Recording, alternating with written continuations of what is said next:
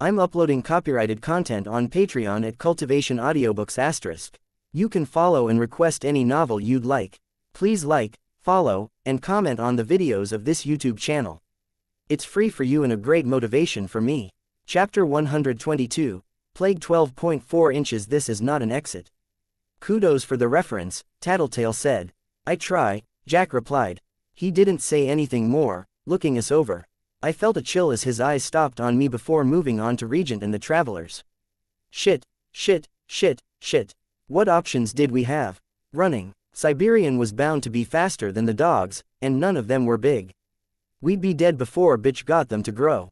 That was even without considering Jack's ability to cut us down from where he stood. Fight. Again, Siberian was the biggest problem. She could take all of us on and win. I suspected the only people who could really go toe-to-toe with her would be Xian, Eidolon and the Endbringers, and even then, I wasn't sure if they would really be able to stop her. At best, Xian and Eidolon would survive and keep her from killing any civilians. The Endbringers would hold their own, but civilians obviously wouldn't be a concern. Could we escape under a cover of my bugs and Gru's darkness? I didn't think Siberian would be able to see us, and if we surprised them, ran back the way we came, what's this? Cherish asked, cutting off my train of thought. Someone thinks she's had a clever idea. A bit of hope and inspiration there. Who? Jack asked. When I looked at her with my power, before, I called her the worm. She spent some time being as low on the food chain as you can get while still being able to move under her own power. As low as someone can get while still having an identity of their own. But she's realized she's poisonous, dangerous in her own unique way. She's useful, like a silkworm we harvest or an earthworm who works our gardens. She's even realized she's not alone, so long as she looks for friends among other dirty, contemptible creatures. Speaking of which, I forgot to say hi, little brother. Fuck you, Shuri. Cherish smiled and stared at me. The little worm found a nugget of self-worth. She just doesn't want to look too closely at what that nugget is made of. If she's lucky, she's one of the worms without eyes. They might be keenly aware of their environment, but they're happier blind. Poetic, Jack said. I take it Skitter is this clever worm. Yup, Skitter. Jack looked at me. You do anything and Siberian attacks. I'll attack as well. Whatever it is you're thinking of trying, I'm betting the two of us can cut you down before it works. I swallowed, then took a small breath to clear my throat and ensure I wouldn't stammer or come out sounding even slightly unclear. Alright, bad plan anyways. If we did try to escape under the cover of darkness, Siberian would probably reach us and cut at least some of us down before we got anywhere, even attacking indiscriminately. The same goes for the rest of you, but I'm sure you know that. One or two of you could kill me right now, I'm sure, but you'd die horribly for your trouble, and I doubt any of you are that suicidal. Did he know about the role he was going to play in the end of the world? It might change his stance and self-assuredness. Jack looked at Cherish and she gave him a small nod. He turned a winning smile towards us. How are our potential recruits doing?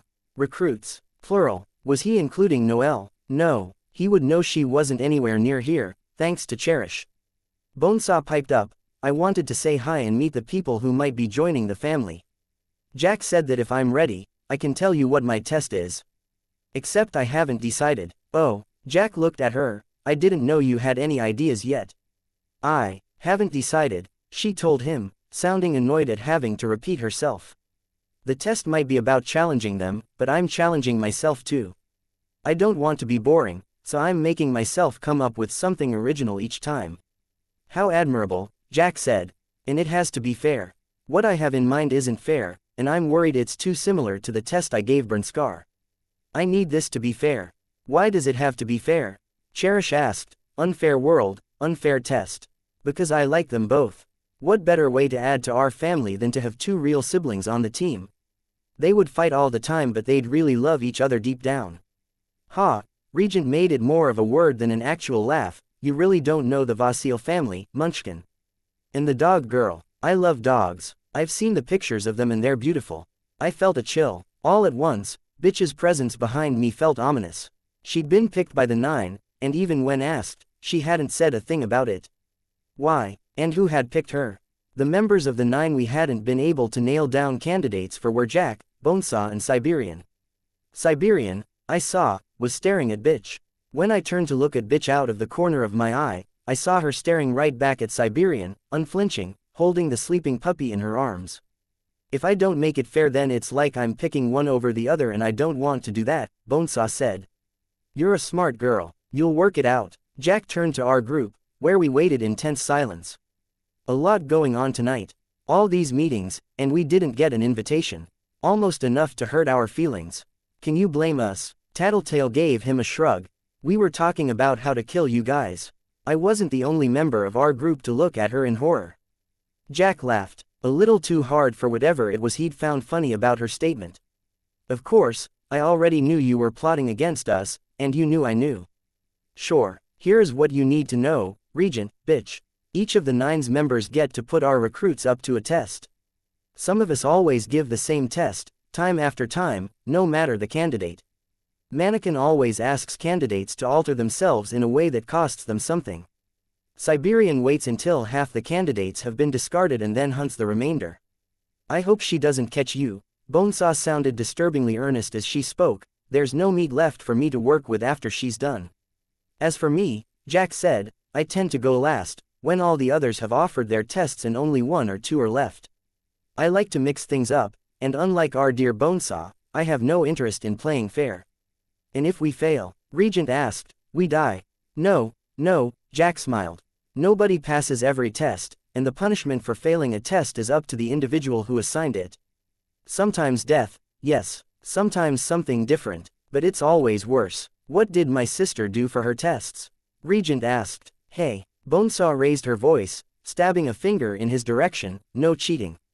Bonesaw wasn't the only one he'd irritated. Cherish glared at him. Not cheating, Regent said. Call it idle curiosity. My sister got me in this mess. I figure it would be nice to hear what she had to go through. You don't even have to spoil the answers. I can agree not to copy anything she did. Jack laughed, adding to the challenge. Fair. She killed Hatchet Face. Crawler took that as his test completed in advance, didn't think of her as worth his time. Little Bonesaw, for her test, designed a parasite that would stay in her system for 48 hours and strip her of her powers for as long as it remained. Because it's not fair that Hatchet Face didn't get to give his test. And I wanted to break her out of her rut, so I made it so the parasite's effects would be permanent if she didn't drink lots of blood. Of course, Jack tapped the heel of his hand against his forehead. That was an interesting little twist. Of course, you didn't tell her how much she needed to drink, or if a certain species counted. Well, it broke her stride, didn't it? Siberian went after her, starting on day 2 of Bonesaw's parasitic infection. 3 days and 3 nights of cat and mouse. To her credit, she did very well. It came down to a hair. Another 10 minutes and Siberian might have caught her a 3rd time. A dark look passed over Cherish's face. Shatterbird likes the psychological tests, and she was in a hell of a mood after Cherish nominated herself for the team. Archery didn't have 5 minutes to rest before Shatterbird drove her into a room and sealed her in. No food, no light, barely any water. The room was empty, but for one glass shard. Always edging towards her, ready to prick, cut, slice and stab the second she stopped, the moment she tried to rest. I shivered. Jack hadn't said how long that lasted, but after 3 days and 3 nights without sleep, even a few hours like that would have been nightmarish. There was a clue there, too. Credit to Regent for getting Jack to let it slip.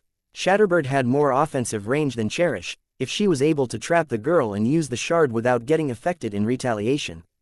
It wasn't much, but it was a tidbit of information, a piece for the puzzle. Bernskar's test, she failed. Afraid I'm not spoiling that one. Doesn't have the same impact if you know it's coming. That left only 2 tests for her to pass. Go on, show them. Cherish glared at Jack. Show them, he said. There weren't any hints of a threat or any anger in his tone, but she obeyed anyways. She turned her back to us, grabbed the bottom of her shirt and pulled it off. Mannequin demands that a candidate changes themselves, and that it be hard. Having just faced the punishment Bernskar gave for failing her test, Cherish wasn't about to pay his. The tattoo stretched from beneath the waist of her low-rise jeans and up the length of her back. The centerpiece was a large festering heart, done as realistically as any tattoo I'd ever seen. It was all in shades of green, covered with ulcers, sores, patches of rot and live maggots. The surrounding tattoos gave the appearance of torn skin revealing the bone and organs beneath, rats and roaches lurking behind ribs and atop her kidneys. Framing the entire thing were words, not done in any elaborate script, but in scrawled letters that looked like they'd been carved into a surface with knives, epithets and invectives. She told the artists to make it so ugly she'd want to kill them. If she didn't, she promised to kill their loved ones and then kill them. Took 6 artists in total. Inspired, Cherish looked over one tattooed shoulder to fix Jack with a stare. It was then that I noticed 2 things. The first became clear as her skin stretched. There was depth to the tattoos that you didn't get with a 2-dimensional image. Her skin had been scarred and flensed to raise edges and give the images and words a permanence that simple ink wouldn't have. The second thing I noticed was her eyes. It was like a light had gone out inside her, just standing there with that tattoo exposed. That was the hard one for you, wasn't it? Jack smiled. Even as tired, scared, hurt and desperate as you were after the other 5 tests, it was when you willingly defaced that young, unblemished body of yours that a little something inside of you broke, and you began thinking of yourself as one of us. Liminality. What was your test, Jack?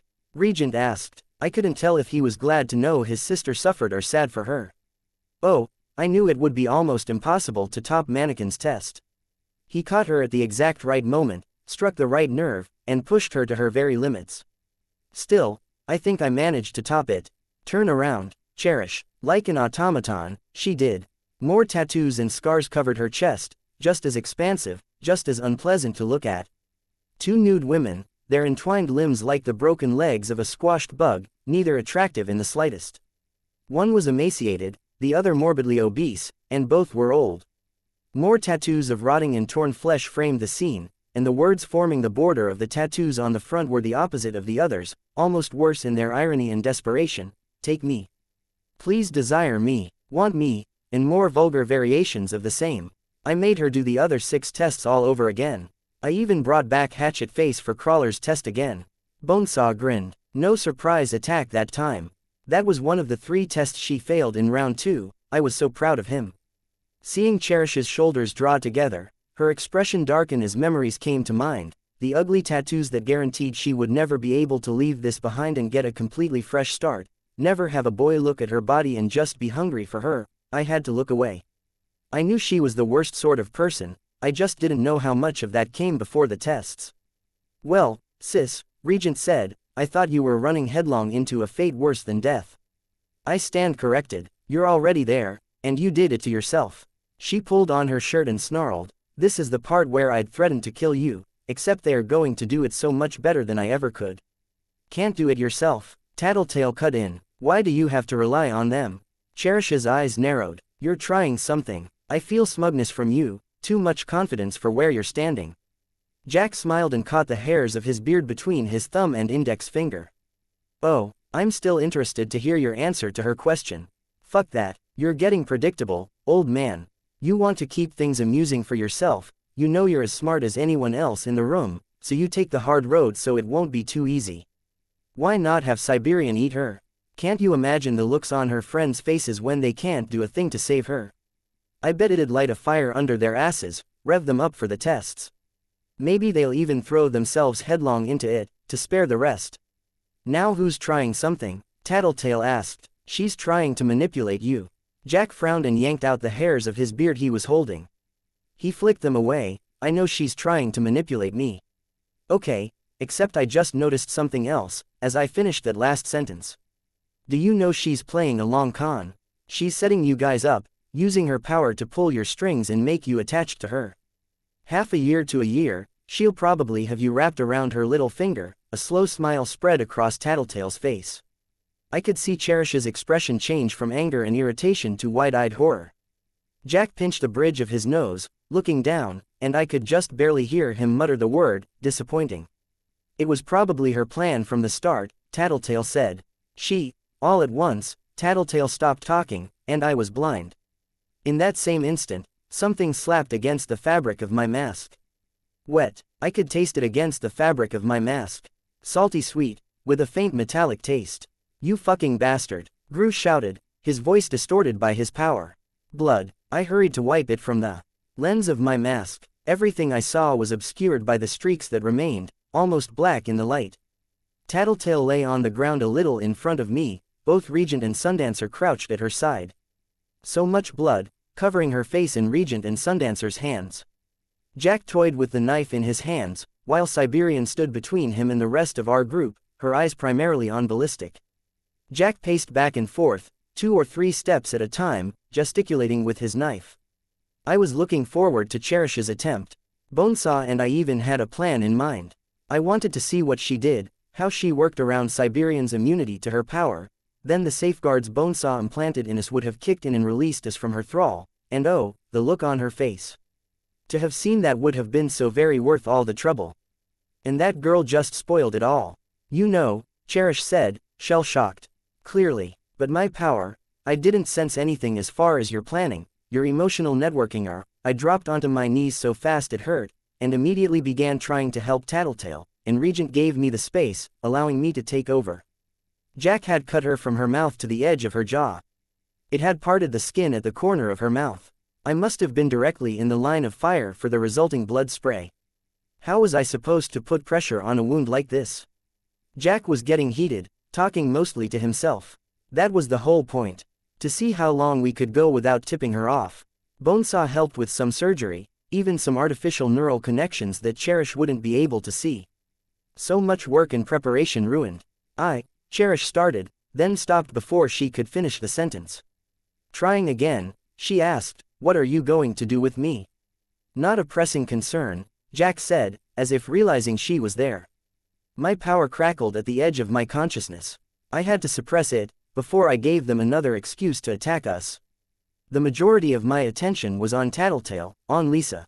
I used my fingers to scrape as much of the blood out of her mouth and throat as possible, then adjusted the angle of her head so any further blood would flow down the side of her face or out of her mouth. The fabric of my gloves afforded more traction than fingertips would have, but the amount of blood made everything slick to the point that I couldn't be sure of what I was holding. I had one hand inside her mouth, her teeth hard against my knuckles, my other hand pressing down from above to sandwich it and press everything as closed as I could get it. She roused herself enough to pull away, no doubt because I was pulling the tear at the corner of her mouth open. Hold her head, Regent, don't let her pull away. And cloth, I said, my voice small, need some kind of cloth to absorb the blood. First aid classes hadn't prepared me for this. There was a tearing sound, and Regent handed me a strip of cloth. I fumbled to put it into place at the corner of her mouth, where the bleeding was worse, then applied the rest along the cut. The white cloth turned totally crimson in a second. More, I said, keeping my voice quiet so it wouldn't carry to the members of the 9 that were standing nearby. I wouldn't bother, Jack said.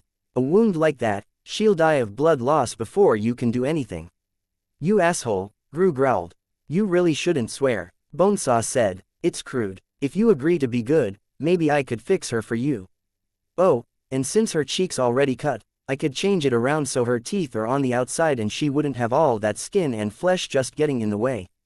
And, I could make it really artistic and beautiful, and change her tongue so she can make all of the speech sounds you'd normally need lips to make, like poo, ba, moo, wah, boo. Regent handed me more cloth, and I wadded it into place.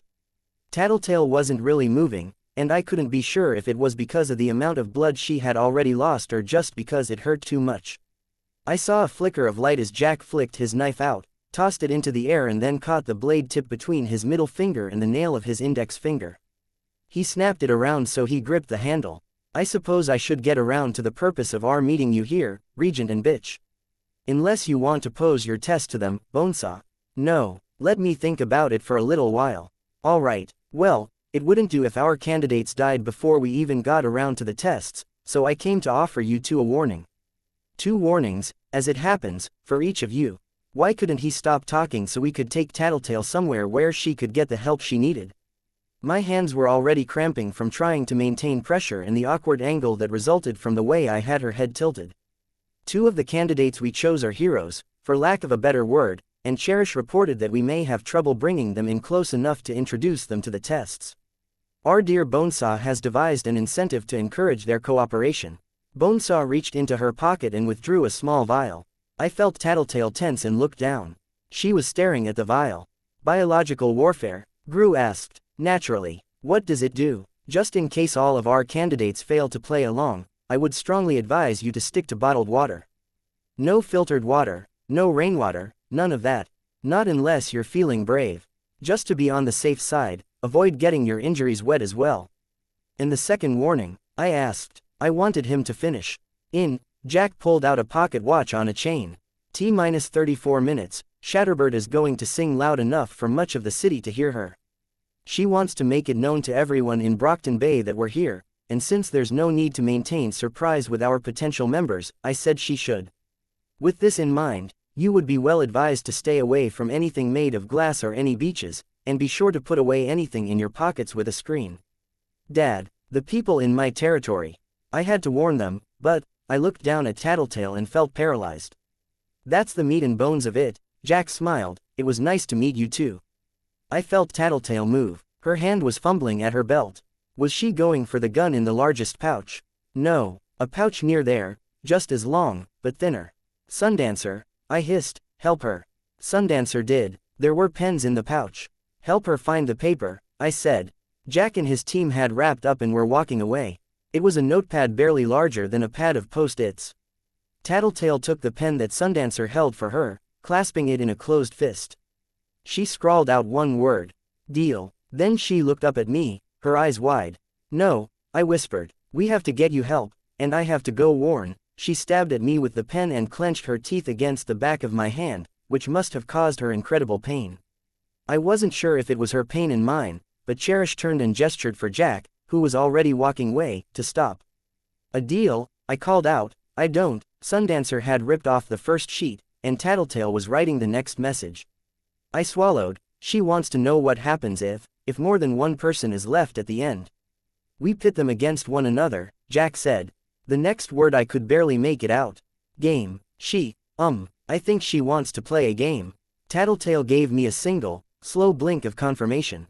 She was writing more. A game? Jack asked. I couldn't make sense of it. If there more half left at end. 1 second, I said. Sundancer ripped off another sheet. This was excruciatingly slow, trying to parse her shorthand and follow her line of thought.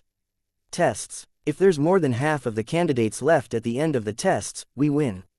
You leave with volunteer. You could leave with whoever wants to join. But you leave. You expect that half of the candidates could pass the tests. I'm intrigued. I don't think it's possible, but I'm intrigued. Brockton Bay has its share of badasses, Jack, I said, my voice hard with repressed outrage. I don't see what we get out of it. Tattletale had dropped the pen. It was up to me to pick up the slack. It's a challenge, a game, changing the routine. We can do whatever we need to keep as many candidates alive as we can. You guys, do what you do. It keeps things interesting. My eyes fell on Bonesaw, and maybe it keeps things fair.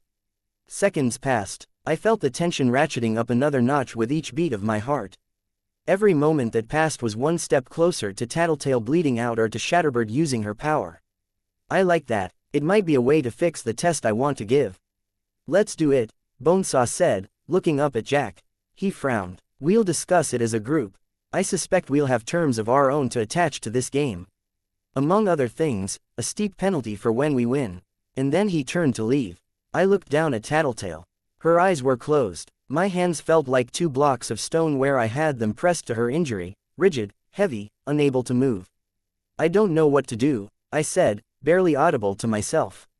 I looked up at Gru and said, louder, I don't know what to do. He didn't have an answer for me, but he bent down to check on Tattletale. It was Tattletale who gave me my orders. Goo, she coughed out the word. As Gru gently pulled my hands away to take over, she repeated, only slightly clearer, go. Go. I stood, wobbling slightly as I backed away from her.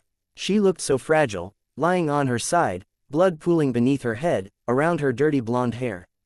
And I was leaving her there. We can call Coyle, Ballistic said. He can send a car to get you where you need to be. I shook my head. I couldn't wait and trust that a car would arrive in time, or that it would get me where I needed to be. There would be detours, areas a car couldn't pass through. I turned and I started running. Out of the parking garage, past Cherish, Bonesaw and Jack. They didn't say anything, and they didn't try to stop me. I was a block away from them when I got my cell phone out and dialed home, but I already knew the response I would get. The automated message came from the phone as I held it in one hand, heading directly north. This phone number is currently out of service. If you would like to leave a message, judging distances wasn't a great strength of mine. How many blocks? How far did I have to run to reach my dad? 5 miles. 6. I was a practiced runner, but the streets here weren't all in the best shape. Some were flooded, others strewn with debris, still more suffering in both departments. There were areas that were blocked off. And I had less than 30 minutes. Chapter 123. Plague 12.5. I could kill them right now. It would be so easy. Jack, Bonesaw and Cherish were all in my range. I could drop poisonous spiders on them, sting them each with dozens of bees and wasps in the hopes of provoking anaphylactic shock. It would be easy, and I might save the world by doing it. I'd get revenge for the countless people they'd murdered, for their attacking Tattletale, and maybe even save hundreds of people's lives by distracting Shatterbird, but I wouldn't be able to kill Siberian. She'd fought Alexandria, Legend and Eidolon at the same time and walked away unscathed. She hadn't been able to hurt them due to her inability to fly, but she'd still survived. If I attacked Jack, she would come after me and I'd probably die. Would it even work? Bonesaw was a medical tinker. She could theoretically save all 3 of them. Then I'd accomplish nothing but getting the 9 pissed off at me. If it was just my life at stake, a part of me hoped I might do it anyways. But it wasn't. Others would pay the price if I got away from Siberian, and maybe even if I didn't. Even if I escaped and Siberian didn't get her hands on any of us, the added distraction and detours that came with evading her would probably mean I couldn't make it to my dad in time. And if I did die, Dinah might never go free. Which only led to the greater question, would I be willing to trade 10 lives for the hundreds or thousands those members of the Slaughterhouse 9 might potentially kill if they walked away here?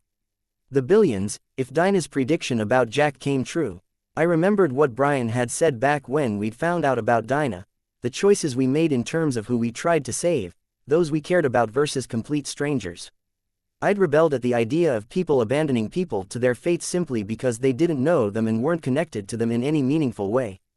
But now that I faced having to make the call and decide if my life and the lives of just about everyone I cared about were worth less than everyone else's, it didn't seem so black and white. The decision to attack and kill Jack and potentially sacrifice our lives in the process wasn't binary, I told myself. It wasn't limited to 2 options. I would try to save the people I could tonight. Then our teams could collectively prepare to do something about Jack and the other 9, after we were all ready to defend ourselves. As much as a small part of me wanted to make the heroic sacrifice, I couldn't throw away my life for the mere chance to kill him, and I definitely couldn't throw away the lives of others. The inch-deep water splashed as I ran, my feet already sore from the impacts against the pavement. The soft soles of my costumed feet made me quieter when I walked, but it wasn't fit for running. How much of my decision just now had been because I didn't want to kill a man? I was indirectly responsible for the deaths of others. I'd looked at the information on the capes who'd died during Leviathan's attack and found Chubster, the fat man I'd failed to save. Innumerable others had died because we hadn't been able to stop Bakuda, giving her the chance to attack the city, killing 43 people and inflicting horrific injuries on dozens more in the process. When Thomas, the man from the merchants, had been bleeding to death, I'd given the order to leave him there to die. There were others, too, I was sure. A part of me was horrified that I couldn't even keep track of it all. At the very same time, another part of me was just as horrified at the idea that I might not have the ability to pull the trigger, to deliver the venomous payload or drive the knife home. So much could hinge on that. I shook my head. No, I didn't want to dwell on the subject of murder. I had to save people. The upper downtown area had no power, and it was just warm enough that people had their windows open to get some reprieve from the heat. That made it easier. I sent some bugs into every open window, using the roaches and flies that were already present when possible. How many people did I have to reach? The buildings here were anywhere from 6 to 12 floors, and there were anywhere from 1 to 6 apartments. To a floor. Less than half of the apartments were occupied following the evacuations, but it still made for hundreds of people on each city block. I didn't slow my pace as I worked. Bugs swept over the surfaces of rooms for any smooth surfaces that indicated glass or mirrors. I checked bedside tables for eyeglasses and alarm clocks. If I found glass, a bed positioned too close to a window or mirror, something potentially dangerous on the bedside table, or if there were enough attack bugs around, I attacked the residents. The bugs bit, stung, or momentarily smothered them, covering their noses and mouths, waking them. Hundreds of people at a time. It dawned on me as worked through each bedroom in each apartment. I doubted there were 5 other people in the world, cape or not, who could multitask like I was. It had to be a side benefit of my power. My consciousness divided 100 ways, problem solving, performing complex tasks for 100 different scenarios at once. Once each person was awake, I had to warn them. But that wasn't simple. Apartments without power didn't have light, either. For many, I could put the bugs on the window and spell out words with their silhouettes, but there were people with blinds and curtains that would obscure that. I forced myself to use the bug's sensory inputs, to seek out the biggest patches of light and warmth in each room where a person was being woken up, so the bugs could cluster in those spots and hopefully be seen. But what could I write? I looked at my cell phone to see how much time I had left. For some, where I had enough bugs and space to write, I told the bugs to spell out, glass explosion 28 minutes. For the places I didn't, I spelled out, take cover, or, hide under bed. Thousands of people, 1,000 warnings. I couldn't be sure that everyone saw or listened, and I couldn't hang back to make things clearer or pass on more detailed information. It was stupid and selfish, but I had to reach my dad. Not for any greater plan or for the greater good, but for me. Because I wouldn't be able to live with myself if I didn't. And even this, helping people here, striving to help my dad, wasn't the extent of my responsibility.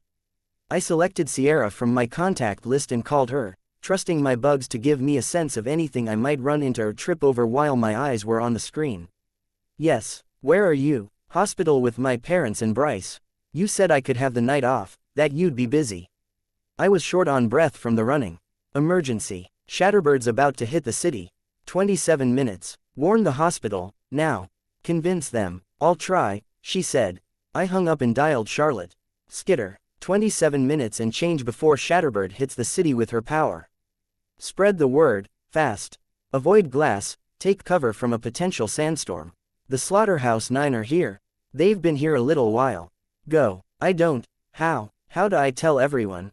Tell as many people as you can. Tell them to tell as many people as they can. Now go. I hung up, to force her to move sooner and because I couldn't spare the breath. My range and fine control were extending. This not only kept the people behind me in my range for a precious few extra seconds, but it extended my range forward and to either side, adding 100 people to the total who fell within my range. Soon that became 200, 300 and 400 more. My legs burned, my feet throbbed, and I could feel sweat soaking the fabric of my costume where the water I was running through didn't. On one block, the water would be only a half-inch deep, but the next might prove to be nearly a foot in depth, adding extra resistance to each movement of my already complaining legs. The block after that, it could just as easily be a split-second decision between trying to make my way past the piles of rubble and parked cars and detouring to the next block over. Which would cost me more time. If only Bitch and I were on better terms, maybe she could have explained about the 9 approaching her. If I could only trust her, if she could only trust me, I could have borrowed one of her dogs, and this wouldn't seem as impossible as it did now. I made my way through the college area that was Regent's territory. The buildings here were in rougher shape. There were fewer people to warn, but they were harder to find. I used the bugs I could afford to check my way was clear. 5 blocks ahead of me, I could feel the presence of construction equipment, of temporary fencing and barricades. Chancing a look at my phone, I felt a chill. Time had flown while I'd worked, my attention elsewhere. I had 11 minutes, and I wasn't close enough. I couldn't afford to take a detour. I threw every bug that wasn't warning someone at the fencing, flying insects gripping the thin metal bars, crawling insects swarming at and under the concrete pads beneath each post. Tens of thousands of bugs gathering together to surge forward as a single mass. I tried pushing, pulling, trying to rock it and build enough momentum with the bugs to bring it down. My bugs hadn't managed to push it over by the time I reached the fence. It had been designed to withstand strong winds, and the concrete feet at the base of each pole gave it too much stability. As I got there, I had to stop running for the first time, panting for breath. My fingers clutched the grid of fine metal wire until it hurt. The thin metal wire pressed hard against the deep tissue of my gloved fingers as I climbed the fence, while my toes scrabbled for a hold on the metal hinge that divided one section of fence from another. Precious long seconds, maybe a minute or two, and I knew I'd have to get by the fence on the far side as well. I wobbled on top of the fence and then hopped down with a splash. I was running again the second I had my feet under me. Why wasn't I stronger? My disappointment in my luck and the power it had given me was an almost physical pain. I could warn people, but I couldn't push down a fence. I felt cheated. I managed to squeeze between the edge of the second fence and the neighboring building. My phone showed the time as 12:33 at night. I had 7 minutes. Something as stupid as fences had cost me so much time. That doubt and fear that had rested with me the second I'd realized how far I'd need to travel in this short span of time was crystallizing into a dawning realization that I wasn't going to make it. The window of opportunity for getting to the house and getting my costume off and getting Dad somewhere safe was long gone. Even the window for doing all of that without taking the time to get my costume off was long past. I was too far away. That left only one option. Could I save him with my power the same way I'd been trying to do with everyone else that fell in my range? I still needed to get closer, fast. I held my phone in one hand, sneaking glances as I made my way from one block to the next. The 6-minute mark came all too fast. The clock on my cell phone ticked to 12:36. 4 minutes left. 3. Then I couldn't look anymore. I threw it aside, trusting my bugs to nudge it into a storm drain where it wouldn't be found. The time wasn't exact. I couldn't be sure exactly how much time had passed since Jack had told us about Shatterbird's attack. I couldn't say if Shatterbird's clock was a few minutes fast or a few minutes late. There was no point on dwelling on the final minutes, and keeping my cell phone on me was dangerous. That, and I wasn't sure I could bear to watch the clock hit 0. I heard sirens nearby, not just from one vehicle, but several, all getting closer. I could sense my neighborhood, and the black widows that were still where I'd put them. Every step brought more bugs into my focus. Ants beneath people's lawns, earthworms in gardens, pillbugs and earwigs under stones and objects in garages and carports, cockroaches in the darkest corners of cabinets. I woke the people I could and left them their warnings. I knew the time had to have run out. But I was so close. I could sense the block my house was on, the neighbor's house. And then my dad's house. I dropped onto my hands and feet the second I was in range, my legs aching. My bugs swept over the interior. I knew the layout, so it was quick. Dad was in his bed, bundled up in the covers. He was taking up only one side of the bed, leaving the space that Mom had once occupied empty. It was like a punch in the gut, a reminder of how alone he was. How alone I had left him. I needed more bugs to wake him, still more to write a message. I began drawing them up to his bedroom. I might not have noticed it if I hadn't been listening through the bugs. I primarily heard it through the moths and beetles, a sound like someone running their finger along the rim of a wine glass, painful to hear, only it kept getting sharper and higher pitched until it was well beyond the limits of anything my human ears could hear. It was coming from the windows. There were enough bugs in place to wake up my dad. I could have disturbed him from his sleep, but would he react fast enough to any message I left? Or would he sit up and put his head and upper body in harm's way of the windows? I couldn't risk it. Instead, I took the bugs near him and threw them against his alarm clock, a miniaturized version of what I had attempted to do with the temporary fence. It was thin, a tilted capital L shape with a digital display. I pulled my knees up against my face and my hands up around the back of my head to shield myself where my mask didn't have coverage. The alarm clock was in the midst of tipping over when Shatterbird used her power. It was as though the glass broke in response to some invisible tidal wave, caught in the non-existent water, carried along, shattering on impacts with surfaces, slashing anything that would cut, piercing deep into any surface soft enough. I could feel it roll past me, south to north.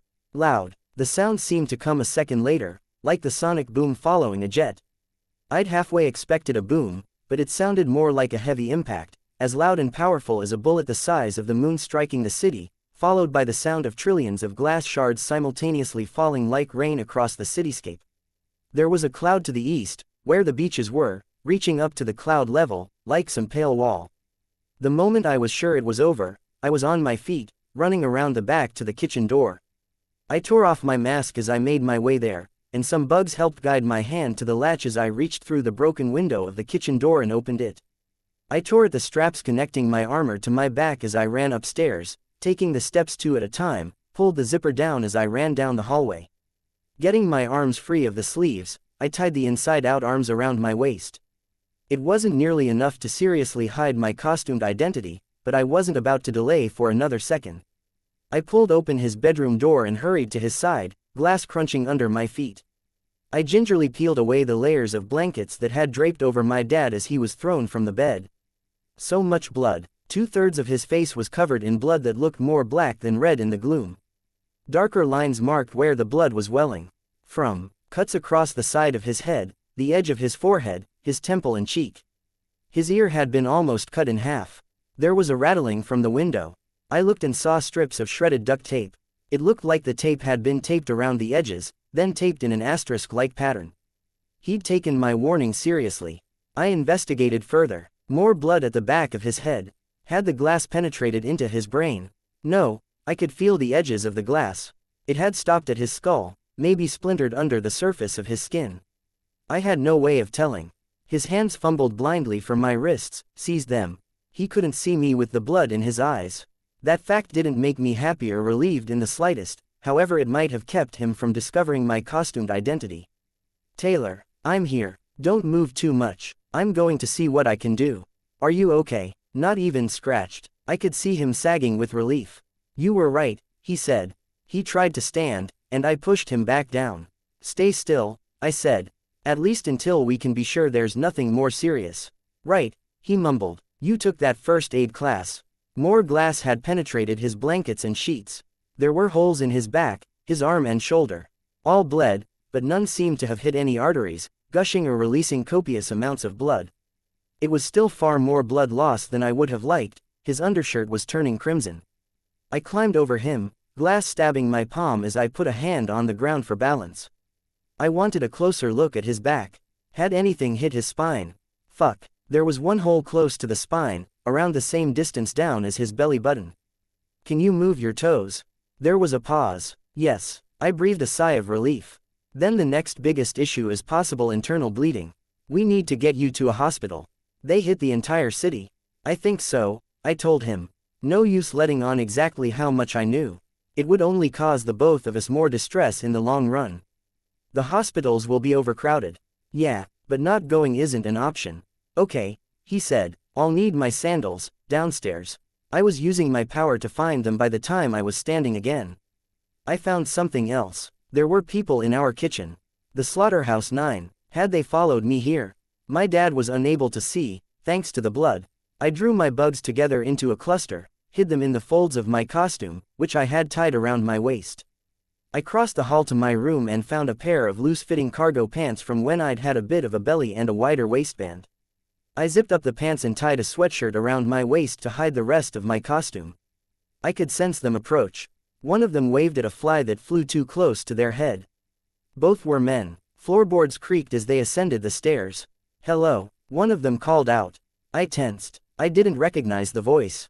They were right by my dad's bedroom. I heard my dad respond and swore under my breath. My knife was still strapped in against the back of my costume, which dangled around my knees. I bent down and drew it from beneath my sweatshirt. Voices. One of them murmured something, and my dad replied. I couldn't make out anything in terms of the words or the tone of what they were saying. Quietly, aiming each footstep to avoid the worst patches of broken glass, I stepped from my bedroom, my knife held low and ready. 2 paramedics were working together to shift my dad onto a stretcher. I hurried to put the knife away. One noticed me. Miss, you're all right. I'm fine. This your dad? Yeah, we're going to take him to the hospital. Mind making sure our way out is clear? Maybe open the front door for us. Okay. I felt like a machine, clumsy, almost emotionless, as I led them out of the house. There were 2 other ambulances parked in places I could see. None had windshields, mirrors or headlights. The explosion had blown out the flashing lights in whatever system had handled the sirens. It didn't fit. The timing of this, their preparedness. But they didn't look like any members of the 9 I knew. I could see one of the paramedics down the street. She was black. So it wasn't the Chosen, either. Merchants wouldn't be this organized or devious. I reminded myself of where my knife was, in case I needed to draw it at a moment's notice. The 2 paramedics began loading my dad into the back. Can I ride along? I asked one, the second they were done. He looked at me, then grabbed something large, black and irregularly shaped from a pocket beneath the stretcher. Holding it in one hand, he put one hand on my shoulder and led me a short distance away. My heart rate tripled. My gut was telling me they weren't normal paramedics, and this was the moment I found out just how. Here, he pressed a bundle into my hands. It was large, bulky, and there were hard bits beneath the cloth. You don't want to leave this behind. I peeked at the contents of the bundle, then swallowed hard. It was my mask and the back sheath of my armor with the stuff inside. In my haste, I'd torn them off and left them where they fell. "You're with Coil?" I asked. I felt a quiet horror at the realization that Coil would now know who my dad was, and who I was by proxy. He nodded once. "More specifically, your teammates sent us. They'd hoped we would pick you up and drive you here, but we weren't able to find you, and we were delayed because we had to take safety measures first." He looked towards the van. I realized he was talking about the removal of the glass. Relief surged through me, and I felt tears welling up. That relief proved short-lived. "Our employer feels there's very little you'll be able to do with your father here, and quite a bit you could do elsewhere. He did say he understands if you want to prioritize your family." My eyes widened in understanding. Coil wanted me to attend to my territory, now, in this moment of crisis. He wants me to leave my dad. It might as well have been a rhetorical question. The paramedic didn't respond. I felt my heart sink. "We'll give him the best care we can," he said. I turned and climbed into the ambulance. My dad was gingerly dabbing at one of his eyes with a wet cloth. I was pretty sure he didn't see me. I bent over him and kissed him on the corner of his forehead, in a spot where the blood didn't cover his face. He snapped his head up to look at me. The white of one of his eyes had turned crimson, the green of his iris pale in the midst of it. "I love you, Dad," I said, then I backed away a step. "Stay," he said, "please." I shook my head. I stepped back once again, and then hopped down from the back of the ambulance, turning away. Taylor. Always like this, now. Always walking away, knowing how much it hurt him. I blinked more tears out of my eyes. "You make sure he's all right," I ordered the paramedic, ignoring another of my father's shouts. The man nodded. "I can tell him we aren't allowing ride-alongs, just in case we need more bodies in the back." "Thank you." My power buzzed at the edge of my consciousness as I turned my back on the scene. Fuck all of this. Fuck the Nine. Fuck Shatterbird. Fuck Jack. Fuck Leviathan. Fuck Coil. Fuck Hookwolf. Fuck me, most of all. Chapter 124. Plague 12.6. I never thought I'd be thankful in any way that Leviathan had trashed my hometown. Leviathan's tidal waves had shattered many of the windows and the residents had put plywood, plastic and boards up in their wake. It meant there was less material for Shatterbird to use against us. Countless people had been spared from injury and death due to Shatterbird's glass shards because Leviathan had gotten to us first. But even without the glass, there was still sand. I stepped out of the way as a trio of people moved down the street, supporting each other as much as they were able. Each of them had been blasted by the sand, their skin left ragged.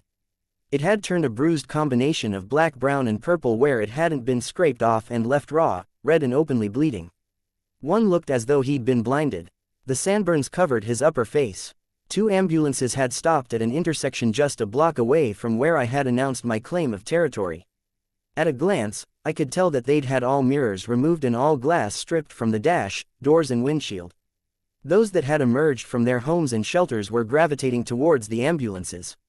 There was still dust settling on the streets, and I could taste it thick in the air, even through my mask. I wondered if we needed to be getting masks out to people.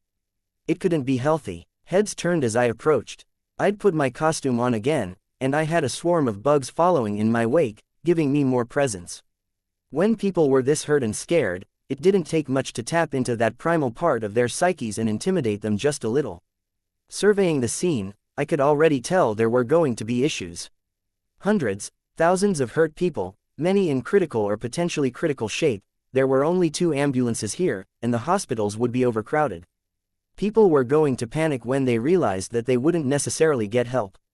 They would get upset, even angry. This already unstable situation would descend into all-out chaos. I told them I'd protect them, but there was no stopping this. I wasn't on my game. My thoughts were on Dad and on Tattletale, not on these people and all the factors that I was supposed to take into account. But I didn't have a choice. I gave the order, and my swarm spread out, flowing through the crowd. It was enough bugs to get people's attention. I just hoped the benefits of having the bugs there would outweigh any fear or discomfort the bugs generated. Using the bugs I'd spread around the area, I augmented my voice, allowing it to carry. The most important thing is to remain calm. More people turned toward me. I stepped closer to the ambulances, where paramedics were working with some of the most critical cases. I felt like a charlatan, a pretender. The look of mixed fear and incredulity from the paramedics didn't help. Still, Someone had to take control and organize before people started lashing out, and the city's heroes were apparently occupied elsewhere. I don't intend you any harm, I reassured them. If you're unhurt and able-bodied, there are people who need your help. Step forward so I can direct you to them. Silence and stillness stretched on for long seconds. I could see people who had no visible injuries, who were staring at me, unwilling to respond to my appeal.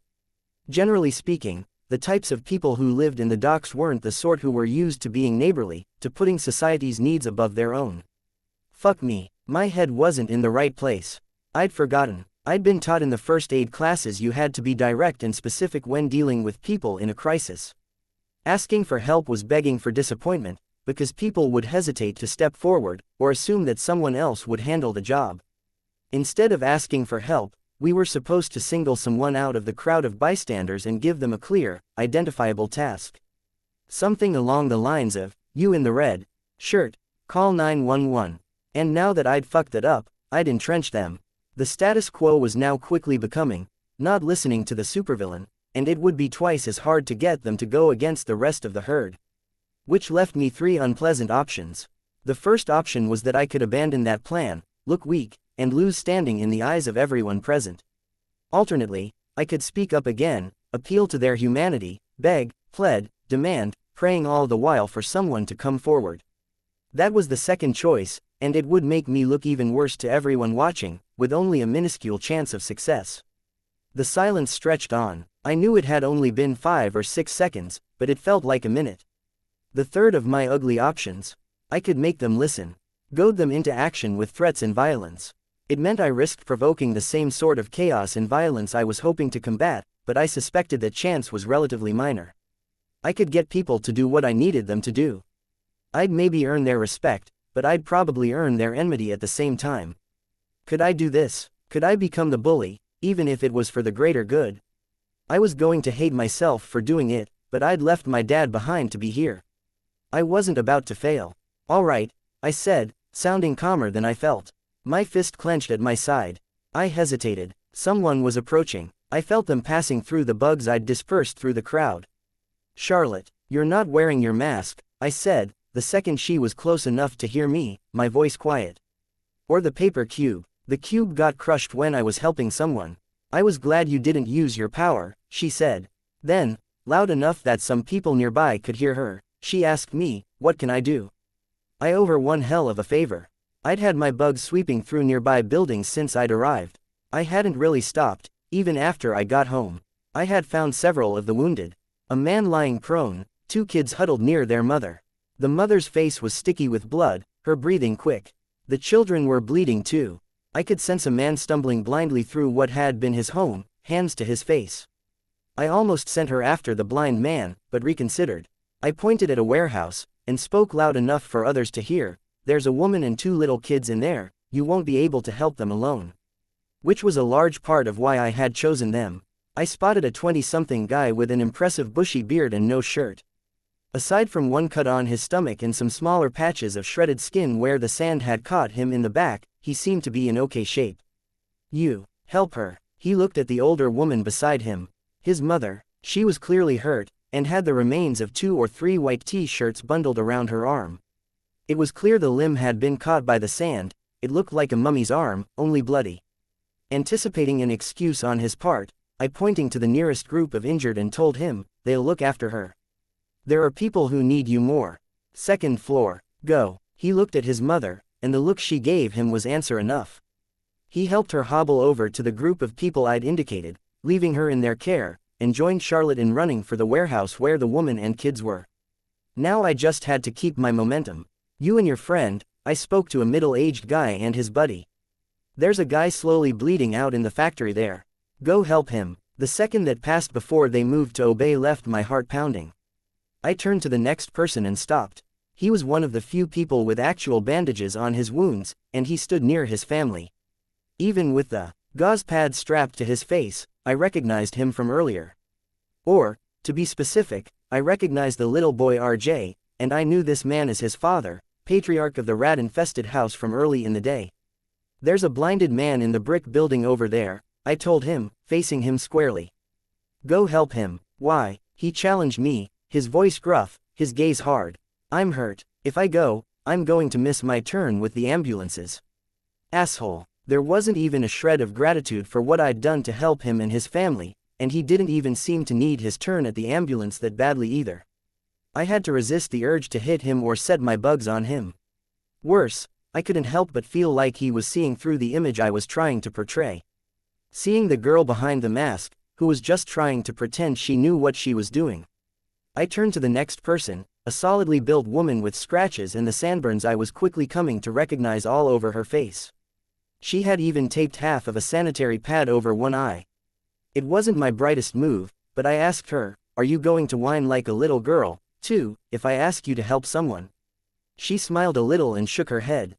"Good, go. Left side of the building. He's blind, and there's nobody else there to help. I think he might have inhaled sand, he's coughing pretty violently.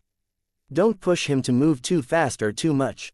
Take your time walking him back, if the bleeding isn't too severe." She obeyed, moving off with a powerful stride.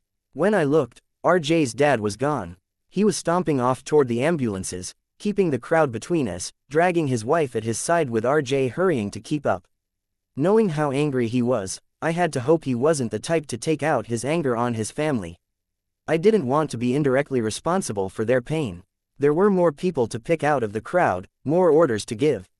It was all about setting them up so that refusal made them look bad, both to themselves and to others.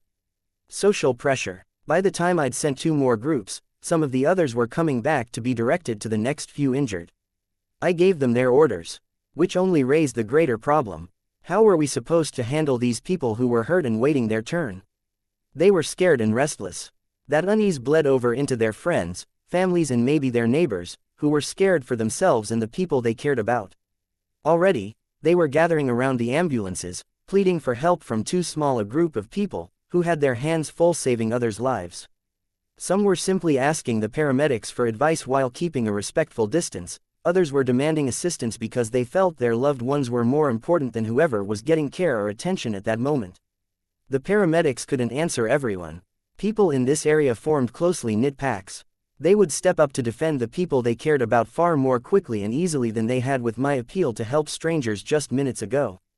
I didn't trust them to remain peaceful if this kept up. What the hell was I supposed to do with them? As lost as I felt in that moment, I managed to look calm. My bugs gave me an awareness of the situation, and my eyes swept over the scene to get a sense of the mood and what people were doing. I spotted a mother picking at one of her son's wounds, and I realized what she was doing. I hurried to stop her. "What are you doing?" Riding the highs and the lows of emotion from the past hour or two, I might have come across sounding angrier than I was. She quailed just a bit. "He has glass in his arm." He did. There were slivers of glass no longer than the nub of lead in an old-fashioned pencil, sticking out of his cuts. "Those are probably okay to remove," I told her, "but avoid disturbing any close to the arteries, here, here and here." "He doesn't have cuts there." "Good," I told her. "But you should know for later, for when you're helping others." She pointed at her leg. Sand had flayed the skin of her foot and calf and turned the muscle a dirty brown color. "I can't really walk." "You won't need to." A plan was coalescing in my mind. A way to give people something to do and give them some indication they'd eventually get help. The problem was, I needed materials to carry this out, and there wasn't much nearby. It meant I had to get the materials from my lair. I wasn't willing to leave for any length of time, though, and I didn't want to spare Charlotte, either. I had to use my bugs. That wasn't so simple when the things I was retrieving weren't small. I had a box of pens and markers in my room, for sketching out the costume designs. I also had first aid kits in my bedside table upstairs and in the bathroom on the ground floor. Bringing all of that stuff here meant opening the boxes and retrieving everything I needed, carting them here on a wave of crawling bugs, past puddles and flooded streets. I collected markers, pens, bandages, ointments, iodine, candles and needles. Especially needles. Smaller bottles of hydrogen peroxide. At least, I hoped it was the iodine and hydrogen peroxide. I couldn't exactly read the labels. The bottle shapes felt right, anyways. More people returned with the injured. I administrated my bugs while I gave new directions to the rescue parties. Just carrying the things on a tide of bugs wasn't going to work. The crawling bugs couldn't pass through the water, and there was no way to have flying bugs carry things. Too many of the objects were too heavy, even with the flying insects gathered on every inch of their surface and working in unison. Minutes passed as I tried different configurations and formations of bugs, trying to wrangle things like the small bottle of hydrogen peroxide with my swarm. Then I saw the woman with the maxi pad eye patch and a man of roughly the same age carting someone to the ambulance using a blanket attached to 2 broomsticks as a stretcher. I could do the same thing. I called on my black widow spiders, drawing some out from the terrariums where I had them contained. Wasps carted them to the necessary spots, and I had them spin their silk around the objects in question and tie that silk to the necessary bugs. Silk looped around the neck of a marker, then around a series of roaches, who could then be assisted by other bugs. I did the same for the other things, the iodine, markers, pens, candles and more. When I was done, I called the swarm to me. I turned my attention to the injured who were clustering around the ambulances. "Listen," I called out, using my bugs to augment my voice. "Some of you have been picking the glass out of your skin. I understand it hurts, but you're slowing things down." I got some confused and angry looks. I held up my hand to forestall any comments or argument. Any paramedic, nurse or doctor that helps you has to make absolutely sure that you don't have any glass embedded deep in your body. I don't believe X-rays can detect glass. I paused as a paramedic snapped his head up to look at me. Okay, so I was wrong. I wished he hadn't reacted, though.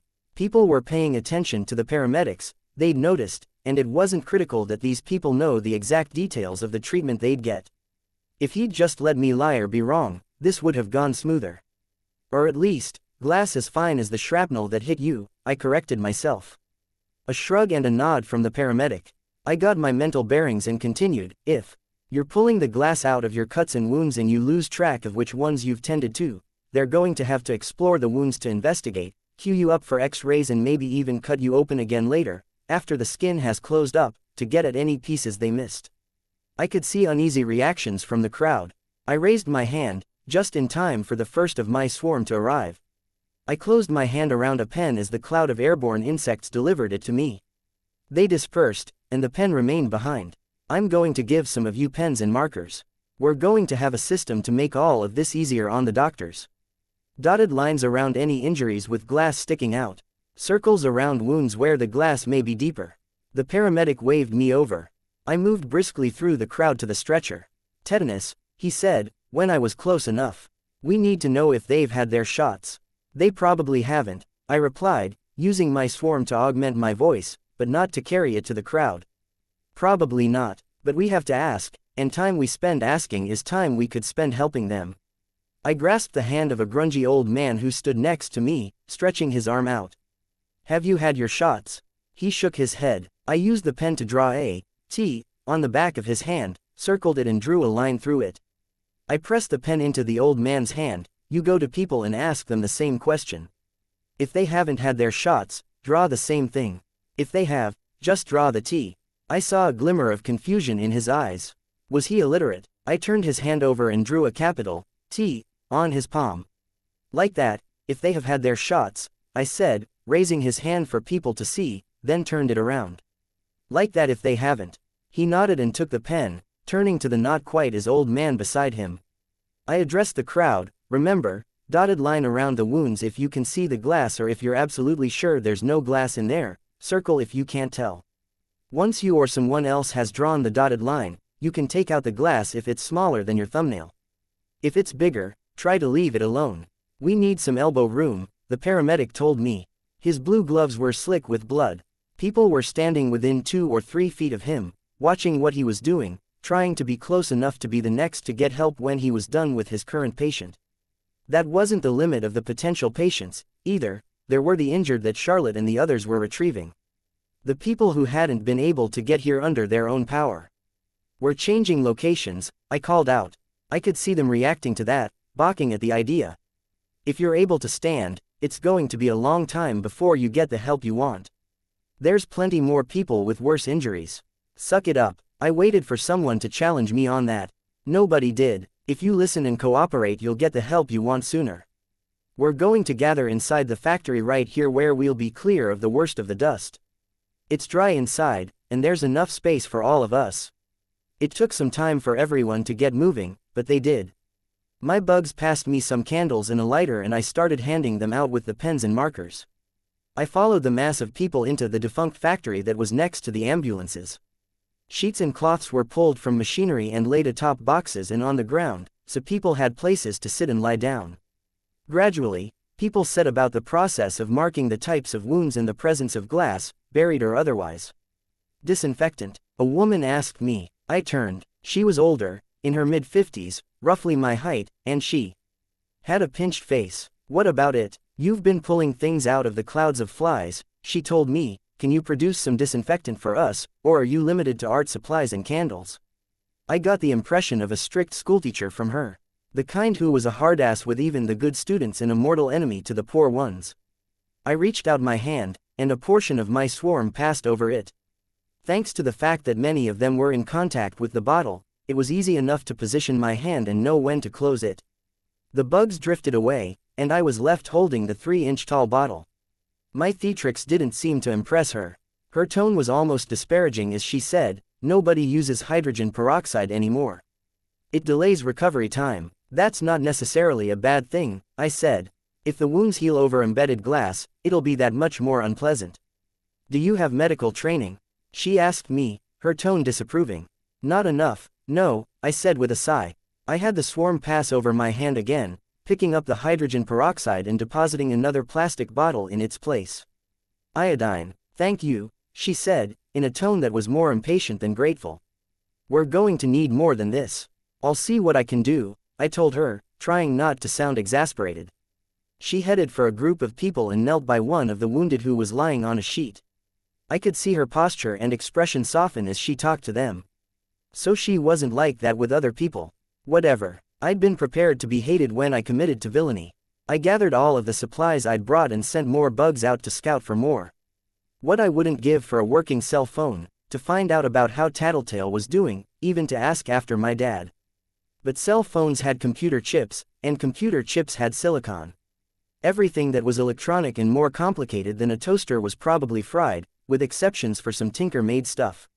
There was no use dwelling on the fact that 2 people I cared about were gravely hurt. I couldn't do anything about it now, and time spent wondering was time I wasn't protecting and helping these people. In terms of protecting these people, I spread my bugs out over every surface, until a potential threat wouldn't be able to take a step without killing one. It would serve as advance warning in case any members of Hookwolf's alliance came through to make trouble. I spread out some flying insects to try to detect airborne threats like rune. Most of the flying bugs, however, I was using to sweep over my surroundings, checking buildings and building interiors. I wanted first aid kits, anything these people could use to clean their wounds. Noting the lack of suture threads, I had my spiders start using their silk to spin something long, thick and tough enough, threading it through the holes of needles for their use. It would slow down my costume production a touch, but I could deal. "That doesn't look very sterile," a woman said, from behind me, as I checked the length of the thread one set of spiders had produced. It was the pinched, gray-haired woman from just a little bit ago. "More than you'd think. I raised these little ladies myself. They live in terrariums. That doesn't mean it's clean enough to thread through someone's open wounds." "No," I replied, feeling a bit irritated, "but in the absence of good alternatives, I'd rather use this and then supply everyone here with antibiotics at some point in the next day or so. Which they probably need anyways. People use antibiotics too often," she said. "I try to make a point of using them sparingly in my clinic. Seriously, I think situations like this are the exact right time to use antibiotics. These people have open wounds, they're undernourished, dehydrated, stressed, their immune systems are probably shot, their environments are filthy, there's probably countless other reasons." She said something, sounding even more irritated than before. I think it was a repeat of the question from earlier, about my credentials in medicine. I wasn't listening. The paramedics hadn't come out of the ambulance in several minutes. A check with my bugs found them lying on the floor of the ambulance. No blood, as far as I could tell. Ignoring the woman, I turned and headed for the door, hurrying outside. She barked something snide at my back. I was battle ready as I approached the ambulance and checked the area. Nobody. Stepping inside, I checked on the paramedics and the patient with an oxygen balloon strapped to his face. The paramedics were beyond help, dead, their heads twisted at an ugly angle. The patient hadn't been dispatched the same way. I checked his throat to find him still warm, but he wasn't breathing and he had no pulse. I squeezed the balloon, and huge amounts of blood bubbled from what I had taken to be a shallow cut in his chest. The bubbles meant the oxygen was leaking from his punctured lung. This wound, there was no way he could have had it when he came into the ambulance. It was fresh. All 3 of the people here had been executed. It had been done in cold blood, clean, and I hadn't even noticed with my bugs on watch. Which left me very concerned for the people I'd left in the warehouse. I hopped down from the back of the ambulance, checked my surroundings, and then ran across the street. I was a single step inside the door when I saw him. Tall, faceless, featureless, but for the chains and ball joints that connected his ceramic-encased limbs. One hand was raised, a single finger raised, ticking from side to side like a metronome. Like an old-fashioned parent scolding an errant child. The other hand was folded back, a long telescoping blade extended from the base of Mannequin's palm. The blade was pressed to the neck of the gray-haired doctor, so she had to stand on her tiptoes, her head pressed back against his chest. I didn't have a chance to move, to speak, or to use my power before he retracted the blade. It slid across her throat, shearing through the skin, and arterial blood sprayed forth to cover some of the ground between us. She collapsed to the ground. Mannequin's knife hand went limp, dangling at his side. His other hand remained in position, finger wagging, as if admonishing me for what I had been doing. Saving people from the 9, tending to the hurt and scared. I should have anticipated this. I stepped forward, almost without thinking about it, and he dropped his other hand while taking 3 long steps to back away from me. His movements were ungainly, as if he was about to collapse to the ground with each one. No sooner had I wondered why when I saw his feet. His toes pointed at the ground, and blades had sprouted from slots at the front of each foot. He was perched precariously on the honed knife points, walking on the blades. Reaching behind my back, I drew my baton and knife. I tensed as he moved in reaction, closing half the distance between us, lurching 3 or 4 feet to the right, then back again. I caught on immediately. He was evading the bugs that had been hovering in the air between us, the knife stilts that extended from his feet delicately avoiding contact with the bugs that were on the ground. The contact he did make with the bugs was gentle, sliding against them like a brush of wind. I only noticed because I was paying attention. He didn't need to avoid my swarm. He was taunting me, letting me know exactly how he had gotten so close without me realizing it. I flicked out my baton to its full length. He responded by doing the same with the telescoping blades that unfolded from his arms. His weapons were longer, both sharp. Not taking my eyes off him, I used my bugs and my peripheral vision to track the other people in the warehouse. Too many were too hurt to move, and those who could move had backed into corners and to places where they had cover. Still, this was his battlefield. He had far too many hostages at his disposal. He was faster than me, stronger, tougher. I was pretty damn sure that his power was as complete a counter to mine as anyone could hope for. Anyone who had paid attention to the news in the past 5 years knew who he was, what his story was. Mannequin had once been a tinker who specialized in biospheres, terrariums and self-contained ecosystems. A tinker who specialized in sustaining life, sheltering it from outside forces, forces that included water, weather, space, and bugs. The only difference between then and now was that he was using his power to help and protect himself and himself only.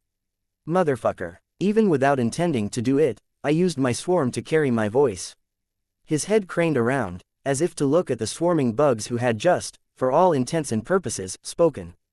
Eventually his face turned back to me. I have no idea how the fuck I'm going to do it. My voice was a low snarl, barely recognizable as my own beneath my anger and the noises of the swarm. But I'm going to make you regret that. Chapter 125. Plague 12.7 Mannequin lunged for me, his bladed toes biting into the ground for traction. He moved fast enough that his arms trailed behind him like twin ribbons in a strong wind. He stopped several paces away from me, turning his body to swing at me with his right arm and the 3-foot-long blade that was attached to it. If I hadn't known better, I would have thought he'd fall well short. But his arm extended on a chain, giving the swing just enough reach to put the blade on a collision course with my head. I parried it with my baton. The hit was heavy, more like trying to fend off a sledgehammer than what I'd expected. I almost lost my grip on my weapon. As the blade bounced off my baton, he reversed the direction his upper body was turning to start spinning like a top. His one attached arm hurtling around him, he sprung at me. I threw myself back and away, escaping by a mere 2 inches. His spinning upper body had, with his right arm spooled out, caused the chain to wind around his body. He began reeling it in, the arm and blade drawing a lazy circle around him. I backed away, thinking I finally had a chance to get my bearings. As his detached arm reeled in, the fingers folded backwards around the end of one of his feet, gripping it. He retracted the blade at the toe of the other foot and dropped that foot flat on the ground. The motion seemed to unbalance him, and he teetered, almost falling over. Then in one sudden motion, he righted himself and thrust out with his other leg and the 3-foot blade that was now attached to it. I didn't have time to get out of the way, to bring my baton up to defend myself, or even to do more than belatedly realize his near collapse had been a feint. He caught me in the stomach with that same surprising strength as before, then slashed up toward my collarbone with enough force to lift my feet up off the ground. I landed hard on my back, my armor absorbing the brunt of the impact. The sides of my armor panels bit into the ribs of my back where they curved toward my body. Keeping the lessons I'd learned from sparring with Gru in mind, I tried to scramble back and away while Mannequin righted himself and put the forearm and hand he had connected to his foot in the right place. Before I could get to my feet, he started striding toward me. I drew my bugs around me to conceal my movements as I rolled to one side, set my feet under me and sprinted to his left. While still beneath the cover of my bugs, I was struck from behind and knocked face first to the ground. The surprise was as bad as the pain. Through the swarm, I sensed him approach until he stood with one foot on either side of me. I felt him wind his fingers into my hair and pull my head up and back. I struggled, trying to catch him in the knee with my baton, but he wrenched me to one side, and I felt a blade press against my throat. As he'd done with the gray-haired doctor, he pulled the blade hard against my throat in one long, smooth motion, adjusting for the curvature of my neck. In one heartbeat, I formed and initiated a plan. I grunted and made a choking sound, which was all the more realistic because he'd just pulled a length of metal hard against my windpipe. I did want to grunt and I did choke. Then I went limp and had every bug in the area cease moving. Like snowflakes, the flies began drifting down from the air. He let go of my hair, and my mask clacked hard against the floor.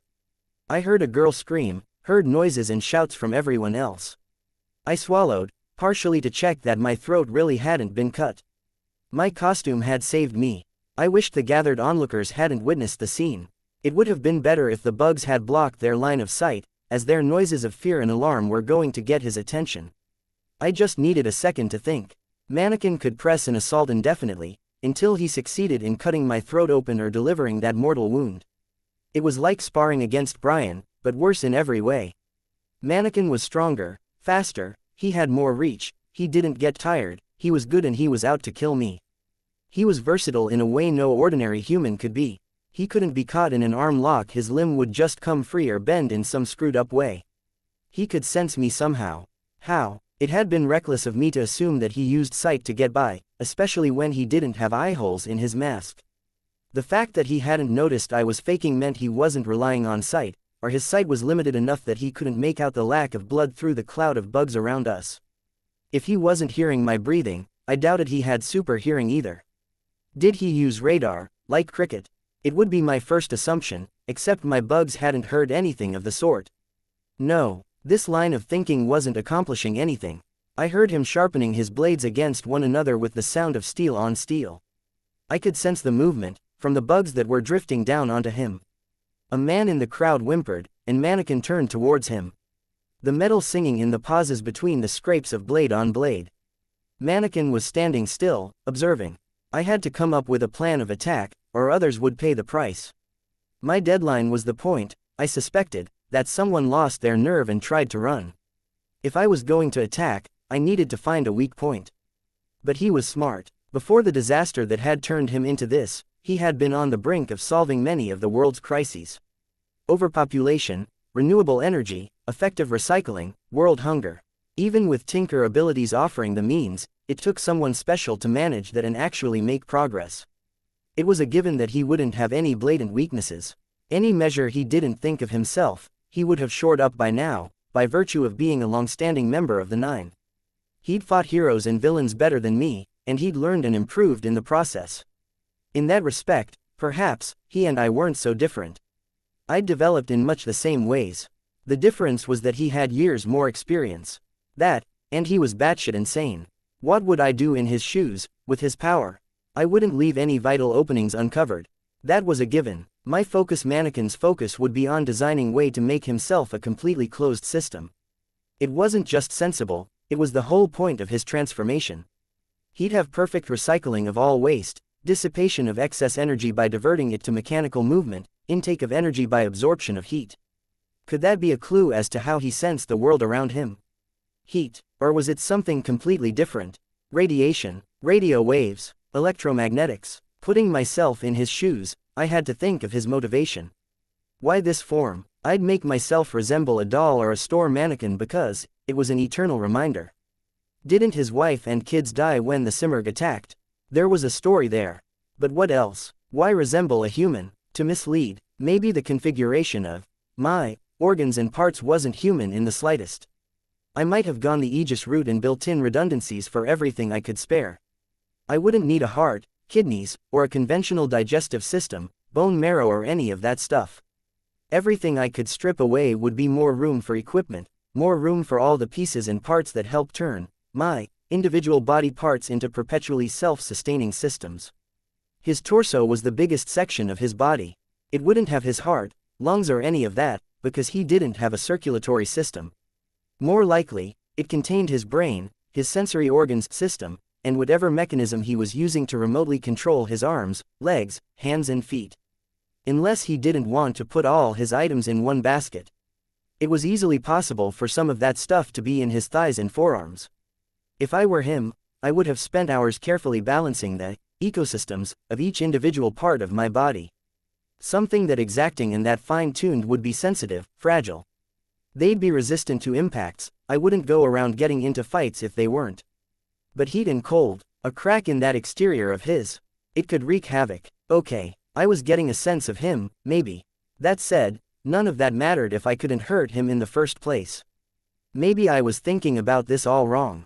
Bugs dealt with threats that were encased in hard shells all the time, didn't they? They dealt with other species of bugs. There were 100 solutions there, if I was willing to look for them. That was the spark of inspiration I needed. In a matter of seconds, I had a plan. It wasn't a good plan, but it was something. As a just-in-case measure, I could try some other smaller plans, on the off chance that they might distract or even work. Having those options, if nothing else, would make me feel better. Mannequin had just brutally and unquestionably kicked my ass in the span of 15 seconds, and it was going to be at least 2 minutes until I could even begin my plan, judging by how long it had taken my bugs to deliver the supplies from my lair. The same instant I had that thought, I started everything in motion. Every flying insect near my lair headed indoors to gather what I needed. I made a mental note to make a more easily accessible opening to my lair, so I could do this faster in the future. I made another mental note to set up a clock with ticking hands, so I could have bugs ride the 3 hands and have a precise way of tracking time when I was in my territory. I supposed it would have to be an old-fashioned clock, since Shatterbird had screwed up everything else. I had to guess, roughly 2 minutes until I could start my plan.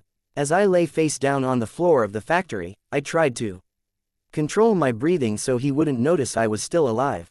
The beat of my heart in my chest was so intense I was worried it would give me away. Staying still was one of the hardest things I'd ever had to do, and I had done some hard things before. Knowing that he might leap for someone and end their life any moment, it had me on edge. Every second I could buy here counted because every second I didn't have to fight him was crucial. Mommy, the word was drawn out. Had to have come from someone young. A toddler. I don't want to be here. The rhythm of steel rasping against steel ceased. Mannequin went still. Shit, so much for my reprieve. I pulled myself to my feet and stirred all of the bugs in the area into action. They rose from the floor like a dark whirlwind. I sheathed my knife and gripped my baton in both hands. Mannequin. He stopped and turned his upper body to face me. His head cocked to one side. Yeah, I said, you didn't get me. He turned back around and started walking toward the mother and the little boy. The pair were huddled between an empty metal frame and a workbench. Hey, I shouted, come on, fight me. Don't you have the balls to take on a teenage girl? Or are they one of the things you cut away? He didn't slow or hesitate at my words. Bastard. I ran for him. It was 100% possible he was baiting me, forcing me into a situation where I had to do something stupid or let the mom and the little kid get hurt. Maybe if I'd been a harder person, I could have let him hurt them, knowing it was smarter in the long run. But I wasn't capable of doing that. What could I even do? I had to make the call in the 3 or 4 seconds it took me to cross the floor of the factory. He was more than half again as tall as I was, and my weapons couldn't do anything to him. I threw myself at the backs of his legs, colliding with the back of his knees and his calves. Not all of his precarious balance was an act. He teetered and collapsed backward onto the floor, his legs on top of me. Go! I screamed at the mother. Run! She did. Mannequin reached out to extend a blade into the back of her leg, and she fell, but someone else hurried forward to help her. Mannequin's left leg snaked around my throat in an impromptu headlock. I tried to slip out, to force his leg apart. Even though I could move it, I couldn't squeeze my head through the gap. Not counting the time I'd spent lying on the ground, buying time, how long had I lasted? Less than 30 seconds. 4 blades sprung from the calf of his right leg. He extended it high above me, and they began to rotate, slowly at first, then faster, like the blades of a fan. Or a food processor. He had me in a headlock, but the rest of me was free to move. Gripping my baton with both hands, I swung it into the whirling blades with as much strength as my leverage afforded me. My baton went flying out of my grip, but the blades stopped. My heart sank as I saw them begin to rotate again, slowly. They didn't return to the same blurring speed they'd been at before. A few seconds passed, and they retracted back into his leg. I might have been relieved, but I was still in his grip. He heaved me upward, positioning himself with 2 hands and 1 leg on the ground, the other leg holding me up high. My toes scrabbled to touch ground and fell short. The grip on my neck wasn't perfect. It wasn't cutting off my blood flow, it barely impacted my breathing, but it still hurt, and my neck strained with the weight of the rest of my body. I drew my knife and gripped the handle. Then I drove it at my throat. Or at Mannequin's leg, which was folded around my throat. Same idea. I aimed at the ball joint, striking a mere 2 or so inches from my own face. Once, twice, 3 times. I was swinging. For a 4th hit when he shifted positions. I couldn't be sure if he had hoped to gradually strangle me, to leave me dangling until I started begging, or if he'd been poised for something else, but he'd apparently changed his mind. He turned over, his leg unfolding from my throat at the same instant 1 large hand closed over my face. He whipped me around himself in 1 tight circle, then let his arm go free from the socket, the whirring sound of chain feeding out swiftly becoming distant as I hurtled across the room. I crashed into a pile of wooden boards that were riddled with nails and screws. The metal points jabbed at me but didn't penetrate my costume. I tried to get my feet under me, but the boards only slid underfoot. His hand was still attached to my face. He began to pull me forward, no doubt to repeat the process. Half blind under the grip of his hand, I reacted in a heartbeat, slamming the point of the knife into the gap between his hand and my face. Tattletale had said it was strong enough to serve as a crowbar. I was glad to discover she was right. Between the pull of the retracting chain and the leverage of the knife, I freed myself from his grip, his fingertips scraping hard against my scalp. Flying back to him, his arm clicked back into place. I tried to blink a blurry spot out of my vision, only to realize I had a scratch on the right lens of my mask where I'd hit it with the knife's edge. The pain from being thrown around was belatedly making itself known. Bruises, I could deal with. Just so long as my body moved where and when I needed it to. I felt the dull ache of a building headache. From where I'd been gripped in the headlock. Okay, still in one piece, more or less. How much time had I bought? 1 minute, 1.5. Could I hold out for long enough? Could the bystanders? The moment my bugs arrived would be the moment I could begin my plan. I'd still have to survive after that, and there was no guarantee it would work. In fact, my gut was telling me it was a long shot. 30 seconds to a minute. I was panting for breath, counting every second that he silently stared at me as something I should value. What was going on behind that expressionless mask? Was he coming up with a battle plan? Maybe, maybe not. He didn't really need one. It could be that he was calculating how best to destroy me, not just killing me, but ruining me. There were enough ways he could do it, inflicting lifelong scars and injury. Or he could go down the opposite road and murder the civilians, leaving me as the only one standing. Both were very real possibilities, both devastating in their own way. Or maybe, behind that hard shell, he was in the throes of mental anguish. Maybe he was spending every second of every day reliving the day he lost his family and his dreams to a nigh unstoppable, malignant force. There was nothing I could do about his past. Whoever he had been before, he was a monster now. I had to pull out all the stops to try and stop him from hurting anyone else. It was time to enact battle plan number 1, one of the 2 ideas I had in mind that almost definitely wouldn't work. I set my swarm on him. Up to this point, I had kept them largely at bay, using only the bare minimum necessary to keep track of my surroundings. Now I smothered him, piling them on every available surface. It didn't accomplish a thing, of course. He started running toward me, weapons at the ready. He wasn't impeded in his movements, nor were his senses sight or otherwise impaired. I ducked beneath his first swing as he closed in, but I couldn't avoid the follow-up hit. His second swing scraped off the armor on my shoulder and struck my chest. Beyond the momentary pain, I was almost grateful for it, because the strike knocked me further out of his reach. Some of my bugs managed to squeeze inside the slots where his weapons had emerged. The spaces didn't perfectly match the bases of the blades, and the bugs were small. There was nothing organic inside the sheaths. Even the interior was completely sealed off.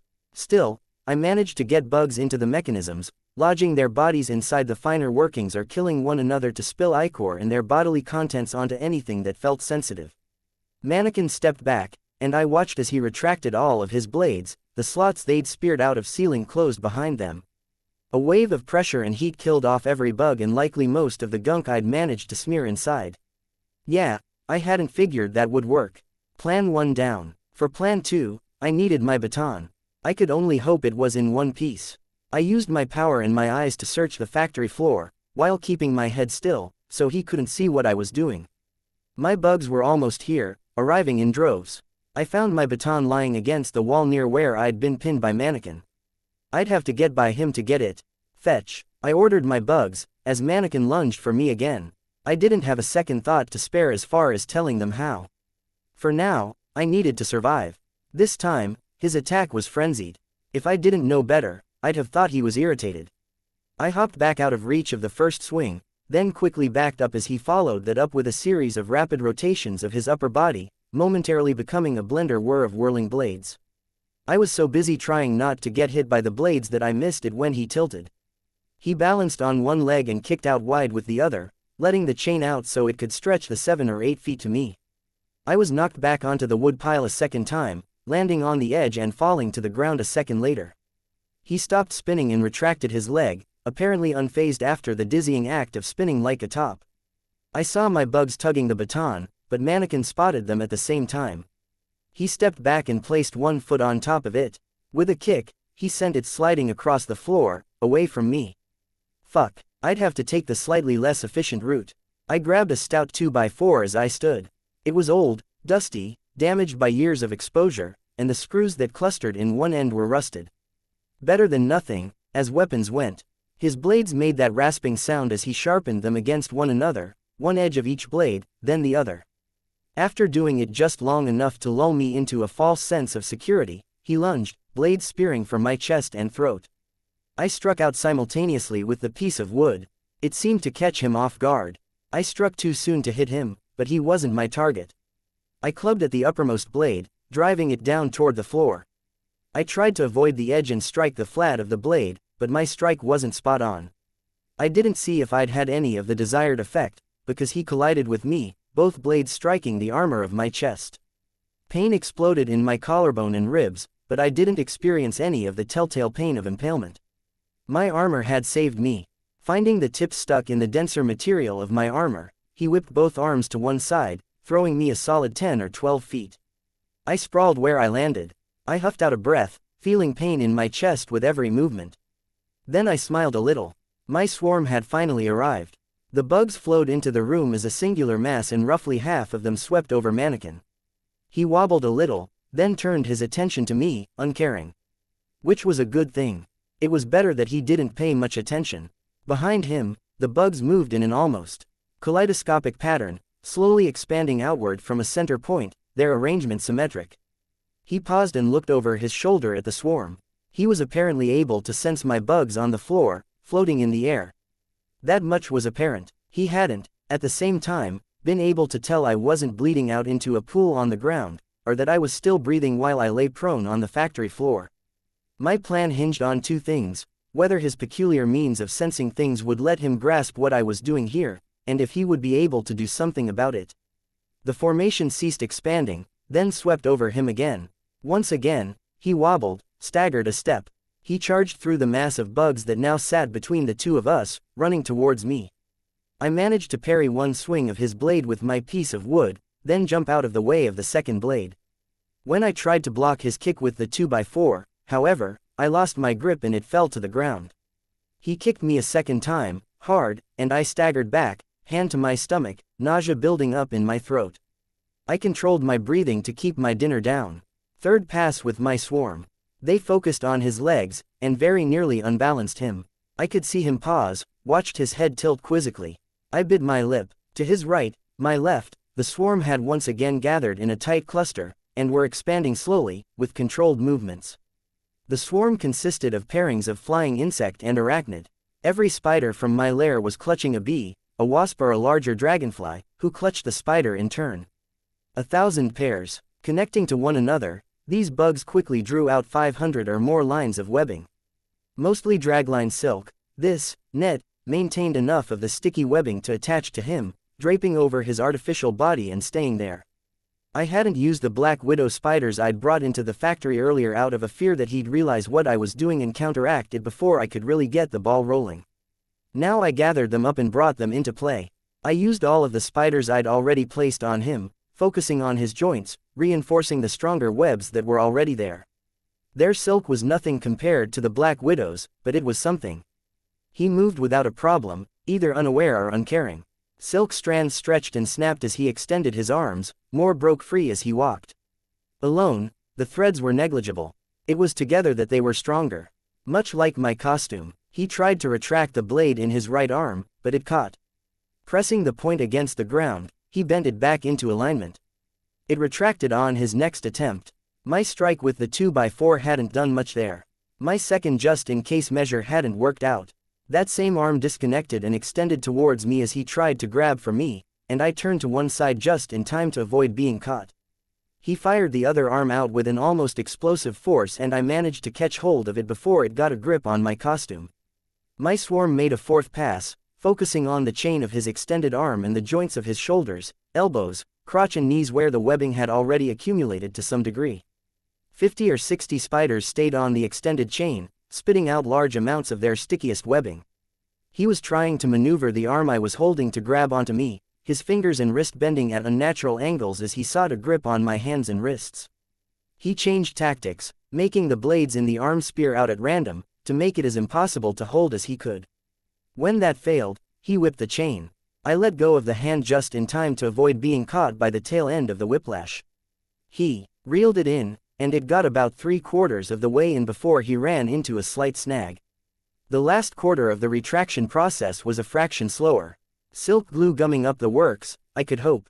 I saw him look at his arm, then flex the fingers, as if to test them. While he was distracted, I made a fifth pass with my formation. I tried to be more subtle about it, carefully draping the silk over him rather than letting it pull tight against him with enough collective force to move him off balance. He attacked, stretching out the arm I hadn't gummed up. The pain from the most recent hit to my stomach slowed me down, and his fist collided with me, knocking me over for what seemed like the 100th time. I managed to backhand it off of me before he could do anything, and hurried to my feet. While the arm was still partially extended, I managed to deposit spiders on the chain. They immediately began straining to produce silk glue on and around the mechanisms that allowed the chain to retract. One spider wasn't much, but altogether, it added up. I could pinpoint the moment he realized what I was doing. Extending the chain, he flung it across the room, the blade cutting a wide swath. I ducked clear, but 2 bystanders were struck down, screaming. When he moved to retract that chain, the mechanism stalled. His body was like Armsmaster's power suit, but every piece of equipment he added necessitated that he cut away a pound of flesh. I was inclined to suspect that, crazy as he was, that reality made him more inclined to go for elegant, efficient design over more rugged craftsmanship. The propeller blades in his ankle, the chain retraction mechanisms in his arms, they were built to be lightweight, to use minimal energy, and achieve maximum effect at the same time. He tilted his head, looking at the arm that was stubbornly refusing to retract back into place. I made my 6th sweep with my bugs. As the swarm passed, his head snapped up, looking at me. As much as he could without eyes, anyways. He knew what was happening. A better cape than I might have had equipped there, an insult. I hurt in too many places, in my ribs, my stomach, my shoulders, neck, back and legs. Some of the pain was fierce, like a red-hot poker being driven with a constant, ceaseless pressure into the body parts in question. I couldn't spare the breath. The chain dropped from his elbow socket, and I watched as he paced over to his fallen arm, picked it up, tore the remaining chain out, and clicked it into place. "Come on," I muttered under my breath. Blades speared out of slots all over his body, some of which I hadn't even guessed were present. Then he began spinning furiously, every body part rotating the individual blades with enough force that webs were cut before they could be secured in place. Different tactic. This time, the swarm took its time passing over him, 30 or 40 spiders working at a time, their work relentless, ceaseless. Each spider cut the threads so they drifted down like strings in the wind. Falling gently instead of being stretched taut, they would drape over the spinning blades, attach to other trailing silk, and form a looser cloud. I'd anticipated this. The part where I was caught off guard was when he changed tactics, going after the civilians for the second time. "Hey," I shouted after him. I'd hoped to be more subtle about my second phase of attack. Half of the swarm I'd brought from my lair was still waiting for the instruction. I deployed them while running after Mannequin, stopping at the wood pile to get another 2x4. Someone screamed as Mannequin started cutting into them. 2 or 3 people, cornered by the monster. One already in harm's way. "Fucker, stop," I shouted, my words useless. I moved on to the second phase of my attack. As I'd done with the pens, markers, the candles and the bottles of disinfectant, I'd instructed my bugs to arrive with supplies in hand. Some carried the scraps of silk cloth from my work on the costumes, the masks I'd made as trial runs, the belts and straps. As with the silk that drifted in the air, they were caught by the blades rather than being cut. Mannequin soon had a dark blur whirling around his upper body. Other bugs packed the remainder of my costume design supplies. Tubes of paint were rigid enough to be cut by the blades, creating small, wet, colorful explosions. A large bottle of glue made its way to my hand, and I hurried to tear off the lid before a large group of bugs carted it off to him, holding it upside down over his head so streams of the stuff could spill onto his head and shoulders. Packages of dye were torn in half by his blades, expanding into clouds of black, brown, gray and lavender powder, sticking to any liquid on him, filling every gap to highlight the hidden slots for his weaponry and the seams where everything fit together. Swinging underhand, I brought the 2x4 up toward the widest part of the buzzsaw whirl that was Mannequin. Through luck as much as intent, I managed a glancing blow on the end of the blade, knocking it up toward the ceiling. The momentum of his rotation managed the rest. He tipped and crashed onto his side, literally falling apart in the process. Lengths of chain connected everything, but nothing was in the right socket. Some sort of built-in defense mechanism against heavy impacts. My swarm flooded over him to draw out more lines of silk and to spill glue, both organic glue from my spiders and brand name supplies where possible. He began to reel the various parts in, slowly. I hurried in to grab the one arm he'd disconnected from the chain and hurled it away. Then I seized his head. I knew he wouldn't have anything particularly valuable in his head. It was too obvious a target. But it was easy to get my hands on, it wasn't connected to too many other things, and there was a chance he might want to keep it. Holding the head, I hauled back, pulling more chain from the neck. With one hard pull, I hauled half of his body in my direction, the exertion making every injury I had screaming in protest. Another pull, and I dragged his body another half-foot back, but I got 1 or 2 feet of length from the neck chain. Even with stuff gumming up the works, his chest clearly had stronger mechanisms inside it than the rest of his body did. The chain began slowly retracting. Someone appeared behind me, and his hands gripped the chain, just a bit behind my own. He added his strength to mine, and Mannequin's body was dragged another 2 or 3 feet back. "Where?" he asked. It was a burly bystander with a thick black beard, thick-rimmed glasses and a red and black striped t-shirt. One of my people. I turned and let go to point. There was a metal frame that had once stood around some equipment. Now it stood empty, just a connection of metal bars. "Stand back," he said. I let go and backed off. Without me in the way, the bystander was able to haul Mannequin another 4 or 5 feet towards the frame. Another haul, and they were close enough to the frame. I hurried forward, gripping the head, and winding it through and beneath the bars, tying it in the crudest of knots and tangling it in the bars in the process. It dangled, the stump facing the ceiling. 15 feet of chain trailed between it and Mannequin's body. Mannequin had only just managed to reel in the chain and reconnect his remaining arm, and was using it to attach his legs securely into place. I had only seconds. Having my bugs in the area, I knew exactly where to find what I was looking for. I hurried over to the corner and hefted a cinder block. I wasn't halfway back to the head when I saw Mannequin stand. I abandoned my plan, dropped the block and stepped away, circling him, putting distance between myself and his head. His attention seemed to be on me. Had I pissed him off? He wasn't spinning anymore, and I could see the damage the bugs had wrought. Dense webs and scraps of cloth had collected across his body, and only half of the blades had succeeded in retracting in the face of the silk, glue and other gunk. Color streaked him, both liquid from the paints and powder from the dyes. I gathered my bugs into another formation. We were running low on silk, but I'd have to deal. He stepped forward, and his movements were more awkward than usual. Good. That might mean the ball joints weren't in pristine condition anymore. He moved again, disconnecting the chain to free himself from the metal frame I'd tied the neck chain to. He wasn't focusing on me. I felt out with my bugs and sought his target. His arm. It crawled weakly for him, using the fingertips to scrape forward. The moment I realized what he was after, I redirected a portion of my web-spinning swarm to the hand. Then I limped to my left to put myself between him and his target. My swarm passed over him. The seventh strafing run, he slashed at it as it passed in a surprising display of emotion. He reached into the hole where his neck and head were supposed to be and withdrew a small knife.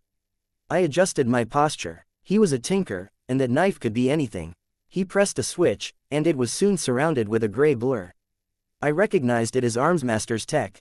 A weapon with that exact same visual effect had done horrendous damage to Leviathan. He stepped forward, and I stepped back. Behind me, the arm jumped. Mannequin was using the telescoping blade to help push it in the right direction. It was trying to take a circuitous route around me. My bugs made their eighth sweep past the headless Mannequin. He lunged for me once again. This time, there was no blocking the hit, no letting my armor absorb it. His movements were ungainly, unbalanced by his lack of an arm, but he stood 9 feet tall, usually, and that meant he had reach, no matter the type of weapon he was wielding. I backed off, rapidly stepping away, all too aware that my spiders weren't working fast enough to stop him before he landed a hit. I was swiftly running out of room to retreat. There was a sound, a heavy impact followed by the noise of ringing metal. Mannequin stopped and whirled on the spot, striding back the way he'd come. The sound came again. I chased, trying not to limp, knowing there was little I could do to stop the monster. I crossed half the factory floor before I saw what had earned Mannequin's attention. The man who'd helped me with Mannequin had the concrete block in his hand, and for the third time, he brought it down on Mannequin's head. The head came free of the chain and fell to the ground, rolling briefly. The man hefted the cinder block again, saw Mannequin approaching, and changed his mind. He dropped the block onto the head and then ran. Mannequin didn't give chase to his attacker. Instead, he stooped down to pick up his head, then stood straight. I stopped where I was. For long moments, Mannequin held the head at arm's length. Then it fell to the ground. Seconds stretched on as his arm flopped its way towards him. My spiders swarmed it, surrounding it in silk. Only the blade was really allowing it to move, now, the fingers struggling around the silk to move it into position for the next sudden thrust of the blade. Mannequin turned his attention to his arm, and I set my swarm on it. 1,000 threads of silk, each held by as many flying insects as I could grip it with, all. Carrying the arm aloft, I brought it up to the ceiling, and began fixing it in place, building a cocoon around it. My enemy turned his attention to me, his shoulders facing me square on. As he no longer had a head, I found his body language doubly hard to read. Had I irritated him, doing that, he stepped forward, as if to lunge, and the silk that wreathed him hampered his full range of movement. His leg didn't move as far as he intended, and his missing arm displaced his sense of balance. He collapsed. Want to keep going? I asked his fallen form, my heart in my throat. I stood ready to jump and react at a moment's notice. Slowly, he pulled himself to his feet again. Twice, he used the knife to slash at the silk.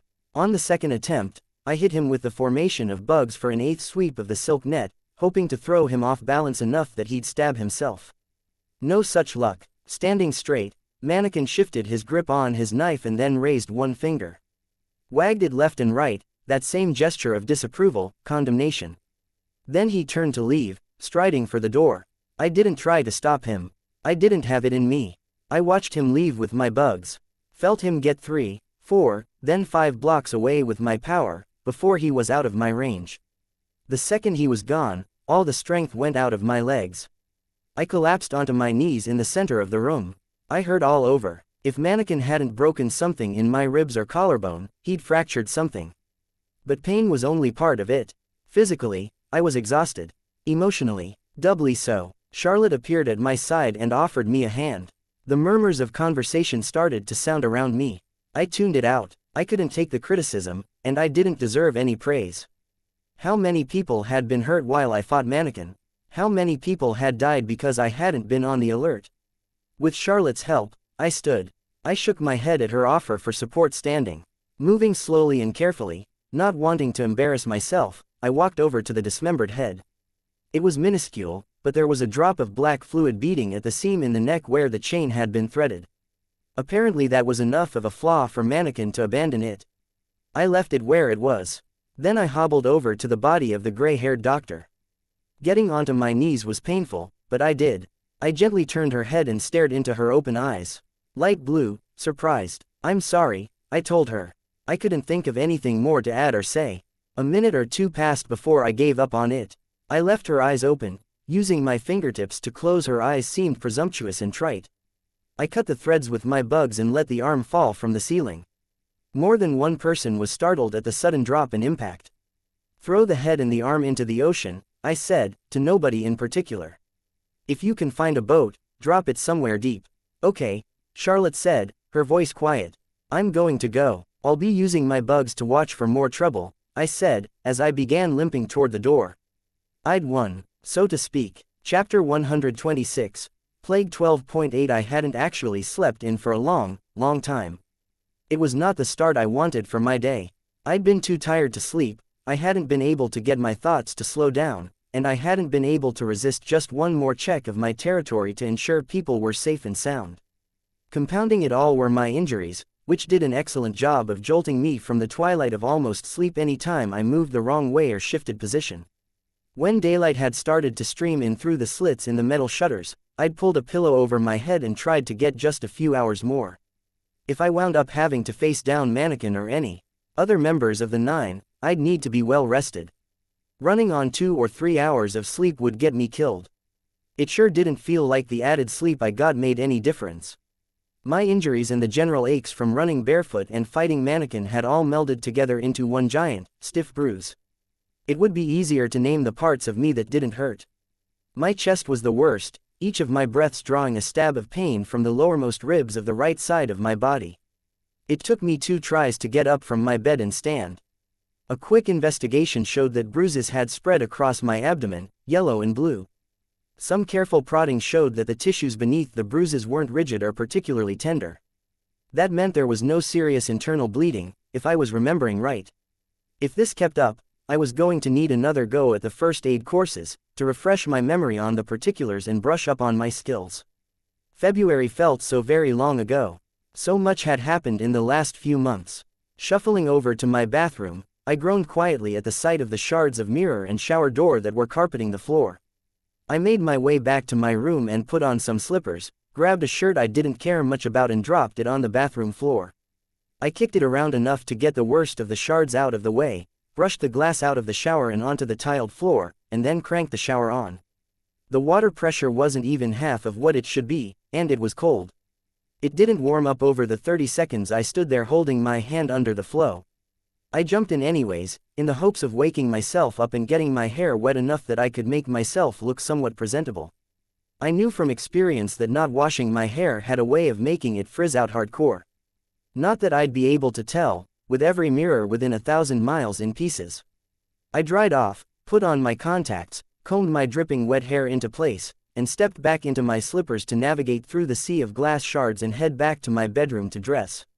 My TV, laptop and phone were all useless. There was no way to get information on recent events. I couldn't call the others, couldn't check the news for details on the events of the past night, couldn't even know if I'd managed to save anyone when I'd been waking them and leaving messages. I was left to expect the worst, and it soured my already iffy mood. I made my way downstairs, unlocking the door that led between the second and third floors. The second floor was relatively unscathed. The metal shutter had kept the floor-to-ceiling windows from sending their contents indoors, and the terrariums were hard plastic rather than glass. Knowing Shatterbird was in town, I'd been reluctant to spend much time in a room with 60 or 70 sturdy glass cases, and I was glad to have one less room to clean. Still, there was no shortage of mess. Sierra and Charlotte were downstairs, talking at the kitchen counter. They fell silent as I appeared. They didn't speak as I walked over to the cupboard. Tea, maybe some toasted breakfast pitas, some bacon, an egg. Opening the cupboard, my hopes of having a solid breakfast to start my day were dashed. Bottles of spices that had been on the same shelf as the tea bags had exploded, sending their contents in countless glass shards throughout the cupboard. The cupboard reeked of cinnamon and cumin and various peppers. They weren't the only casualties there. Bottles of cooking supplies had exploded on the upper shelves, and their contents had settled overnight, most of it pooling on the shelves in layers of congealed liquid that were thick with the needle-thin particles of shattered glass. I looked at the pair of them. Neither spoke, and Charlotte even looked away. I hated this, hated feeling flawed, knowing they saw me that way. Being bruised, sore and stiff, I was visibly mortal to them. I hadn't been able to stop Mannequin from hurting bystanders, or protect and warn my people about Shatterbird. How were they supposed to respect me as someone in charge? Sierra was even older than I was. Well, I'd have to make use of them anyways. My focus on the cupboards and the damage inside, I asked, Charlotte, you up for a job? Yeah, she said, behind me. When I glanced back at her, she looked away again. I knew I'd taken some hits, but did I look that bad? It's a bit of a walk, but I need to get up to date on events. You'll be going to the territory of a guy named Regent. He's a friend, and it's close. Tell him about the mannequin incident. Tell him I'm alive, and get details on what happened to Tattletale and the father. The father, he should know what I mean. Okay, she met my eyes as she responded. Better. I wrote the address down for her, then watched as she headed off to pull on her shoes and make her way off to the cellar exit.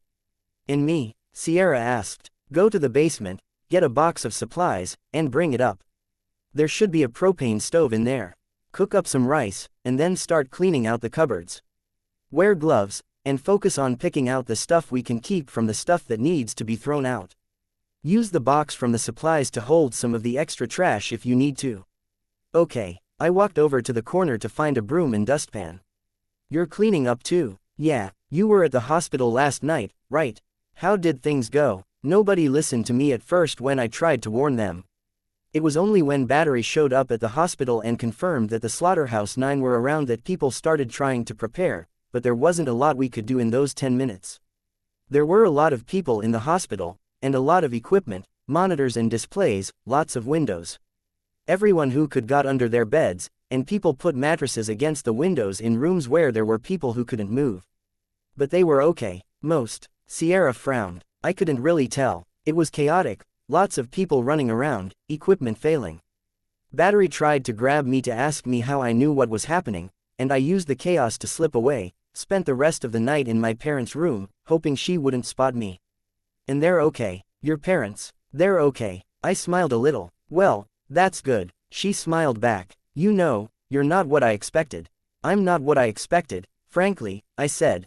I turned my attention back to the cabinet, found the dustpan and stood up. That reminds me, she paused. Never mind. Say it. It wasn't last night, but I overheard something at the hospital. Something involving you and Armsmaster. I sighed, suddenly reminded of how weary I felt. I saw her expression fall. She said, I didn't mean to upset you. No, it's fine. What did you hear? That you betrayed your team, and that you'd wanted to be a hero but, she paused, couldn't. She'd changed her mind about how she was going to finish speaking. What had she left out, and had she stopped herself from saying it for my sake or for her own self-preservation, not wanting to piss off the villain? I wanted to be a hero and I failed. Given recent events, I wasn't sure I could blame her for thinking along those lines. No, that's not exactly right, I responded. Long story short, once upon a time, I wanted to be one of the good guys. What happened? Took me a while, but I decided I'd rather have the likes of Tattletale and Gru at my back instead of siding with the sort of people who follow Armsmaster. Really, Armsmaster, is he that bad? Bad enough that Mannequin wants him to be the 9th member of their group. Sierra's eyes widened. I figured I wouldn't mention that 2 of my teammates, including the one I'd sent Charlotte to meet, had also been nominated. Regent had only been nominated out of spite, and bitch, I wasn't sure what the story was there. I'm going to be upstairs, cleaning up the balcony and the other rooms. Give me a shout when the rice is done, or if you find anything breakfast-ish that's edible. Okay. I headed up to my bathroom and began to sweep up. I deployed bugs to help me find the shards that the broom wasn't catching. I occupied myself with my other bugs as well. I went out of my way to avoid using the spiders I'd employed to fight Mannequin, drawing from bugs in the streets and surrounding area instead. I sent the weakest, smallest and most useless of the bugs to my spiders for a morning meal, then fed the non-spiders who were a little less reliant on protein. With the other nearby bugs, I started collecting the smallest pieces of glass throughout the house. The uncertainties of the day, the worries about Lisa and Dad, having my routine disrupted and the spoiling of my breakfast and morning shower had put me in a bad mood. It would have been nice to say that it made me feel better, getting things in order again, and it did, but it wasn't a cure-all nor was it a perfect distraction. There was no way I could relax with the things I had hanging over my head. Doing this felt like I wasn't doing something to help Dinah. Once I finished the bathroom, I tidied my room and opened the shutters on the windows. Glass that had fallen against the shutter sloughed off to the second-floor balcony, with stray shards falling onto the hardwood. My bugs obligingly fetched them up for me. Reams of glass shards fell as I opened the heavy shutters that stood just behind the pedestals with the mannequins I was using to design the costumes. I stepped out onto the balcony and set about sweeping up the glass and dumping it into the trash can, using my bugs to collect what the dustpan wasn't catching. I wasn't in costume, and I was in plain sight on the balcony, but I doubted the concentration of bugs was enough to draw attention. 10 minutes passed before I heard from Sierra. I assumed it would be about the food, but it wasn't. Skitter, you've got company. Every bug I had in the cabinets and corners of the room streamed forth to check the intruder, my thoughts immediately shifting into a combat mode. What escape routes did I have? Could I help Sierra if there was trouble? What tools and weapons did I have on hand? The second my bugs settled on the intruder and felt that familiar emanation of outward pressure, like a faint breeze, I calmed down. I felt a mite embarrassed as I made my way downstairs to greet Gru. Christ, T. Skitter! He exclaimed, the second he saw me. What, you're, he gestured at Sierra shaking his hand, agitated. Employee, I suggested, your employee just informed me that you fought Mannequin last night. Yeah, are you suicidal? He's not that strong, I said, defensively. I mean, scary as fuck, he's strong, but he was beatable. Do you not recall the very specific numbers we got on our chances against these guys? 55% chance we die if we fight them. There were people in danger. My people, I thought a 45% chance of survival was worth the risk. He tapped his finger against the forehead of his helmet. I could almost make out the noise through the thin emanation of his power. Could you ask your employee to give us some privacy? I can go for a walk, Sierra said. Thank you, I told her, I'll signal you with my power when we're done. My heart was speeding up just a bit as we waited for her to leave.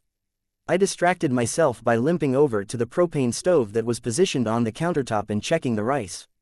There were containers and boxes of food arranged on the counter that Sierra had apparently checked and deemed edible. Nothing especially good for breakfast. As the door closed behind Sierra, I hugged my arms against my body and said, please don't tell me you asked her to leave because you have bad news about Lisa or my dad. Gru pulled off his helmet and the darkness dissipated around his head. It was Brian's frowning face I saw. Now. Your dad is fine. He was already fully checked out and sent home. Lisa is less fine. Don't say that. It's not life-threatening. I just don't know if it's hit her yet. Coyle's doctor stitched her up, but he told her to expect a scar. I don't know if it's shock, the blood loss, or if it's that she hasn't seen herself in a mirror, but she doesn't seem to care. Cracking jokes, even. Is it sexist of me to wonder why a girl doesn't care more about her looks being spoiled? It's easily possible she does care, I said. I was thinking back to her interactions with our enemies in fights. In particular, our run-ins with Glory Girl and Panacea during the bank robbery and Jack/ last night seemed to stand out. I think maybe she handles stress and problems by throwing herself headlong against them. It's how she operates in costume, against serious threats and unexpected situations. There's a word I'm trying to pin down, it's not reckless, but I think reckless may be a very good word to choose, Brian replied. No, I reached for the word and couldn't find it. I was too tired, and my brain wasn't really in that gear. I'm surprised, sometimes, at how much attention you pay to us. You seem to have Rachel down cold, and your description of Lisa seems pretty apt. Makes me wonder how you've analyzed me. I'm not all that, really. There are exceptions, but dealing with people isn't my thing, I said. Feeling awkward, I distracted myself with the rice, taking it off the propane stove and scooping some out into a bowl. Holding the pot, I pulled at the wrong muscle and felt my rib protest. I winced, and I wasn't able to hide it. Noting my pain, Brian commented, I can't help but worry you're self-destructing, Taylor. You can't go up against the 9 to protect people you don't even know. I can. I'll manage. How much sleep did you get last night? Dunno. 2 or 3 hours, but I slept in. What time is it? 9. Maybe 4 hours. You're going to run yourself into the ground at this rate. Or get yourself killed. Take your time. Go on the defensive. Tell your people to stay out of trouble and avoid drawing the 9's attention. Rest.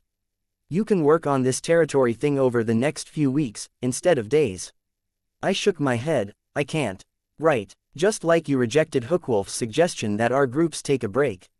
I won't say that hearing you muttering to yourself was the entire reason I refused his offer, or even half the reason, but it was a factor, and I think I deserve answers for going up to bat for you.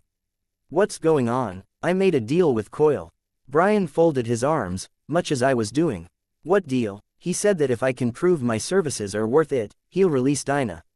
Brian shook his head. No, there's got to be more to it. You've been distant, driven, and you've done some very un-Taylor-like things in the past few weeks. I ate some of the plain brown rice. Could I tell him? There is more to it. Lisa and I talked it over after the Endbringer thing. She doesn't like the Dinah situation either, even if she's more willing to roll with it. Right, just for the record, I'm not in love with the kidnapping and confinement of some kid, either. I nodded. So Lisa suggested the deal. But knowing Coil, and from what Lisa says, and from the way Coil framed it when I posed the deal to him in just my gut, we don't think he's going to let her go. No, I don't think he would. Her talents are too valuable for him. But that doesn't explain your attitude lately. I shook my head. I stopped and raised one hand. Sierra was outside, not too far away, and there was a small group of people around her. What had gotten my attention was the fact that she was tapping her finger against the origami cube. She'd wanted to signal me without doing anything overt, maybe.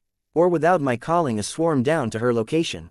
Something's going on outside. Come with. Brian nodded. I headed upstairs and got my costume on in record time.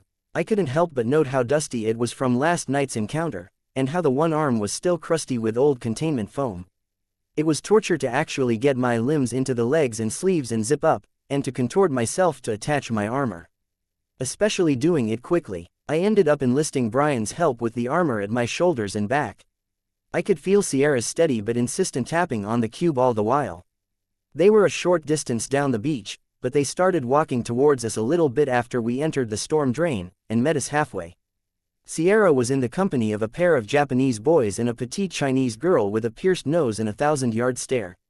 There was a degree of attitude coming from them that was all too familiar.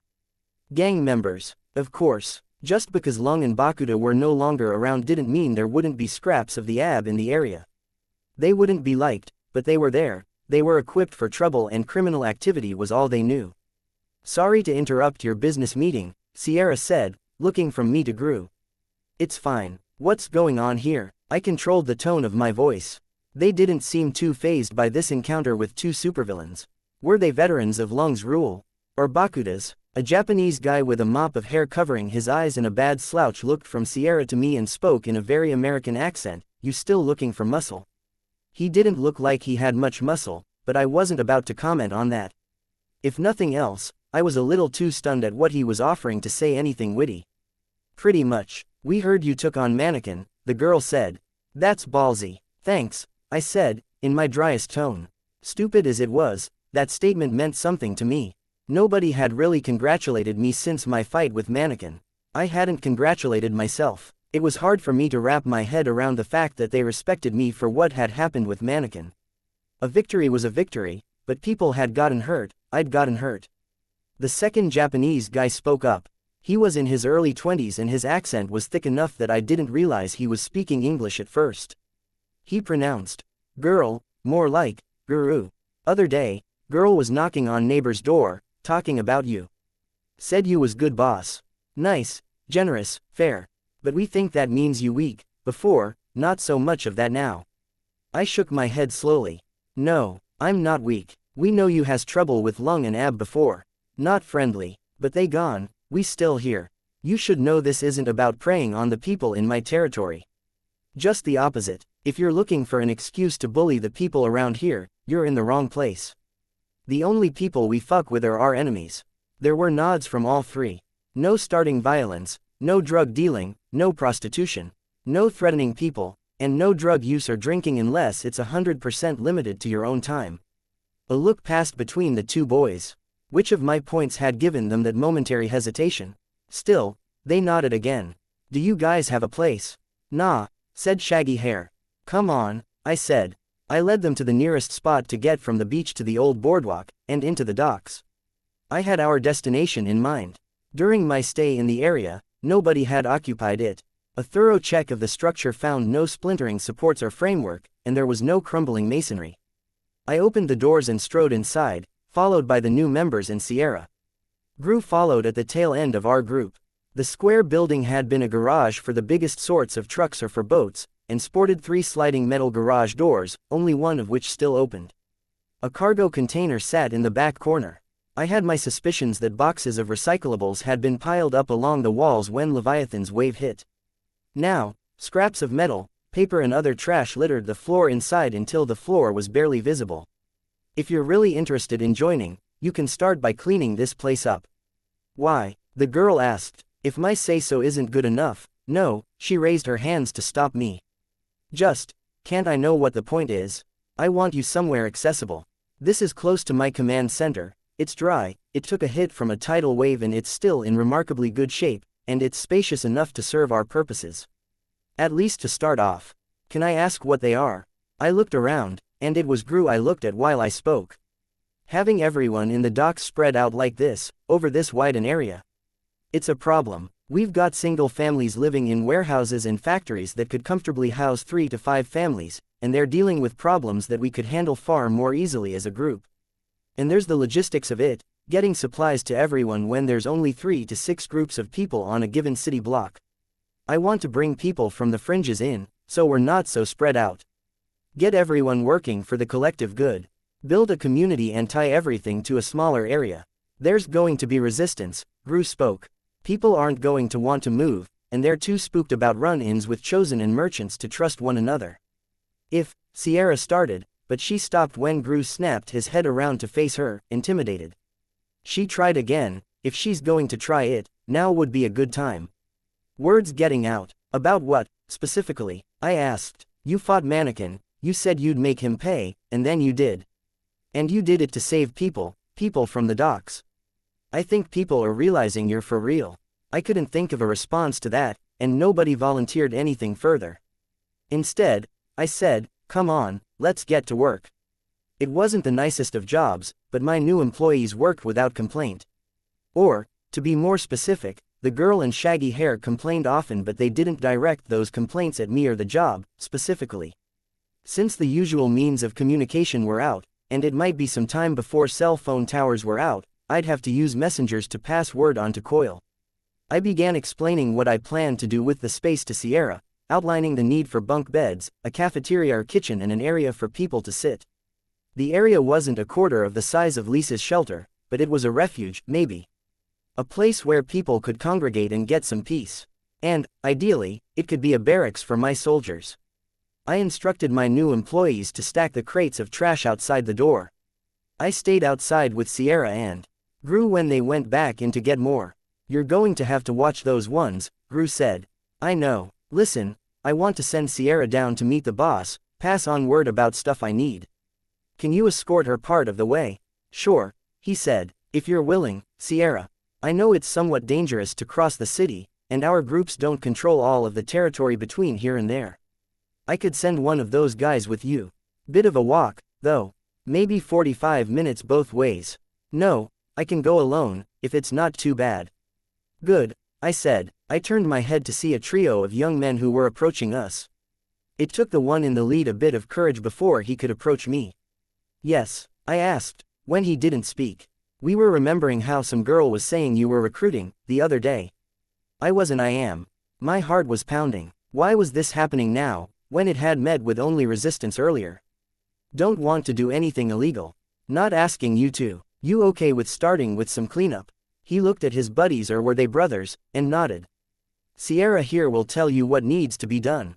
Put in a good effort and I'll pay you at the end of the day. My thoughts were on the small safe that I was using as a bedside table. His eyes widened slightly at that. Mind if I go and get my cousin? He'll be interested too. Go, I ordered, and Sierra led two of them inside while the leader of the newest group ran off at a half jog. Seems like you started something, Gru said, when the last of them were out of earshot. I shook my head. I don't even understand how. Still think you're moving too fast. Like I said earlier, there's no good reason for it. Dinah's a good enough reason for me. Maybe, but you've got to find time to relax, get some sleep, maybe have some fun. Or you're going to make mistakes, and you'll set yourself back days or weeks in your plan. Slow and steady wins this race. Can't afford slow and steady, I said. Why, you were telling me earlier, but we got interrupted. I'd been glad for the interruption, and I was profoundly disappointed the subject had come up again.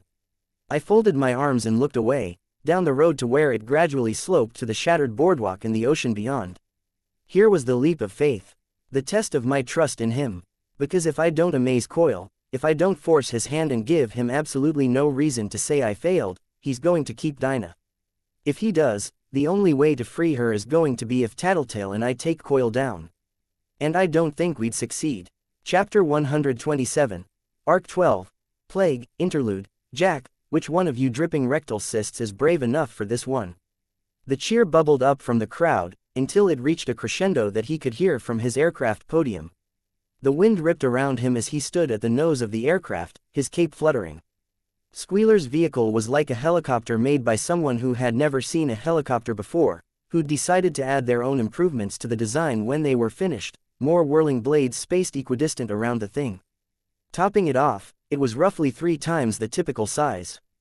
Green armband means poison, and this is a poison half of you wastes of air have already tasted. We're gonna make it as bad as it gets.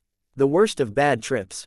He held a bowl of pills that were dusted with assorted powders and raised it over his head, one handful, then you take a nap in one of the coffins we have up here.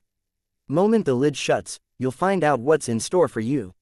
Some have rats, some have spiders, some have nothing at all, and some, a beam of light speared down from the base of the fat-bodied helicopter, sending chunks of earth where it hit ground. The moment it faded, a coffin fell into the hole that had formed, followed by a downpour of gravel. Get buried alive. The noise of the crowd was more bloodthirsty this time, unmasked and unashamed in their savagery. Hope you rancid cukes have friends to dig you up. Put up with that shit while you're on the trip of your life, and you get yourselves a green fucking armband. For the rest of the night, everything is as free as your mother's pussy. For as long as you hold on to that baby, anything you buy direct from one of us head honchos is 10% off. So which, he stopped. There was a thump as the microphone hit the surface near Skidmark's feet, and then a violent but all too brief noise as it struck one of the propellers at the side of the aircraft and was promptly annihilated. Skidmark's hands went to his stomach, where blood and organs were spilling out. He turned to run, but more slices appeared in his arm, his buttock, his back and the back of his neck. No longer in sight of the majority of the crowd, he continued to try to crawl away, only for his reaching fingers to be separated from his hand, flying away from him in a spray of crimson. The aircraft lurched and began to turn, but this maneuver ended up spelling out Skidmark's doom. The surface beneath him was already slick with blood, and with only one hand's worth of fingers to grip with, he slid. He used his power to change the surface and force himself upward, but it was too little, too late. He dropped into the blades of the spinning propeller and was pureed in a heartbeat. Standing on a rooftop across from the aircraft, Jack flicked his wrist and snapped the blade of his straight razor back into the handle. Smiling thinly, he looked over his shoulder at his teammates. Bonesaw sat astride Siberian's shoulders, in the midst of braiding a lock of the feral killer's hair. Shatterbird and Burnscar stood on opposite sides of the group, the former holding a book in one hand, the latter with images in flame dancing a quarter-inch off her skin, showing people and familiar objects, many of the images replaying the scene of Skidmark's demise in miniature. Bonesaw's automatons were spread out over the remainder of the roof, and one of her Frankenstein creations waited patiently at the far end of the roof. Hack job, she'd called it. It had started to rot alive, and Bonesaw kept it out of the way so as not to offend the sensibilities of her teammates. Cherish stood in Crawler's shadow, pale, her hands clasped together. Her shoulders were drawn in, as if she was afraid she would be struck any second. Crawler, the most monstrous member of the group, loomed over the rest. His chest was 10 feet deep from front to back, his head the size of a small car. He combined the most effective features of a bear and a panther. Sinuous, flexible, bristling with quiet menace, but also brawny with muscle. He had armor plates covering him, with scales where armor wouldn't allow him optimum flexibility, and spines and coarse hair where the scales wouldn't do. Head to toe, he had the coloring of an oil slick, black by default, but scintillating with rainbow hues in just the right light. 100 black orbs studded the length of his body, set into the plates of armor. Caustic venom virtually poured from a mouth that bristled with mismatched fangs, spattering precipitously close to Cherish and eating at the concrete rooftop. Perhaps most unnerving of all were his 6 legs, each forking at the knee or elbow joint, with one larger limb ending in scimitar-like claws and a smaller set of limbs for each, tentacles for the rear 4 legs and a long-fingered human's hands for the forelimbs. Jack spoke, with no small amount of irony. Looks like Skidmark's hosting a party. I think we deserve a night on the town, after waiting as long as we did to reveal ourselves. Be sure to thank our hosts. I'm sure our invitation was lost in the mail. Smiles spread across more than one face. Crawler was the first one off of the roof, throwing himself into the night air to land in the dead center of the crowd. The others followed quickly after, Shatterbird and Bernskar launching themselves to the far corners of the massed crowd, conjuring up storms of glass shards and flame to block their victims' retreat. Bonesaw's creations poured over the edges of the rooftop to herd the remainder of the crowd and keep them contained to one area. It was just 4 of them left on the rooftop. Siberian, Bonesaw, Jack and Cherish. Siberian reached out and gripped Cherish by the shirt collar. More graciously, she extended a hand toward Jack. He gripped it tight. "Thank you," he said. Catching a ride with Siberian was something of an art form. Cherish had yet to master it, not even biting her tongue or keeping the short shriek from escaping her lips as Siberian stepped off the edge of the roof. Jack, for his part, allowed himself to go limp the second Siberian pulled at him. The 4 of them collectively dropped, Bonesaw riding atop Siberian's shoulders, gripping her hair to maintain her position. They were spared the messy fate of being pancaked on the pavement by a quirk of Siberian's nature, transferring to each of them. Jack staggered, more because he'd let his whole body relax so he wouldn't jar something when Siberian tugged at him, but he let go of his teammate's hand and straightened. Cherish dropped to her knees. "Much obliged, Siberian," Jack said. "Go, have fun." Siberian reached up and set Bonesaw down, and then was gone, one footstep carrying her into the midst of the crowd. She didn't care if she hit anyone. Anyone unfortunate enough to be in her way was pulverized, their limbs broken, chests shattered and necks snapped by the impact. Even those in the general area were caught by the flying bodies and hurt just as grievously. Bonesaw laughed, and it was a sound without reservations, not shaped by social constraint or culture or self-censorship. It was the laugh of a child, free and without a care. One of her mechanical spiders leapt onto her back, and wound several of its limbs around her chest. 2 limbs extended to connect to her wrists, so the mechanical arms mirrored the dimensions and length of her own. The ends fanned out into an array of scalpels, needles, saws, and other instruments so one tool sat between each of her splayed fingers. The smallest gestures of her hands forced instantaneous rearrangements of the tools, so another was ready for her to grasp and use. 2 more spiders lunged forward and pulled one of Siberian's screaming wounded away from the rest of the crowd, dragging it inch by inch toward the advancing Bonesaw. The crowd might have turned to fight her, but they lacked the courage. They scattered. Jack twirled his closed straight razor around his fingers. "Cherish, stand up. You're missing the show." Obediently, Cherish raised herself up. She lifted her head just in time to see a blur of white and black against the night sky, followed by a large explosion from the side of Squealer's flying aircraft. It tilted and bounced against the side of a nearby building, scraps of metal shearing off to land in the midst of the crowd. A series of small detonations that ripped forth from the interior of the aircraft cast just enough light for Jack and Cherish to see Siberian striding across the deck, one of the merchants in her grip. In a heartbeat, she'd torn the woman's limbs from their sockets and buried her teeth in the woman's neck. Bereft of a pilot and working internal mechanisms, the aircraft crashed heavily in the midst of the crowd. The merchants who had gathered in the street for Skidmark's festival of poison scattered, abandoning their fallen friends, trying to find an escape route or hiding place. The screams of panic were twice the volume of any cheering they'd done earlier. Siberian hopped up to the highest point of the wrecked aircraft, the twisted remains of a propeller that should not have borne her weight. Her hair blew in the hot air that rose from the heap of burning metal. She glanced around to see where she might do the most damage, spat out a gobbet of meat and then leapt off to one side, out of sight. The propeller didn't even move. "Are you going to partake?" Jack asked Cherish. "Why are you still talking like I'm a member of this team? I tried to manipulate all of you, and I failed. We'll deal with your punishment at a later date. Bonesaw is working on something." Cherish's eyes widened. "I knew she was. I read her emotions towards me. I knew she was thinking about something. But hearing you say it out loud. Oh God, rest assured, Cherie Vasile, you dropped out of reach of God a long, long time ago." Jack smiled at her. She turned away, looking over the scene, as if it could distract her from her thoughts and fears. Crawler threw himself into the point where the crowd was thickest. Bodies flew as he moved on his two rearmost legs and swept the other 4 claws and 2 tentacles through the ranks of the merchants. When everyone within his broad reach was dead or suffocating from the paralytic venom, he turned toward the wrecked aircraft and began advancing with a more measured pace. Each of the 100 eyes along the length of his body blinked to clear away the blood and dust that had spattered him in his all-too-brief spree. Jack watched as someone drew a gun and pointed it at Crawler, then reconsidered. He turned it toward Bonesaw, and found himself face to face with Hack Job. He was cut down a moment later. Hack Job exploded in a puff of white dust, already having left to dispatch more gunmen that might harm Jack or his maker. Another figure appeared next to Jack and Cherish. Jack assumed it was Hack Job until he turned his head. "Oh ho," Jack assessed the man. "What happened here?" Mannequin stood, headless, streaked in paint and dust that marred his white body with dark colors. His right arm ended at the elbow, the remainder missing. One by one, the other members of the 9 seemed to notice Mannequin's appearance. Shatterbird stepped back from the ruined husk of a massive suit of steaming armor and started flying their way, accompanied by a cloud of bloody glass shards. Bonesaw turned away from her patient. She spoke to the man, pushing him away. She might have said something like, "Run."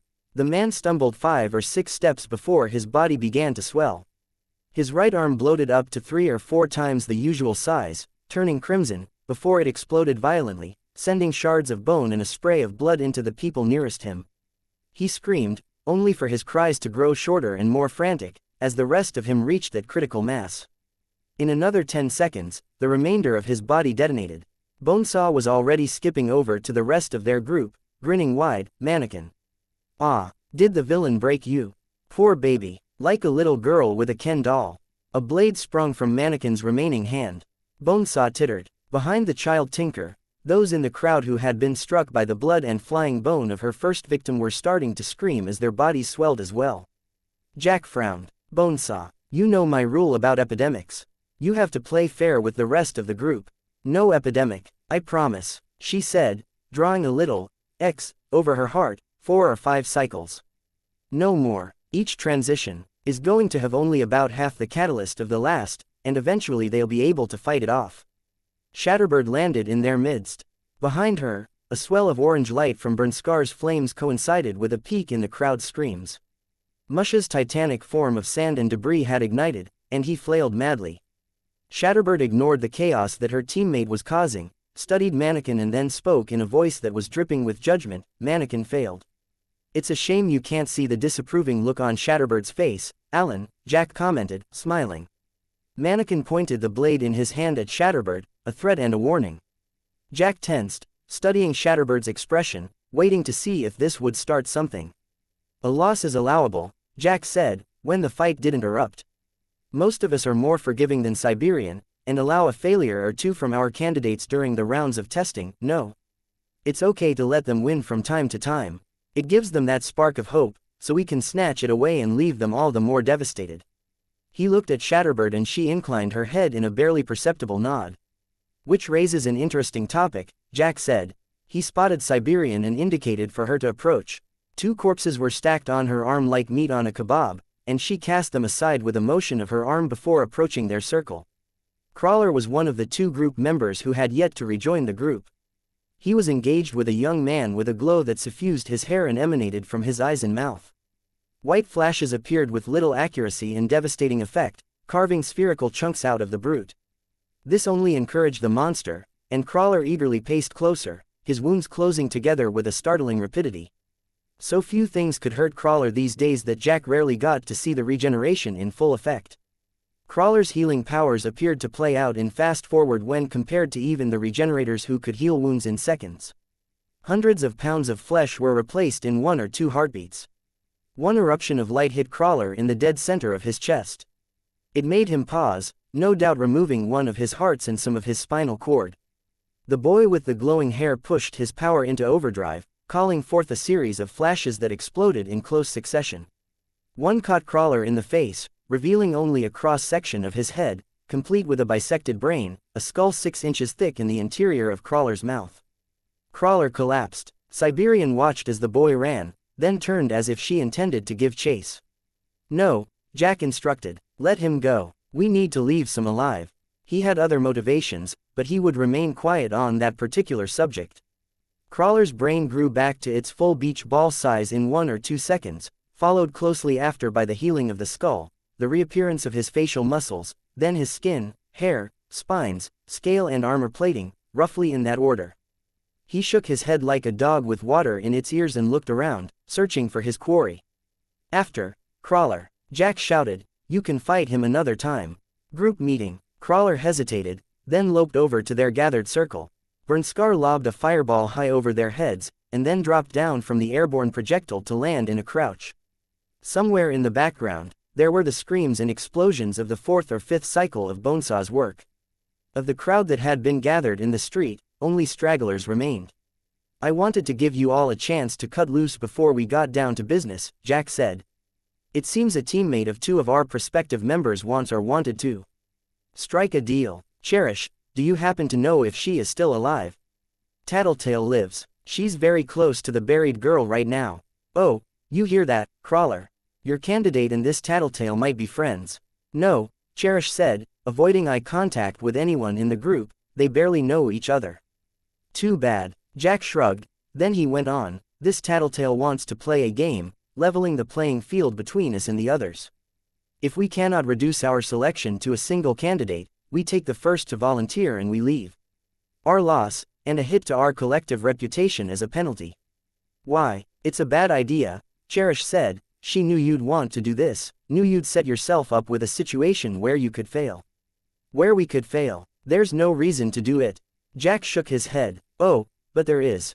Limitations foster creativity. Tell an artist to paint anything, and he may struggle, but tell him to create something specific, in a set amount of time, for a certain audience, and these constraints might well push him to produce something he might never have come up with on his own. We grow and evolve by testing ourselves. That's my personal philosophy." "That's not really a test," Shatterbird spoke. "There hasn't been a round of testing since I joined the group where we didn't whittle it down to one candidate. We could forego the final test, pitting them against one another." Shatterbird turned to him. But, again, the last test where we had to go that far was mine." "True. Would there be any complaints if we added another restriction? Perhaps a time limit. We take turns. 3 days each to carry out our tests. A failure, such as the one that Mannequin evidently suffered tonight, and you're penalized 1 day. A successful test might add some hours to your deadline, while the removal of one candidate buys you an extra day." "That's not very fair to the first few of us to go," Bonesaw said. "They'll have to test more people in less time. They also have an easier time removing candidates from the list. More chances at a longer run. In fact, just to be fair, we may have to adjust the time awarded for a successful test, so there's less for the first few of us to have a turn. Do you all trust me to decide on something fair?" There were nods or noises of agreement from Bonesaw, Bernskar, Siberian and Shatterbird. Mannequin tapped one finger on the blade that still extended from the base of his hand, drawing forth a single clink. "That's 5 of you in agreement." Crawler. The monster stretched, his musculature rippling. When he spoke, his voice was a rumble of broken sounds that only barely resembled words. No point. Ah, you feel your only road to self-improvement is your power. While I would love to return to this particular debate, I can agree to disagree so you all can get back to your fun. Look at it this way. Our usual method has our quarry running scared. To even get them to fight, you have to corner them, which you are admittedly very good at doing. Like this, however, they have reason to band together, to fend us off, and protect the candidates who decide to eschew our tests and face our reprisals instead. More would fight you, and you'd have a higher chance of finding another individual who could harm you. Crawler tilted his head one way, then the other. He rumbled, fine, which only leaves you, Cherish, our errant rookie. You're dejected because you know Bonesaw has a punishment in the works. But you mustn't lose heart. You'll still have a chance to redeem yourself, and maybe even escape reprisal for your juvenile stunt. I think Mannequin should start us off, and he'll be penalized 1 day from his time limit for his loss tonight. And you'll have to deal with the Bug Girl, to make up for this embarrassment. Make her suffer. Mannequin tapped once on the blade. Cherish, you'll go second. Your last chance to impress us. Cherish nodded, as mute as her headless teammate. Good. 2 days, Mannequin, then 3 for our Cherish. To be fair, we should have a rule that says you cannot take out a candidate until they fail your test. So each prospective member must be informed about the test and what it requires, they must fail, and they must be eliminated or punished, until one remains. For those of you who want to show how superior they are over their teammates, he cast a sidelong glance at Shatterbird, there are several paths to success. Remove several candidates, conduct a full round of testing, see that your candidate succeeds above any of the others, or all of the above. I like it, Bonesaw said, it sounds fun. But what about Siberian? How is she supposed to tell them the rules? We'll help her out on that front. Same test as usual, Siberian. Siberian nodded. She reached out to Bonesaw's face and used her thumb to wipe away a spatter of blood before licking the digit clean. In any case, we've hashed this out enough. I'll think it over tonight and have something proper to present to you in the capes of this city who will be our opposition. I can add some rules, to cover loopholes and keep this little event manageable. Panacea, Armsmaster, Bitch, Regent, the Buried Girl and Hookwolf. Bernskar didn't nominate one, and I've already dispatched mine. That's 6 candidates, we need to remove 5. And when we're done and we've established our superiority, we can kill this tattletale, her friends, and everyone else, just to make our point. Good. There were signs, nods and murmurs of agreement all around. Good. Go. Have fun. Mop up the stragglers. Don't worry about leaving any alive. They already know we're here. No more than 5 minutes before we leave. We can't have our grand battle with the locals so soon. His monsters returned to their carnage. He watched them at their work and their play, noting all of the little things. He knew all too well that Shatterbird pretended civility, but she got as restless as Siberian when things got quiet, and she would look up from whatever book she read every 30, 15 or 10 seconds, as if waiting for something to happen, craving it. Siberian would begin to look at her group members in a hungry way. She didn't need to eat, but she enjoyed the experience, wanted it the same way someone else might crave their morning coffee. Stimulation. Crawler, he knew, wouldn't show any signs of boredom or restlessness. When he lost patience with things, it was an explosive affair, almost unmanageable. Keeping this group in line was a matter of balancing carrots against sticks. A constant, delicate process. Every member sought something from the others, however solitary they might strive to appear, carrots that Jack could use to keep them as part of the group and entice them to stay, to cooperate. It was not easy. What served as a stick to one might easily be a carrot to another. Shatterbird, who had deigned to observe for the moment, hovering over the scene, was an individual who craved validation. She would be insulted to hear it spoken aloud, but she needed to be powerful in the eyes of others, civilian or teammate. She could tolerate much, but an insult or a joke at her expense could push her over the edge. As carrots went, a simple word of praise could satisfy her for a week, and an opportunity to shine could sat her for a month. It was why he allowed her to sing each time they arrived somewhere new, even as he found it repetitive and boring, brooking the same scenarios time after time. Her stick was easy enough, the threat of physical harm, or the embarrassment of being made to lose control. Were she to attack a member of the group, Siberian or Crawler would retaliate, and they would hurt or kill her. It would be inevitable, unequivocal. The idea of the shame she'd feel in that ignoble defeat held her back as much as anything. Siberian watched as Bonesaw began excising and stitching together groups of muscle and collections of organs she and her mechanical spiders were harvesting from the fallen. It was taking on a vaguely human shape. Siberian was tricky. He doubted anyone else in the group was even aware, but their most feral member harbored a fondness for Bonesaw. Siberian had little imagination, and was perfectly comfortable rehashing the same violent and visceral scenarios time and again, but she nonetheless enjoyed Bonesaw's work. She saw a kind of beauty in it.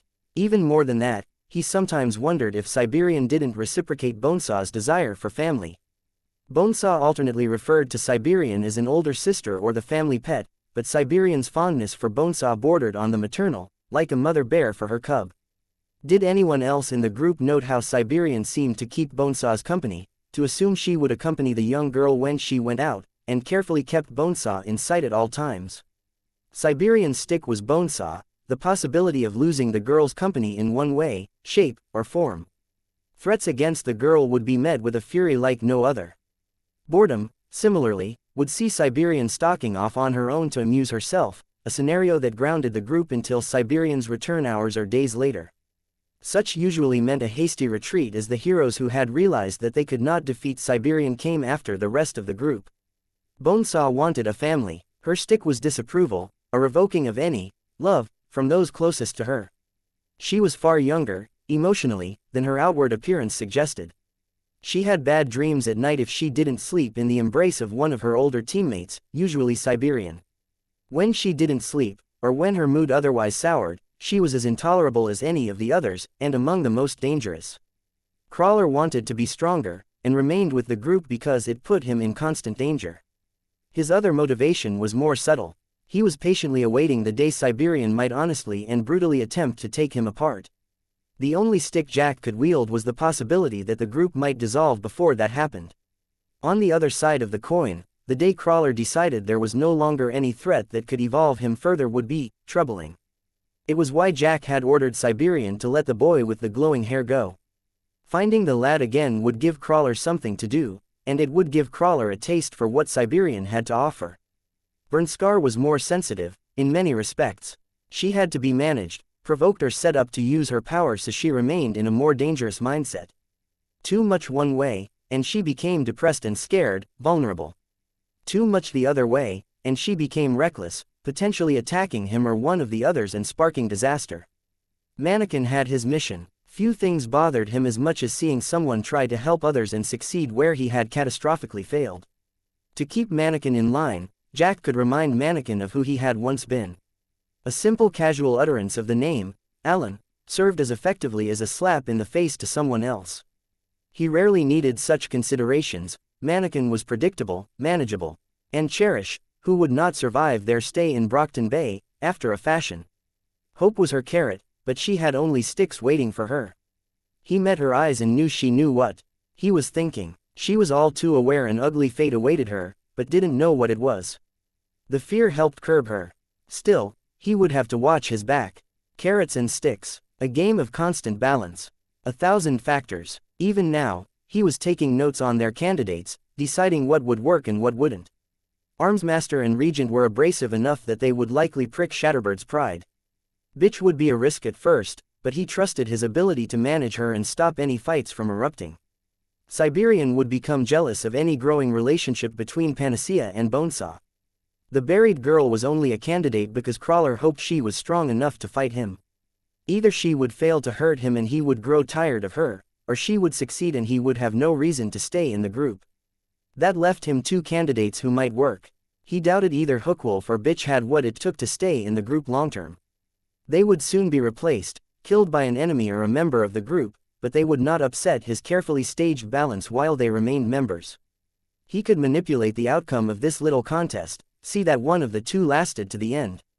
It would be hard, requiring the best he could employ in subtlety and head games. The wind blew flame-heated air at his back, thick with the smell of smoke and the sweet tang of blood. He smiled. These challenges, after all, served as his own carrot. Chapter 128. Arc 12. Plague, bonus interlude. Jamie. She couldn't shake the idea that it was a hoax. 3 times, she almost turned around and headed back home. 28 miles west from New York City, down the 202, to where there were more trees than houses and the roads hadn't been maintained for too many years. It hadn't rained recently, but there were murky puddles in the road where the water had settled into broad depressions. Water sprayed as she deliberately aimed for one puddle. 45 minutes of driving, trying to convince herself this was real, not seeing anyone on the road for the last 10 minutes, she'd started to feel lost. The concrete action of steering into the puddle and getting the expected result seemed to ground her. Every action had an equal and opposite reaction. It was the way things were supposed to work. Action and consequence. Driving to the middle of nowhere was the action. But what was the consequence? Wasting 2 hours of her time on one of the last weekends of freedom she had before she was due to start school. For a mere chance she might get what she needed, she had to stop and reverse to reread a number on a mailbox. 2062. She steered into the long dirt driveway. A farm sat in the distance, with a rotted-out grain silo and a barn nearby. What if this wasn't just meant to waste her time? What if it was more sinister? If there was a gang of men waiting for her, ready to drag her off somewhere, she shook her head. She knew how to defend herself. Her father had taught her, and she'd taken classes. They didn't necessarily know she was a woman from her email address. She'd left a note with her roommate, sealed with instructions not to open it or read the details unless she failed to return home. Topping it off, the necklace she wore had a built-in GPS. A gift from her 16th birthday from her dad. If there was trouble, the note she'd left with her roommate had instructions to contact her dad and track her down using the necklace. She stopped by the barn and sat in the car for a minute, peering around to try to see if anyone was near, the engine idling. A minute passed before she felt secure enough that she wouldn't be ambushed and shifted the car into park. She held the key like a weapon as she stepped out of the car. She didn't hold the individual keys between her fingers, like an amateur would be inclined to do, but held it like a knife instead. The barn was the final destination of the route the email had outlined for her. Empty. It smelled of stale manure, rotting hay and mold. The exterior was covered in peeling red paint. She checked her watch. She was 8 minutes early. There were no other cars on the property. That meant there were 8 minutes for someone to come down that road with the cracks, potholes and puddles, pull down the long driveway and come meet her at the barn. Her weight shifted from foot to foot, as her impatience manifested in restlessness. 8 minutes before she found out if she'd been played for a fool. She used her shoes to kick a few loose stones from the dirt driveway, smoothed it out, and then kicked them off. Barefoot, she planted her feet a shoulder-width apart, then bent her knees as though she were sitting down in a chair, her arms outstretched in front of her for balance. She bent low, straightened, then repeated the process several more times. Deep breaths. Centering herself, she began on the next form, placing her feet perpendicular to one another, and transferring her weight from one foot to the other, from toe to the heel of the other foot. Her digital watch interrupted her exercises with a steady beeping. She'd set an alarm for the meeting deadline. Right this minute, she was supposed to be meeting someone, and there was no car in sight. Sighing, humiliated, she donned her shoes, opened her car door and prepared to leave. She wouldn't speak of this to anyone. Leaving, after coming all this way. The voice was female, rich with hints of a French accent, but the English was probably better than her own. She turned, then stepped a few feet in front of her car to look inside the barn. A woman stood there, dark-skinned, with her hair cut into a short style that was more utilitarian than stylish. She wore a doctor's lab coat and held a white plastic clipboard with both hands. That wasn't the startling thing. At a point halfway inside the barn, there ceased to be any barn at all. White tiled floor and white painted walls stretched a distance behind the woman, and the ceiling was all glass, hiding a smooth distribution of fluorescent lights that made it all glow evenly. Who are you? Some call me mother, but that is meant to be tongue-in-cheek. Those with a more professional attitude know me as doctor. I'm, no names. We've already investigated you, we know much of what we need to know, but I think there is a great deal of symbolic value in having you maintain some anonymity. Pick a name, and I will use it for the duration of this meeting. It doesn't need to be permanent or long-term.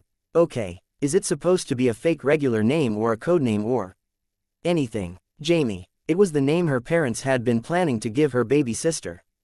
They'd broken up before that happened. Jamie it is. Come, I have an employee that is relocating this section of my offices to this spot, but it taxes him, and there'll be less wait for the return trip if we don't strain him. Jamie looked over her shoulder at her car. The GPS wouldn't do her much good here, she suspected. It would take a leap of faith.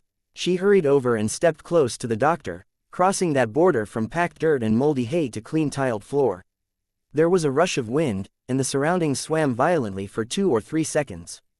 When the image had resolved again, they stood in the middle section of a long hallway. It looked like a hospital, sterile, white, clean, but it was empty. There were no people, and there was no equipment. "Welcome to Cauldron," the doctor said. "How did you find me?" "I just got an email. I'd have to check my notes. We have ways of finding interested parties. If I remember right, you were browsing websites, researching ways to acquire tinker-made armor and weapons."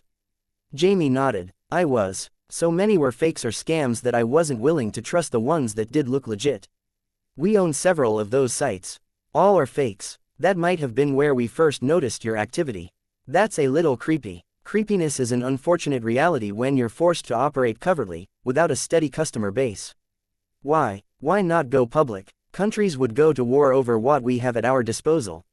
A way to grant powers to anyone who wants them. They would want armies of parahuman soldiers.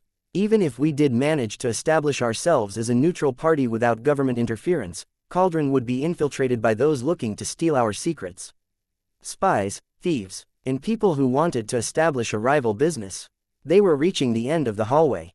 The doctor smiled lightly. "And that, please, through this door."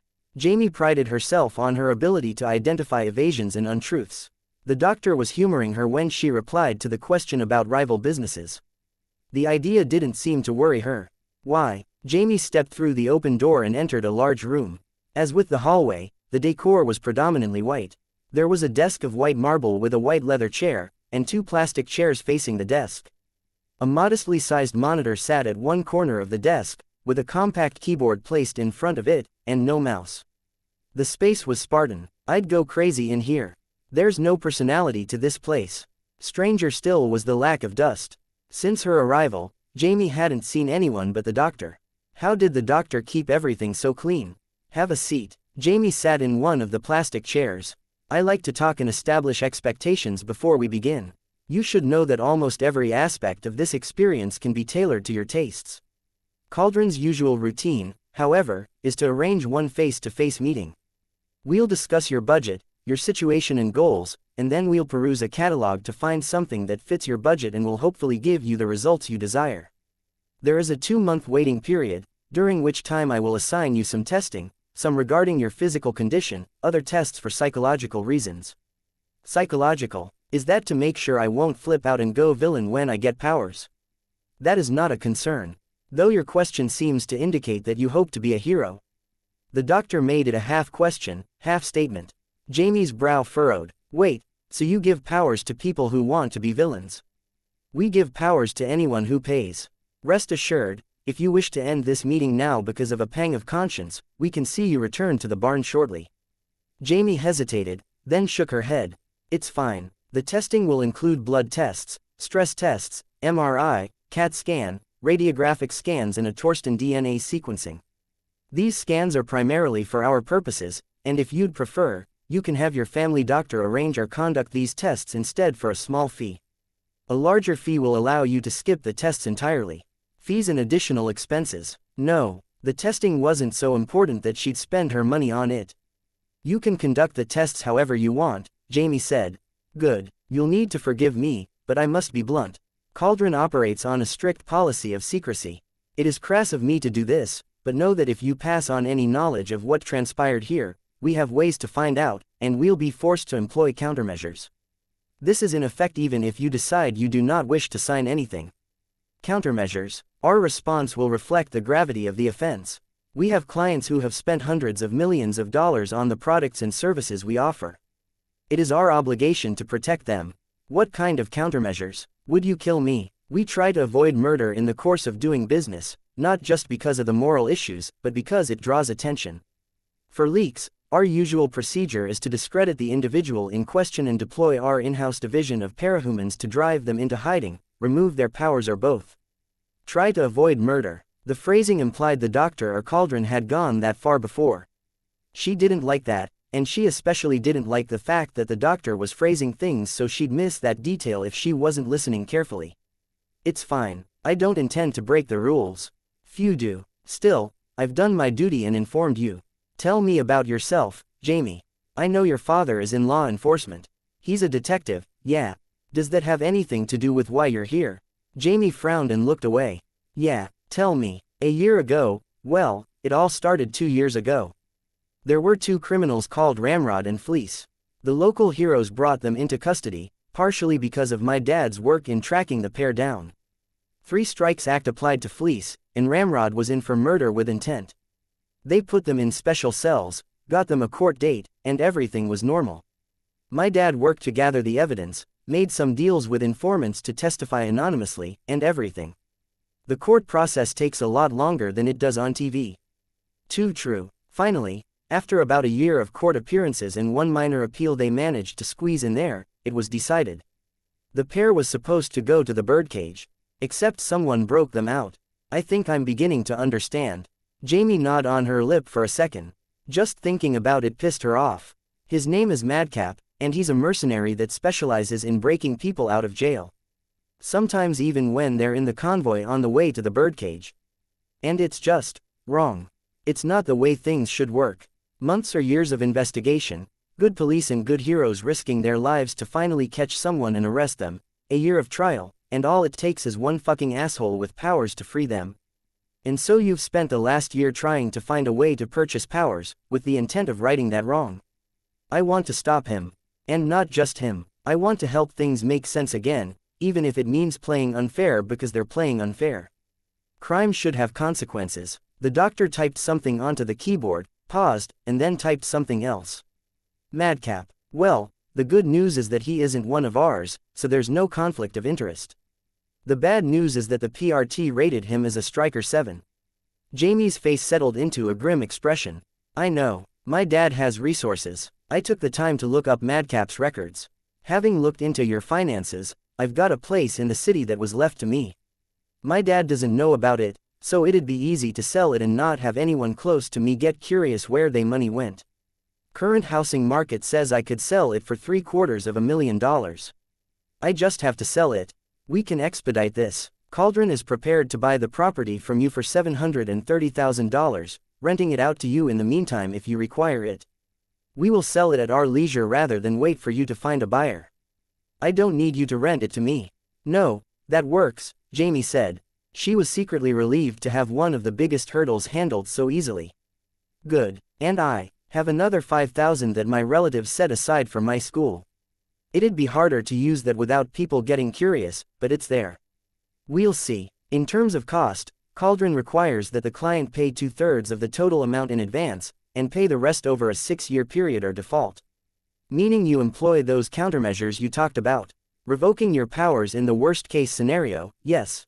Is that revoking of powers a part of the process of however you give people the powers, or is it something that one of your in-house capes does? The doctor was typing on the computer. Without taking her eyes from the screen, she said, the latter. You don't need to worry about someone using a loophole or flaw in the process to take away your abilities. The doctor frowned at the image on the computer screen. What? The doctor turned the monitor around. It showed graphs and charts that made little sense to Jamie. Clearing her throat, the doctor leaned forward over the desk and extended one manicured nail to point at a series of labels on a 3-dimensional graph. This is the P value is related to the cost of the power, with the expected range of powers. The amount of money you have, even assuming an additional 33% in payment made at a future date, is probably not going to provide you with the power you'd need to take on a Striker 7. Jamie's face fell. Shaking her head in confusion, she asked, P. And what do you mean by probably? The doctor opened a drawer and retrieved a binder. She slid it across the desk. Every page was laminated, labeled with a serial number.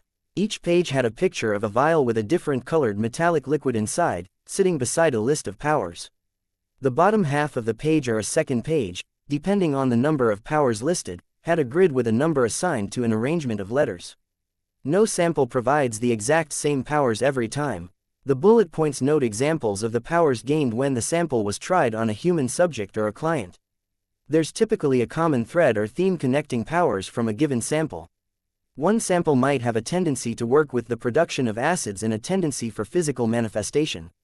This might allow an individual to turn into a living pool of acid, to secrete acid from his pores or to spit streams of corrosive venom. I don't want a power like that. No. For one thing, the R value of sample J0090 is very low. Note the letters on the grid. The most important ones are the O, P, and R. These, on their own, determine roughly 90% of a sample's cost. O refers to a power's uniqueness. It's largely subjective, and liable to change through factors entirely out of Cauldron's control, but it is easier to stand out as a hero or villain if nobody else can do what you do. You've already mentioned the other two letters in passing. The P value is the raw effect of the granted abilities. An estimation of the rating the PRT would assign to the powers. Higher P, more effective and versatile abilities. Jamie nodded. And R, unfortunately, as I've mentioned, there are no guarantees. A given sample does not provide the same effects every time it is tested. There are admittedly some dangers involved in the use of our product. Sometimes there are physical changes that cannot be masked. You have seen the heroes or villains with glowing eyes or less human features. That was sobering. The R value refers to how predictable a given sample is. There are some that produce very simple, reliable results. In 63 tests of sample T6001, it has only failed to grant a form of flight on 2 occasions. Contrast that with sample B0030. It has, in 4 tests, granted an individual the ability to make things implode. It has created a powerful vacuum in someone's mouth that draws everything into a portal where it is promptly annihilated. Sample B0030 killed the other 2 test subjects. Killed. There was an outside possibility she could die, if she took the wrong one, or if she got especially unlucky. How do you test this? You're talking about a lot of tests, 60 for just one sample, but there's no way people wouldn't notice or that word wouldn't get out if you were doing something like that. As you've seen, Cauldron has resources. That doesn't really answer my question. It does, just not as clearly as you want it to. Something in the doctor's tone suggested the woman wasn't going to elaborate further. Jamie shut her mouth, frowning slightly. As you can see here, this graph shows the relationship between cost and the rising P, O and R values. It was a cube broken into a multitude of smaller cubes, with P as the x-axis, O as the y and R as the z. They ranged from white to sky blue to darker blue, purple, red, and finally crimson. The key at the bottom of the graph suggested that anything beyond dark blue would cost several $1,000,000. By the time it hit crimson, it was ranging into the hundreds of millions. This is what you can afford. The doctor hit a key and the graph was reduced to the white and light blue cubes. You could theoretically push into the 7 range of P values to put yourself at this madcap's level in terms of raw power, but you would be forfeiting a great deal in the other 2 departments. Your powers would be relatively simple, defaulting to the sort of abilities that countless other heroes already have, and with the low R score, you would be risking getting something you do not want.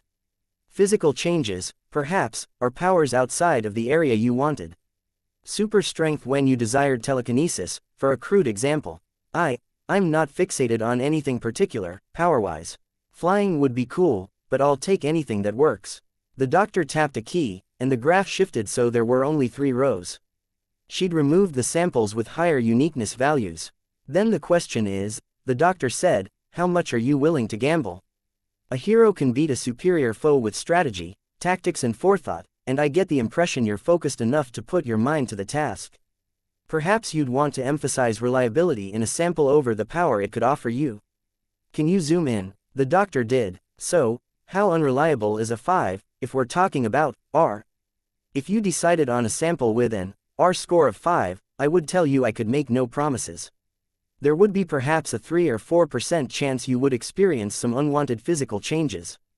0.5% chance that you'd experience changes of a degree that you wouldn't be able to go out in public without drawing notice, even with heavy clothing. You would, I'd venture, not be buying a particular power, but the broader category of that power. To use our earlier example, you would not be buying acid spit, specifically, but an acid power. Jamie looked at the other lines on the graph, and I'd be getting something like an O of 3 and a P of 5. Something in that neighborhood, yes. A power rating of 5 to madcap 7, Jamie put her elbows on the edge of the desk and her head in her hands. There's a chance you could get lucky and achieve a power with a greater P value than expected. Again, that misdirection. Jamie shook her head, and a roughly equal chance that I could get unlucky, since it's an average. Admittedly true. Is there anything else I could do? A way to get better results? We have options, but I don't know that they apply to your case. I mentioned the psychological testing earlier. You should know that an individual's personality, mental state and background do seem to have a great deal of effect on the resulting power. I would even say it's one of the primary factors, outside of the sample itself. Jamie wondered momentarily how her own mental state would influence her powers.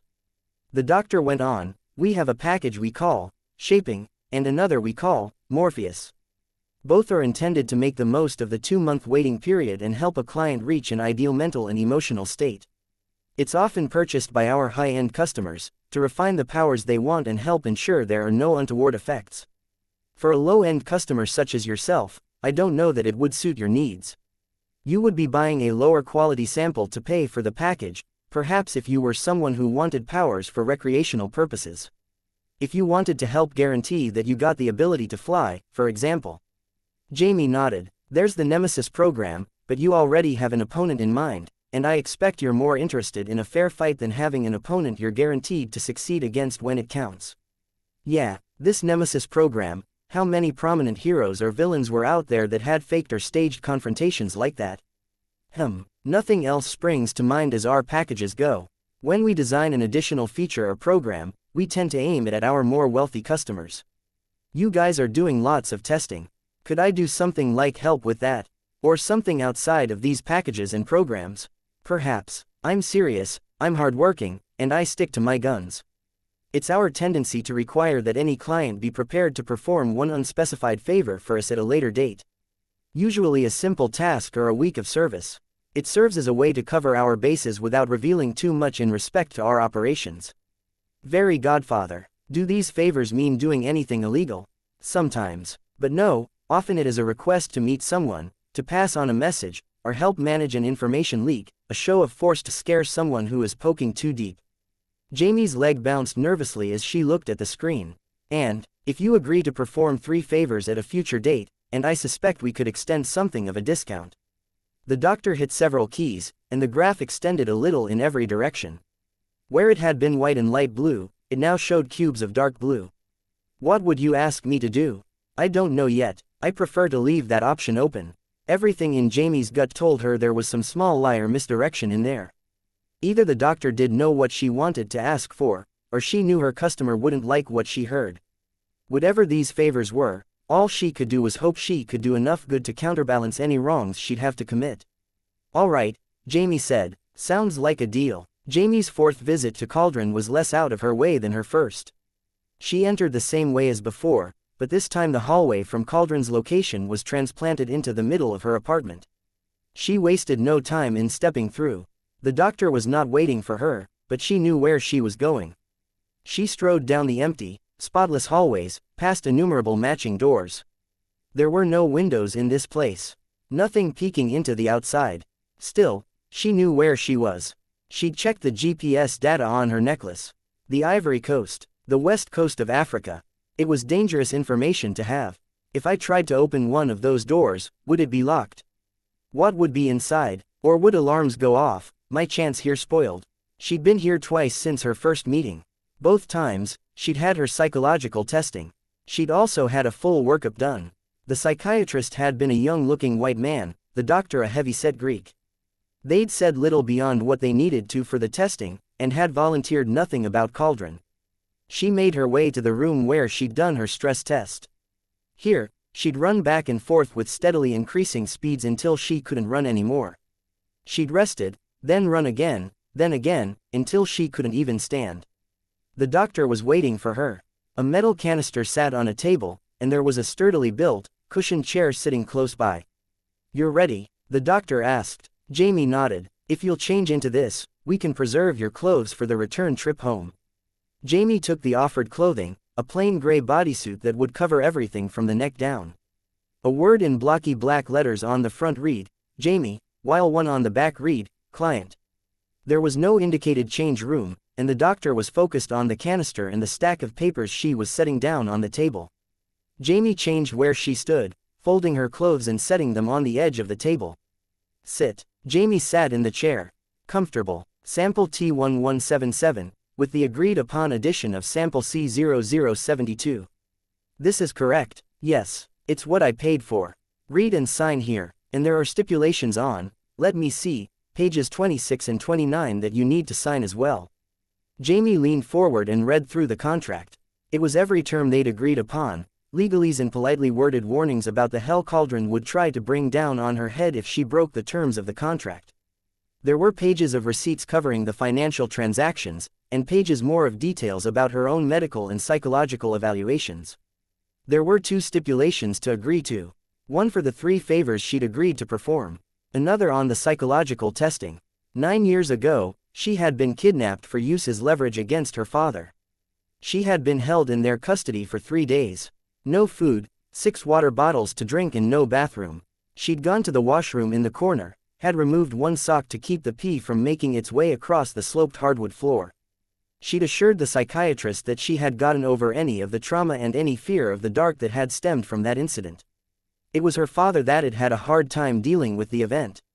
She'd been young then, and the event hadn't really stuck in her memory. But she couldn't shake the idea that the kidnapping might have left some lingering effect on her that would taint the process. You haven't eaten, nothing since this time yesterday. You don't have any colds, no aches and pains.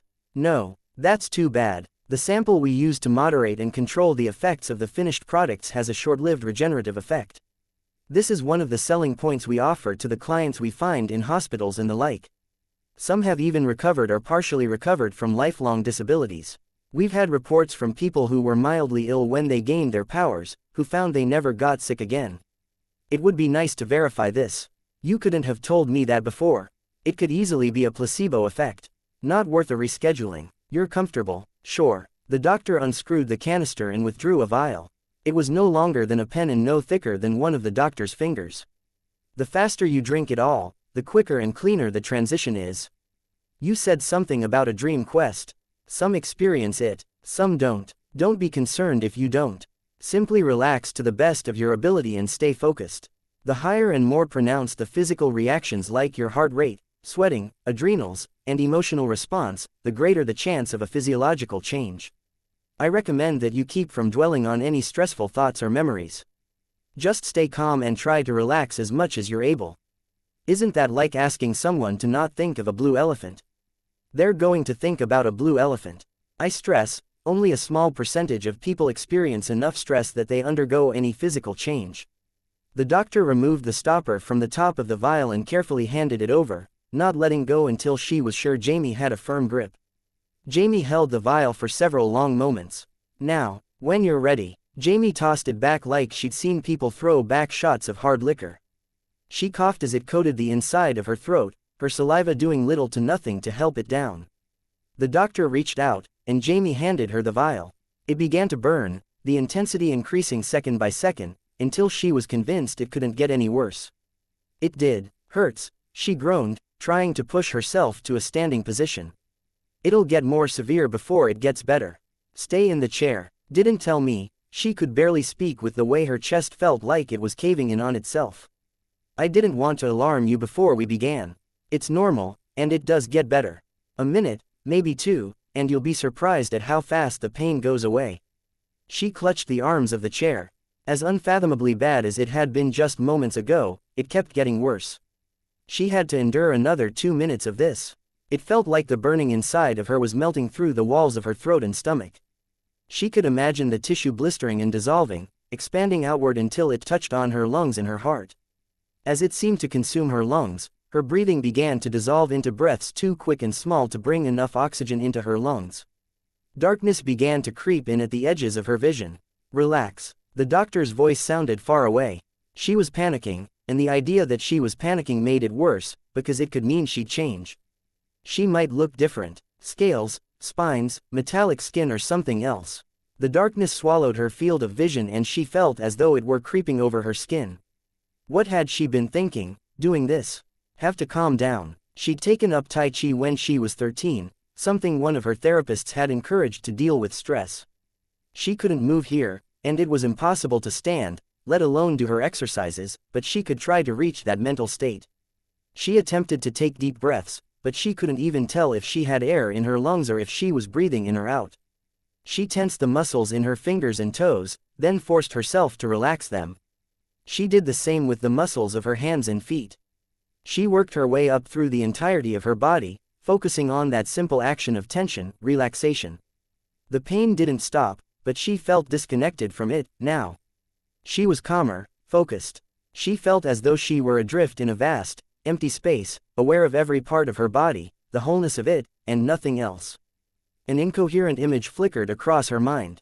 A landscape of twisted biological shapes that seemed to alter with every passing second, changing into something completely different. An archway of bony growths disconnected and became a bridge over a crevasse. Then a hill, yet it all seemed to change with logic. It was just a logic she couldn't comprehend. The ground split, chasms tore into the surface, dividing it, and another image. Earth. It was, as though she was looking at everyone's face and every object and every living thing on the planet at once, from every angle, but then she was looking at a different everyone and everything, then another. It dawned on her that it wasn't her doing the looking. She was a bystander. Before she could realize what this other was looking for, the scene changed again. Utter blackness and silence. It was only in this stillness and quiet that Jamie realized there was an undercurrent. An impression. She hesitated to call it an emotion. Reaching. It was the only word she could use to place it, and it didn't quite fit. It was an action that was simultaneously frustrated and frustrating. The pain cleared away so quickly she thought she might have imagined it. She was on the ground, she realized. On her hands and knees. Tears ran down her cheeks. Not all were from the pain. Some were sympathetic. What was that? What did I just see? It wasn't a dream. It wasn't what you described. Roughly half of my customers ask questions similar to yours after they've transitioned. I always say the same thing. I don't know. Even in the days she was in, Jamie's instincts told her the doctor was lying. I expect you'll retain the memory better if you don't try too hard to hold onto it. The strange things she had seen didn't seem to matter anymore. Did I change? Is my body different? You glowed briefly, but that passed. You look the same as you did. Jamie nodded, too worn out to feel relieved. I'm going to leave, now, for my own safety. I recommend sitting and resting before anything else. When you're prepared, stand and see what you can do to exercise your new abilities. The doctor was halfway to the door when Jamie shifted her position and prepared to climb into the chair. Relief was surging through her. She hadn't become a monster. She hadn't lost her mind. This was for real. What she had seen, it was too profound to mean anything else. Even a hit of LSD wouldn't have given her visions as clear as that. Not that she'd done LSD. Though she didn't feel dizzy, she found she lacked the sense of balance to stand, and tipped forward. Between one heartbeat and the next, everything seemed to click. She felt as though she were floating in slow motion rather than falling, her body thrumming. She extended one arm toward the arm of the chair to catch herself, but she underestimated the speed and strength of the movement in the midst of this slow-motion world. The chair was sent flying, skidding across the floor. She fell hard, the moment over, her fall no longer slow motion. On the other side of the room, the chair hit the wall and shattered. Seems you have something. Congratulations, the doctor said. Madcap hit one of the armored PRT vans hard enough to make it roll. The driver of the second tried to steer clear, but Madcap stepped into the path of the incoming vehicle. It struck him and the vehicle virtually bounced off of him, the hood crumpling as though it had hit a telephone pole. He rolled his shoulders, and then kicked the vehicle. It skidded along the road and collided with the third truck, which had already pulled to a stop. Which left only the task of freeing his clients. Stop. Madcap turned. Jamie stood in the middle of the street, opposing him. Her low-budget costume consisted of a black bodysuit and a domino mask. You're cute. Nice body, and the costume is a nice mix of pathetic and adorable in a three-legged puppy kind of way. But you don't want to try to stop me. I hit pretty damn hard. The mention of her costume embarrassed her. She hadn't had the money after buying her powers. Still, three-legged puppy. Madcap, by contrast, was wearing a customized costume that had cost no small amount of money. A face guard covered the lower half of his face, and was imprinted with the image of a wide grin.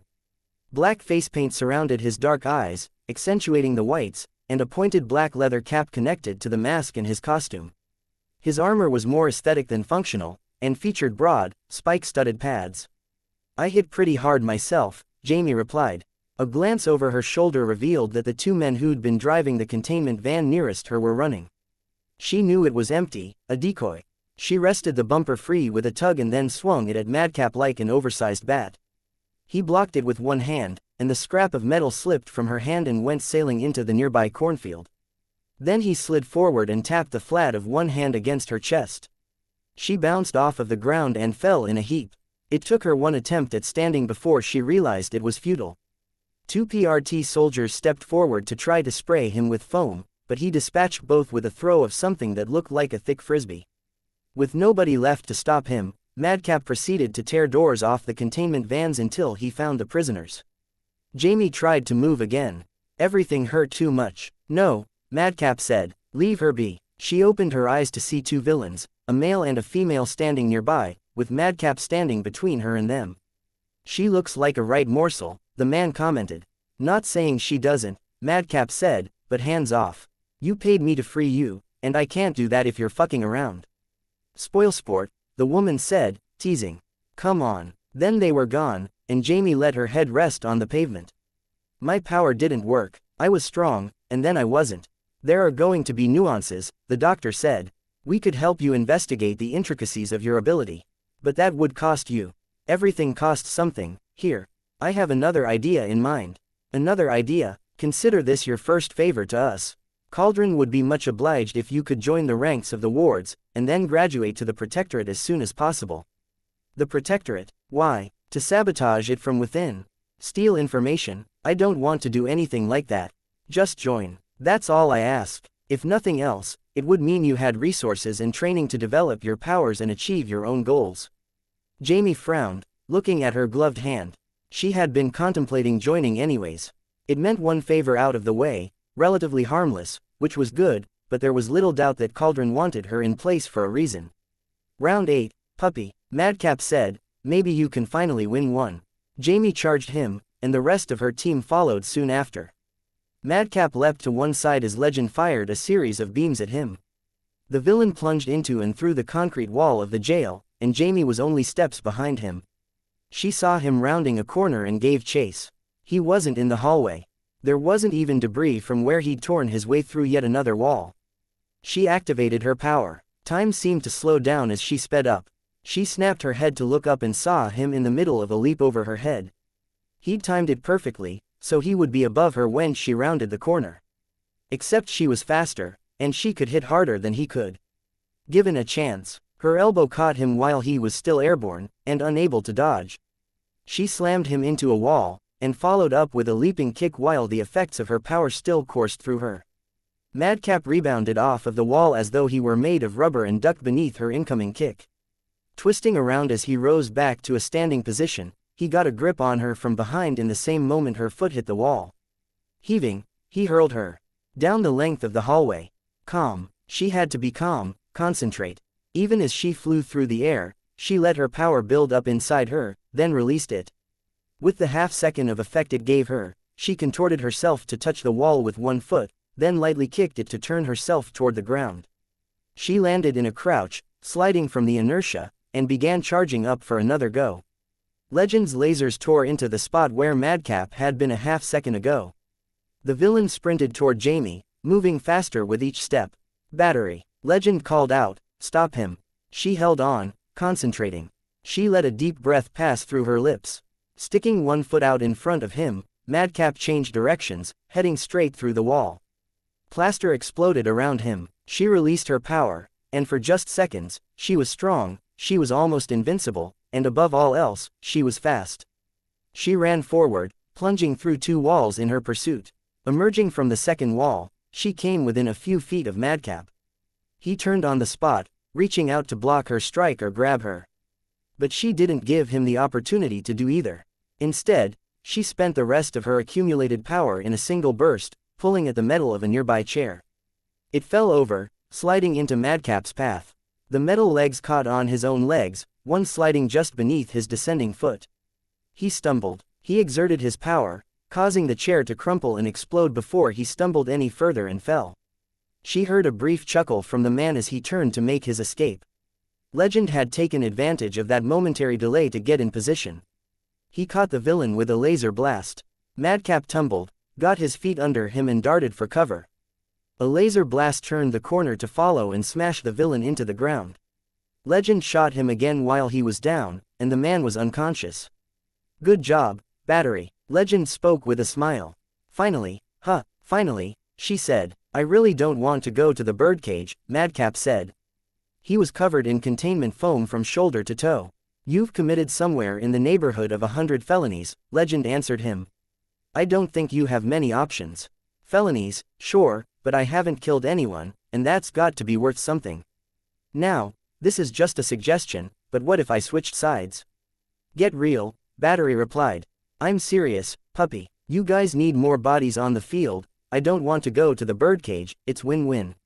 I'm strong. You've spent nearly 6 years perverting the course of justice for others, she replied. And now I can make amends. They had removed his mask, but his real smile was almost more mocking than the one that had been styled into the mask. You spent the last 5.5 years getting people out of the birdcage, claiming to be against it and everything it stood for, but now you're willing to work to put people in there. Maybe you've changed me. Your good looks, your winning personality, and your die-hard persistence in the face of so many defeats at my hand. Battery looked at Legend. Don't suppose we can gag him? Sadly, no, and he raises an interesting idea. He's going to run the second he gets a chance. There are options, tracking devices, or perhaps Murthan can put some countermeasure in place. I'm down for any of that stuff, Madcap said, casting a sidelong glance at Battery. He grinned, but I want some concessions. Concessions? You asshole. You should be glad that we're even entertaining this asinine idea. I think you'll find them pretty reasonable, Madcap said, more to Legend than Battery. Let's hear it. I think this would work best if I took on a new identity. New costume. My powers are versatile, enough that I doubt anyone's going to draw a connection. It also means I don't have any enemies or any paranoid customers from my shady past coming after me. That could be arranged, and I want to be on her team, Madcap said, pointing at Battery. He smiled. Puppy changes to a new city, I go with. Hell no, Battery said. Why? Legend asked. It's funny, Madcap said. It's going to irritate the piss out of her, and I've got just a little bit of a sadistic streak in me. If I don't channel it somehow, this just isn't going to work out. Just give me this, and I'll be a Boy Scout. Boy Scout, you'll be on your best behavior? Legend asked. This would be more than even regular probation. No, Battery said. Yes, Madcap answered the man. No, Battery said, stabbing a finger at Legend. I've been a damn good hero for you guys. My record is spotless. I've put in the hours, I've put in the overtime hours. I've done the jobs nobody else wants to do, the unpaid volunteer crap, the patrols at the dead of night when nothing happens. This is a punishment. You're right, Legend sighed, it would be a heavy burden for a good heroine. So it's up to you. You decide if Madcap joins the Protectorate or not. I won't judge you if you say no. But you think I should say yes. I do, if it makes us stronger in the long run. Battery looked down at Madcap, and the villain offered her an exaggerated pout, his eyes large, his lower lip sticking out. Fuck me, she said. You're going on paper as the one making the call, Legend, and you're taking the hit if this backfires. That's fair, yes. Madcap grinned. I've died and gone to hell, Battery muttered. It was everything she'd become a hero to prevent. A villain evading his rightful justice. But she knew it was for the greater good.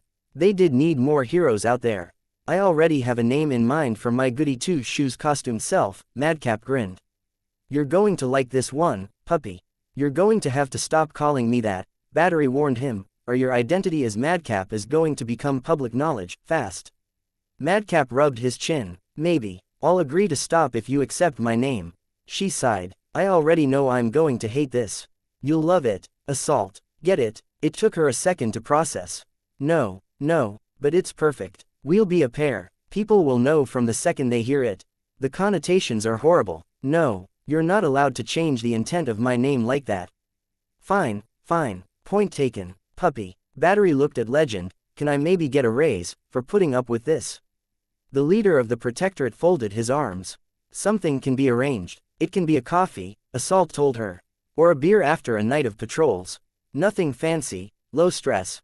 Low stress? You're forgetting the part where I'd be spending more time in your company than I have to. Hun, you need to unwind. Relax. You're too rigid, and I know for a fact that you haven't had a boyfriend or a girlfriend in the 2 years I've worked with you. Stop implying I'm into women, ass. Well, you keep turning me down, so it kind of makes a man wonder. I've been too busy, and even if I did want to date, rest assured, you would be my last pick for company. So hurtful. He pressed one hand to his chest. Look at me, I'm like a knight in shining armor, now. A wolf in sheep's clothing, more like. Aru. Miss Militia stopped in the doorway. Need rescuing. If you could put a bullet between his eyes, I'd owe you one. No can do. Miss Militia offered her an apologetic grimace. You okay, though? I'm okay, thanks. Miss Militia headed on her way, and Assault smiled. Listening to her, you'd think every second in my company was torture. Oh, you'd be surprised, Battery retorted. She turned and topped off her cup of coffee, finishing the pot.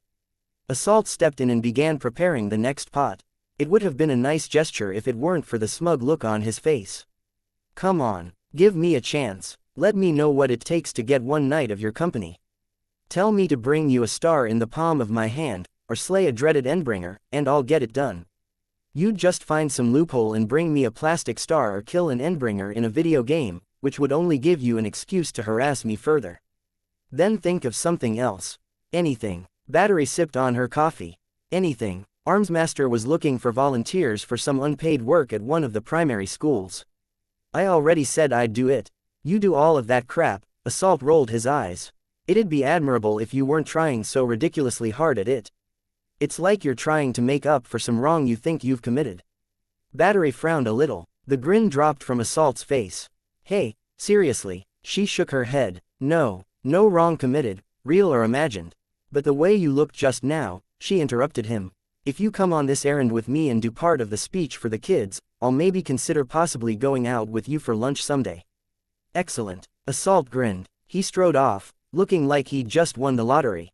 She smiled. If he only knew this was her shot at some clean, innocent payback. The squealing, screaming grade schoolers, all fighting and pulling on your costume and demanding demonstrations of powers and constantly asking questions. And he'd have to put up with it. She would relish this, and cut out little suck a thumb. Snip, snap, snip, the scissors go, and Conrad cries out, oh, oh, oh. Assault read from the book of poems, and every one of the 90 kids that sat around him were leaning forward, eyes wide. He's so good with kids, the librarian murmured. Of course he is, Battery said. Maybe there was a hint of bitterness in her voice, because the librarian gave her a funny look. She plastered a fake smile on her face to assuage the woman's doubts. Both his thumbs are off at last. Assault finished. The kids squealed in delighted horror. Pain in the ass, she thought. If I were reading that one they'd all be crying. Battery's phone vibrated. She excused herself from the librarian's company and checked the display. Customer wants product hand-delivered by known parahuman. Package waiting in your apartment. Second task. Sea Cauldron had sent it to the phone the Protectorate gave her. To a number that only the Protectorate had. Did that mean something? She deleted the message. It would be easy enough to handle. If the recipient wound up being a villain at a future date, she'd stop them, put them away. This would just be a delivery. Assault caught her eye and a slow smile spread across his face, as the little girl in his lap read some of the next poem. The look was smug, sly. He knew exactly how much this was irritating her. Jackass, she muttered, but she couldn't stop a smile of her own from spreading across her face. The glass in the little window of her front door was shattered. It fell on her feet as she pushed the door open. Ethan, Battery called out. You're okay, Ethan said, as he came down the stairs. He was still in costume. Only a single cut marked his cheek. I didn't know where to find you, and since the cell phones don't work anymore, and you weren't at headquarters, I thought I'd come here. I know, I thought much the same thing, but I came here first. You're okay, I'm okay, puppy. She punched him lightly in the arm. She didn't resist as he swept her up in a painfully tight hug. We should go on patrol, he said. This is going to be bad. They're kicking us while we're down. Right, patrol together or apart, together at first, assess the situation. Okay, a courier dropped this off for you, he pointed at a small envelope on the hall table. She saw the undercase, see, on the front and felt her heart sink. Puppy, she picked up the envelope and checked the contents. A slip of paper, blank on both sides. A joke, a reminder, the last one had been 2 years ago. Let's go, she said, crumpling it in her fist.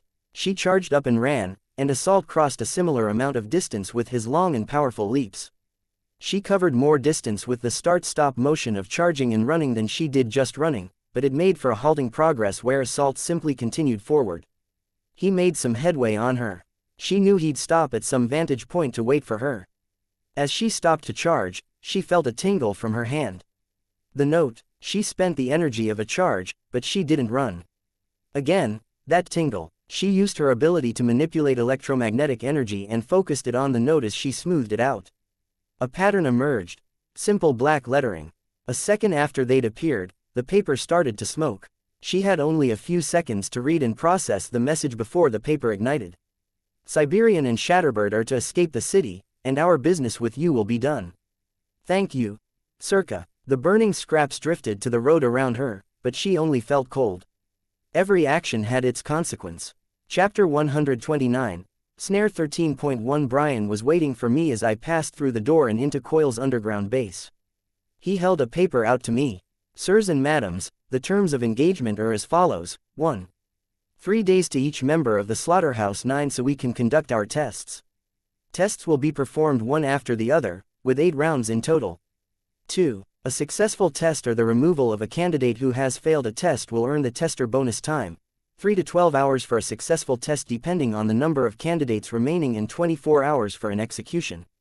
3. Should a tester suffer a sound defeat at the hands of any individual during their allotted time, they will be penalized 1 day of allotted time. 4. Each tester operates independently, with no hands-on assistance from other members of the Slaughterhouse 9. Assistance may be bought, bartered or otherwise rendered in a hands-off manner, possibly including medical assistance, information, provided equipment and suggestions. 5. Candidates may receive assistance, hands-on or otherwise, from Brockton Bay residents only. We are fully aware that Legend and his teammates are in Brockton Bay. Should they interfere with a tester, all candidates will lose the protection of any rules, all terms offered here will cease and the threat implied in Point 8 will be carried out.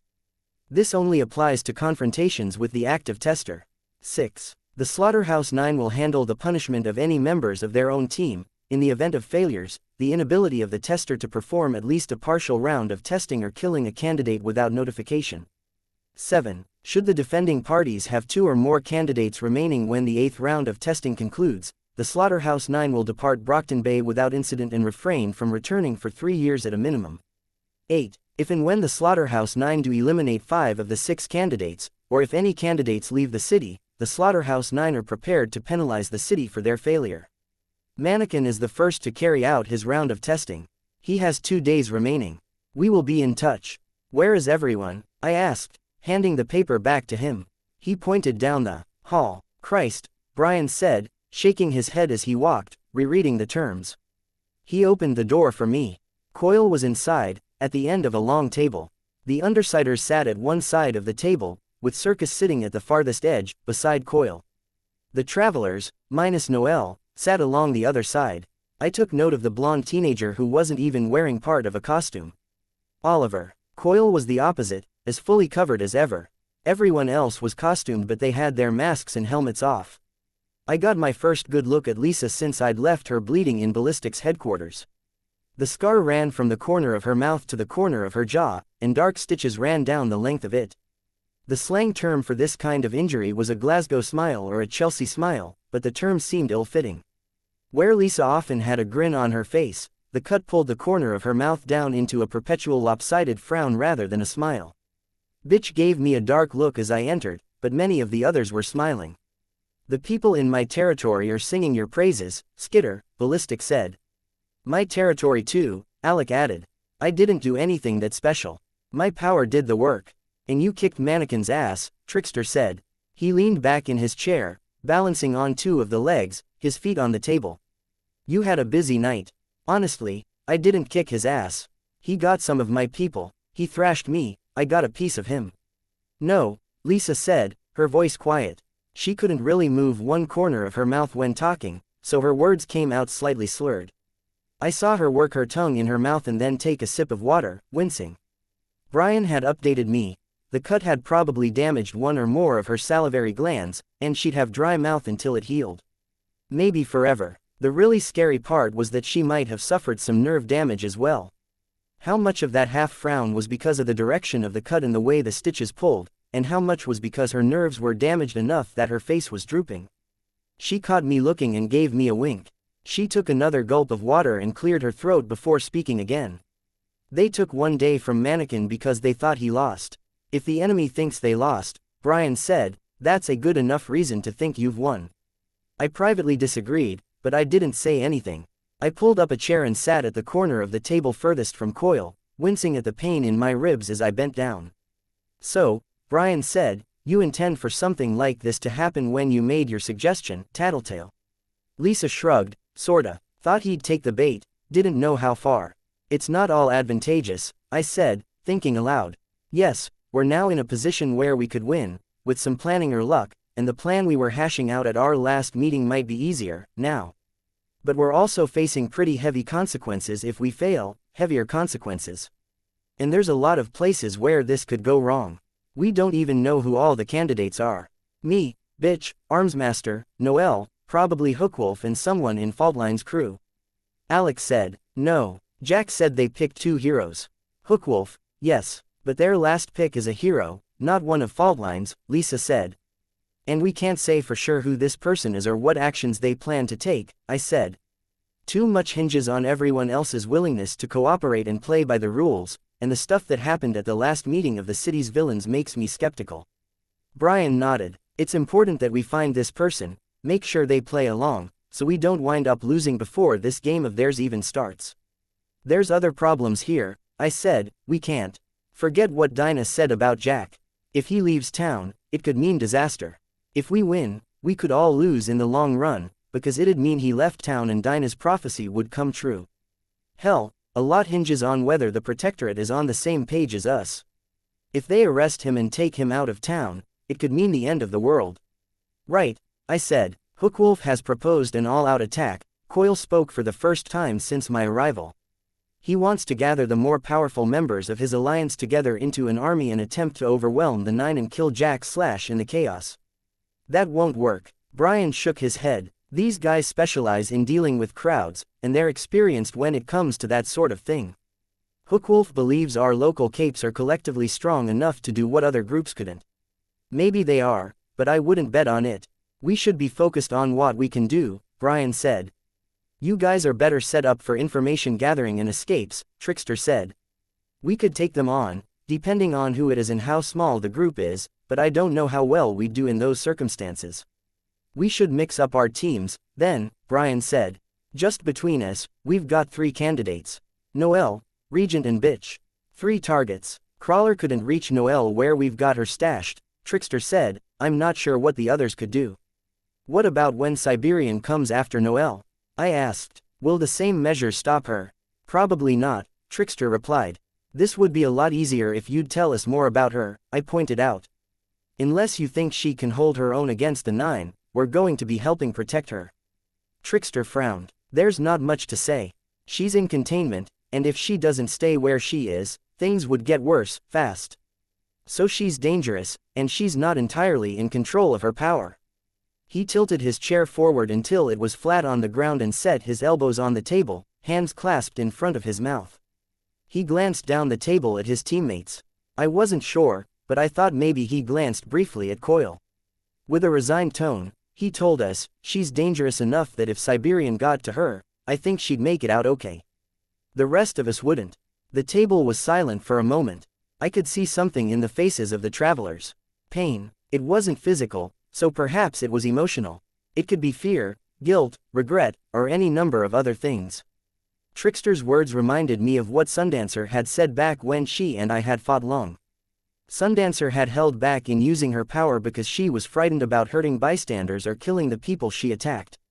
Her power was too hard to use without hurting someone.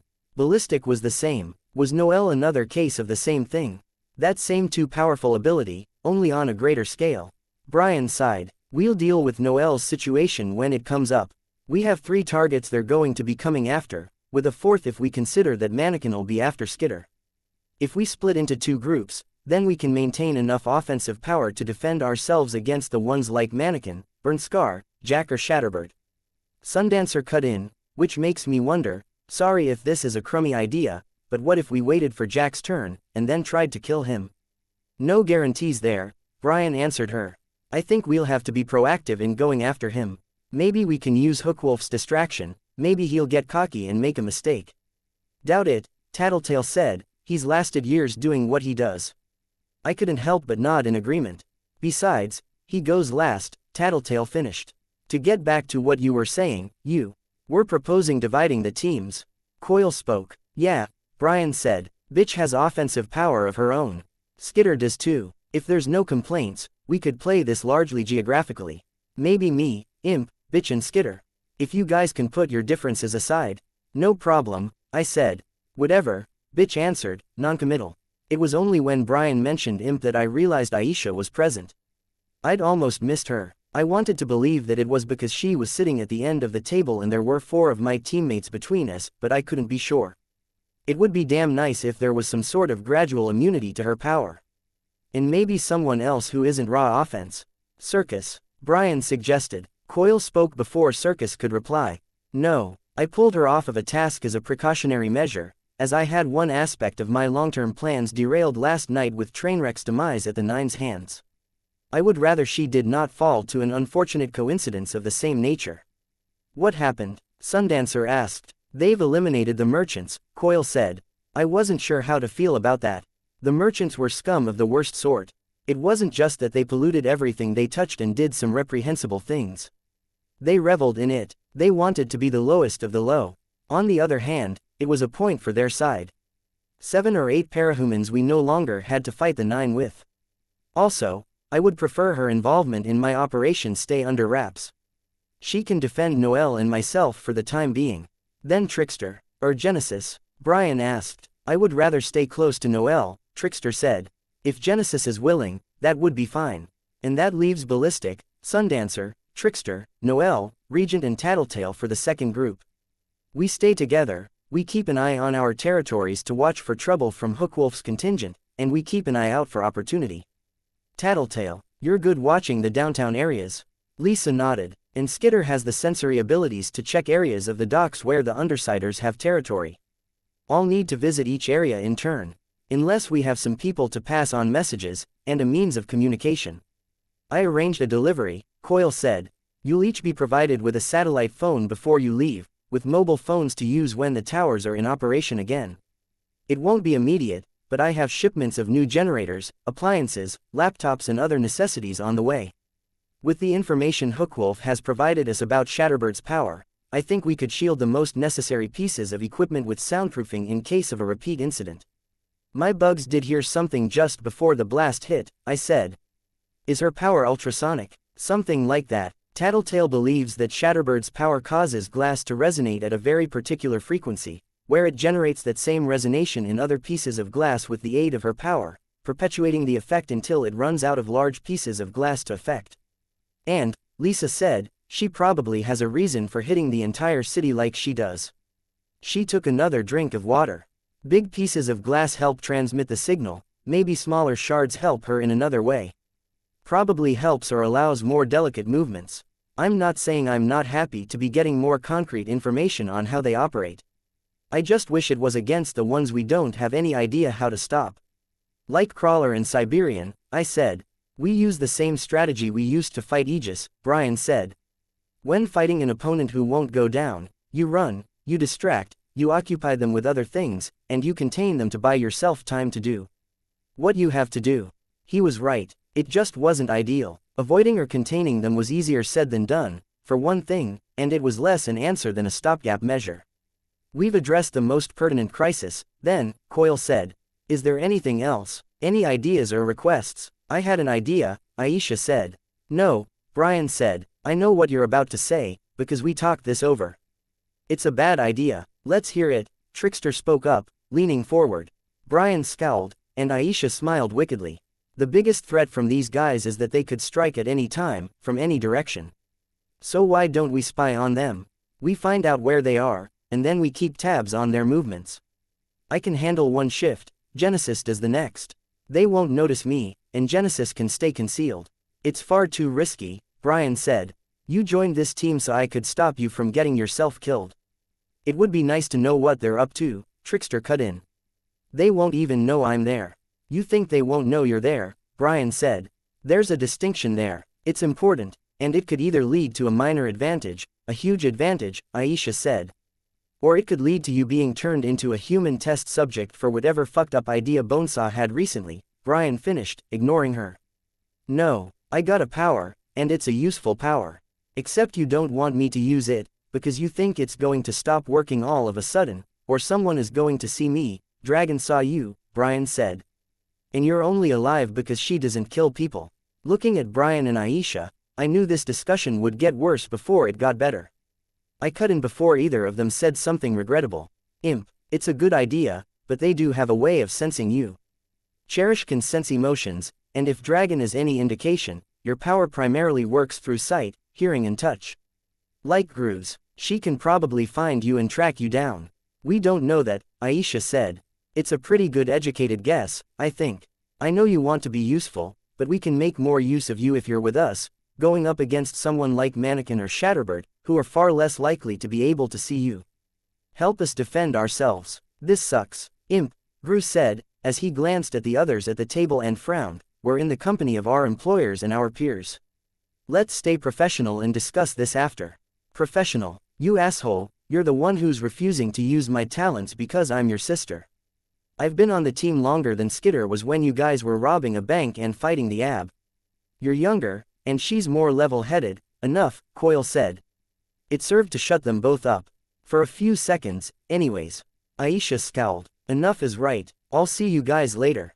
Hey. Brian stood from his seat. I think I wasn't the only one to look up at him and wonder why. He looked at us, similarly confused, and then sat down just as quickly as he'd stood. Lisa looked pensive. I nudged her and asked, "You okay?" "Yeah," she replied. Then she looked at Coil. "Hey, while you're asking for suggestions, I have an idea. Anything helps. You think you could get your hands on some surveillance hardware? Skitter's working on some new costumes, and I was thinking we could have something like small cameras mounted on our masks or helmets. I can inquire with my usual suppliers." "Why?" "Well, we've got one teammate that's sort of hard for the rest of you to keep track of, and I think it might help. And if nobody objects, I'm kind of wanting to take a less hands-on approach from here on out. I've batted a pretty low percentage as far as injuries over the last few months of action, Glory Girl, Bakuda, Leviathan, now this incident with Jack. If I had a means of communication and the gear to give me some eyes on the scene, I think I could be more useful." Coil looked at Brian. "I gave you a hard time about your having to take the same risks as the rest of us, back when you first joined, but I think you've done your share. So long as you're contributing," Brian said. Coil nodded. "I'll see what we can prepare." Lisa smiled a little, using only the one side of her mouth. Our canine mounts raced through the streets with impunity. The glass that covered the roads, the lack of windows, windshields or working dashboards in the few cars that still ran all contributed to the glacial pace of traffic. There was little for the dogs to watch out for, no moving vehicles and few bystanders. Every stride the dog took made the bag I was carrying bang against my hip and made every injury I had explode with pain. I clenched my teeth and endured it. There weren't many other options. I could hardly complain to Bitch. Bitch was well in the lead, and there was a kind of aggression to how she rode. She pulled ahead, evading cars by only a couple of inches, forcing them to swerve, and she goaded Bentley faster with kicks and shouts. We hadn't raised the topic of Bitch in her nomination for the 9. I think the others hadn't wanted to add tension and the possibility of argument or violence to the already complicated situation. I know I hadn't. My last real interaction with Bitch was when we'd parted ways after the fight with Dragon. I'd told her we were even, but there had been some anger and hurt feelings on both sides. I was the last person she wanted to have grilling her. Bitch made Bentley slow to a walk as she reached my territory. It still took us a good 30 seconds to catch up. Using my power, I signaled Sierra and Charlotte. Gru, Bitch and I climbed down from our dogs and then led them forward. "Mannequin slipped by you once," Gru said. "You going to be able to keep an eye out?" "I had some ideas, but I'm running low on resources," I said. "Let me see what I can do." Genesis began to appear a short distance away, near Bitch. A blurry, beige and yellow, vaguely human-shaped figure coalesced into being. The shape then sharpened into features and altered in hue until there was the figure of a teenage girl, vaguely cartoonish. By the time we reached her, She looked indistinguishable from a regular girl. She had auburn hair, freckles, and thick glasses. A small smile touched her face as she stretched her arms and legs. "Everything good?" Gru asked her. "Good enough. I'm going to keep this shape until Coil's people can deliver my real body. Then I'll need to recuperate some." "Sure." Bitch scowled at me. Bastard, her puppy, stood beside her. He had received the brunt of her power, and looked roughly as large as an adult Great Dane. The features were different from her usual dogs. The spikes had more symmetry to their arrangement, and the muscles looked less like tangles. It tugged briefly on the chain that led from her hand to its collar, and she pulled back sharply. It didn't pull again, though it was easily powerful enough to knock her over. My people met us as we entered the neighborhoods where my lair and the barracks we'd set up were. Sierra and Charlotte were in the lead, the 3 XAB members behind them. The O'Daly clan stood at more of a distance, all either members of the family, friends or romantic partners. Other, smaller families filled in the gaps. My gang numbered nearly 50 people in total. "Holy crap," Genesis said.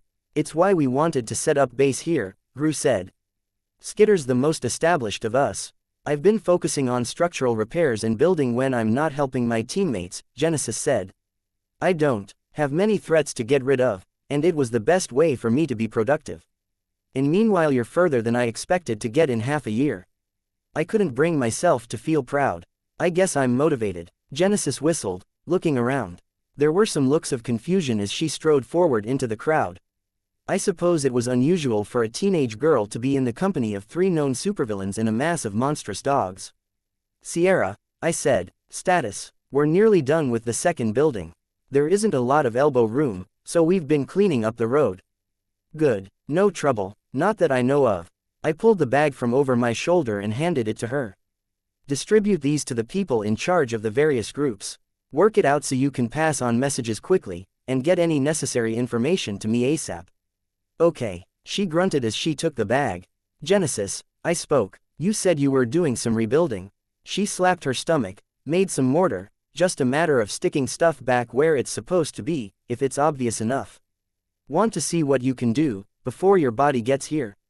She nodded and headed off. My minions rapidly backed away from her as she began dissolving. "Charlotte." "Yes. How set up is the building you guys were working on?" "Mess is cleaned out, but we haven't moved much in. That should be fine." "We ready?" Gru asked. I turned to face him and bitch. "Just about. Bitch, there's a space set aside that we can use for your dogs.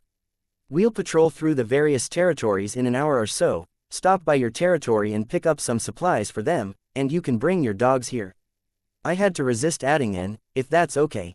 Firmness would work best with her, even if it did carry the risk of provoking her. "Fine. Good," Gru said. "Let's go rest and eat. We can wait for Genesis and the other gear coils dropping off." I had enough bugs nearby to start setting up my early warning system. With the assistance of a horde of flying insects, I began guiding spiders through various points of my territory. They drew out lines of silk across alleyways and doors, windows and rooftops. I couldn't spare the spiders, so I placed ants on each line. They would feel it if there was a vibration, not as well as the spiders, but well enough. 10,000 tripwires for Mannequin to navigate past. My expectation was for the lines to maybe give me an early warning of Mannequin's approach, sometime in the coming hours, maybe in the dead of night. I didn't expect to find him in the span of a minute. A figure on a nearby rooftop was striding through the webs and avoiding the bugs.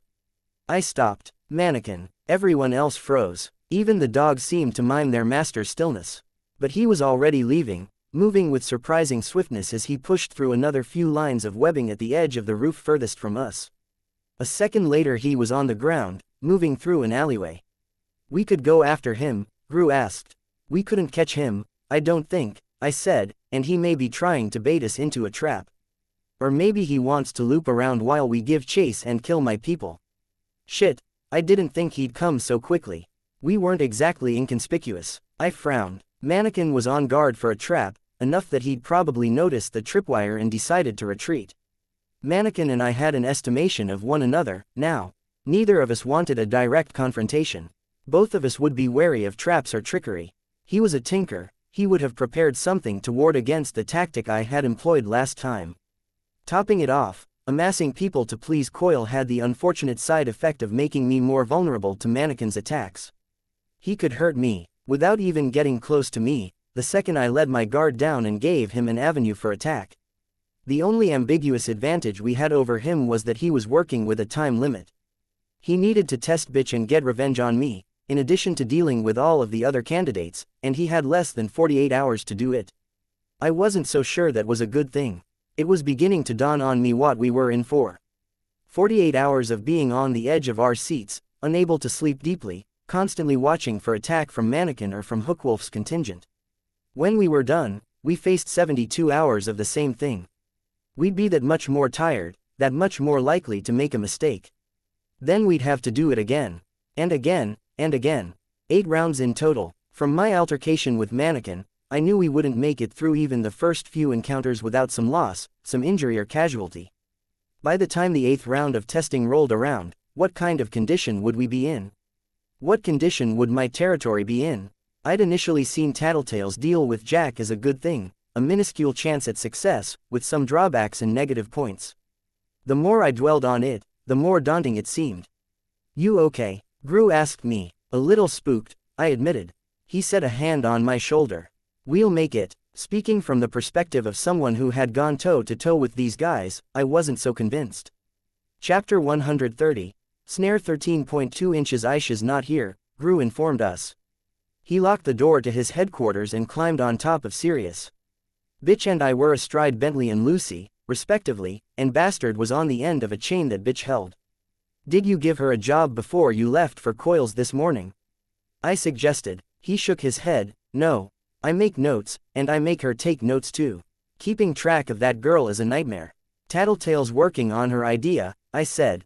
It felt ineffectual as reassurances went. In the hopes of elaborating on the thought, I added, "Maybe she'll be able to keep track of Imp and stay in touch with us, to keep us informed." "Maybe. You done a sweep of the area?" I shook my head. "Need another minute. I'm trying to be thorough in how I check each area for enemies, and Mannequin can see my bugs, so I have to use silk lines to try to catch him. It's slow, and I definitely don't want to miss him. Also, it would be nice to grab some bugs to build up and replenish my stock." I let bugs gather on Lucis' back, depositing spiders and large beetles. The dog didn't seem to mind. "Right, good." Gru looked at Bitch. "We'll finish checking out my territory, stop in yours to help you with whatever you need to do for your dogs, then we'll pass through Tattletale's area on the way back to Skitter's." "I don't really care," Bitch said, looking off into the distance. I was pretty sure she was deliberately looking away from me. It was as though she wanted to pretend I didn't exist. Gru looked at me and shrugged. This wasn't going to work. She was too distant, and that was dangerous. Not that it wasn't risky to try to address the problem. It still needed to be done. Making sure Bitch wasn't looking, I tapped 2 fists together and then pointed at her. He shrugged again. He didn't get it. Drawing from the bugs I had stored in my costume, I drew out words in the air with the bugs flying in tightly controlled formations. "Confront her." He hesitated. "Be leader," I wrote. Then I changed the words of leader to honest. "Bitch," Gru spoke. "What?" She snapped her head around to face him. Her eyes flicked over to me and narrowed slightly before they returned to him. "This whole thing with you not talking. It's not working. So cut it out, or at least explain what's going through your head. What I think is my business." "No," I cut in. "I couldn't help it. You're a member of the team, and if you're thinking about joining the 9, then that matters." "I'm not," she snapped. "But," I added. "What? You're not thinking about joining them, but..." I let the question hang for a second. "Something is eating you up. Did you not hear what I said about my thoughts being my business?" "Bitch," Gru warned. "What?" She clenched her fist, and I think the dogs could see something in her body language, because they tensed too. She said, "Fuck it. Pisses me off when you get on my case. Leave me alone." She kicked Bentley lightly in the sides, and the dog began walking. She kicked him again, and he started running. Lucy and Sirius wanted to follow, so it thankfully didn't take much effort to get them moving. Bitch wasn't riding as fast as she could, so it was clear enough that she wasn't trying to escape. She wanted space, and she was angry. I glanced over my shoulder at Gru. How the hell were we supposed to handle this situation? My phone vibrated at my back, and in my effort to avoid falling off Lucy, I wasn't able to get at it. I fought to make her obey me and stop by pulling on the chains and wrenching her right, then left. She finally halted, and I took the opportunity to grab my phone. I'd missed my window. It started vibrating again. Yes, I answered. You guys busy? Lisa asked. Just patrolling our territories to make sure that the Chosen aren't up to anything, I said. A droplet of water fell on the lens of my mask. I looked up at the overcast sky. Rain, listen, you know that I've got some people working for me, passing on info, right? Sure, Bryce is one of them, right? Right, well, I've got all of them keeping an eye out for capes and known faces. Known faces, like the members of Empire 88 who were outed. Like them, or Jack, or Bonesaw. But that's not what this is about. Senegal just dropped by Coil's base, and he's passing on information from one of my scouts. They saw Panacea at one of the shelters in Ballistics territory. I'm not entirely sure I follow. All of New Wave lives southwest of the towers, the nice part of downtown. Neither of their houses were hit by the worst of the waves, and none of the Chosen or merchants are stupid enough to attack them, and they wouldn't succeed if they were. You following me, now? Sort of. You're wondering why she's there. She could just be there giving medical help to the injured. My scouts say she's keeping to herself, trying to avoid attracting attention. Curious. Exactly. Want to go pay a visit. I used clouds of bugs to get the attention of my teammates, then waved for them to come my way when they stopped and looked my way. I'm not the best person to talk to Panacea. She kind of hates me. Remember the thing at the hospital? The bank robbery, but you have talked to her before. She was there to hear Armsmaster talking about you being a wannabe hero, betraying us. If nothing else, maybe the idea of getting answers about that will get her listening so you can move on to a real conversation. Maybe. I don't really think so. Wouldn't somebody else work better? You guys aren't far from that spot. Who would you send? Sundancer and Ballistic are threatening by their very nature. I'm not up to it, and she hates me more than she hates you. I wouldn't trust Bitch, Regent or Trickster to handle it. I think you'd agree with me there. Genesis. Lisa sighed. We could send Genesis. Is she with you? She's resting, or at least, she's recuperating from using her power. If something comes up, she told us to call her, and she'll have one of her creations with us in a minute. Your call. The travelers seem decent, but they're hiding something, and I really do think you'd be a better person to talk to her. Okay, text me the address. I'll ask the others and we'll call Genesis in if necessary. Cool. I hung up. Gru and Bitch had already returned to me. What is it? Gru asked me. Panacea's in a shelter, and she shouldn't be. Tattletale finds it strange, and I agree with her. She wants us to check Panacea out. Why? Bitch asked. None of our business. It could mean answers. We're looking for a sixth candidate, and we can't protect candidates like you if we don't know who they are. Maybe Panacea is the sixth, maybe someone she knows, like Glory Girl. If nothing else, I can raise the subject of whatever plague Bonesaw has that's supposed to scare the candidates and the local heroes into playing along. It also means I have to wait before I check on my dogs and the rest of my territory. Gru looked my way. Should I capitulate and tell her that we could send Genesis, to give her what she wanted, or would it be better to get her to agree, and risk angering her? As odd as it might be, I gravitated toward the latter option. Bitch responded better to firmness. She's supposedly in Ballistics territory, which is close.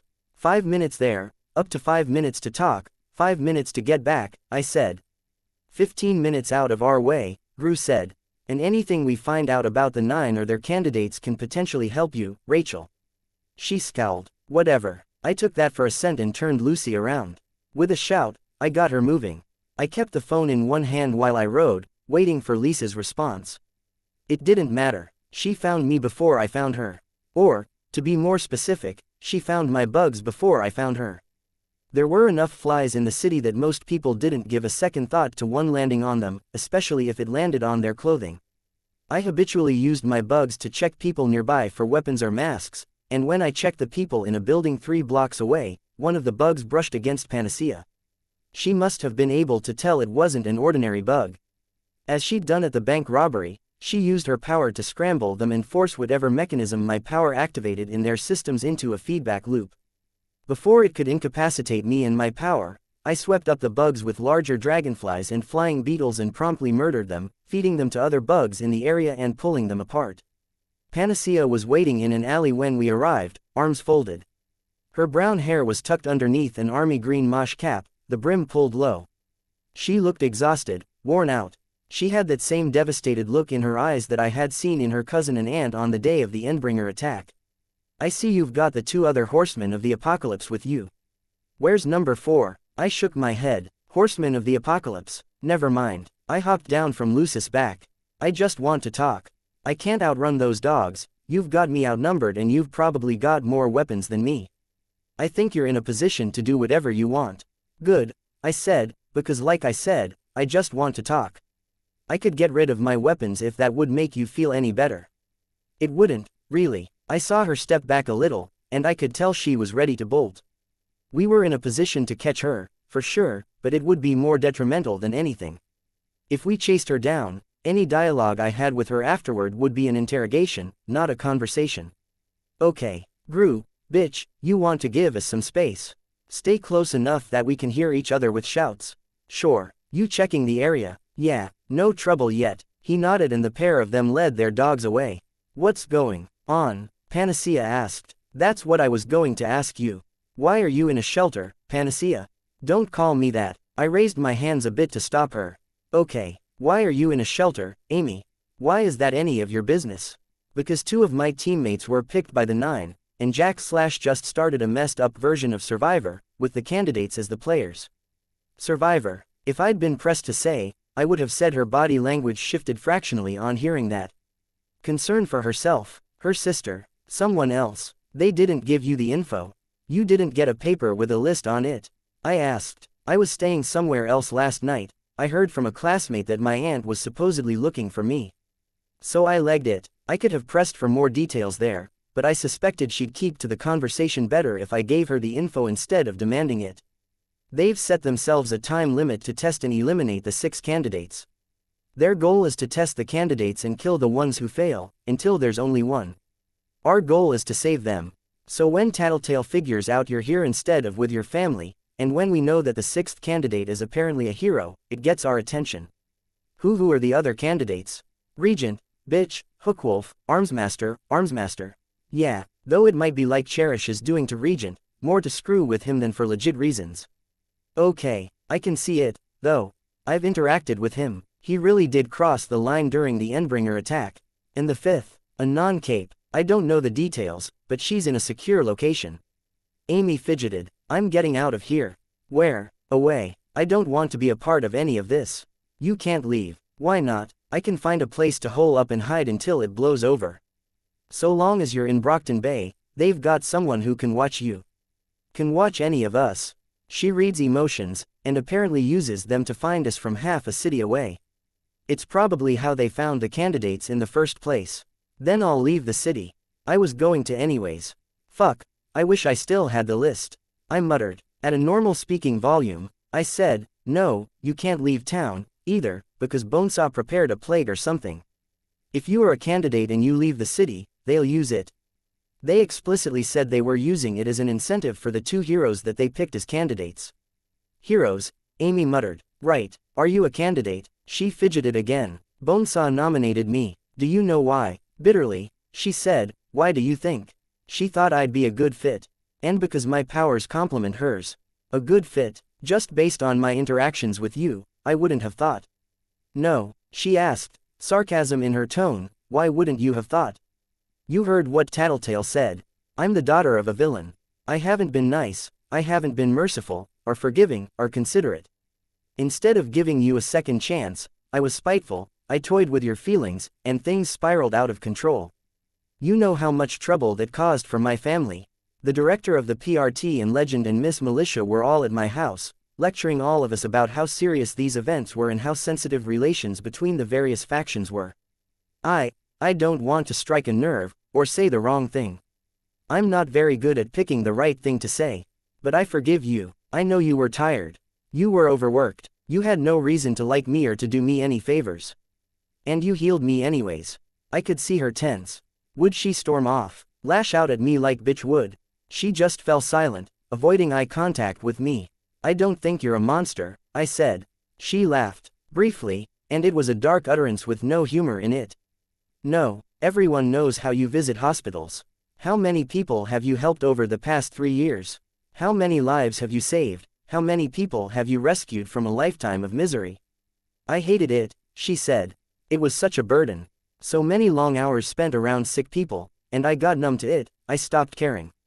Do you know how many hours I've spent awake at night, wishing my powers would just go away, or that some circumstance would come up where I'd make some excusable mistake where they would eventually forgive me, but where I couldn't visit the hospitals anymore. It caught me off guard, hearing it, but I managed to get my mental bearings. You didn't ask for your powers. I'm sure even doctors get worn out, they hate their job, they have bad weeks. Except doctors have fellow staff members, they have friends and everything to go back to, and they're adults. You're still a teenager. You started doing what you were doing at a time when most people didn't. You didn't have the maturity and the defenses against the pain you were seeing that doctors pick up over the course of the first 25 years of their lives. She shook her head. Don't what? Don't make me out to be a good person. Bonesaw has a better idea of who I am than you do.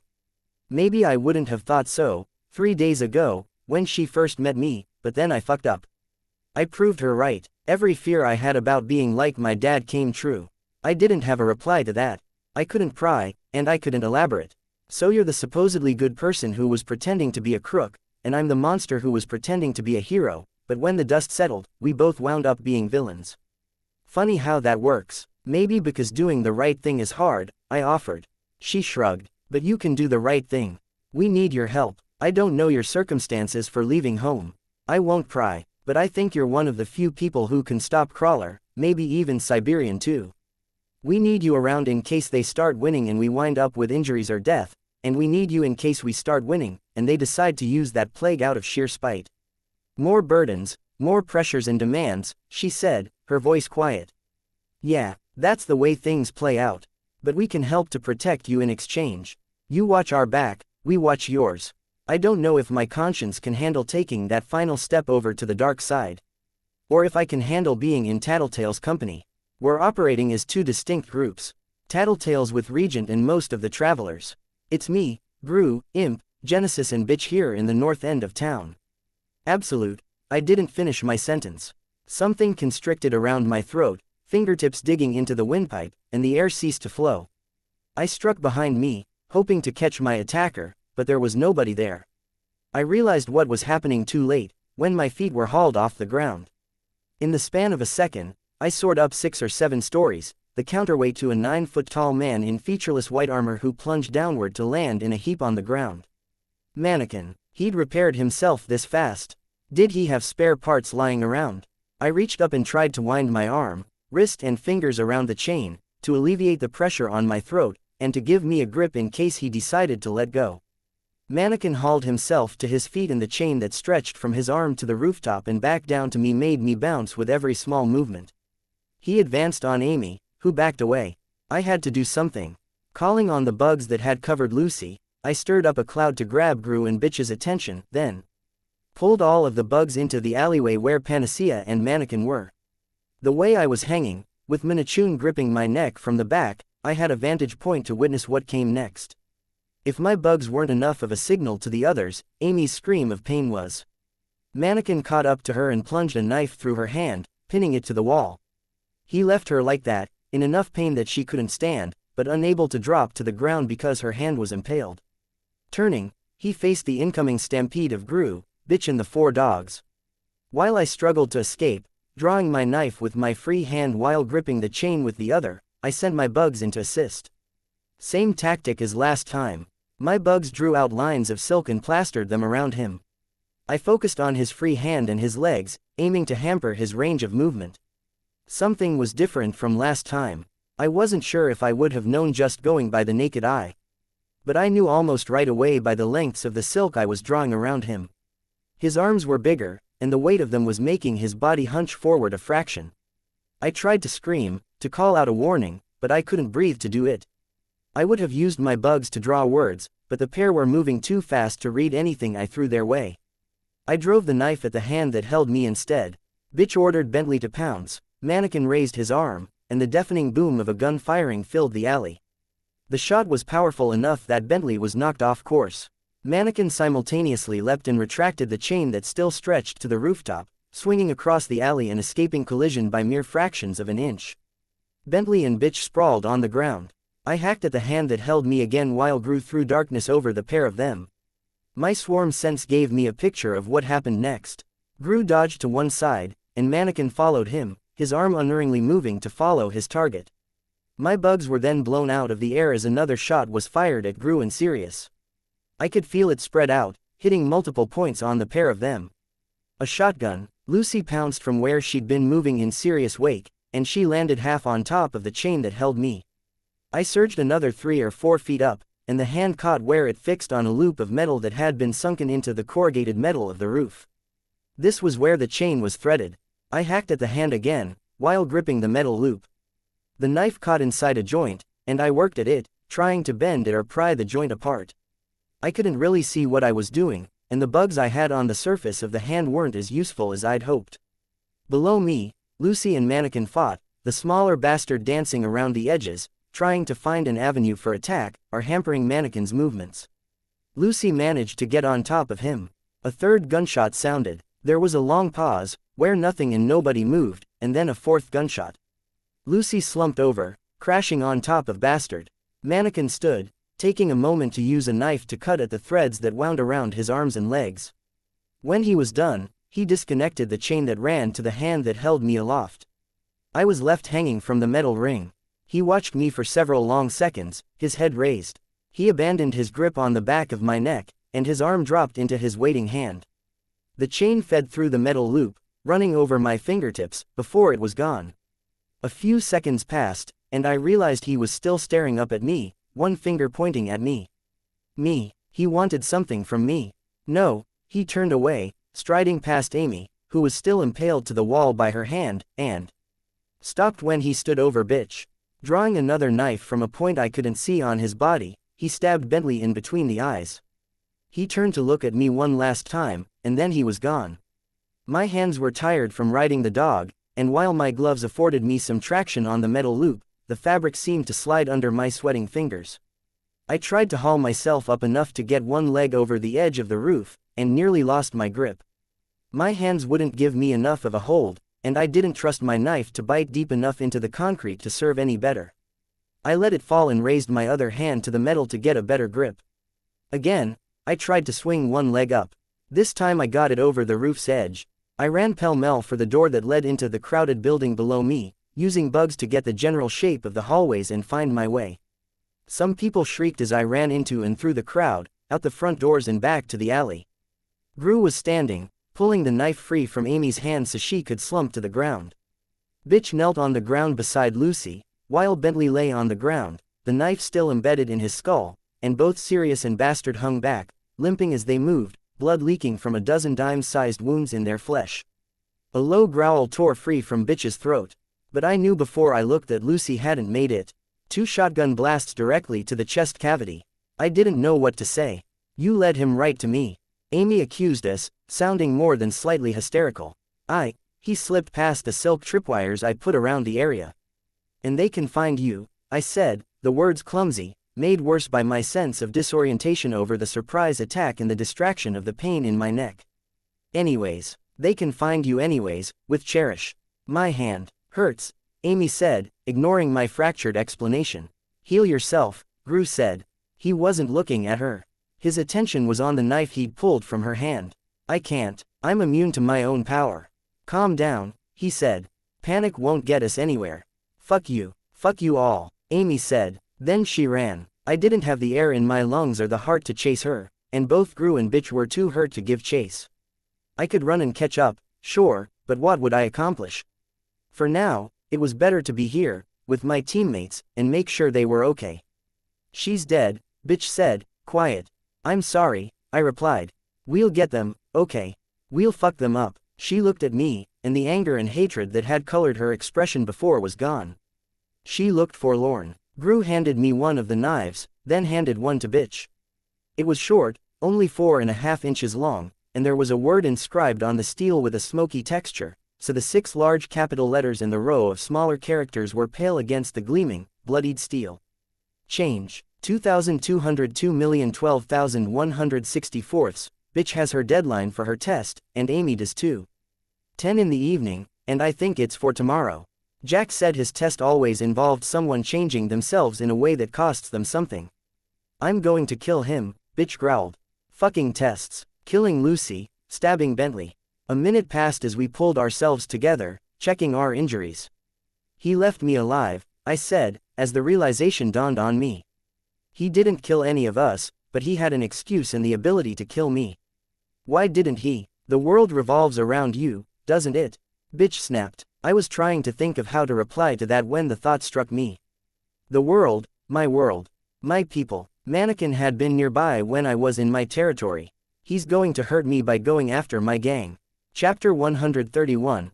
Arc 13. Snare, bonus interlude, Aisha, Sam. Celia's voice was grating and nasal. I'm coming, the heavy-set man grumbled, as he made his way into the living room. Celia sat on the floor between the couch and the coffee table.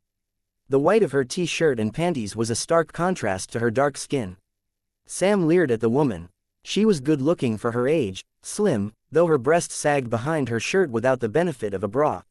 You said you were 5 minutes ago, asswipe. Takes you 5 minutes to find your wallet. Needed to piss. Your fat-ass friend was in your bathroom, so I pissed in your sink. Celia kicked under the coffee table to strike his shin. Sam just smiled and stepped back. Kidding. I went off the fire escape. That's not any better. It's all water and shit down there. Any place that doesn't smell like hot garbage smells like a toilet. Here, stop bitching. He threw a plastic movie rental card at her. She cut open a plastic-wrapped block of powder and shook a small amount of the powder onto the coffee table. She used the laminated card to cut it into lines, a set on each side of the table, with none in front of her. You're not having any. I told you. I'm pregnant. You're too old to be pregnant, Sam commented. She kicked him again. Not that old. Jennifer emerged from the washroom and stopped in the doorway, staring at the scene. I didn't think you'd actually use any of the stuff. Jen, hun, Celia said, we've got enough to go around. Even if we only sold half, we'd be made in the shade for 5 or 10 years. And you just took it. Leaders of the merchants got killed, everyone else decided to run off with what they could carry of the stockpiles. Sam and I decided to play it smart. Sam got his truck, and I guarded the stash from the other assholes. Paid off. What is it? Little bit of everything. Come, sit, try some. What is it? Sam seated himself at the table, by one set of the lines of powder. He picked up a pinch and put it on his tongue. No way, Jennifer said. She dropped into one of the felt-covered chairs at the far end of the room. Aisha had to hop out of the way so she didn't get sat on. She watched the dialogue between her mother's boyfriend of the week and her mother's new friend with a dispassionate expression. Seeing this scene, she didn't really feel much. A little disappointment, embarrassment, disgust. No, it was less this scene and more the discovery that her mother was pregnant that nailed her in the gut with a profound kind of sadness. The first place her mind went, before joy at the idea of having a brother or sister, before anger at her mom for letting it happen and not using protection, was hope. Sam, do you have any papers? Rolling papers. I thought you were going clean. It's just weed. I need to have something. Isn't that bad for the kid in progress? It's weed, dumbass. Nothing they tell you about it is true. Kid isn't going to wind up addicted from birth or anything, 'cause it's not addictive. Right, sure. He reached into his back pocket and slipped a packet to her, along with a dime bag. Aisha bit her lip. Maybe hope was the wrong word, because she didn't really feel anything on the subject. But she knew it would probably be better if her mom miscarried and the kid was spared this shit. How much of Aisha's problems were because of her mom's lack of self-control and how many others were because of this environment? She'd grown up with a mom who'd never mentally or emotionally aged past 14 or 15. A new man in the house every week or two, with his own idea of how things should work, Celia generally content to let him run things however he wanted. Aisha tried not to think about the men. It was like having a broken arm, so long as she didn't move it, so long as she didn't think about it, it was okay, a dull throb in the back of her mind. Something she could ignore, but even a stray thought could remind her that the arm was broken, and then it sometimes took days before she could get out of that head space.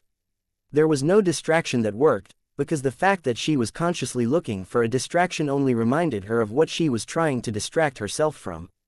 Of course, there was no way to avoid the countless reminders in everyday life that would remind her of Guy, or Bridge, or Darren, or Lonnie.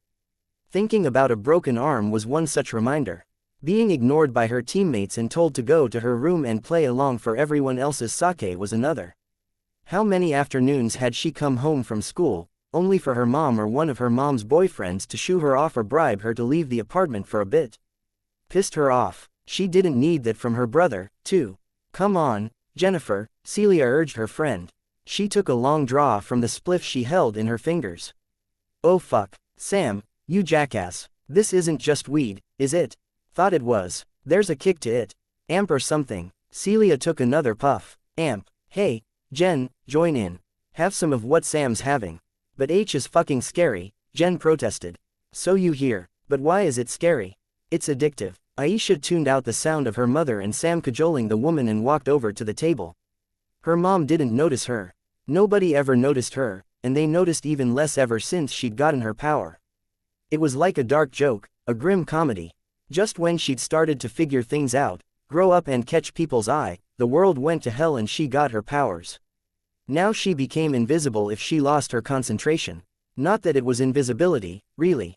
It was memories. People forgot her as soon as they saw her, to the point that they didn't register her presence.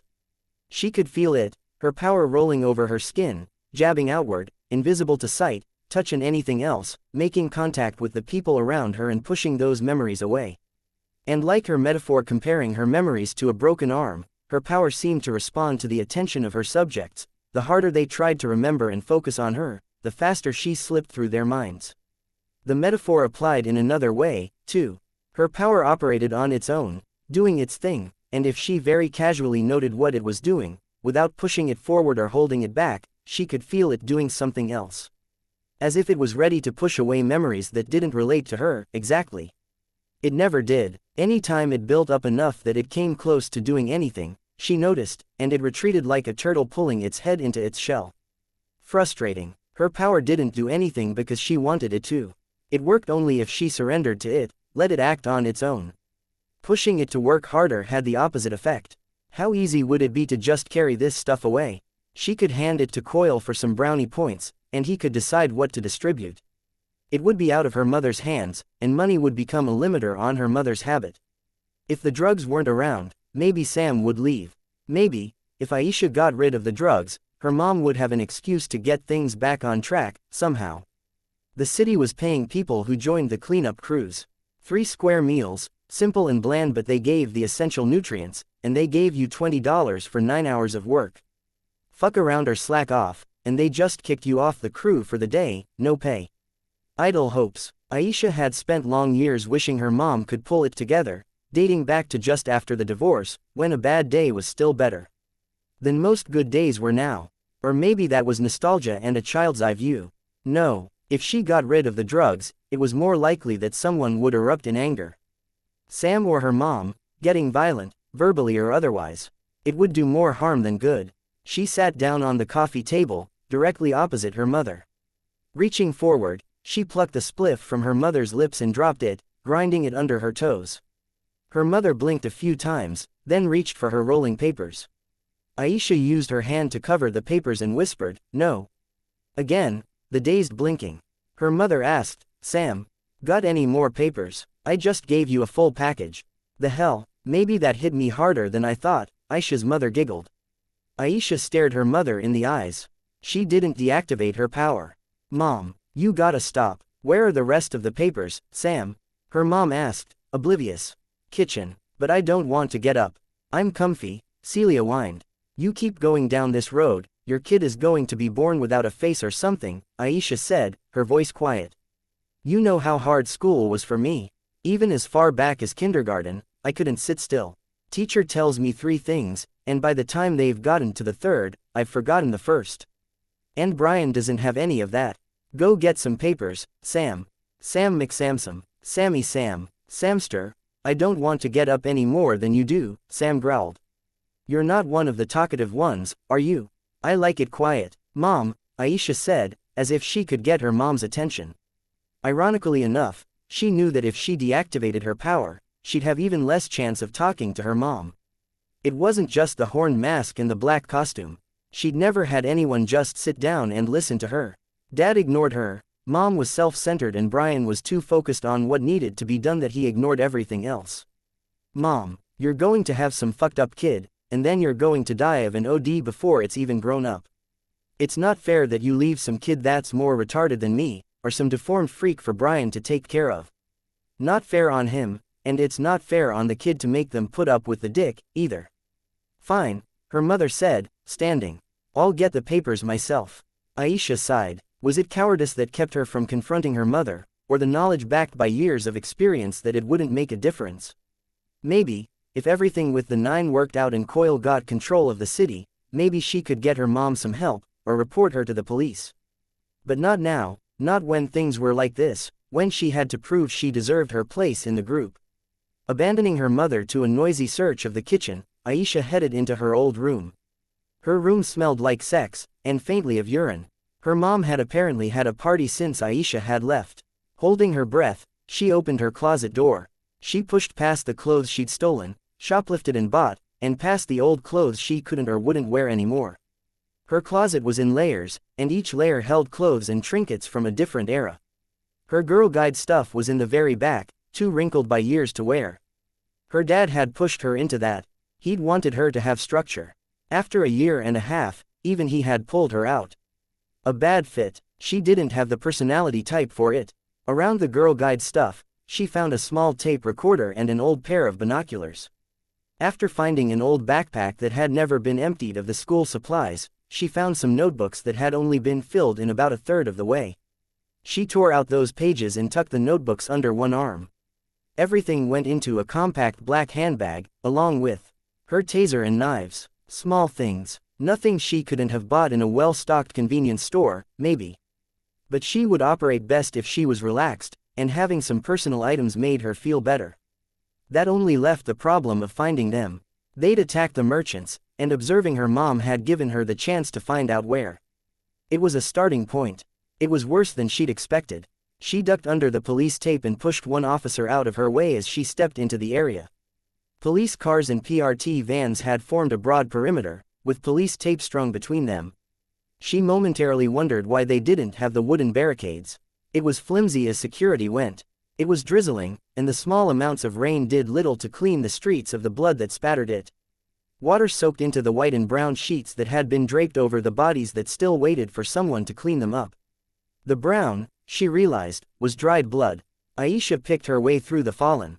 The worst of the carnage was at the edges, as if some invisible line had been drawn that nobody was permitted to cross, and in the center, where the masses of people had gathered before being murdered together. She'd hoped for a piece of evidence, or an overheard tidbit of information from the cops. No such luck. There was an overabundance of evidence. By the time the cops processed everything here and managed to identify the bodies, the leaves would be falling off the trees and the 9 would be long gone, one way or another. The cops weren't talking, either.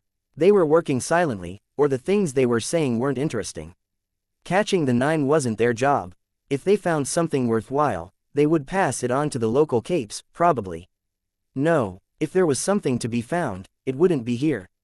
She headed to the edge of the scene, where the police cars had all stopped. There were still spots and spatters of blood here and there, and bloody footprints, but not much. She walked around the police and the cars to check each set out. In every case, it seemed, the bloodied victims had either fallen where they lay or disappeared. Ambulances. Having checked the area, she moved further down the street to see the next closed-off alleyway. The same thing. A few more bloody footprints, but nothing beyond that. The third blockade offered something. There was a spot where the blood was thicker, which didn't match up with the other spaces.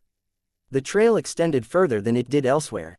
Looking around, she spotted a smear of blood on the side of a building, 3 stories up. Okay, so maybe they'd gone this way. The trail of breadcrumbs that the blood provided were slowly being eroded or masked by the light rain. The water raised the oils from the cracks in the road, giving the ground a rainbow sheen. The signs of blood faded too soon, and Aisha could only guess whether she had taken the wrong road, gone too far, or if the rain had cleared it away. She might have given up right then, but she saw a group of men standing outside of an apartment building. It was only when she got close that she saw the badge clipped to the front of one of their jackets. A detective. There was blood on the door that led into the apartment lobby. The elevator wouldn't be working. She headed for the stairwell, only to find more blood.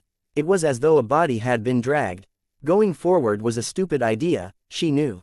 Brian and Skitter had gone into way too much fucking depth about the risks.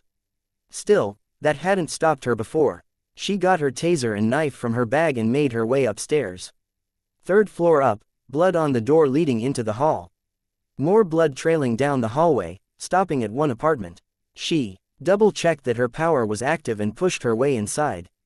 Only a few of the 9 were present. Crawler slept with his ponderous head on paws that were crossed over one another, his back rising and falling with each deep breath. He was large enough that the highest part of his back rose nearly to the ceiling with each breath he drew in through his nostrils. Only half of the eyes on his body were closed, covered with thick, dark gray lids. Shatterbird and Burnskar were on the couch, Burnskar stretched out with her head on the armrest, her feet propped up on Shatterbird's lap. She held a graphic novel on her stomach with one hand and created flames in the other, shaping them to match the people she saw as she flicked from page to page. Shatterbird was sitting upright, a novel in her hands. Bonesaw stood over the dining room table, with a mechanical spider thing on the opposite side of the table, assisting her. A young man was on the table itself, his wrists and ankles tied down. His torso was open from collarbone to crotch, his ribs splayed apart. Bonesaw and her mechanical spider were elbow-deep in the contents of his torso. The spiders. Aisha moved quickly aside as a spider moved from the kitchen, past her and to the table. Whatever cameras or artificial intelligence it used, it didn't seem to notice her. It handed Bonesaw a diet cola that the little girl opened with bloody fingers and drank. With a little more confidence, Aisha moved further inside, giving a wide berth to Crawler and Burnskar's foot-high images of flame. Holding her weapons, Aisha stood next to Shatterbird, at one end of the couch. Aisha had never killed anyone, but here she was, holding a lethal weapon. She could slice Shatterbird's throat and they wouldn't even realize she was there. They would, she suspected, realize that Shatterbird was dead or dying. There was a 50-50 chance, anyways, that it would force them out of whatever effect her powers had on their brains. It had happened to her before.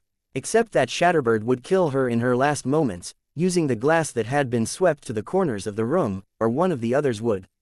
Burnskar or Crawler could deal a hell of a lot of damage, even if they didn't know who they were attacking. Slowly, she walked over to Bonesaw, navigating around the drones. Could she kill the kid? On the one hand, Bonesaw was the one who kept the other members going. Removing her would take a lot of problems off the board.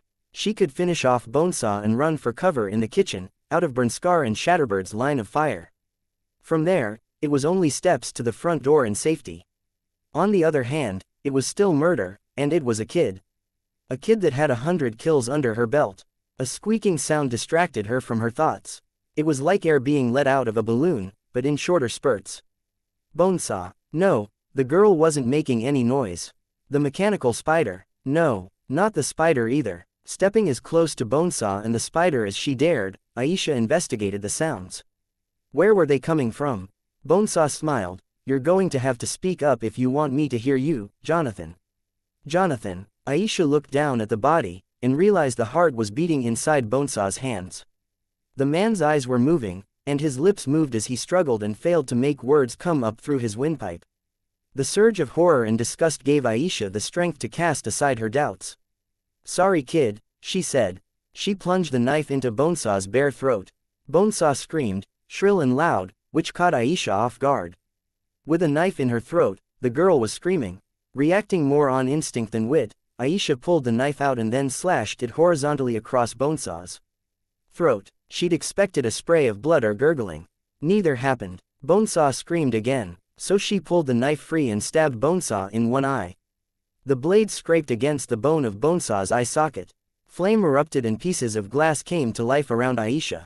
She backed away quickly as a wall of flame rolled over Jonathan on the table and divided her from Bonesaw. There was a rumble in the sound of falling furniture as Crawler stood. Ow, ow, ow, ow. Bonesaw shrieked. It hurts. Why isn't she dead? Aisha yanked the knife out and then gripped her taser. Is it Jack? Burnskar asked, looking around, then turning to the window. What the hell? It's not Jack, Bonesaw said. She snapped her fingers, and the mechanical spider leapt on top of her, beginning to suture the wounds in her neck. I gave Jack the same safeguards I gave us, he would have succeeded if he tried it. Shatterbird scowled. Then who or what was that? Crawler, do you know? Aisha backed toward the front door. She stopped as Crawler appeared in the doorway that led from the kitchen to the front hall, looking through to see his teammates on the far end.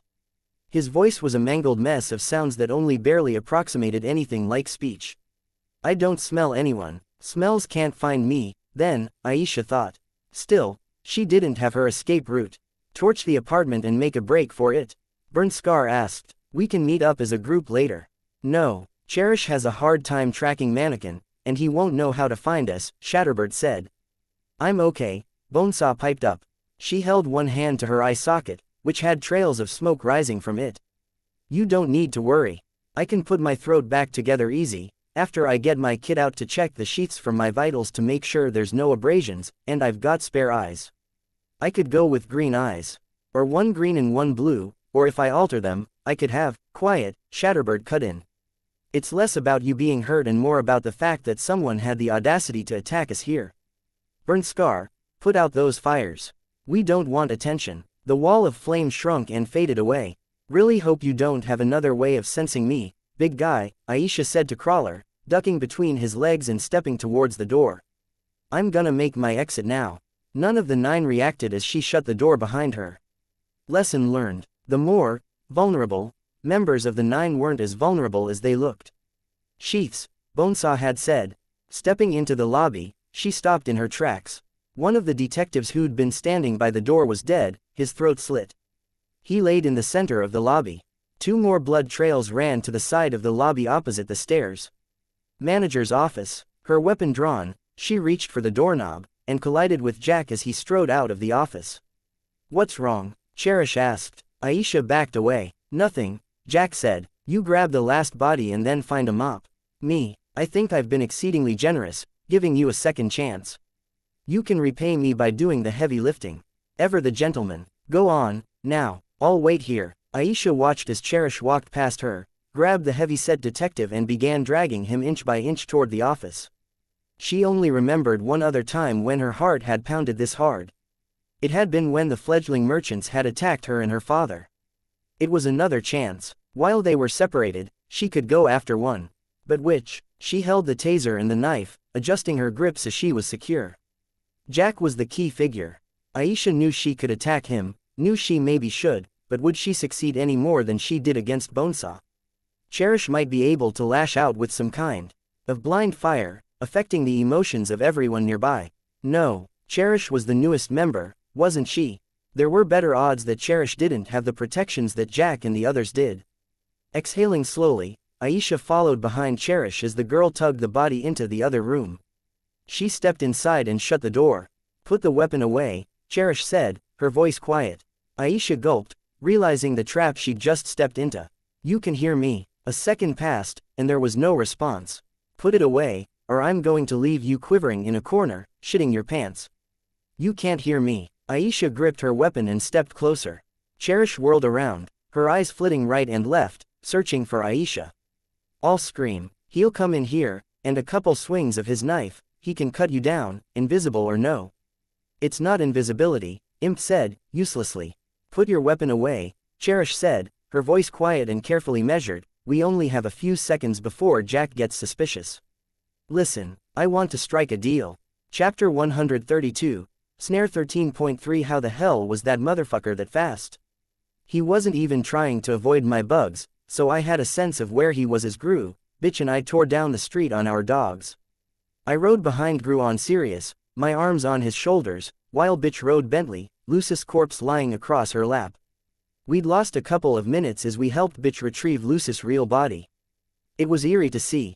When the dogs grew, they really appeared to be adding mass, literally growing and stretching. Somewhere in the transformation, after they weren't recognizable as the animals they had once been, their real bodies were reformed inside a placenta-like sac. Mannequin's gunshot had opened a hole in Lucis' chest and penetrated that membrane to kill the real dog within. We'd used my knife and Gru's raw strength to help pull the dog free in a grim sort of anti-childbirth. It might be seen as a waste of precious time in a crucial moment, but I doubted we would have had Bitch in our corner otherwise, and without her, we wouldn't have a ride, so to speak. I'd consoled myself with the fact that we had a pair of massive, muscular steeds that could outpace any car you'd see on the street, and Mannequin was limited to his 2 legs. The thing was, somewhere around the point where he stopped trying to evade my tripwires and my bugs and picked up speed, when he really started moving, I realized he was actually faster than the dogs. Mannequin covered a lot of ground with his long legs and seemingly endless energy, and he didn't have any injuries. The dogs, Bitch and Gru did. Mannequin had been aiming at the animals more than he'd aimed at Gru or Bitch, so the damage to my teammates was more or less limited to a few flecks embedded in the legs, buttock and feet. The injuries were small, but one in Bitch's stomach worried me. There were way too many vitals that could be hit with that location, and it was bleeding worse than any of the others. She wanted to press on, and I wasn't about to try and change her mind. I wouldn't be able to stop her, for one thing, and I did want to help my people. Mannequin moved in a straight line, onto rooftops, down to the ground, or halfway down and through windows that had been stripped of glass, emerging from the far side. My bugs swarmed him where I could get them to, trying to snag him with lines and threads of silk and hamper his movements, but I could only get him with a small few at a time. He was approaching the edge of my effect's reach, and I knew I'd lose track of him shortly. Once I did, I wasn't sure I'd catch him again. He could apparently see my bugs, and since our last confrontation he'd gained the ability to see the spider silk I was placing on him or in his vicinity. It was remarkably high-resolution vision for someone who hadn't been able to notice that I didn't have a pool of blood spreading out beneath me during our last fight. Or was his inability to see that because he was calibrated to see the small things? It wouldn't matter if I couldn't find him or catch up to him. He's veering left. I shouted to my teammates, faster, Sirius. He's getting away. I could feel a tremor in Sirius' body, like the momentary tremor of a twitching muscle, but in every muscle. My legs spread a fraction further apart as he grew larger, his ribs expanding further in either direction. The increase in his speed was small but noticeable. I cast a glance over my shoulder at Bitch. Her mask had fallen off at some point when we'd been retrieving Lucier during our ride. She looked drawn, the lines of her mouth and the bones of her face that much more prominent. Had I failed to notice she was like that before? Was it pain from her injuries that did it, or was it anger? Whatever it was, I suspected this use of her power was drawing on reserves she didn't have. Mannequin disappeared into the penthouse floor of an apartment building, and I positioned bugs at the very periphery of my range to prepare lines of thread and to gather so they could land on him as he emerged. Somehow, I couldn't say how, he emerged from a lower floor, mere seconds after he'd entered the building. He brushed past a small handful of insects, and then he was out of reach of my swarm. He's out of my range.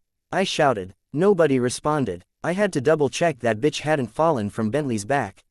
She didn't look any better than she had a moment ago, and she looked out of breath. I expected the pain of her injuries was taking its toll. As for Gru, I couldn't really see anything but the back of his head and his shoulders while I clung to his waist. I didn't get the sense that he was about to pass out, either.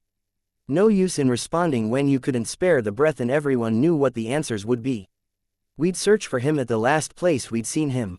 My territory. Giant paws pounded on the wet pavement as we raced for our destination. How the hell were we supposed to fight him? If we could even find him. He'd have some countermeasure for my bugs and my cocoon strategy. There was no way he'd let himself get caught up in the same trap twice. Gru's power didn't affect him. Bitch's dogs did affect him, but they weren't bulletproof. That was without factoring in any additional weapons he had. One arm around Gru's waist, I drew my phone from my utility compartment and dialed Genesis from my contact list. Genesis here. What? Mannequin en route to my territory for some kind of revenge against me for our last fight. How fast can you pull a body together? 2 minutes. He'll be there in 5. Clear people out of the way, and put together a form that can take a beating and hamper him. On it. Sierra was the first and only contact I'd entered into the phone beyond the ones Coyle had put in prior to giving them to us. I contacted her next. Sierra here, boss. Clear people out of the area, and contact everyone you gave a phone to, telling them to hide and take cover. Mannequin's coming back to make trouble. Got it. I hung up. With the jostling movement of the dogs running, I didn't trust my ability to put the phone away in the compartment, so I held it in one clenched fist. During the 6 or 7 minutes it took us to cross from ballistics territory to my own, my teeth were clenched so hard I thought I'd break something, my neck and shoulders so tense they felt more like stone than flesh. I valued my ability to come up with answers, but my mind was empty. I wasn't sure how I'd deal, and the worst part of it was that it wasn't me that was necessarily going to pay the price. As we entered my territory, I felt strangely composed for the anxieties that tore through me, a little detached from things. My bugs swept through the territory, and I did my best to recall where tripwires had been set and figure out which had been broken. I checked on my people, using bugs to make sure they were standing and that they were somewhere safe. Could I sweep through my territory using squadrons of flies with dragline silk stretched out between them, to the point that he couldn't slip past them? It would take time to set up. No, there was no need. As I approached the heart of my territory, near my barracks, I found him, standing in the middle of the road. There, I called out to my team. We changed direction and charged toward the street in question. We stopped when he came into our view. Mannequin stood in the center of the road, his back to us. Half a dozen of my people were lying on the road, unconscious or dead. I couldn't see any blood. There were a couple more people in nearby buildings that had fallen as well. How had he reached them? Why hadn't Genesis and Sierra been able to get everyone out? A quiet horror ran through me like ice water. Genesis, too, was on the road, in the process of dissolving. She'd taken on the form of something like a stegosaurus crossed with a scorpion, all brawn and armor plating, with a long, prehensile, wickedly spiked tail. He'd beaten her. Very little of the silk I'd laid on him was still intact. My bugs settled on him, and began to draw out more silk, binding him. He turned our way, and his mouth opened like a ventriloquist dummy or a Christmas nutcracker. It jiggled up and down, silently, mocking. Laughter without sound. "Fucker," bitch screamed. Then she whistled, with a volume and pitch that could make crowds stop in their tracks. Bentley charged. The bugs I had on Mannequin began to die. That took me a precious second to process. Bitch, it's a trap. She turned to look over her shoulder, and Bentley took some cue from that, because he turned slightly. Maybe that helped, because she hauled him into a hard left turn, wheeling around. Whatever it was that Mannequin was doing, it spread fast, knocking my bugs out of the air and reaching out past Bitch and Bentley before they realized the threat and started running away from him. "Get back," I shouted. Bitch urged Bentley into a run. They made it 4 steps before Bentley collapsed. Tumbling to the ground, Bitch landed and couldn't sustain her own weight with her injured leg. She landed flat on her stomach, and then began making retching sounds as she gasped for air and continued to crawl forward. Mannequin's mouth continued jittering up and down, and he took a step closer to us, his hands upturned at his sides. Gas. Colorless, scentless, swift to spread, and it incapacitated in seconds. If my bugs were any indication, it also killed its victims shortly after. I looked around, hoping and praying for some sort of outside assistance. Nothing. It was down to me, Gru, Sirius and Bastard. Bastard looked unnerved. His master and Alpha were out of action. He took a step forward, then back. He was unnerved by Mannequin, and I suspected he could smell the gas. "Bastard," I said. He whipped his head around to look at me. "Here's hoping that bitch trained him well. Get your master. Go. Fetch." I pointed at Bitch. Bastard turned, started forward, and then stopped. "Go. Fetch, fetch." He bolted. Mannequin continued walking slowly towards us. He didn't move as Bastard approached and picked Bitch up by the back of her pants. It would be so easy for him to simply shoot Bastard and slow him down long enough for the gas to take effect. He didn't. "Bastard, come on." The puppy ran. Back to us. There was nothing we could do for Bentley. I hopped down and grabbed Bitch as Bastard came back to us. He growled as I approached, but he didn't protest as I took Bitch into my arms and dragged her back toward Gru and Sirius. Gru didn't dismount, but I doubted he would have managed well if he had, given his injured leg. I tried to ignore Mannequin's steady approach as I propped Bitch's limp form up against Sirius' side long enough to lift her arms up to Gru's waiting hands.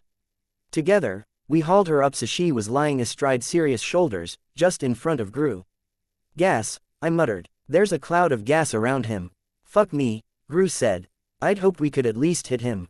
I looked at Bastard. Too small to ride. He was the size of a pony, but he wasn't built for riding in the same way, and the spikes and bony plates that covered him were too densely packed for me to find any sort of flat patch to sit on. I reached for the chain that trailed from his muzzle. He growled again, vicious. I was taken aback for half a second. Then anger set in. I barked, "Enough," and I snatched up the chain. He growled again, and I hauled on it. The way it was rigged, it looped around his snout so it would tighten around the end of his nose when the chain was pulled. It was like a choke collar, but focused more on the sensitive snout than on the throat. He recoiled and tried to pull away, and I tugged again. This time, he went still, resisting less. "You're with me, puppy," I said, pulling on the chain as I backed away from Mannequin. Gru, take bitch and get to cover. I can't see inside your darkness so long as that gas is wiping out my bugs, and he isn't bothered by it, so remove it as fast as you apply it, but try to push the gas away or displace it or whatever. We need a plan to win this, he said. Priority 1 is surviving until we think of one, I replied. Genesis will be back in action in a few minutes. A few minutes is a long time. I know. I looked at Mannequin again. He'd closed his mouth and was standing still. I pointed. You go that way, I go this way. Keep an eye on the sky. If there's trouble, we signal each other. He nodded once. Go. We split, and Mannequin broke off, chasing Gru. I headed the opposite way. Think, Taylor, think. Mannequin was a smart guy. Everything he did would be calculated to achieve some specific goal. Why was he here? He wanted to hurt me. He wanted to hit me where it hurt, and he'd done it. He'd killed no less than 10 of my followers. Charlotte and Sierra could easily be among them. He had let us find him because he wanted to bait us into a trap. It had worked against bitch, for the most part.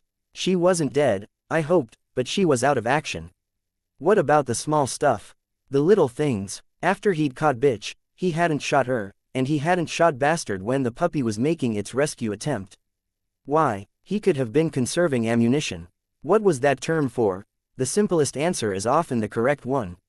It didn't matter. It was possible. I moved my bugs closer to Mannequin, to test his presence for gas. Only a few perished. There wasn't much, if any. His mouth was closed. He was catching up to Gru. Gru must have noticed, because he directed Sirius up into an alley and towards a roof. Mannequin stopped and raised one arm, then fired.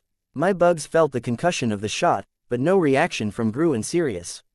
There was a pause, then another shot. Again, no reaction. 2 misses. Okay, so Mannequin was shooting now, when he hadn't been before. Were there other clues? What had changed after he'd closed his mouth? He'd started running, for one thing. So he hadn't been running, he hadn't been shooting. What had been holding him back? It could have been him. Trying to look intimidating, but he could have achieved the same ends by shooting Bastard and making me watch bitch die. He could have been just as scary running towards us as fast as he'd sprinted from the ambush site to my territory. The gas. If the gas was coming from his mouth, and he was being careful in how he moved, that meant there was something about the gas. I even had an idea about what it was. Maybe he hadn't wanted to blow himself up. He'd been invested in terraforming, once upon a time, making inhospitable environments hospitable. Chances were he was loaded down with custom-made organisms that were primed to generate the gas he was using, maybe even storing it in a compressed form. Given his tinker abilities, they could be advanced enough to account for the sheer volume of the gas. It could even be how his guns operated, with compressed, combustible gas used to fire the shot. There was no way to say for sure, but my gut told me I was right or I was pretty close to the mark. His actions, both the obvious and minor ones, make a complete, logical sense if I assumed he was spewing out massive volumes of flammable gas. Could I even take advantage of that? The amount of gas he seemed to be putting out would make for a devastating explosion. It could potentially hurt him, but I couldn't say if the shockwave or the blast itself would kill me or any nearby innocents. If there was enough gas, it could even damage or destroy nearby buildings. Some of the structures around here weren't exactly sound. If nothing else, it gave me a clue about what to watch for. It also gave me a last-ditch weapon if things really went south. I ordered my bugs into the building I'd designated as my people's barracks and collected some small items with silk and clouds of bugs working in unison. A spear of darkness soared towards the sky. When it lost momentum, it began billowing outward and drifting slightly with the wind. A signal. Come on, bastard, I ordered. I bolted for Brian's location. I crossed the street, glancing at the fallen Bentley, and I headed toward an alley. My bugs crossed paths with me, and the items made their way into my hands. A cheap plastic lighter and a packet of matches. I stashed the matches between my belt and my hip and slid the lighter into a small pocket in my utility compartment. I really hoped I wouldn't have to use them. Entering the alley, I swept through the area with my bugs, directing them to extend outward with lines of silk between them. They were gathered close enough to one another that Mannequin wouldn't be able to avoid them. I found Mannequin in the black smudge of Gru's form at the opposite end of the alley. Sirius and Bitch were a distance away, both sprawled at the base of a building, covered in rubble. I wondered how this scenario had unfolded. How had Mannequin hit them that hard? Gru had reached the roof, the last I saw, and I'd missed what came next because I hadn't wanted to lose precious bugs from my swarm by getting them gassed. Whatever had occurred, Mannequin had turned the tables and brought them back to the ground, hard. Mannequin looked at me, and his mouth was open, engaged in that same shuddering up and down movement as before. I raised one hand to the fabric that covered my nose and mouth and backed away. Were Bitch and Sirius close enough to be getting gassed too? I could feel bugs crawling on them. Both were breathing, though Bitch's breaths were rapid and hoarse. My bugs were alive, as well, which meant they were safe where they were. A quick test with my bugs told me the cloud around Mannequin was small, with a radius of about 4 or 5 feet. There was no gas around me, either. The bugs on me weren't suffering, and they'd be the first to die or feel symptoms. But Gru had surrounded himself in a thick cloud of darkness, to the point that I couldn't make out his arms and legs in the midst of it. From what I could gather, he was getting some benefit from it, and was pushing the gas away. How long could he sustain that, though? Was the darkness filtering it out, or was he holding his breath, slowly suffocating? Mannequin, I said, sounding a million times more calm than I felt. You're going to back off and you're going to let him go. He cocked his head to one side.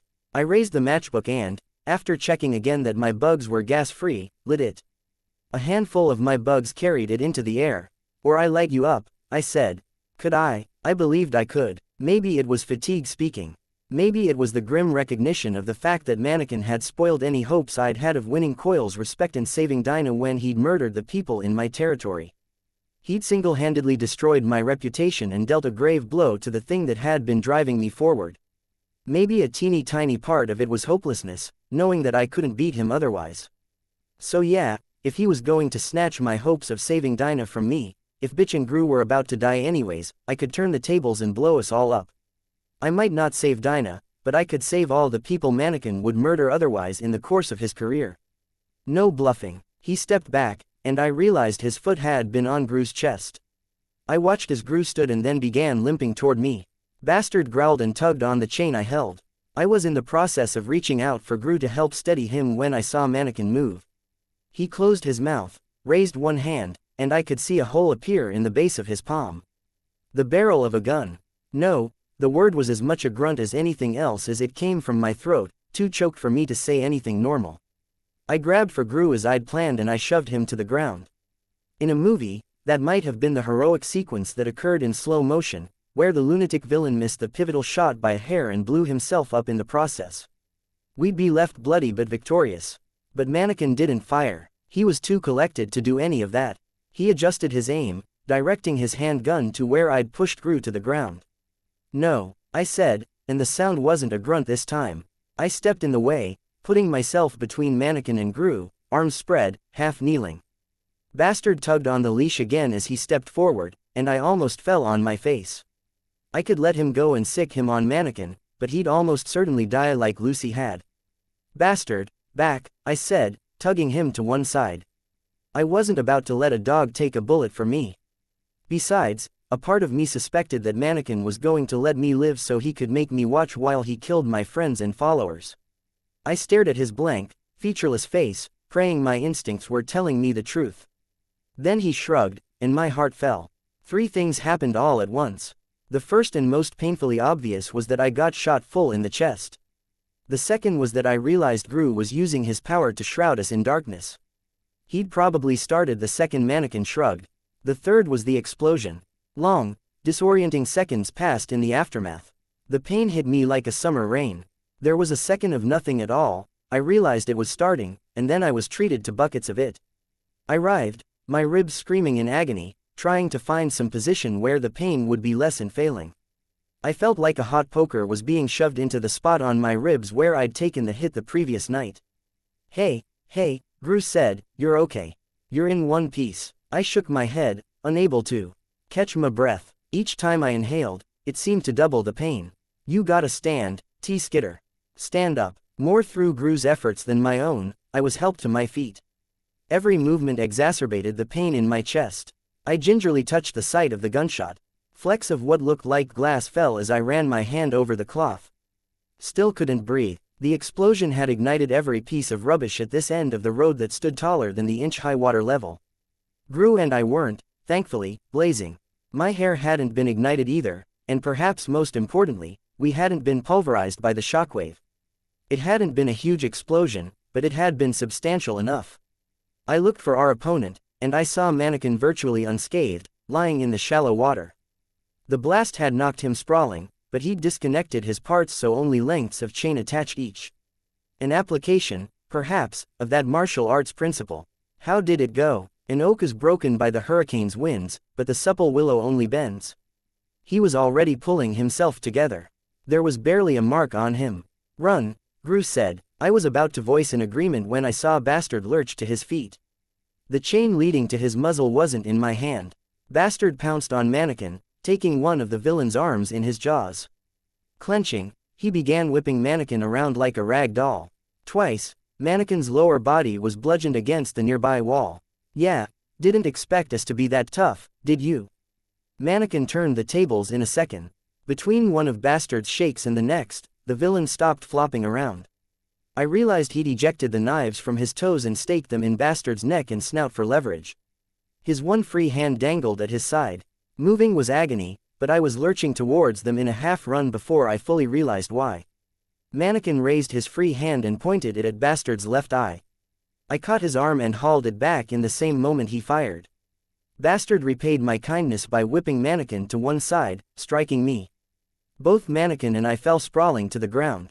No sooner had I fallen than Gru was there to help me up. He was slower than I was with that granular buckshot in his leg, so he'd only just caught up. Mannequin on the ground, Bastard off to one side, largely untrained with no master and nobody holding his chain, Gru and I both helping one another stand. That vibrating mouth of Mannequin's was going again, puffing gas into the air, maybe to buy himself some breathing room from the dog. Bastard, stay, I said. What commands had I heard bitch give her dogs? Off. Couldn't say whether Bastard obeyed or if he just didn't want to attack anyways. I had to check twice to see that there wasn't anything burning in Mannequin's immediate vicinity. No stray garbage to ignite the gas, sadly enough. I looked behind me, and saw that the flames were raging. Even the water's surface was on fire. How? Had there been some chemical nearby, or something in the gas that transferred to the water's surface? Our avenue of retreat was shrinking. Whatever. I reached behind my back and retrieved 2 items. The change purse was the first. I popped it open. A variety of quarters, dimes and nickels, all kept in place with wadded tissue, and a few small paper packets of smelling salts. It was stupid to be carrying change around, really, but I'd wanted to have some on hand since it had crossed my mind during my first night out in costume. I grabbed a tissue and tore it, once, then twice, until I had a series of strips. Then I ignited them with the lighter, the item I'd grabbed with my other hand. Dragonflies gripped the burning tissues in the instant I let them fall from my fingers. Mannequin shut his mouth, stepping back. Half of the tissues went out or were dropped by the burned dragonflies before they got close enough. Which meant that the other half made it. The gas ignited for a second time, but I didn't get to see it. Gru shielded us with his darkness once more. Whether it was to dampen the shockwave or keep us from being blinded by the light or something else, I didn't know. I could only trust that it worked. The darkness dissipated, we were standing, Mannequin wasn't. A whistle from Bitch's direction and a signal that was too brief for me to catch sent Bastard forward. With Bitch's condition, I couldn't imagine how she handled it, but she managed to pump Bastard up. He grew to half again the size he'd been, roughly as large as a small car, and when he bit down on Mannequin's arm this time, he broke the material. He adjusted his grip until he had Mannequin's lower body and legs in a hold, but the material there proved sturdier. 2 arms in 2 fights, I thought, with a grim satisfaction. The flames at our back were getting a touch too close for comfort, so I stepped forward, supporting Gru. His arm around my shoulder, we approached as close as we dared to Bastard's mayhem. Sirius was hauling himself out of the rubble, with Bitch in the arch that formed with his front legs, chest, and the ground. She stood, shaky, still breathing funny, making rhythmic facial motions like she was swallowing convulsively or gagging. Gru limped over to Bitch's side. She couldn't stand without Sirius's support, but Sirius was shoring up the rubble with his body. Gru gave her the support she needed and the pair of them made their way towards us. Sirius stepped away from the wall and the rubble he'd been holding up tumbled to the ground, and he returned to his master's side. Bastard, Gru said. Monster. Freak. Gru took Bitch's hand and placed it on my shoulder. She didn't pull away. Once he was sure we were both standing, he stepped away. Bending down with an excruciating slowness, Gru picked up a piece of rubble that had to have weighed 50 or 60 pounds, roughly cone-shaped. Bitch seemed to follow his line of thinking. Sirius, hold. The dog lurched forward and placed both front paws on Mannequin's body, pinning his arm and chest. Bastard growled at the one who was intruding on his quarry, and Sirius growled back. Bastard quieted. It seemed he didn't fully realize that he was bigger, more dangerous and less injured. He was too used to being the puppy, with Sirius as the full-grown one. Gru limped around the scene until he stood over Mannequin's body. Ignore the head, I said, quiet. Nothing important in there. I'm not joking. It's a decoy. Get him in the chest. Gru nodded and hefted the chunk of rubble until it was over his head, point facing forward. Would it puncture? Hard to say. Worth a try. Do it, bitch growled, beside me. Killed Lucy. Bentley too, maybe, I said, quiet. I'm sorry, I don't know if he made it. There was no way to save him. Do it, she repeated herself. Gru didn't get a chance. An eruption of fire tore through our surroundings. Not an explosion, there was no shockwave, and barely any noise. It was more like a push, intensely hot and brief. We were knocked sprawling, dog and human alike. The agony in my ribs hit me worse than ever as I was knocked flat onto my back in the water and a huff of air was struck from my lungs. No, Gru said, you can't interfere. The Protectorate. It would be disastrous if the Protectorate no. I fixed my eyes on the scene. Much worse than the Protectorate. Bernskar tapped her finger to one side of her nose. I won't tell if you don't. You can't assist him. They're your rules. Jack's rules, not mine. But fine, Bernskar said. Something about the tone. In her voice. It sounded casual, but there was something in it that reminded me of Shadow Stalker and Sophia. It wasn't angry like Shadow Stalker was, but it had the same emptiness. I just hadn't really picked up on it in the past. Bernskar gave Mannequin a hand in getting to his feet. Cracks marred his lower body, and his left arm was a mess of cracked ceramic and pale gray organic pulp. I heard her murmur something. Mannequin shook his head. Bernskar said something else. He raised one hand, and Bernskar slapped it in a lazy high five. She turned towards us. There. He just tagged me in.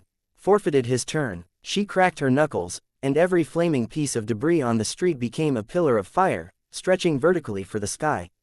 The fire snaked over the surface of the water to cut off our avenues of retreat. My go. I'm taking round 2. Chapter 133. Snare 13.4 Bad, bad, bad, bad. Bernskar stood with Mannequin just behind her, sporting a red shirt and black jeans, cigarette burns running down her cheeks, and a dead look in her eyes. Bitch, Gru, Sirius, Bastard and I stood a dozen feet away, walls of flame like bonfires barring our escape routes to the rear or sides.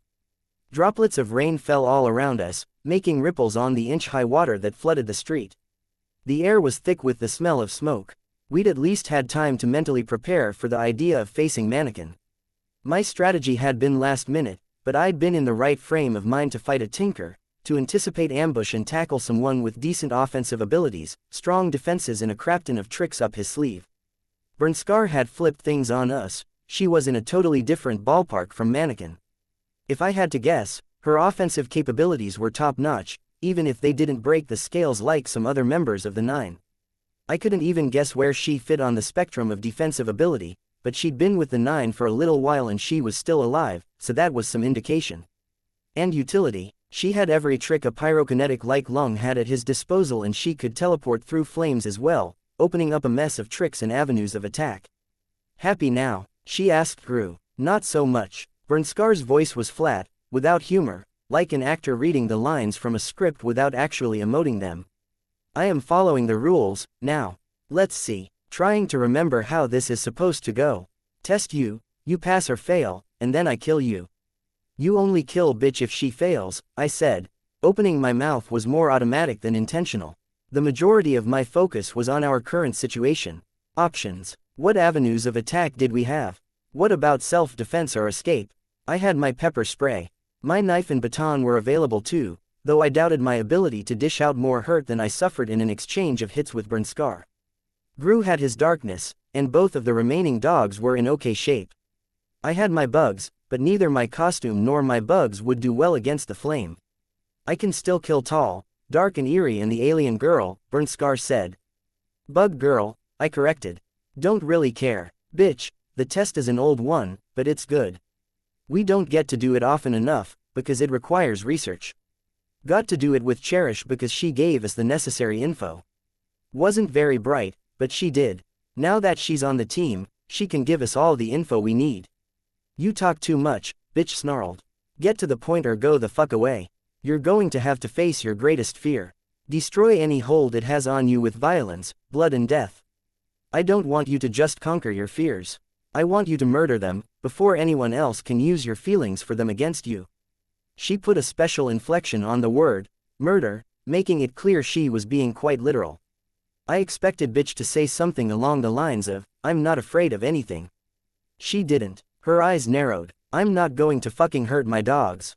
Not asking you to. Dogs are easy. Replaceable. Sure, you might cry when they bite the dust, you love them. The lack of inflection or emotion in Bernskar's voice made the words sound almost mocking. It's sweet, but that hole in your heart mends, time heals the wound, you get more dogs and you bounce back. I think you're underestimating how much she loves her dogs, I said, a wound like that never heals. Bitch turned her head just enough to give me a hard look. I'm not saying she doesn't, Bernskar shrugged. I'm saying the idea of losing them isn't what scares her the most. So forget the dogs. I'm not asking you to hurt them, maim them, murder them or anything like that. Bitch glanced at Bastard. He was growling, barely audible, low and steady, and his hackles were raised. Were they still hackles if they were mostly fragments of calcified muscle and bone spikes? Kill them, Bernskar said. She pointed at Gru and I. Bitch laughed, if you could call it that. It was more of a snort, with zero humor to it. That's supposed to be my biggest fear. I don't give two shits about them. You do. They're the closest thing to a human connection you've had your entire life. Maybe you haven't thought it out loud to yourself, but you're terrified at the idea of losing them. You know as well as anyone else that this relationship with your team, it's like winning the lottery for you. Bitch scoffed. Sure, it's shitty as relationships go, Bernskar continued, anyone else would find it depressingly lame. But they're the best you'll get. The best you can hope for, because you're fucked up. Believe me, I know when someone's fucked up. Like I said, you talk too much. They're the best you'll ever get, and according to Cherish, you're losing them. Whatever bond you made with them, it's fucked up now. Maybe you did it, maybe them. Maybe both. But it's dying a slow death, dog girl. Rip off the band-aid and finish off these losers who aren't going to be your friends in a few weeks anyways. Do it, and I let you and your dogs walk away. Why the fuck should I listen to you? Because if you say no, if you try to run or walk away, if you attack me, I'll consider your test a fail. So, I'll have no reason to hold back. Your team dies, your dogs die, and you'll wish you were dead. Fuck you, bitch retorted, but she glanced at Gru and I could have sworn I saw doubt. Was it indecision? The way Bernskar had framed this, bitch either had to admit she cared about us and fight for our sake, or bitch could attack us to secure her safety and her dogs. I couldn't say which road she'd take, not with any kind of certainty. My gut told me it wouldn't be the answer I wanted. She's considering it, which meant I had to take matters in my own hands. Bernskar held the advantage, and bitch was leaning her way. I needed to flip things and take that certainty away from her. I drew from the capsaicin-treated bugs in my armor compartment. There hadn't been any point in using them against Mannequin, but they might incapacitate Bernskar. The trick was catching her off guard. You're doing it wrong, Gru said. What? Did you even read the rules Jack gave us? Yes, Bernskar frowned. I did. Then why are you doing it differently than he did? Gru pointed at Mannequin. He was buying us time, using Mannequin's inability to talk and Bernskar's less than firm grasp to throw her off her stride. He didn't know it, but he'd also provided me with a distraction. My capsaicin-laced bugs made their way down my back, and the backs of my legs. Near the surface of the shallow water, they spread out, sticking to shadows, the cover of burning rubbish and the darkness that swirled around Gru. Doing it differently. This isn't that complicated, Bernskar said. How's it going to look if you do it wrong? I imagine Mannequin's going to get punished for fucking up, Gru said, but he at least tried. If you screw up here, right at the beginning, you really think your team is going to be impressed? No, they're going to be embarrassed. And I bet they'll take it out on the person who embarrassed them. Mannequin tapped on Bernskar's shoulder. She turned, and he parted his mouth slightly before drawing an X over it with one finger. Mannequin says you're lying. Crap, My bugs weren't in position to attack yet. You really going to gamble on that? Gru asked. Yeah, Bernskar said. The flames around us swelled in size. I had no time left for subtlety. I gave the order for my bugs to attack directly, closing the distance by the fastest and most obvious routes available. They rose from every corner and shadow in the area, approaching Bernskar from every direction. I directed them towards the exposed skin of her hands, ankles, face and neck. The second they landed, they bit, stung and clawed at her. I even felt a few touch her face. Then I felt her move. For an instant, I thought she had some kind of enhanced strength or speed that let her throw herself to one side like she did. Except it wasn't her. It was Mannequin that moved, throwing her to one side, so she landed in the midst of a flaming pile of trash. The bugs on her were burned to a crisp and she promptly disappeared. Run! Gru shouted. Bitch hauled on Bastard's chain, shouting, go. She climbed halfway onto Sirius' back, unable to climb up higher with her injured leg. Gru and I followed as Bastard crashed into one of the walls of flame, sending burning trash flying and spreading out the flaming water. Bitch rode Sirius through the break, and Gru and I hurried after. Hot. I stumbled as the heat built. I was supporting Gru as best as I was able with the pain in my ribs protesting even the slightest movements of my arm, let alone trying to support a nearly grown teenage boy. The heat of the flames increased. I think we could have made it if it was just 1 or 2 steps, but it wasn't. 5 paces failed to carry us out of the flames. We were too slow to keep up with Bastard and make use of the way he was scattering the flames for us.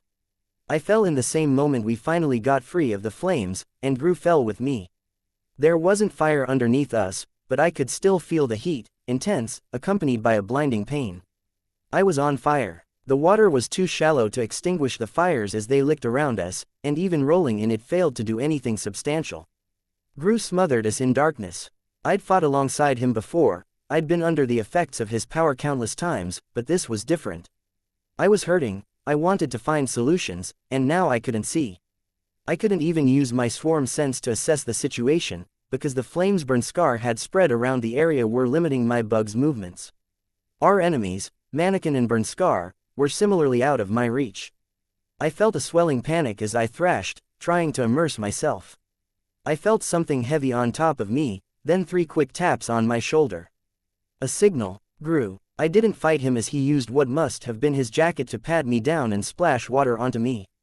I felt the water touch bare skin. The pain and the heat continued as Gru hauled me to my feet, but the rational part of me knew he wouldn't do that if I was still on fire. I was burned. It hurt, but I wasn't in imminent danger from anything or anyone except Bernskar and Mannequin. Using my power, I found difficulty at every turn. Everywhere I sent my bugs, I encountered fire. I felt like a blind person tapping their cane around himself to get a sense of the surroundings, encountering only danger, destruction. A picture was gradually unfolding, and it was an ugly one. We ran, Gru leading the way. We fell 4 times. My legs and back were burned, Gru had his injured leg, and we were running slightly downhill. He was clutching my shoulders hard enough that it hurt, and leaning heavily on me with every other step, while my legs had none of the strength needed to support him.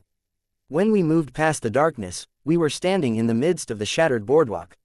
We half slid and half climbed down the ruined area to the beach, and walked over to the water's edge.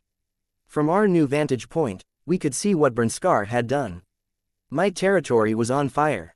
Gru's shadows still covered the ground levels of the area, but I could make out the tops of the taller buildings. Not every building burned, but there were enough. Rain fell around us, but it wouldn't matter against a blaze like that. In the gloom, the plumes of smoke that were as thick around as any building appeared black against the light gray backdrop of gray rain clouds. Come on, Taylor, Gru said. He tried to pull me to my feet, and I didn't move. We can deal with all that later. Right now, we've just got to get away. We survive. Survive, I muttered. I'd been prepared to die against Mannequin if it meant removing one monster from the world. It was a pretty good indication of how much I valued my life at these days.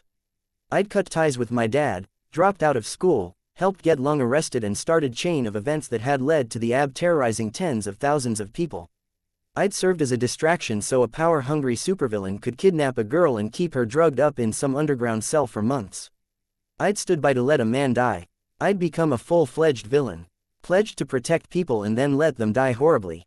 Not once, not twice, but 3 times. What the hell had I been thinking? wanting to become a superhero. Come on, Gru urged me. I stood, leaning against the concrete wall that divided the beach from the street above. Genesis is going to be there, I said. We need to go find her and help her. We're too hurt to do anything, Gru answered. Genesis can handle herself. She can always make a new body with her powers.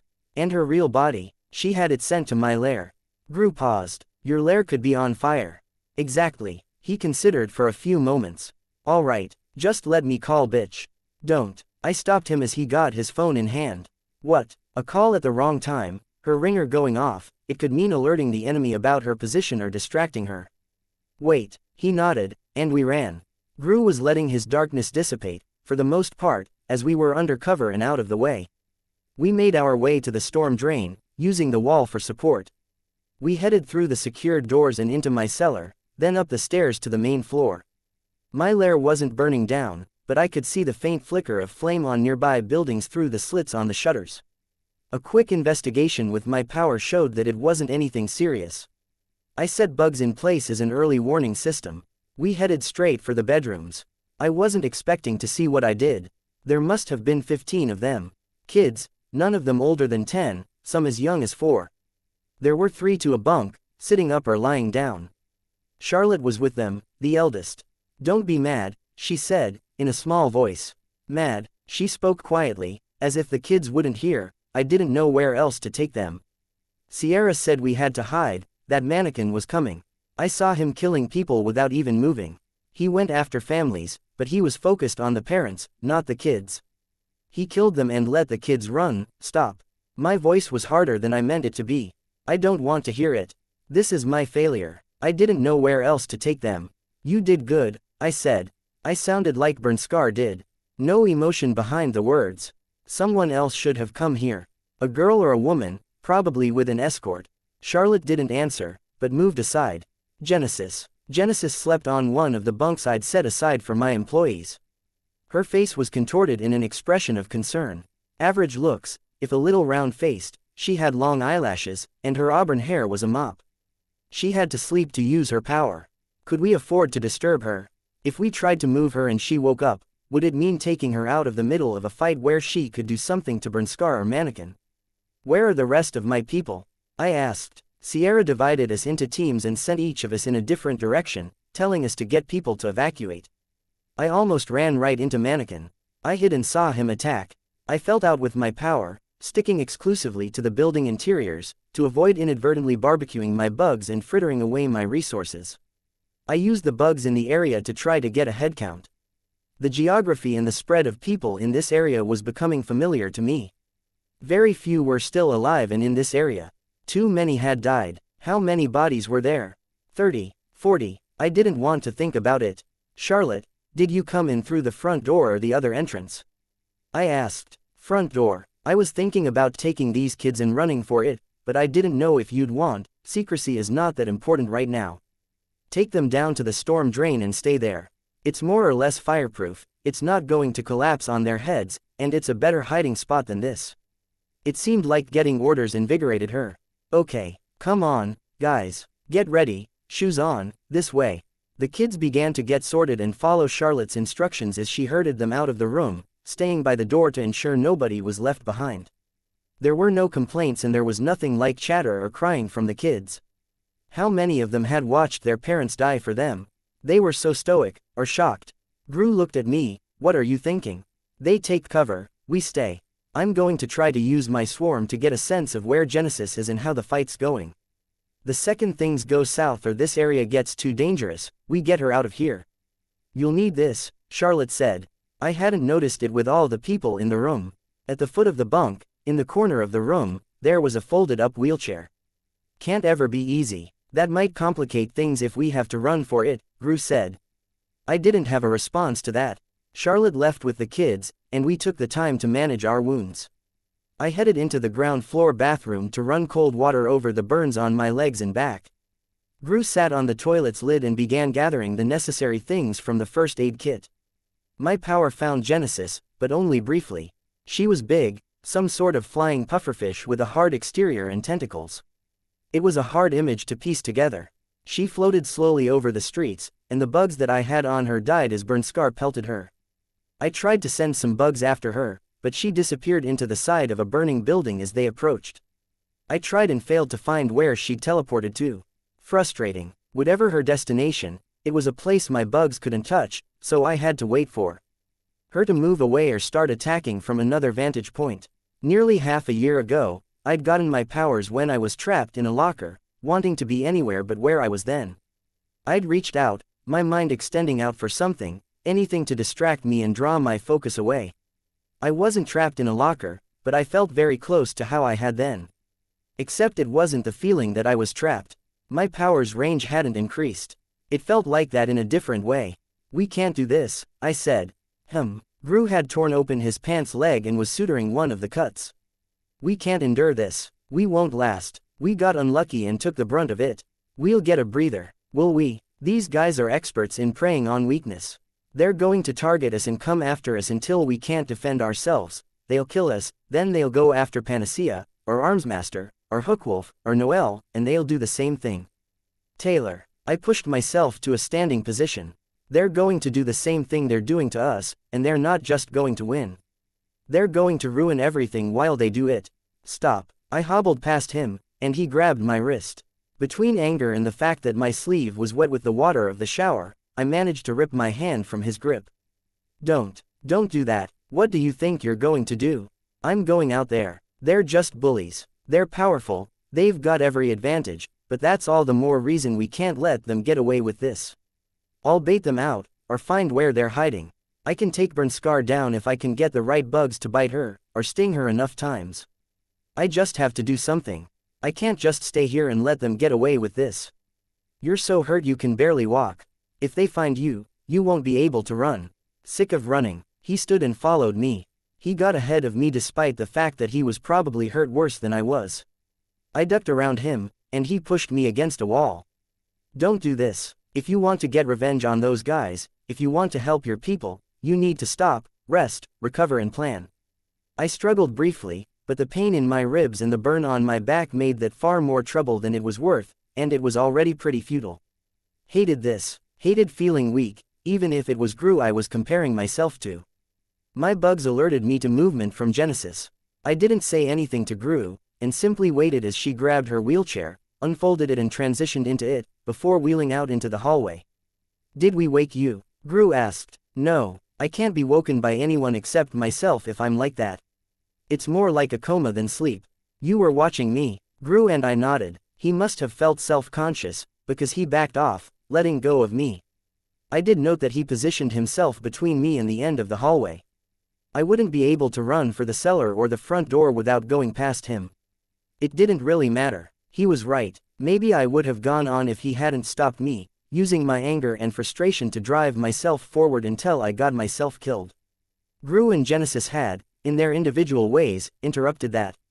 I felt simultaneously angry at him and embarrassed that he'd had to stop me. What happened? I asked Genesis, trying not to look at Gru. She glanced between the two of us. Realized Mannequin was using a gas, got a form together to fight that and occupy him, like you recommended, but he wasn't there when I reformed. Bernskar was. Mannequin forfeited his turn. Bernskar went up next, I explained. Ah, you managed to stop her? Gru asked. No, I wasn't prepared to fight her, but she couldn't really hurt me either. She left. Can you get a body together to fight the fires? I asked, hugging my arms against my chest. I'll try. My reserves are low, thank you. I'm sorry I wasn't able to stop them. Gru got his phone out while Genesis retreated back to her bunk. I made my way upstairs to curl up in the armchair. So many dead because I couldn't save them. I felt doubly guilty because my reasons for regretting their deaths were partially selfish. It was a deathblow to my plans to seize my territory, earning Coil's respect and make inroads into saving Dinah, one way or another. I took off my mask and let it drop to the ground. My costume, I saw, was in tatters where it had burned. Our enemies were good, they were smart. Mannequin had been toying with us, and we'd taken that advantage and beat him to the ground with it. But every action was calculated. Cherish was informing them, Shatterbird was apparently smart in other ways, and Jack was the brains of the operation. Had Jack calculated things so everything would play out the way he wanted, like Mannequin was? Gru appeared at the top of the stairs. Bitch isn't replying. We should go look for her. Okay. You okay? Gru asked, pissed. Me too. Though I get that you have more reason to be angry. I stopped, clenching my fists. I don't. I blinked back tears. Fucking contact lenses. He wrapped his arms around me in a hug. My face was mashed against his shoulder, his grip was too tight, my back was sore where his hand touched a spot near the burn. There was also that mess of awkwardness from when I'd confessed my feelings for him, that now seemed so minor and distant compared to everything that was going on. We'll get through this. No, I said, pulling away, not like this, we won't. We fight them every time they come, we're going to be worn out, exhausted from always being on our guard, and if these past fights have been any indication, we won't make it through 8 rounds of this. The way you phrase that, you don't sound like you did in the shower. I shook my head. No, because I've realized Jack wants us to focus on each of his people, one by one, because he knows it's going to play out like it has so far, and that we won't make it through 8 rounds of this. Let's change that dynamic. We take out testers before they get their turn. We go on the offensive. Offensive. Dinah said that a direct attack would be suicide. So we go for the indirect attack. They want to play dirty. Let's play dirty back. Chapter 134. Snare 13.5. Bentley had been turned on his back, and Sirius had one side of Bentley's ribs in his jaws, pulling. Bitch was holding the other side, tugging on it with her entire body in an effort to pull it apart. Bastard was chained to a streetlight, lying on the ground with his chin on his front paws. He had shrunk from the size he was before. She's alive. After bitch had gone incommunicado, I'd worried Bernskar had gotten a hold of her. The flesh of the bulldog's monstrous form was decaying, sloughing off and putrefying into a liquid slop over the span of seconds. As the tissues connecting the bones disintegrated, they became loose, bending in place. Bitch was trying to get the ribcage apart before the remainder of the flesh collapsed in on the dog's real body.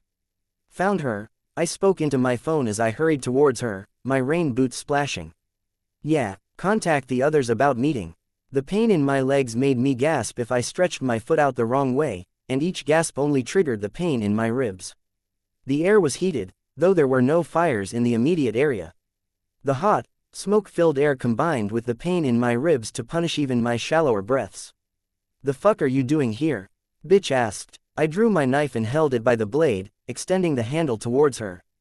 Helping. She didn't respond, but she took the knife and climbed partway into Bentley's body to start cutting him out of the protective sack. I stepped in and used my shoulder to help leverage the ribcage open. My legs screamed with the strain, but I could deal with the pain. It would be better to suffer some pain than let bitch get crushed inside Bentley's chest cavity. She climbed out with the bulldog draped over her arms, falling to her knees the second she was free. She laid Bentley down on the ground. Is he okay? She checked. He's breathing. Good. Her eyes narrowed. Don't act like you care. I do care. Fuck you. You heard what that psycho whore said and now you think I like you.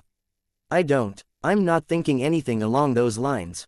You're probably already trying to figure out a way to use it against me. Fucking hate people like you. Manipulative, two-faced, hey. I shouted, cutting her off. Sirius growled at me. Bitch brandished my own knife, pointing it at me. Do you know how much fucking simpler my life gets if I get rid of you? It doesn't. You might get the 9 off your case for a few days, but you'd be facing every test after that all on your own. Believe it or not, I'm on your side. I want to help you through this mess.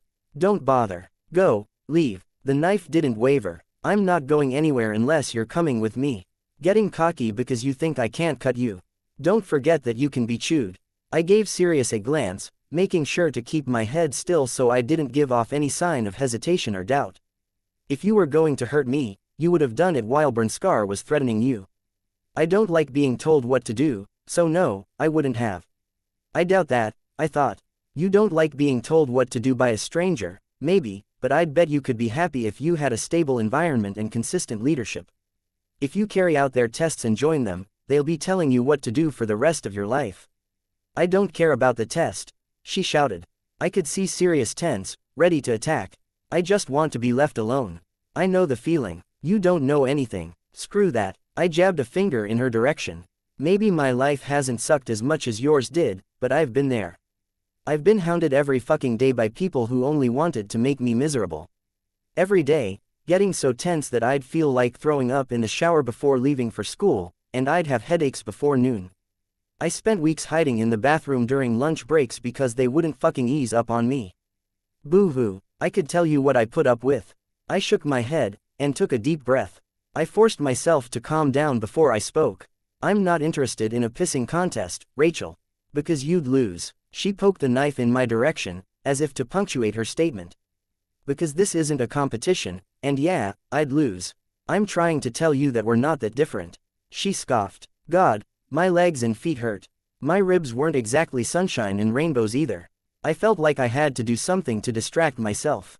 If it hadn't been my legs that hurt, I would have wanted to pace back and forth, or run, or something. I tried to focus on bitch. Fine. Don't believe me. Here's the nitty-gritty facts, then. You're a member of our team. We need you, and whether you like it or not, you need us. She scowled. Don't say you don't. Don't say you could manage on your own. You've seen these guys, and you're not stupid. She looked down at Bentley, putting one hand in front of his snout, as if to check he was still breathing. All you're spewing out of your mouth hole are words. You only want to help yourself. I wish there was something I could have hit, something I could have thrown. I settled for an enraged groan. What's it going to take to convince you? Why can't you understand that I can and have put myself in harm's way for you? That despite all the shit between us and everything we've gone through, you're my friend. You are not my friend. She didn't look up at me as she uttered the words. Fine, I've accepted that, but you're my friend, even if I don't like you half the time.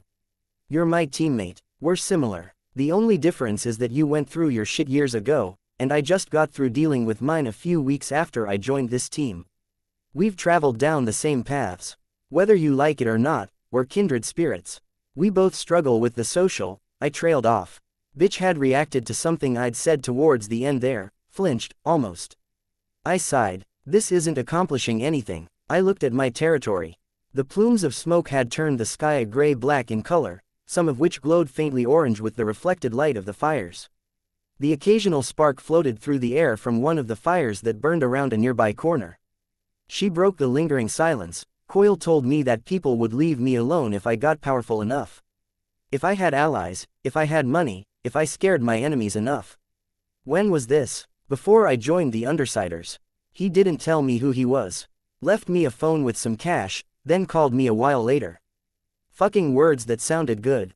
Learned my lesson. She'd spent years on her own, on the streets with only the company of her dogs, running any time a cop or cape came after her. I itched to ask her if she'd suddenly had an increase in the amount of trouble she faced before she came to Brockton Bay.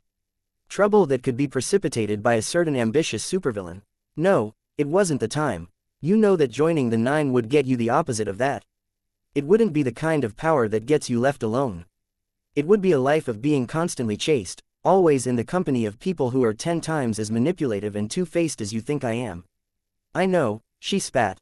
She picked up Bentley, then adjusted her grip to touch his nose with one hand.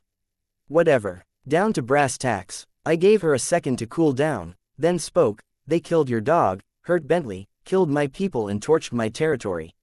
I want to take these fuckers down, no holds barred, and we're going to need your help if we want to pull it off. Screw going on the defensive. You had me at no holds barred, she growled, rising from her crouch. I didn't dare to open my mouth, not with the risk of angering her and changing her mind. I nodded instead. Together, we limped back to my lair.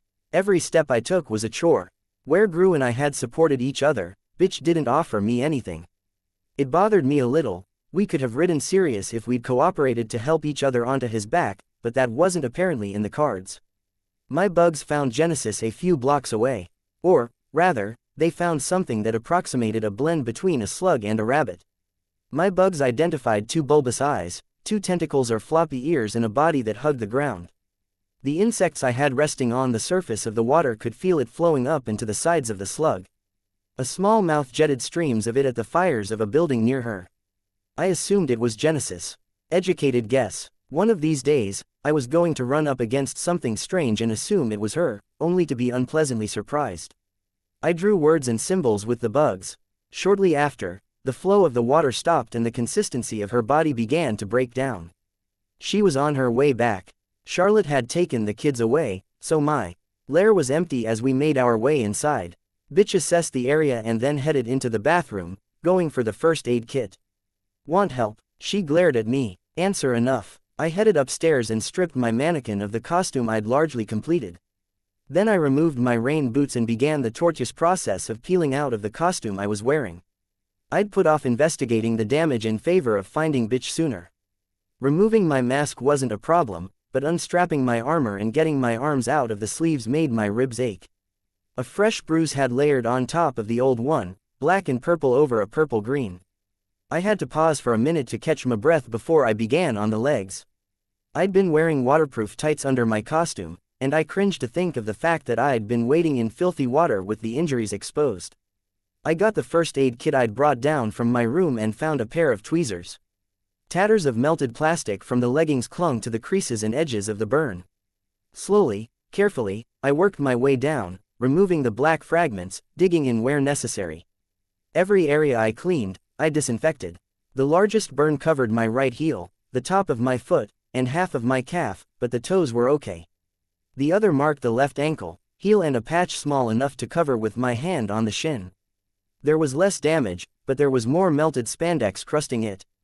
If I had second-degree burns, it would be there. The disinfectant virtually hissed as it touched my burns. I applied it liberally, then got out the gauze and antibiotic cream. It hurt as much as the lingering effects of Bakuda's pain grenade, but there was also the knowledge that it would take forever to heal. I wouldn't be able to wear skin-tight leggings over the injured area. Bastards. This pain was nothing compared to what they'd subjected my people to. How many people had lost parents, loved ones, friends, homes? I couldn't even complain to myself about the burn without feeling guilty. Genesis was the first one to arrive upstairs, carried by one of her remotely controlled images, a crude rendering of a man who draped her in a chair and then faded as she woke. I couldn't put out any of the major fires, she said.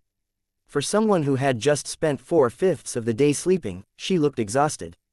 Thank you for trying. I took the wire cutters to the inside of my burned costume's leggings. Each squeeze got me only half an inch of cut material. What next? I've outlined a basic plan with Gru. He contacted the others. They should be arriving shortly, and we'll all discuss it together. Tattletale doesn't think Burn Scar's going to come back anytime soon, but I've laid out spider silk tripwires over the area, just in case.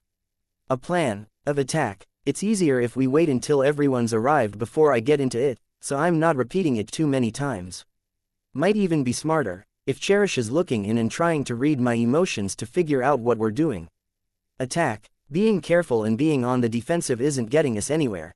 It's keeping us alive. I shook out my costume and examined it. Progress was too slow. I put down the wire cutters and got the plastic lighter from my utility compartment. I proceeded to burn through the material on the inside of the leggings, from the cut I'd made all the way to the crotch, then back down the other side, putting out any flame that lingered. I was nearly done when I finally responded, I don't think it is.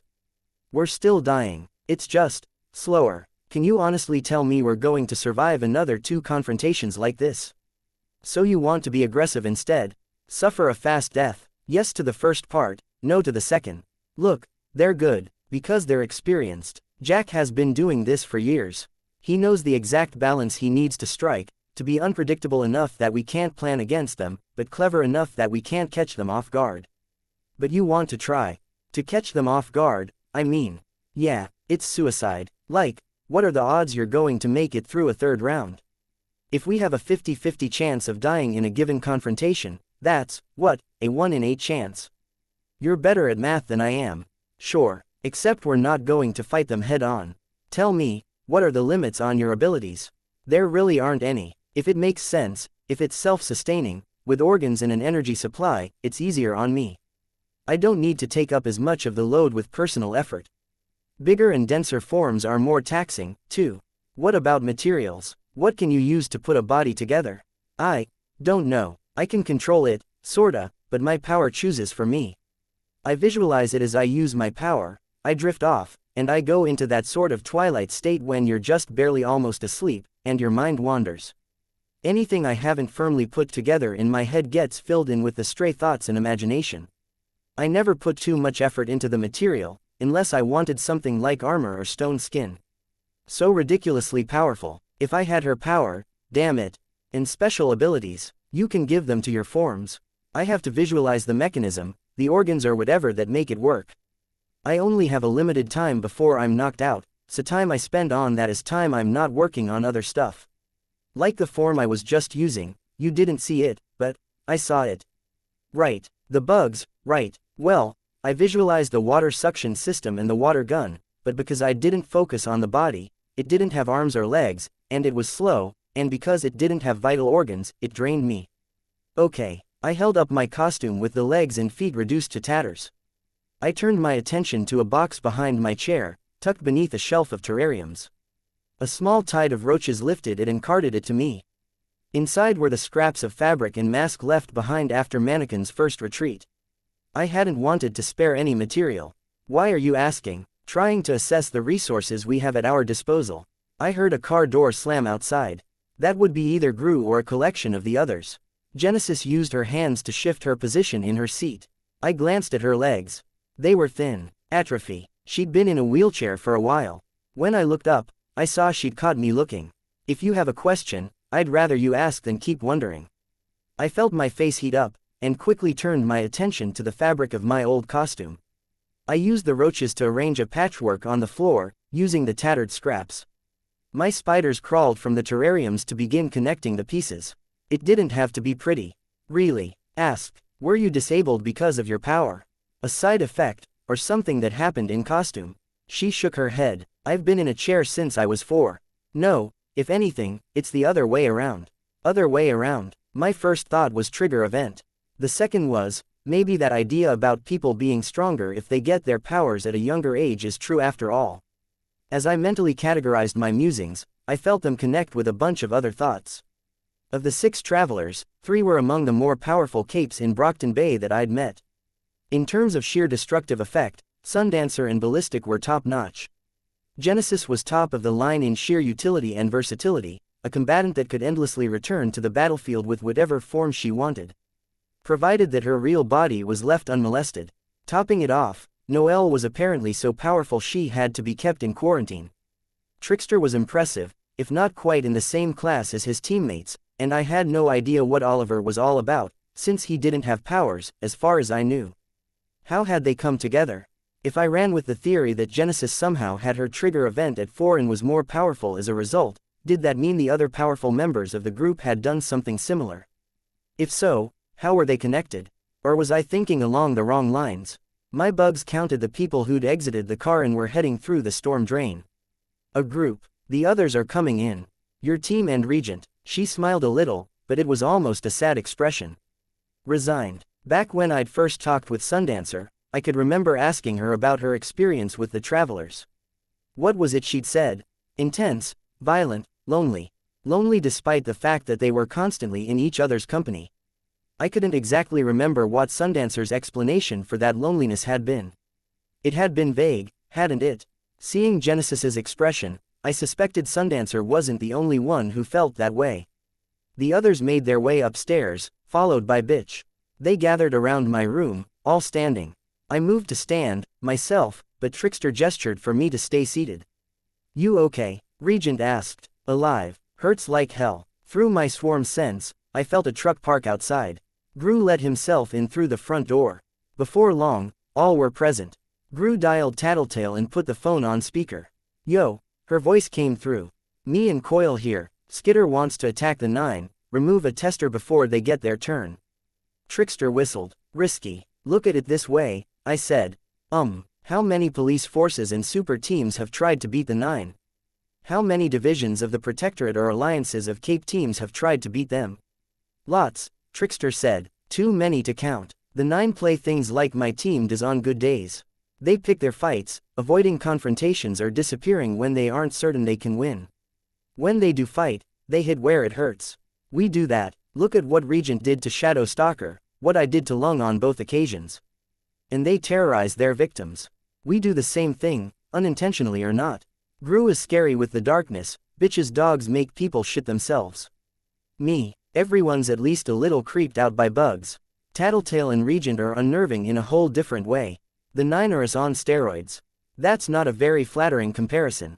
Gru folded his arms. No, but I think it's on target, and I don't think it's a total coincidence that they wound up considering 2 members of our group for the 9, Cherish's motivations aside.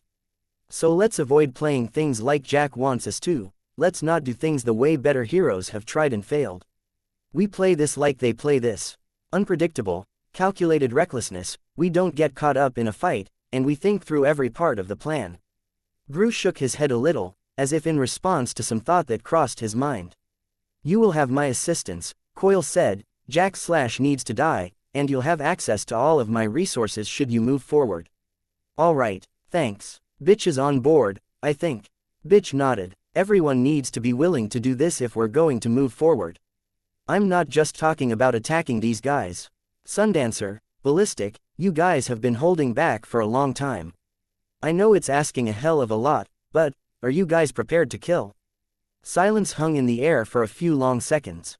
Yeah, Ballistic said, if it's monsters like that, I think I could. Sundancer hesitated. She hugged her arms against her body, lips pursed. Mars, Trickster said, his voice quiet, you've killed before. Accidentally. I thought back to her hesitation to use her power, back when we'd fought Oni Lee and Lung together. These guys aren't bystanders, they're not people, Ballistic said. They don't even resemble people. They're freaks, monsters, the worst this planet has to offer. It's not that simple. By killing them, you're saving dozens, even hundreds of people, I said. It's not that simple. It really is, I replied. I don't think we need an answer now, but you need to let us know before we begin. What else do you need? Lisa asked, through the phone. We can't do anything until you find them. I know the local technology is down, but the local police and Capes brought in emergency communications, just like Coil did for us. I've been listening in on the radio transmissions. Narrowing it down, I could pull an all-nighter, listen in, and figure it out. That's as good an excuse as any, Gru said. If I'm going to help with this, I need to know that you're on the ball. I don't do this unless everyone that's going to be on the battlefield gets 6 hours of sleep before we begin. By that time, Tattletale will have a location. He faced me square on as he said it. I don't have normal sleep patterns, Genesis replied. In fact, I need to be awake to recharge. Exceptions allowed, of course, Gru said, without turning away from me. 6 hours of sleep, with everything I had on my conscience. Sure, I lied, but we attack first thing in the morning, or as soon as Tattletale pins them down.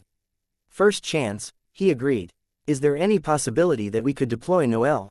I asked Trickster. No, Trickster said, if she's as powerful as you say, if Noelle used her power in this battle you're talking about, everyone loses. The travelers were way too fond of that line. Then, Coil, what kind of munitions do you have? Most. I can provide virtually anything, given time, but for tomorrow morning. Well, tell me what you need.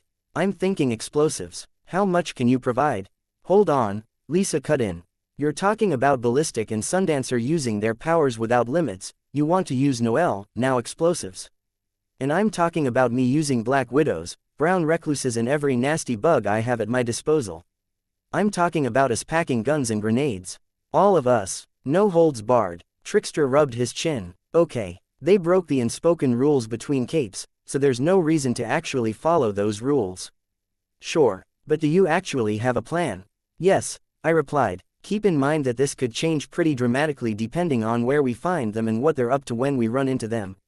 There were some nods from the others around the room. My bugs had finished connecting the tattered pieces of fabric.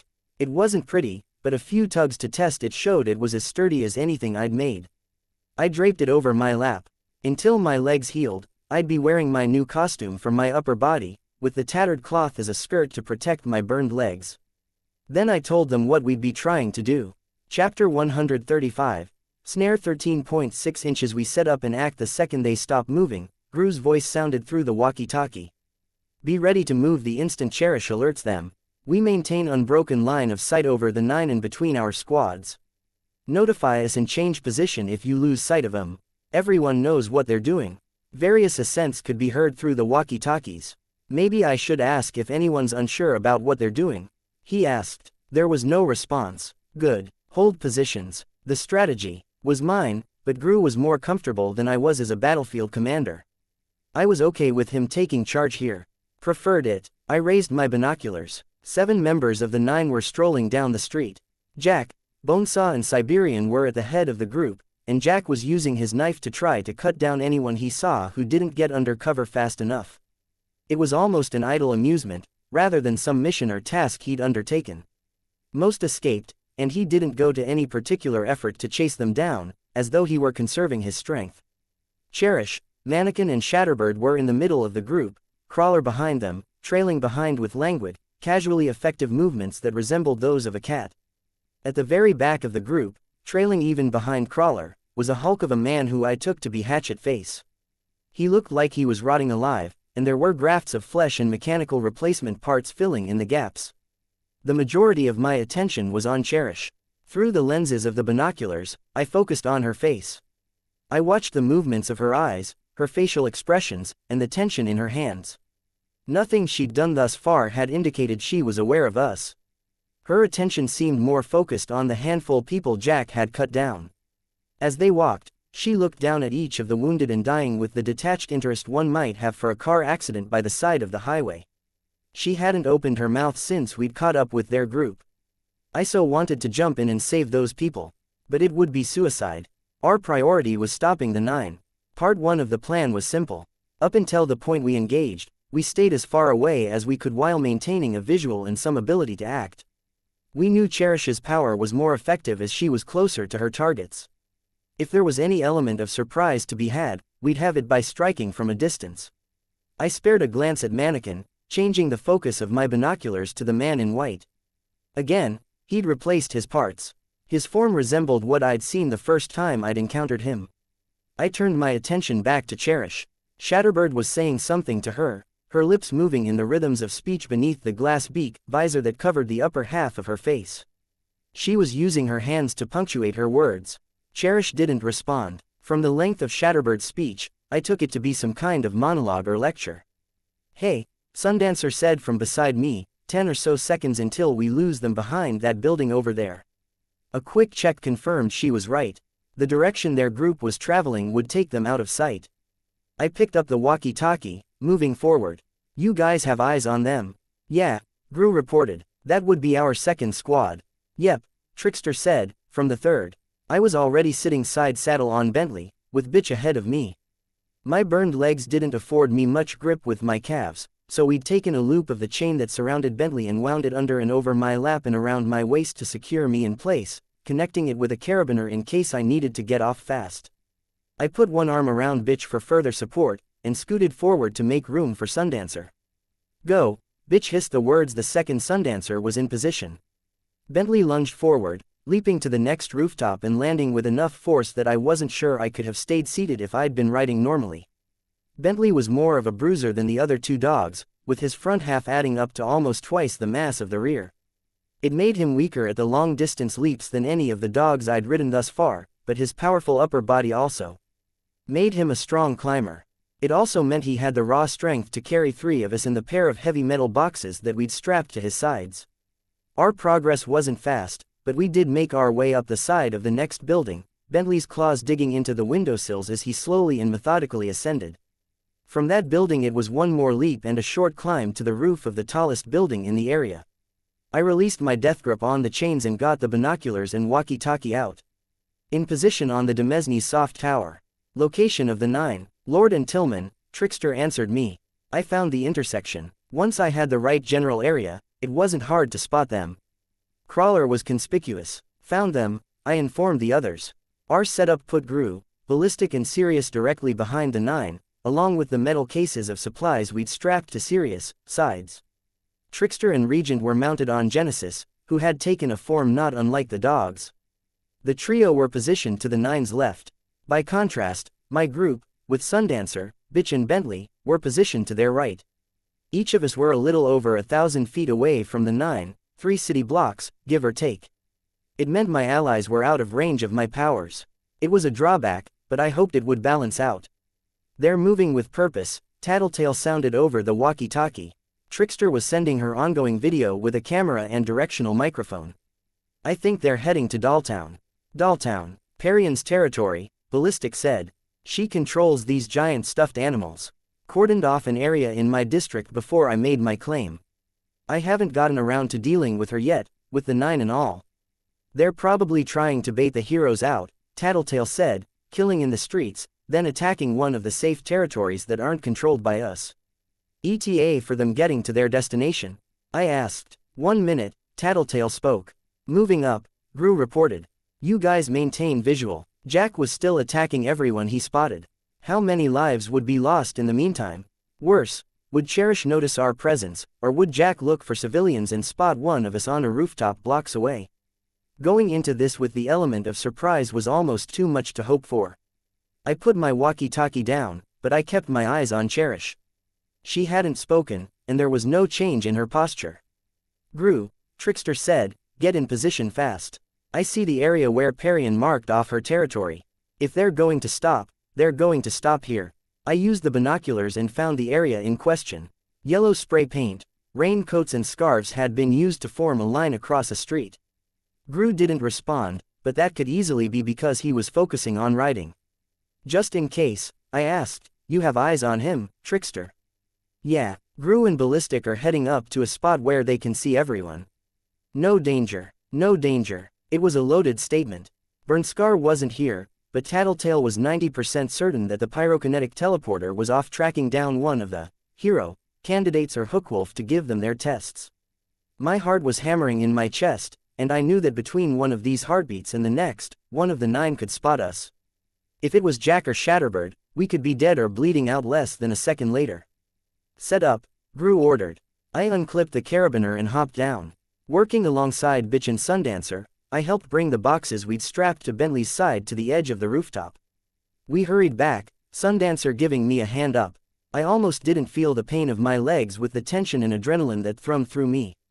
Or maybe that was the industrial strength painkillers Coil had provided. I didn't want to think about the fact that the drugs I'd taken might be the same ones that he'd used to drug Dinah. A quick sweep verified that the area around Dolltown was largely empty of people. The flooding was bad here, and only Parian's place was really on high enough ground to be free of it. Just to make sure, I asked Tattletale, how many bystanders? Going by the video feed, guessing there's between 8 and 20 people in the buildings around you. Then I'm set, I replied. I strapped the seatbelt chain around my waist and hips and reconnected the carabiner. Other voices echoed mine, confirming they were ready. Halfway across the roof, Sundancer began forming her miniature sun. I checked on the others with my binoculars. Trickster and Regent were crouched at the corner of one building, and Genesis was dissolving. Good. Gru and Ballistic were arguing. I was pretty sure. I could see Gru grabbing Ballistic's shoulder with one hand and pointing at the 9 with the other. What's going on, Gru? I asked. He's chickening out. He's supposed to handle Cherish. I glanced at the 9. No sign of anything from her. She was standing apart from the rest of the group, her arms folded. She looks like someone I used to know, Ballistic said, as if that was some kind of answer. Who? Trickster asked. Sadie. From 7th grade. Nope, Trickster replied. Not in the slightest. Your head's fucking with you. Get the job done. But Trickster's voice was as hard as I'd ever heard it. Now, remember the deal we made. Our promise to each other and to Noelle.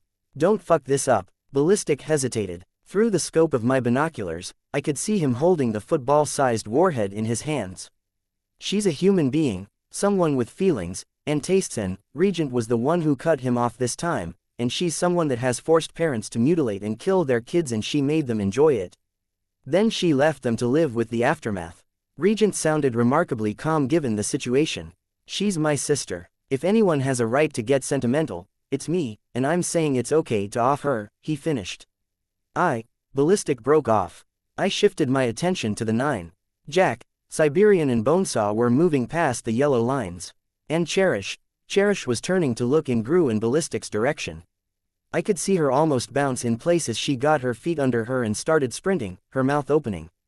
Cover blown, I shouted into the walkie-talkie. Taking my finger off the button, I called out, Trickster, Sundancer. Sundancer sent her sun soaring around to the 9, taking the long route so it could cut them off. In that same moment, Trickster pointed a sniper rifle at a corpse on the street and swapped Cherish's position with it. Part 2 of the plan, after finding them and getting into our positions, was to remove Cherish as fast as humanly possible. If we accomplished nothing else, our goal was to do that and then make a run for it. It would pave the way for future attacks and it would slow them down. We'd left that task to Ballistic, with the idea that Trickster would take care of Jack. Ballistic decided he didn't have it in him at the worst possible moment, forcing us to shift roles. Damn him. Cherish was struck by Trickster's shot, blood spattering the pavement. Her teammates left her behind. Don't have line of sight to Jack. Trickster reported. Hit the others, I told Sundancer. You mean kill them? Her voice was quiet, her fists clenched at her sides. Kill them, then. I could see the sun growing as it flew. It was maybe 18 feet in diameter now. Just tell me there aren't any civilians there, no bystanders. I looked through my binoculars. The remainder of the 9 were making a break for it. Mannequin and Siberian stood still, watching Gru and Ballistic. Crawler was barreling towards them, and Shatterbird had taken to the air. Jack and Bonesaw were taking cover around a corner to stay out of Gru and Ballistic's line of fire. The thing that had once been Hatchet Face scooped up the wounded and anyone he could catch and deposited them with his group. Bonesaw had a scalpel out and was cutting the second the people were in her reach. A throat slashed here, a stomach cavity opened there. Intestines and muscle strung from one individual to another, connecting them together as their faces contorted in pain. Some struggled to stand, to strike Bonesaw or push themselves away, but deft slices with the scalpel severed tendons and ligaments. It was a kind of grim reversal, the adults utterly helpless and weak when faced with the child. We'll never have another shot like this. No, I said, I even managed to sound convincing. No civilians. Go. Then tell me where to move it. Sundancer's eyes were closed. I can't see that far. Out further. Left, left, left. The miniature sun slid 20 or so feet with every order I gave as I tracked the enemy's position and the movements of the orb with the binoculars. Short bit left and then out. I couldn't look directly at the thing, but I saw Mannequin and Siberian wheel around as the blinding light of the orb caught their attention.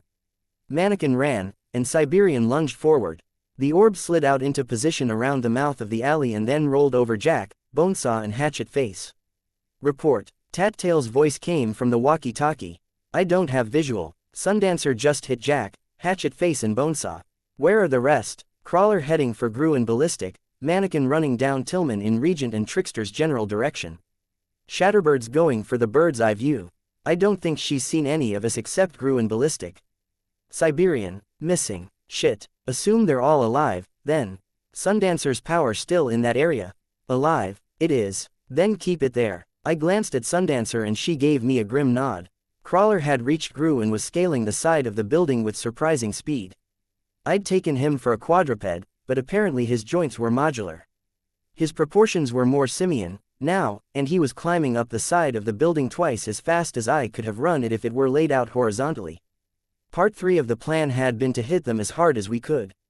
Trickster was using his rifle to take shots at Mannequin, but I couldn't see if it was having any effect. Ballistic finally decided to contribute, and fired a warhead at Mannequin. Then he reached into the box he and Gru had unloaded from Sirius's harness and grabbed 2 more. He fired them into the smoke cloud that had expanded around Mannequin. I could see Crawler reaching the edge of the roof, not 20 feet from Gru and Ballistic. Part 4 of the plan. Avoid direct confrontation. Trickster, Gru said, the one word buzzing over the walkie-talkies. Crawler disappeared, and an empty pickup truck toppled from the edge of the roof to the ground. Crawler was back in the vicinity of the other 9, not far from Sundancer's burning orb. Blocks away from Gru and Ballistic. The monster lunged after Gru and Ballistic again, and was supported this time by Shatterbird, who conjured up a storm of glass shards to pelt the pair. Ballistic retaliated by firing a warhead at Shatterbird, who prematurely detonated the explosive with a thick cluster of glass, shielding herself against the worst of the blast with another wall. She drew more walls around herself and maintained her assault. Bitch whistled, and Sirius started bounding across rooftops to head our way. I could see Shatterbird turn and notice us.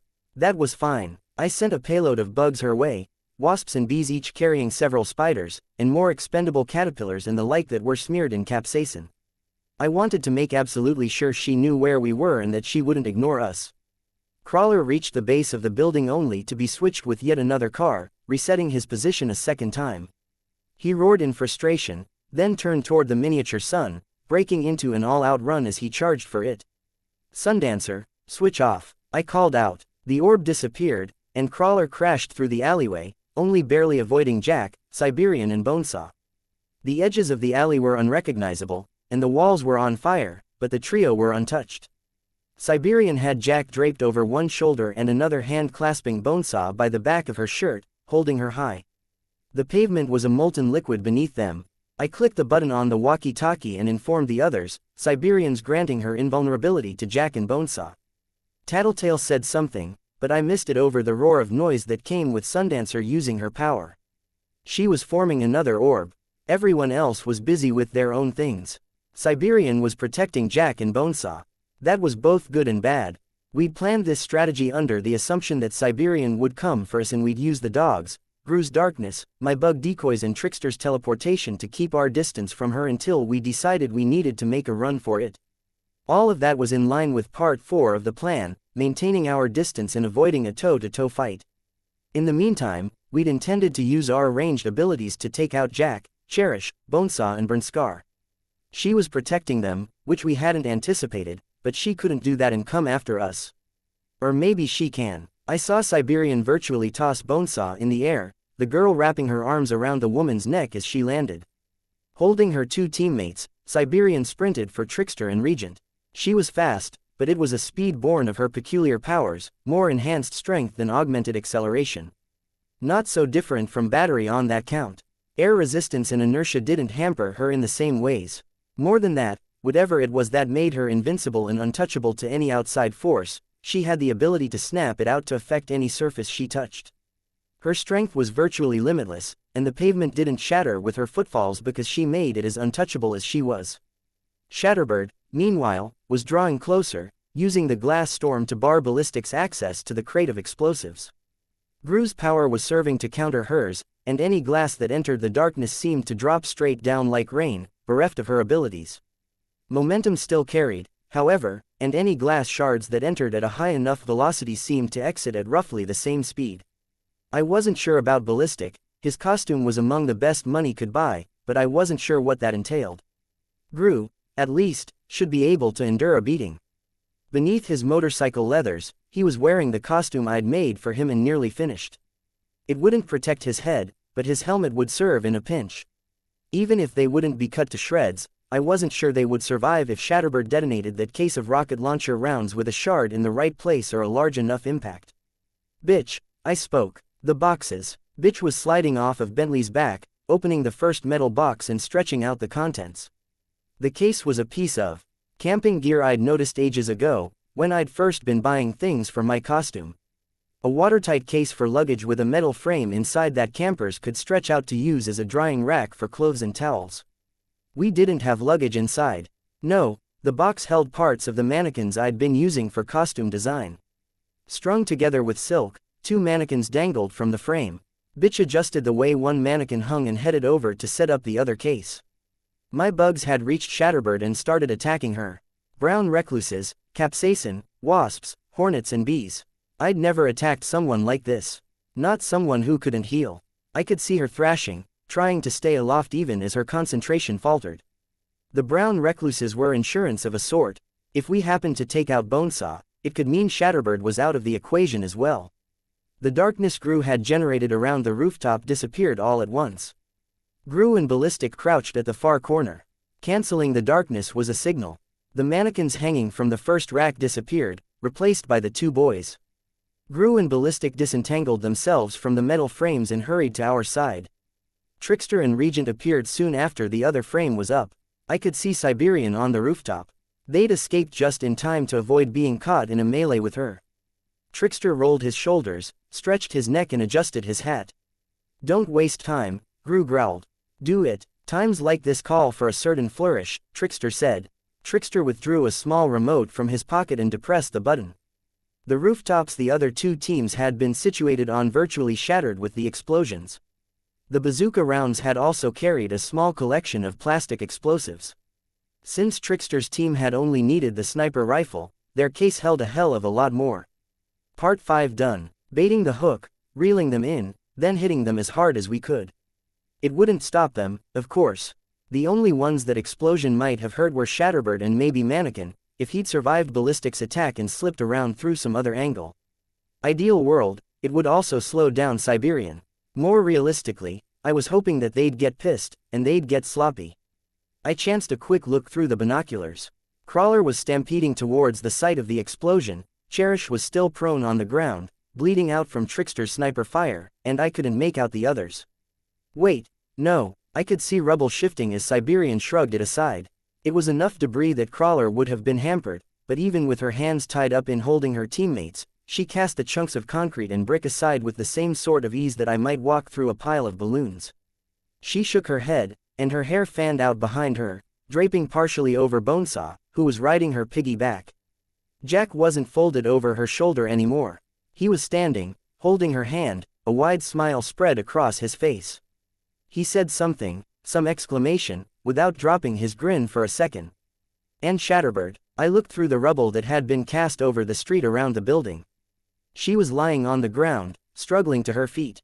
The glints of glass shards sparkled for 100 feet around her. I quickly tossed my binoculars aside.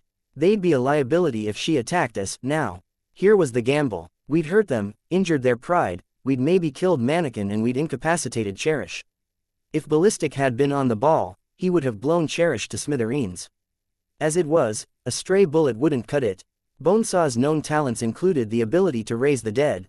Gru used his darkness to form a dozen false images of shadow-shrouded silhouettes on nearby rooftops. I did the same with my bugs, but mine were animated, moving.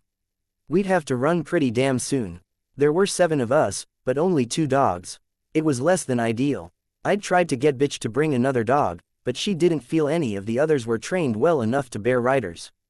The remaining members of the 9 charged, Shatterbird rising from her position to fly straight for us, barriers of glass surrounding her. Siberian carried Jack and Bonesaw with leaping bounds, while Crawler headed for us. I crossed my fingers, watching intently. 2 ways this could go for the final phase of our plan. Well, 3 ways, but I was hoping the third possibility, my team getting caught and slaughtered, wouldn't happen. The first way this could play out was that Shatterbird's flight over the buildings would make her faster than Crawler or Siberian, who had to climb or circumvent the obstacles. When I'd brought this up during the meeting, assuming it would happen, it had been Tattletale who pointed out that I was maybe underestimating how fast Crawler and Siberian could be. She was right. Despite her ability to fly, Shatterbird was falling behind. Which meant we went with Plan B. You up for this, Gru? I asked. I could do it. My plan, and I was first to volunteer. No, you can't run fast enough with those burns. Gru replied, as he hurried to the side of the rooftop furthest from the 9. He glanced down. Trickster, I'm ready. Just need an opportunity, Trickster said, watching the incoming members of the Slaughterhouse 9. They were closing a little too fast for comfort. Sirius had arrived, and we were all getting saddled. Bitch, Sundancer and I on Bentley, and Regent, Trickster and Ballistic on Sirius. At Regent's orders, Sirius moved to Gru's side. Sooner than later, Gru said. Do you want to die? Trickster asked. No, but I'm willing to break something. Your call, Trickster said. 3, 2, 1. Gru leapt from the edge of the roof. In that same instant, Trickster swapped him with Shatterbird. She tumbled for a second, got a grip with her flight, and then steadied. Then Regent hit her with his power. Shatterbird flew into the corner of the roof, was thrown off balance and tipped into the gap between buildings. And Gru, I cast a glance backward. He dropped out of the air where Shatterbird had been flying, landing on a rooftop a distance below. I could see him struggling to his feet. Go, go, Trickster screamed the words. Our mounts leapt down into the same gap where Shatterbird had fallen. We made the usual zigzagging descent down, leaping from wall to wall, and landed on either side of Shatterbird and Genesis. Genesis looked like a cartoon caricature of a sumo wrestler, grotesquely obese and yellow-skinned with eyes like black buttons. She was hairless, unclothed and sexless, and her skin was translucent and oily. Through the skin, I could make out the vague figure of Shatterbird, pounding on the walls of the stomach, her mouth opening in a scream that didn't reach us. Glass shards were stirring around her, a blender were cutting at the insides of Genesis's belly. She's going to cut through, I said. Bitch, Regent, get the chains. I'll try to stop her. Using my bugs, I formed words against the surface of Genesis's belly. Stop. Shatterbird only intensified her attempts. I gathered some black widow spiders and pressed them gently against the shiny, translucent skin. They were absorbed, drifting inside, and were soon crawling around the inside surface. Genesis obliged me by opening her mouth, giving me a direct route for the bugs to travel. Hurry, Regent said. He was winding the chain around the jello-like yellow hand. Fingerless hands gripped the chain for further traction. Shatterbird noticed the spiders. Her eyes widened as the volume of deadly spiders trapped in the bubble with her increased. I raked my finger beneath the message I'd drawn with the bugs, as if to underline it. Stop, she did. Glass shards fell into a pool around her feet. Go, I shouted. We ran, the two dogs side by side, pulling Genesis behind us like a chariot. Drawing my bugs together, I covered us as best as I was able, creating other decoys, vague chariot-shaped lumps here and there, huddles of figures. It would all be for nothing if they returned to Cherish, revived the girl and tracked us down. Left, I ordered. Bitch steered left. Regent hadn't heard, but as the tension on the chains pulled Sirius to one side, he caught on and turned as well. My bugs served as a navigation system, feeling out the shapes of our surroundings so I could work out a suitable path. We charged onward, with me giving occasional directions, until we found Cherish lying on the ground in a pool of blood. Get her. Bitch rode just to Cherish's left, Regent rode just to the right, and Genesis rolled right over the girl. Cherish caught like glue, suffered an unfortunate few seconds of being dragged over the road's surface, and was then drawn into Genesis' bubble of a body. My bugs gave me a sense of the nine's locations, and my decoys gave them pause once or twice. We could track them more easily than they could do the reverse, and we were soon far enough away that I couldn't sense them. We only slowed when we got to Coil's underground base. We parked the dogs and then headed for the series of barred and locked doors. I glanced at Shatterbird and Cherish where they knelt in Genesis' rotund body. We weren't really giving away information here. Crawler had apparently come this way, not so long ago. It was a 50-50 chance whether Siberian and the other 9 would come this way. Cherish wasn't around to give them information, but she might have provided details at an earlier point that Jack or one of the others could use to connect the dots. We'd crossed that bridge when we got to it. Coil was there to greet us with a tattletale and a contingent of armed soldiers. We waited patiently as one of the soldiers scanned Shatterbird with a plastic wand. He looked at Coil and shook his head. This way, Coil ordered. How did he set this up so fast? Shatterbird's cell was large, 20 feet by 20 feet across, and the walls had the same textured black rubber soundproofing as the sound recording booths I'd seen in movies and on TV. I couldn't see the speakers, but there was a noise similar to radio static filling the room, so loud I wouldn't be able to hear if someone spoke. With our weapons trained on Shatterbird, we stood by while one of Coil's soldiers reached into Genesis's stomach and hauled her out. She was chained to the ceiling with her arms stretched out to her sides, then divested of her costume, left only with a silk camisole and slip. Coil's people wheeled in an X-ray machine and a tank of containment foam. Shatterbird glared wordlessly at us until we'd exited the room and the heavy vault door blocked our view of her. She will be cavity searched and X-rayed to identify any hidden weapon or any devices Bonesaw or Mannequin might have implanted in her, Coil spoke, after the doors were closed and the white noise was blocked out. Regent, we have a protective suit waiting for you. In the event that she does acquire something she can use her powers on, or if she has concealed anything on her person that is small enough to avoid radiographic detection, the suit will shield you until you've finished. Regent nodded. She was bitten by brown recluses, I said. I'd give her a full physical examination every 30 minutes, to be safe. I'm afraid I don't know standard treatment for bites of that kind, Coil said. Brooks stepped out of the crowd of nearby soldiers. Sir, Brooks, I'm familiar with the treatment for the more dangerous spider bites. He looked at me. It's a protein-based venom. So the jerk is useful sometimes. I hadn't liked Brooks since Lisa had introduced me to him, but I could respect someone who knew his job. Yeah, seems I can leave it to you, then, Coil said. Brooks nodded. Coil added, failing everything else, it might serve as incentive to cooperate. Or cause to get desperate, Tattletale said. She might do something stupid if she thinks she'll die or suffer lifelong effects if she doesn't get back to Bonesaw. Let's not give her the opportunity. Regent, how fast can you seize control? A few hours. Start now. Regent headed off to get changed. That leaves our unexpected guest, Coil said. Cherish. Regent hadn't yet escaped earshot. He turned back to us. She'll have a trap on her. Small explosive looped around her neck with a lock and a deadman switch. Thank you, Coil said. Tattletale, see to it at the first opportunity. Not a problem. We approached Cherish and Genesis. Cherish knelt in the small pile of glass shards that sat at the very bottom of the bubble. Her hands were pressed against the inside of the stomach, causing it to bulge like a small child in a womb. She was awake, but bleeding severely. Coil gave the order, if anyone acts out of character, take them out of action as swiftly as possible and shoot the girl. There were nods all around. Cherish's mouth moved, but the sound didn't reach us. I did not expect her, and I did not take measures for containing her, Coil said. Keeping her on the premises may prove exceptionally dangerous. The alternative being, Trickster asked, letting her go. In the euphemistic sense, her value as a captive is minimal and we have no way to secure her until Regent can finish using his ability on her. He's resistant to her power, Tattletale said, but that goes both ways. Don't know how well he'd be able to control her. She might break free. Benefits of being family, I guess. Then I would suggest, as Trickster said earlier, letting her go. We execute her and remove her from the equation, Coil stated. I looked at Cherish, and her eyes narrowed. She knew exactly what we were saying. Killing someone in cold blood.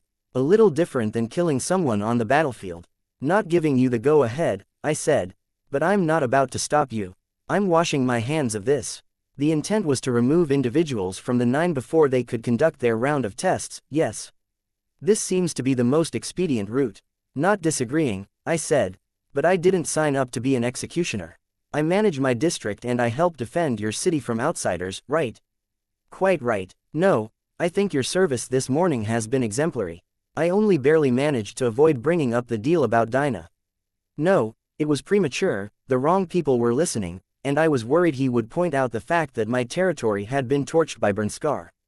Best to keep quiet for now. Rebuild, re-establish myself as leader of my territory, then raise the topic. Whatever happened, I needed his respect. We turned our attention to our captive. She had raised her hands above her head in a surrender position, despite the hole in her shoulder. Do we risk it? Trickster asked. Letting her out, nothing she can't do outside the bubble that she couldn't do inside, Tattletale replied. Coil nodded, and that seemed to be signal enough. Genesis began to dissolve, and in moments, Cherish spilled out, wincing as she cut her hands and knees. On the glass that Shatterbird had detached from her costume and weaponized. Tattletale bent down and looked at the device that hung around Cherish's neck. Small explosive, combination lock. A bit paranoid, no such thing as too paranoid, Cherish said, glaring. Between my brother and the crap that Bonesaw and the rest of the team want to subject me to, knowing I'll die if I leave that thing alone long enough actually helps me sleep at night. Can't have that, Tattletale said. Changing the topic, she asked, you like computers? Computers? Cherish startled. She seemed to intuit what Tattletale was doing. Not saying, clever girl, but even that's enough of a clue. Let's see, 4, 5, 4, 5. Tattletale tugged on the lock. Nope. 3, 7, 3, 7. The lock popped open. Cherish's eyes opened wide. There goes your bargaining chip. I've got more, Cherish said, her chin rising a fraction. Do tell, Coil said, dryly. Certain teammate of yours paid me a visit. Imp, I think her name was. So hard to remember. What did you do to Imp? I asked. Gru is going to freak out. Cherish smiled. She decided to help me get back at the 9. They're planning on inflicting a fate worse than death on me, you see. There was a reason I pretended not to notice you were all waiting in ambush. Thought maybe the brat passed on word somehow, until you used that sucker teleport on me and shot me. Suppose you'll have to give me medical attention and keep me alive if you want the rest of the story. In your other bargaining chip? Trickster asked. Gru, I can sense him with my power. I can also sense my team. They got their hands on Darkness Boy. I swear my heart stuttered mid-beat. Cherish smiled, but her glare didn't fade in intensity. My teammates and I already talked on the subject of Jean-Paul, aka Hijack, aka Alec, aka Regent. You got Shatter, and you got me. We're compromised. No way they're going to accept us back with open arms. They'd kill us first. So no, don't get your hopes up. My teammates aren't going to agree to a hostage exchange. Chapter 136. Snare 13.7 inches. Where is he? I growled, as if I'm going to tell you. To think Jack called you the clever worm. Don't call me that. I felt a flare of irritation that bordered on anger. Was that me, or was it her power at work? Tattletale put a hand on my shoulder. I shut my mouth. She asked Cherish, what do you want in exchange for your help? You want us to let you go? Cherish laughed a little, and it reminded me of Alec's own dry chuckle. No, definitely not. In exchange for the information about what the imp is up to, you're going to give me medical treatment, you're going to keep me here, and you're going to keep me safe. And for the info on Gru? Tattletale asked. I'm thinking $1 billion, Cherish winced as she moved mid-sentence and pulled at the wound. $1 billion so you can scamper off to the other side of the world and live the good life while you hide from those bastards, Tattletale finished. Right. Or are you going to tell me that's too much? Is your teammate's life worth a smaller amount? Where do you draw the line, Ms.? Frowny face. Tattletale glanced at me. I looked, in turn, to Coil. He gave me a barely perceptible shake of his head. He wouldn't fork over the amount. You're not really in a position to be making demands, Trickster said. You're bleeding to death, and we do have the ability to hurry the process along. Cherish shrugged. Bonesaw gave me the works. Mesh sheaths for every major artery and organ, wire reinforcement for my skeleton. It's not going to kill me anytime soon. I made a mental note of that. Chances were good that Jack, Bonesaw and the other more vulnerable members of the Nine had some similar protection. How differently would things have played out if Ballistic had used his power and blown them up? I could, Trickster threatened. Or we could wait and see which happens first. Either you agree to share the information we want or you slowly bleed out. A game of chicken. I'm down. Cherish prodded her injury with a fingertip. It was clear it hurt, but she still stuck a finger into the hole and investigated some. The auto-injection pump is dosing me with painkillers and antibiotics now. First time feeling this stuff work. Letting that lunatic perform surgery like that? Sundancer asked, shivering a little. How? Why? Not much choice in the matter, but I was awake for the entire thing, and I read her emotions as she did it. No hint of any traps or dirty tricks. Tattletale glanced at the bullet hole in Cherish's chest. I'm suspicious it's so routine for her that there wouldn't even be a blip on the radar if she did try something. Cherish leaned forward. Are we going to do this?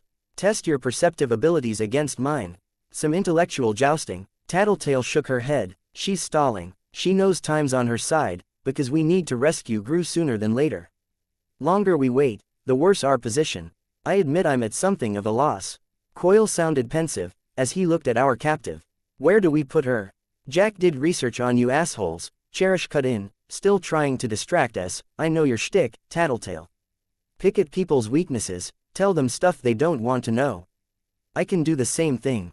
I'm better at it than you are. It's a bit of a crazy idea, I said, ignoring her. But what if we didn't stash her in this base? Or any of the others? We put her anywhere in the city, there's the risk that some unwitting John, Dick or Harry will come by, and she'll get them to help her somehow. Can't station guards on her, so, why not the water? A boat, Ballistic asked. I could tell you a story, Cherish said. Little girl grows up with money.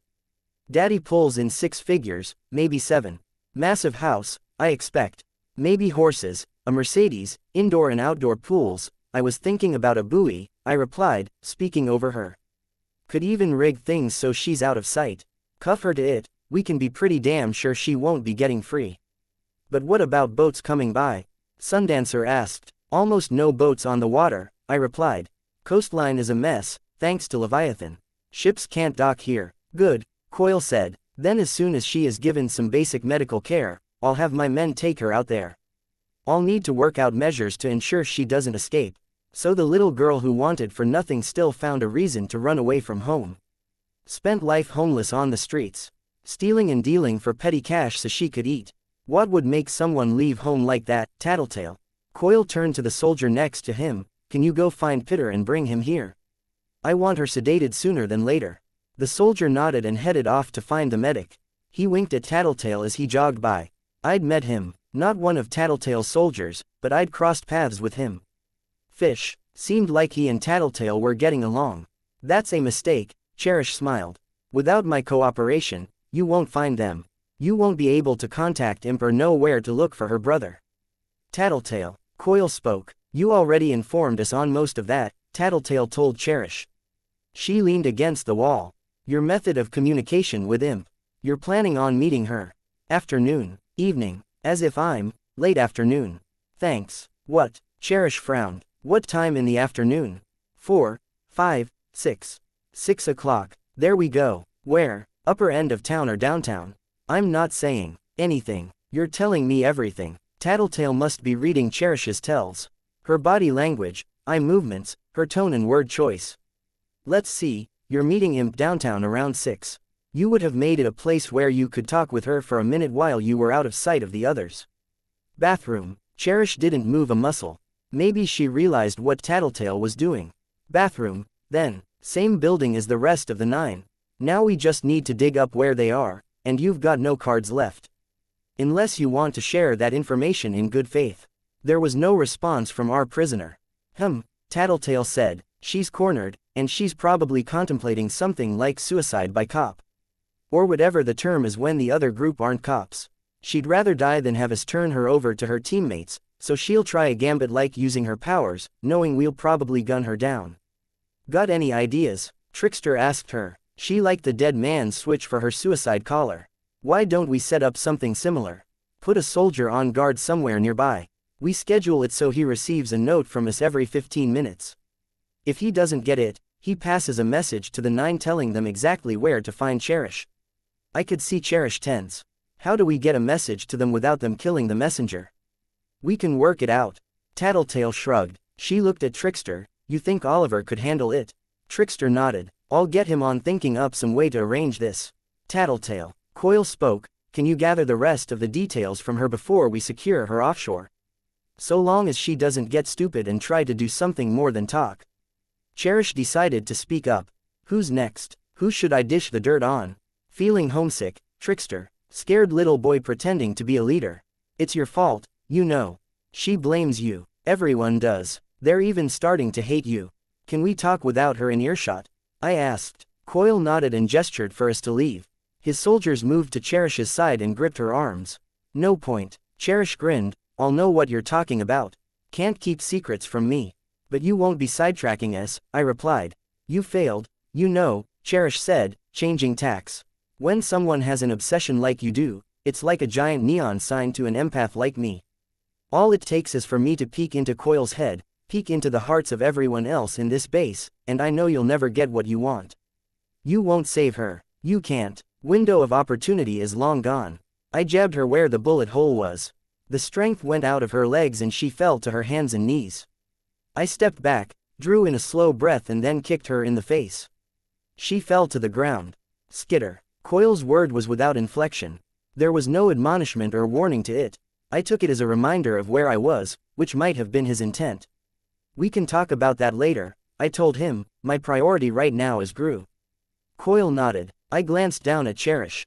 Hope Bonesaw reinforced your teeth while she was fixing you up. She did, Cherish muttered, one hand to her mouth. I kicked her in the head once more for good measure, and then turned away, my hands raised to assure the others I was done. That's enough, Coil said. He signaled his men. Take the prisoner to the coastline and find a spot to depart. Cherish was dragged off to a point further down the catwalk. Her shouts reached us well after she was out of sight. Your boss is screwing you. All of you. You have no idea how badly. You're cogs in his machine, and he's only steps away from pulling it all together. Get rid of the 9, stage the final play with everyone in their proper spots, but then he doesn't need you anymore. Sowing dissension in the ranks, Coil said. He sounded remarkably calm given what Cherish had been saying. Nothing more. Right, she could be lying, Trickster ventured. She is. Mostly, Tattletale said. I doubted anyone believed what the 3 were saying. At the same time, nobody here was in a position to walk away in response to this unconfirmed information. Tattletale, see to the interrogation, Coil ordered. Okay, that leaves the remainder of us to decide on a way of rescuing the others. I fidgeted. The idea of Brian in the hands of the 9 was daunting. Was Siberian eating him alive, literally? Was he at the mercies of Mannequin? Jack could be torturing him for details on us. Or he could be in Bonesaw's clutches. Chances were good that they were pissed. Jack accepted. Maybe. He'd seem to like our ambush. In any event, any anger or sadistic tendencies were likely to be taken out on Brian. Fuck. I kept imagining uglier and uglier possibilities. They're going to be waiting and ready. We'll need help, I think, I said. Help. Trickster turned my way. You're forgetting that the rest of the factions in the city have made a pact against us. Not everybody there agreed, I said. There was one group at the meeting that didn't agree to the pact. Am I remembering wrong? Trickster asked. Coil, Merchants, Chosen, Faultline's group, that's right, I said. What are you thinking, then? Sundancer asked. Coil, I said, you got some surveillance gear for Tattletale, right? Can I see it? Trickster accompanied me. We didn't get the benefit of bitch's dogs. She'd wanted to check on her territory and take care of her dogs. I'd grudgingly agreed that she should take care of that, and Trickster and I had set off alone. I gave him a sidelong glance as we ascended the stairs of the empty apartment building.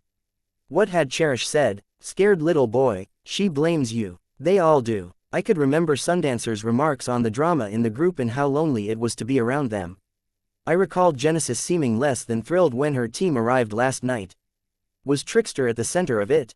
He was more ruthless than his comrades, which was interesting because his power was the least lethal. It might have been a point of contention. But what would he have done that the others would blame him for? Could I comment on that? Should I? I remained silent. We exited the stairwell at the 5th floor and entered a dark hallway. I clicked on a flashlight, and we made our way down the hall. Trash was piled everywhere, and I was all too aware of the maggots that were crawling on the floor, barely visible in the dim light. Which way? He asked. I pointed. A side benefit of my power was that it made it pretty damn easy to maintain my sense of direction. We tried the doors for the 2 apartments that led in the right direction. Both were locked. Trickster touched the doorknob, then looked across the floor at the trash in the hallway. The doorknob disappeared, and a chunk of wood fell to the ground. He repeated the process with the internal mechanisms, and the lock was effectively transported away. He opened the door and walked inside, going straight for the windows. Done this before? He asked. I shook my head. I was gathering my bugs, the stronger flyers, and drawing out lines of silk. Trickster handed me the individual components. A small spy camera, no larger than a tube of lipstick, and a similar microphone. My bugs bound them together with silk and then stretched out more to distribute the lifting among the dragonflies, bumblebees and wasps. Okay, let's see, I muttered. Testing, 1, 2, 3, my swarm managed some semblance of the words I wanted, a mix of buzzing, chirps and clicks to form the right pitch. Some sounds were hard or impossible to make. The foo, ba, and moo sounds didn't form, and I struggled to form something that sounded like a t in the middle of a word. It was intelligible, but only barely. It would have to do. I ensured the rigging around the camera was more or less steady and then sent the swarm out the window. I relied on my power to keep track of it while I opened the laptop Coil had provided and turned on the video feed. When it had arrived outside the PHQ headquarters, I drew it together into a densely packed human form. It took 6.5 minutes for the Protectorate to react to the figure. That bothered me, on a level. Were they disorganized, or was it difficulty in communicating and marshalling their forces when they didn't have phones or other means of passing on alerts? They gathered in the lobby. I adjusted the camera the insects were carrying and made out Weld, Kid Win, Clockblocker, Miss Militia, Battery and Legend. There were 3 more capes I didn't recognize. Members of Legend's team. Seeing them gave me pause. As Miss Militia stepped outside, I pulled on the headphones, and Trickster did the same. Skitter? Miss Militia asked. Something like that, I replied using my swarm. I wanted to talk. Given what happened the last time you were here, I'm not sure we're on speaking terms. We have 2 of the Slaughterhouse 9 in custody. We are prepared to turn one over into your custody. What? I didn't hear that. Damn, it sounded natural in my head, as I got them to make the noise, but I wasn't quite there yet. Maybe it would have been better to just pass a phone to her. I'd gone this route for the dramatic touch, and because I hadn't wanted them to trace us. I rephrased, Shatterbird and Cherish have been captured. We will deliver Cherish to you if you wish. We are done interrogating her. Interrogation. You mean torture, don't you? Legend asked from where he stood in the doorway. No. Why? Miss Militia asked. Why the offer? You can put her in secure custody, and we need your help. 4. The 9 have captured Gru. We mounted 1 successful attack this morning. We got 2 of theirs for 1 of ours. They will be ready for a rescue attempt. They know our powers. Help us attack. Help us catch them off guard a second time and stop them for good. You're not only asking us to fight the 9, but you want us to fight alongside notorious villains. So I was notorious now. Huh, couldn't let that distract me. I'm offering you Cherish. I could make out Miss Militia shaking her head. I'll be blunt, Skitter. I'm not Armsmaster. I don't have a stake in personal glory or renown. I'm not going to pussyfoot around, either. Put a bullet in her skull and be done with it. There's a kill order on them, nobody's going to charge you for murder. Then work with us because it's the best way to stop the 9. I refused Hookwolf when he made the same offer, and I'm going to refuse you. The capes on my teams are good people. I won't throw away their lives with a reckless attack. We're going to develop our own strategies, plan, and find a safe way to target them. And civilians die in the meantime.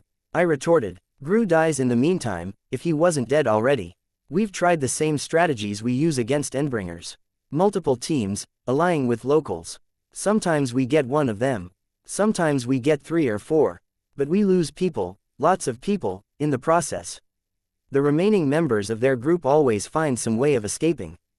The fact that we tried and failed in going all out gives them notoriety. They bounce back after an attack like that, and they bounce back hard, with creeps, lunatics and killers flocking to them for the chance at that same sort of glory. The difference between us and Hookwolf is that we've succeeded. We have 2 of them in our custody. You can't bide your time, organize, and wait for an opportune moment. They have years of experience fighting people who do that. Anything you try, they've probably dealt with. We win by catching them off guard with powers they don't know about, powers they can't expect, and interactions between powers.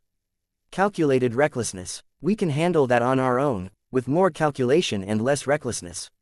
He's studied you. For any member of your team with more than 3 months of experience, he already knows everything they can do, their tricks and individual talents.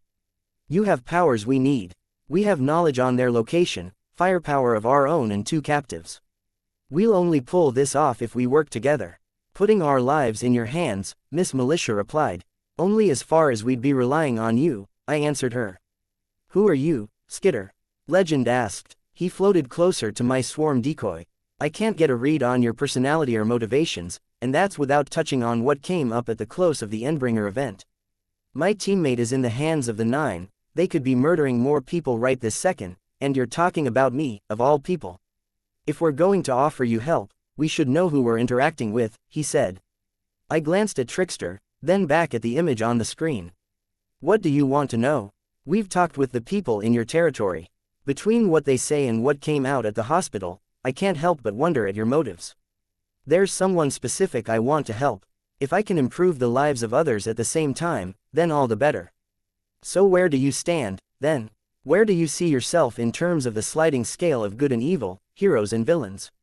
I almost laughed, and some of my humor must have translated in a mental direction to my bugs, because they started making a noise that wasn't speech. I stopped them. It wouldn't have sounded much like laughter anyways. All of the above, none of the above, does it matter? Some of us wear the villain label with pride, because they want to rebel against the norms, because it's a harder, more rewarding road to travel, or because being a hero often means so very little. But few people really want to see themselves as being bad or evil, whatever label they wear.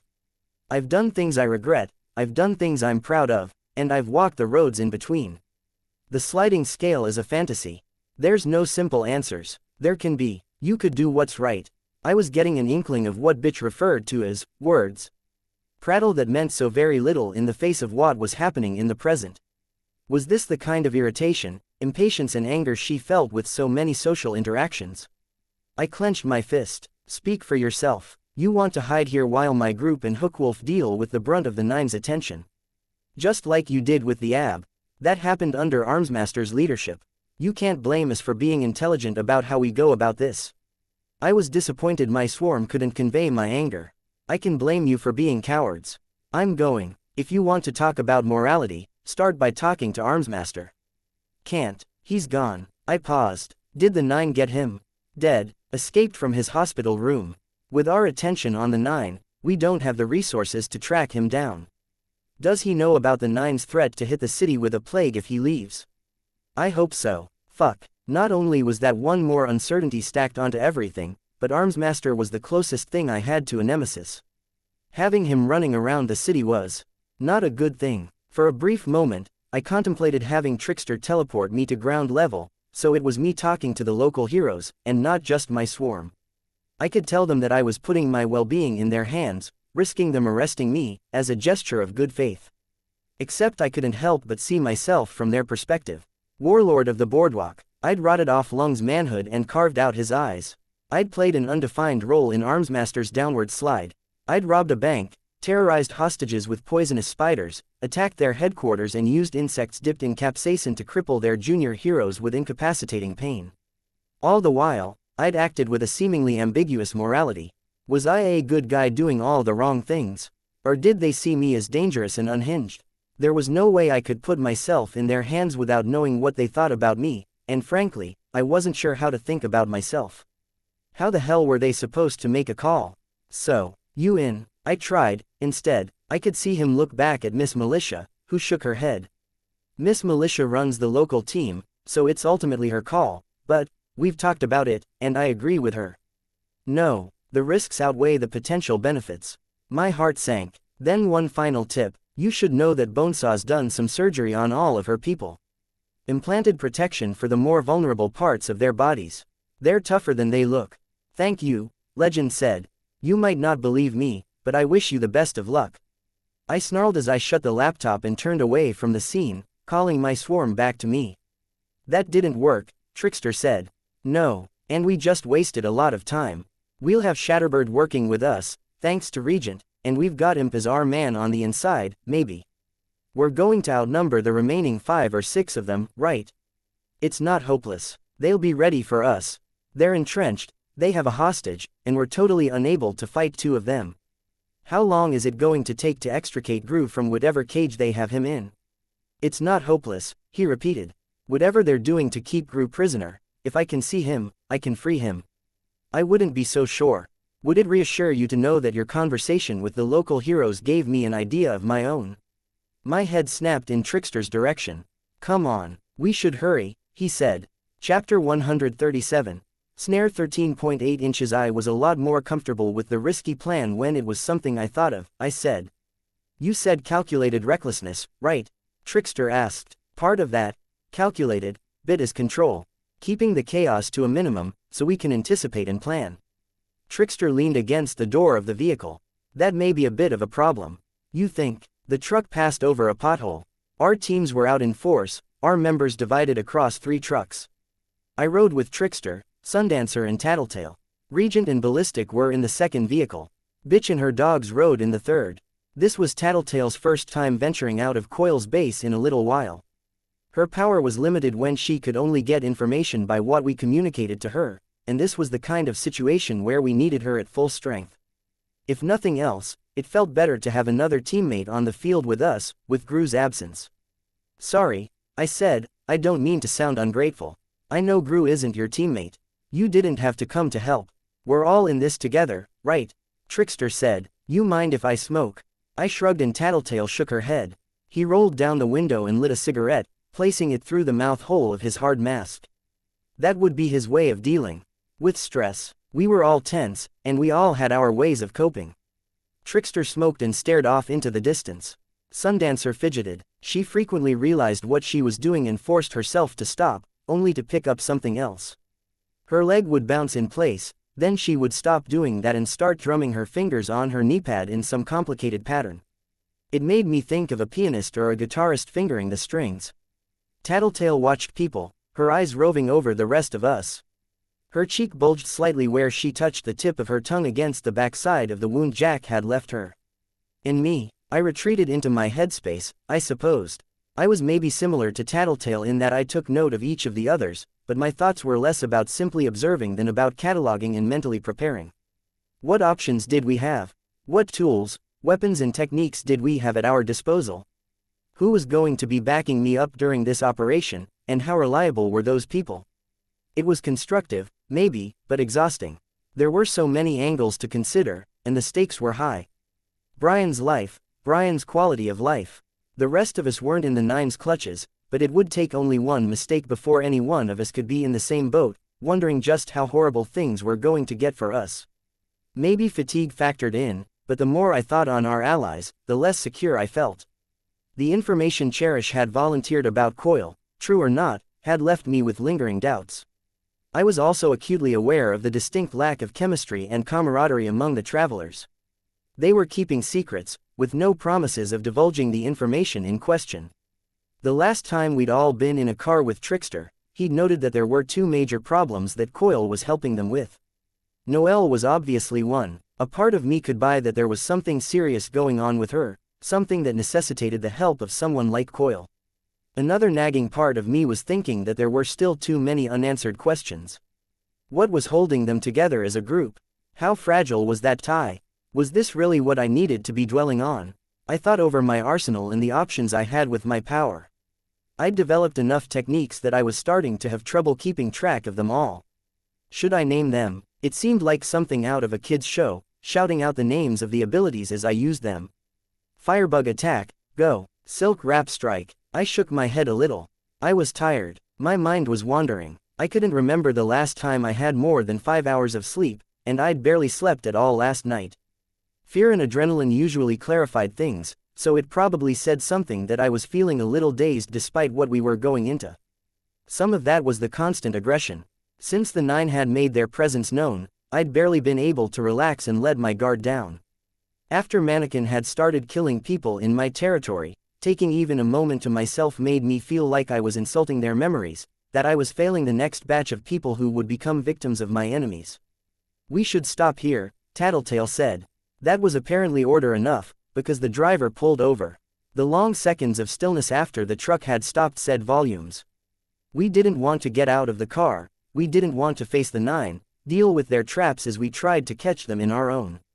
2 or 3 seconds passed with tension thrumming in the air, every one of our nerves on edge, ready to act, react, even now. The sound of a slamming door from one of the other trucks was the little push we needed to move. We climbed out of the truck and joined the others.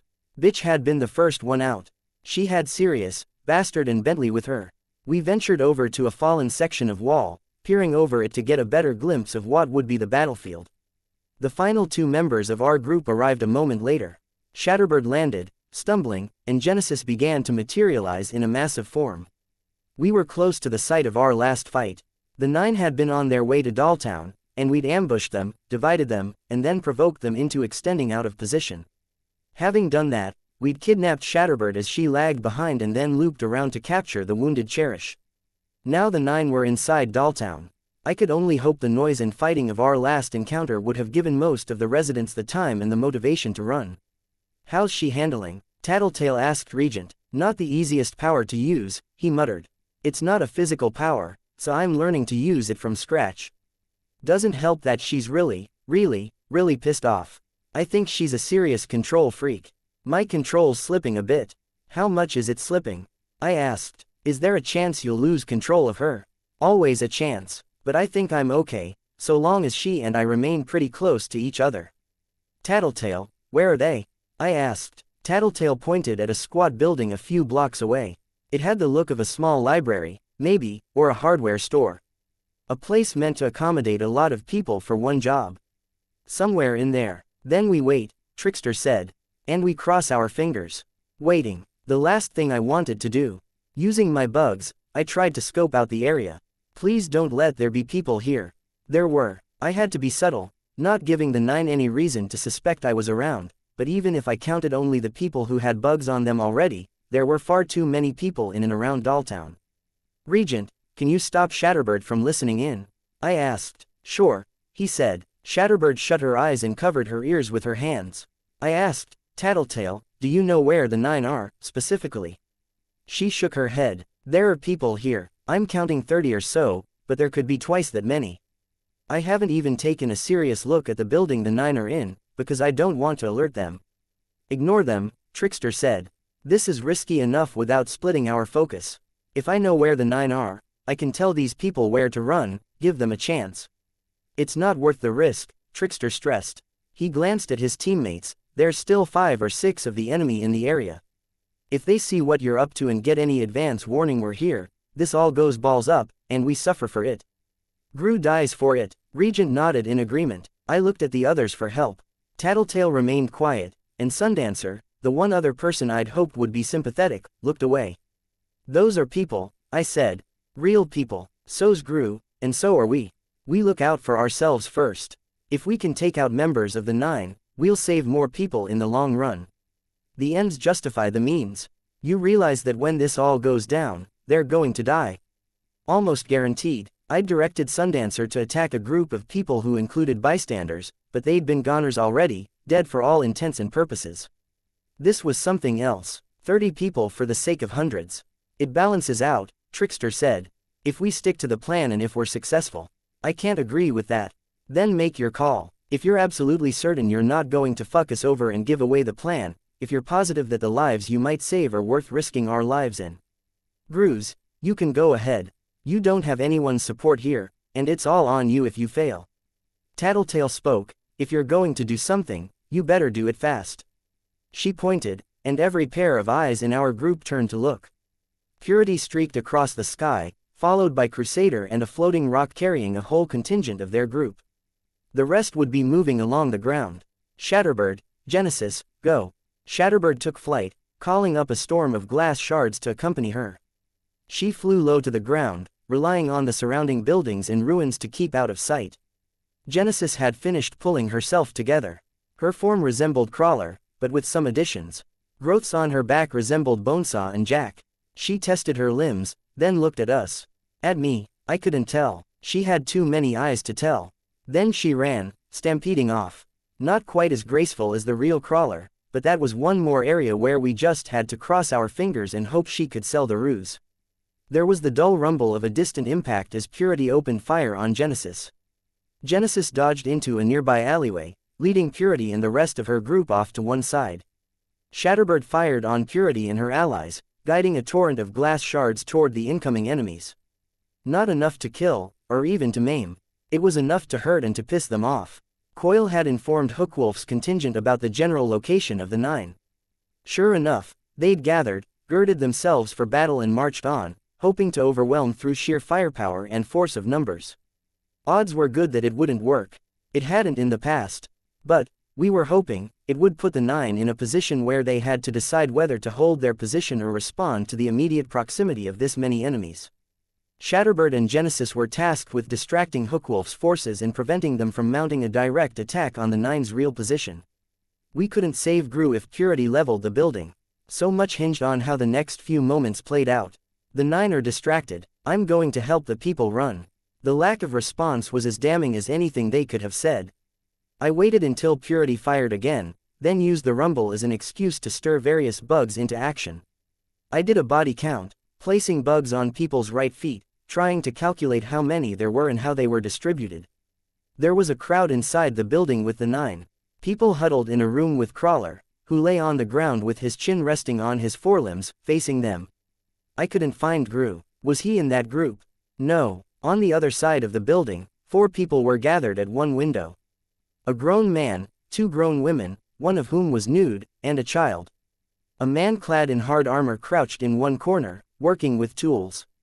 There were enough cool bodies around them that I would have known who they were even if the body types hadn't fit. Found them, I said, pointing, they're watching. They're not stepping outside, Trickster asked. I shook my head. Damn, I could see Menja leap from Rune's floating rock and grow as she fell. She was nearly 30 feet tall when she landed, the road cracking under her weight. Rune leapt off the rock and landed on the husk of a building that hadn't survived Leviathan's attack. A few seconds later, a large section broke off and lifted into the air. She didn't stay on top of it for long, choosing instead to gather more ammunition, moving on to other ruined walls and sections of building. This would be a balancing act. Unless the 9 didn't plan on defending themselves or running, there would be something of a sweet spot. A point where the enemy forces got close enough that the 9 were forced to act, yet not so close that anyone else was endangered. Now that I knew where the 9 were, I could focus on the civilians. I drew out messages for everyone who was hiding in their homes, along with arrows pointing them away from the 9 and Hookwolf's army. If someone decided they didn't want to move, I nipped them with a biting insect or 2 to prod them. Dozens of people made their way to safety, following my instructions and running for their lives as they headed out back doors or out of windows to avoid being seen. There were still way too many people in the room with Crawler. And I still had no idea where Gru was. Slowly and carefully, I navigated my bugs through the rooms of the building the 9 had occupied, a makeshift dining hall with a kitchen, a room solely for storing garbage, then a small open shower with 3 stalls. It had been some sort of office building with no computers, desks or cubicles. Something big, firm and formed of cloth, one of Parian's stuffed animals. It lay prone on the ground, on the other end of the building from where the 9 were poised, so large and fat that it wouldn't be able to fit through any of the doors. I found another cluster of people on the top floor. 3 adult women and 2 children that ranged from toddler age to 5 feet or so of height. Damn it, Why did there always have to be kids? I can't find Gru. He's in there, Tattletale said. How sure are you? Pretty darn sure. Then how long before we can move on to the next phase? I asked. I found some people, which solves one problem. As soon as the 9 act, Trickster said. Tattletale, they're not wanting to move. Something about the hostages. Hookwolf doesn't care about hostages, I told her. I know, but the 9 are still holding back. Regent, I started. Don't distract me, he said, rushing through the words. I can barely dodge all this shit they're throwing at me. I followed his line of sight to Shatterbird. Purity opened fire, and Shatterbird used a cone of glass to block the worst of the kinetic energy and refract the light. Or something. It didn't work that well. Shatterbird was knocked to the ground. She managed to take flight just in time to avoid neuter, trapped the boy in a cage of glass shards, and then flung a barrage of tiny glass shards at Purity and her group. I could see the glints of the shards catching the light as it flew through the air. Draw some fire towards the 9's location, if you can, I said. I said don't distract me. But he listened. Shatterbird interposed herself between Hookwolf's advancing group and the building holding the 9 and their hostages. Purity fired, and again, Shatterbird's glass couldn't absorb the full brunt of the hit. She was hammered down into the ground again, and what didn't hit her struck the building, not far from where the 9 were peering through the window. Come on, I whispered. The 9 reacted. It just wasn't what we'd hoped for. Crawler stood and rumbled some words my bugs couldn't make out, and the hostages fled. The 9 made no move to try to stop them. Just the opposite. They revealed why they'd kept them on hand. The hostages made their way out the doors and into the streets surrounding the building. Purity was so distracted by Genesis and Shatterbird that she didn't seem to notice what was happening at first. Tattletale watched with her binoculars. Oh no, Trickster asked. Tattletale looked at me, tracked their movements. The 9. Don't lose sight of the 9. The hostages scattered in every direction, and some invariably headed towards us. I saw what had concerned Tattletale. Even though I knew where the 9 were, I was still caught off guard. Bonesaw's talents apparently included crude plastic surgery. If crude was even the right word. Every hostage wore the appearance of one of the 9. The group that headed towards us had 3 Jacks, a Siberian and a Bonesaw. Their expressions were frozen, their eyes wide with terror. None of them were perfect. One was too heavy in physique to be Jack, and the Bonesaw had apparently been a short-statured woman who'd had her shins and forearms sawed to a shorter length and reattached. The resemblance was close enough that someone could mistake them for the wrong person at a glance, and that was all the 9 needed. Decoys, the word was hollow as it left my lips. And the 9 are moving out, Tattletale reported. Leaving the front of the building. Get ready. I used my bugs to draw a message for the people still hiding in another part of the building. Crawler was the first to leave the building, charging out the front door, plowing through 1 or 2 of the 9, and barreling towards Hookwolf's army. The other members of the 9 headed out.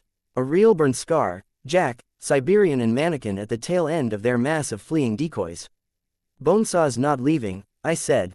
Doesn't matter. Now, Tattletale shouted. Trickster hurried to my side, binoculars in hand. I pointed, and I could feel a pressure building around me. It was slower than his other teleports, more jarring. It didn't matter. Our group was soon indoors. Me, Tattletale, Trickster, Sundancer and Ballistic. The interior was rank. They were smells I'd gotten to know since Leviathan's attack. Blood, death, and the dank smell of sweat. Trickster had replaced all of the kids and the 3 adults that had been accompanying them. He hadn't brought Regent, because Regent was focused on Shatterbird. That was part of the plan. Leaving Bitch behind wasn't. I could understand it if it was because of a lack of mass to swap with, but my doubts about the travelers and about Trickster specifically led me to ask, you figure Bitch will cover our retreat? And if one of the 9 is here, Trickster said, his voice low, we don't need her dogs making noise. Right, okay, made sense. I led the way, as I had the best sense of the layout. Bonesaw was excitedly pacing back and forth. The rest of the place was quiet. There's only a few places Gru could be. Confined spaces my bugs couldn't get to. Makes sense that they'd improvise a cell to contain him, Tattletale said. I nodded, swallowing. Worn and damaged posters and flyers referred to yoga and Pilates classes. Makeshift signs and notices had been raised since this building had been used for the rich person exercise classes. These were more pragmatic, detailing chore schedules, contact information and watch rotations. These people had been getting by, maybe in the same way I'd been trying to get my own people organized. I felt a growing outrage at what had happened here, what had happened to my people. Why? What purpose did this chaos serve? We checked a small sauna. No luck. No less than 3 storage rooms, sealed tight to keep vermin out, turned up empty. The place I'd mentally labeled the dining hall turned out to be something of a restaurant. More notices about food rationing covered menus and signs advertising healthy eating. I headed around the long counter and into the kitchen. Crates of supplies had been opened, the contents sorted into piles. There were also other supplies that didn't look regulation. Several 5-gallon jugs of water that were designed to fit into water coolers were stacked in one corner, and neither I nor my bugs had seen any water coolers in here. I stopped outside the walk-in freezer and stared at the handle. Skitter, Tattletale asked. There's only 3 places left where Gru could be. The other 2 places are the regular fridge over there and a closet in the basement that I think is too small to hold him and still let him breathe. So if he's not in here, right, I said. Trap-free, as far as I can tell, she replied. No, if they were going to trap it, they'd lock it first, chain it shut. Swallowing, I gripped the handle and hauled the door open.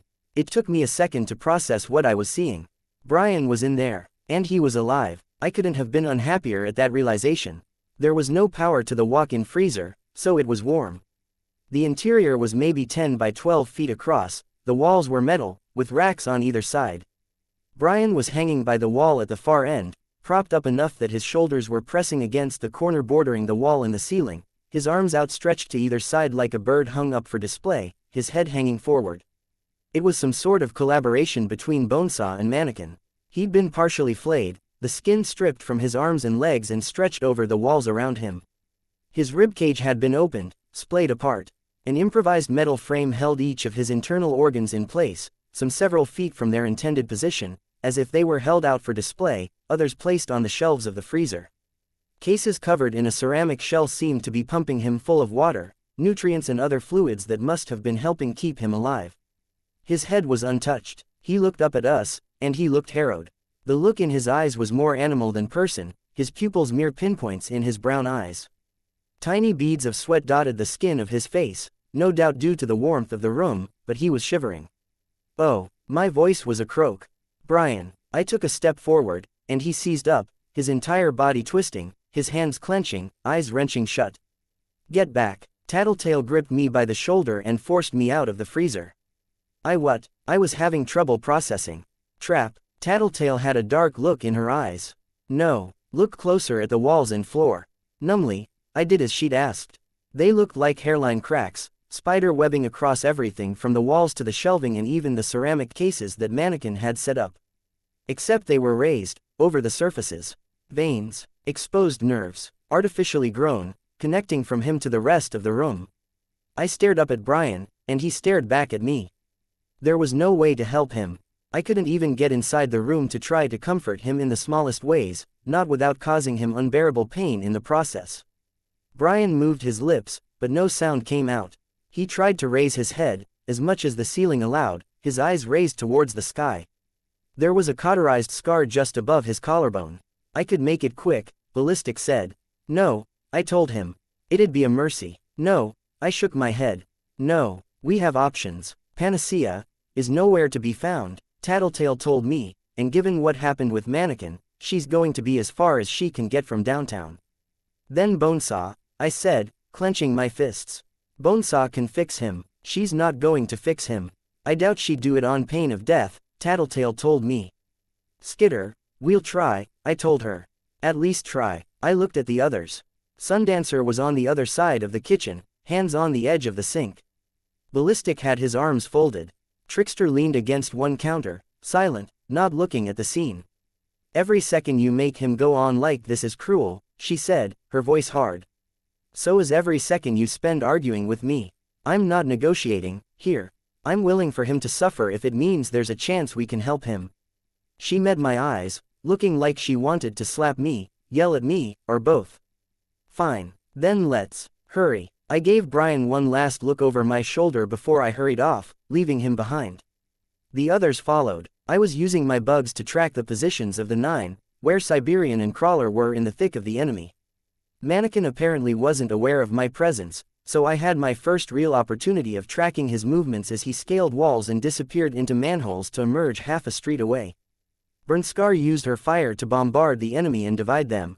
Jack was more pragmatic, striking from hiding, threatening his decoys to get them to run out of cover and draw enemy fire, and using every hiding space that was available. He was quick, smart, and devastating in how he operated. No movement was wasted, and every time he emerged from cover and swiped his knife, someone suffered for it. As far as I could tell, he was evading night and fog. My bugs could detect some noise from him that I was parsing as a mocking laughter. Maybe my imagination, probably my imagination. I was getting a sense of what Brian had described, once upon a time, that anger and outrage that didn't even come close to connecting with a fire inside, with burning rage or anything like that. It was cold, dark, and numb. We found her in one of the exercise rooms. Yoga mats had been stacked together to serve as mattresses, forming a kind of sleeping area. Most of the Dolltown residents who had been living in this facility were dead now, their cold bodies lying in pools of blood. One of the culprits was at the window, clutching the frame. Bonesaw. I gathered my bugs, directing them her way. Wait, Tattletale cried out. I turned to see her stagger. I whipped around to see Bonesaw. She was whirling around in response to Tattletale's shout, her eyes wide. There was a chain stretching from her wrist to the base of the window. Not Bonesaw. Decoy. Tattletale crashed to the ground, followed soon after by Trickster. Sundancer and Ballistic crashed to the ground a second later. Why won't you go down? The voice was petulant. I followed the voice and saw one of the corpses move, rising to its feet. Bonesaw unzipped the covering of dead flesh she'd covered herself in and shucked it off. She was wearing a yellow sundress and yellow rubber boots with a short blue jacket, but her hair and each article of her clothing were stained dark brown with the blood that had been on the corpse. A small tube was in one of her hands. I shot you with 3 darts.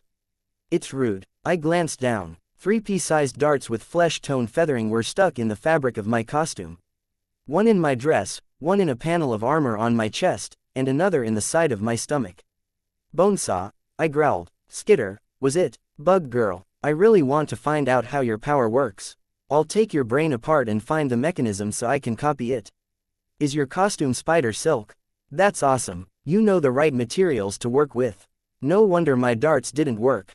What did you do to them? Paralyze them, obviously. Living flesh is so much easier to work with. Paralyzed. I glanced at my teammates. Why couldn't I have finished their costumes? Stupid. I'd spread myself too thin. I should have finished one costume, then moved on to the next. Maybe then I would have saved someone. Oh, and I dosed them with a little something extra. Because Jack said there's no point in doing anything halfway. She gave me a sage nod, as if sharing some universal truism. You're going to give them an antidote to whatever you injected into them, then you're going to go to Brian and you're going to fix him. Brian, oh, you mean the boy we put in the freezer. I'm still trying to figure out where his power comes from. The darkness comes from inside him, but what's the source? Besides the usual, I mean. So I took everything apart to see, but he wasn't cooperating. I told him I'd make the pain stop forever if he would just show me, but he was so stubborn. She stamped one foot. I'd let Brian's name slip. Dumb, dumb, dumb.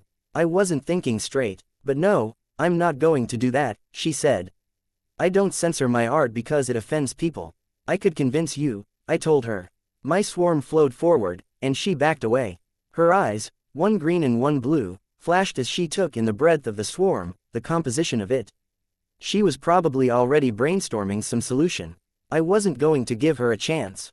I drew my weapons, one in each hand, and charged through the swarm, straight for her.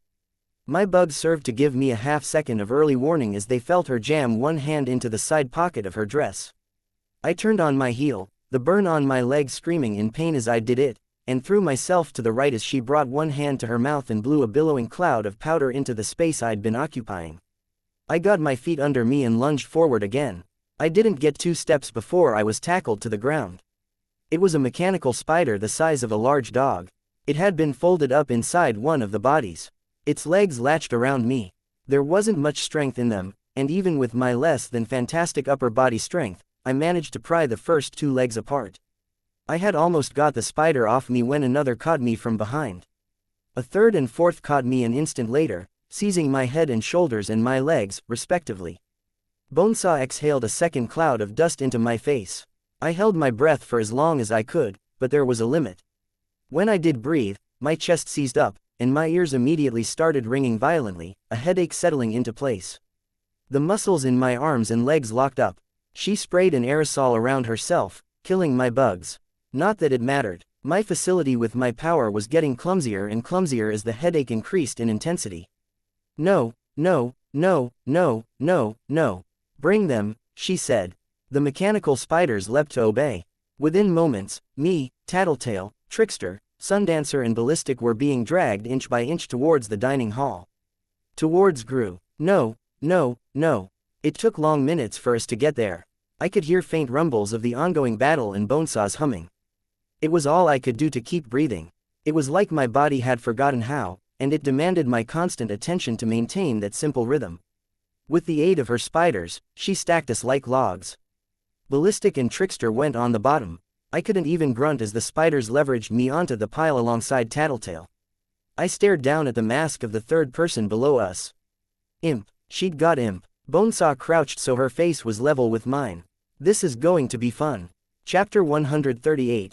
Snare 13.9 inches with the shoulder bone connected to the, she paused, hip bone. Bonesaw sang to herself as she drew a scalpel from her sleeve, investigated it, then laid it on the counter.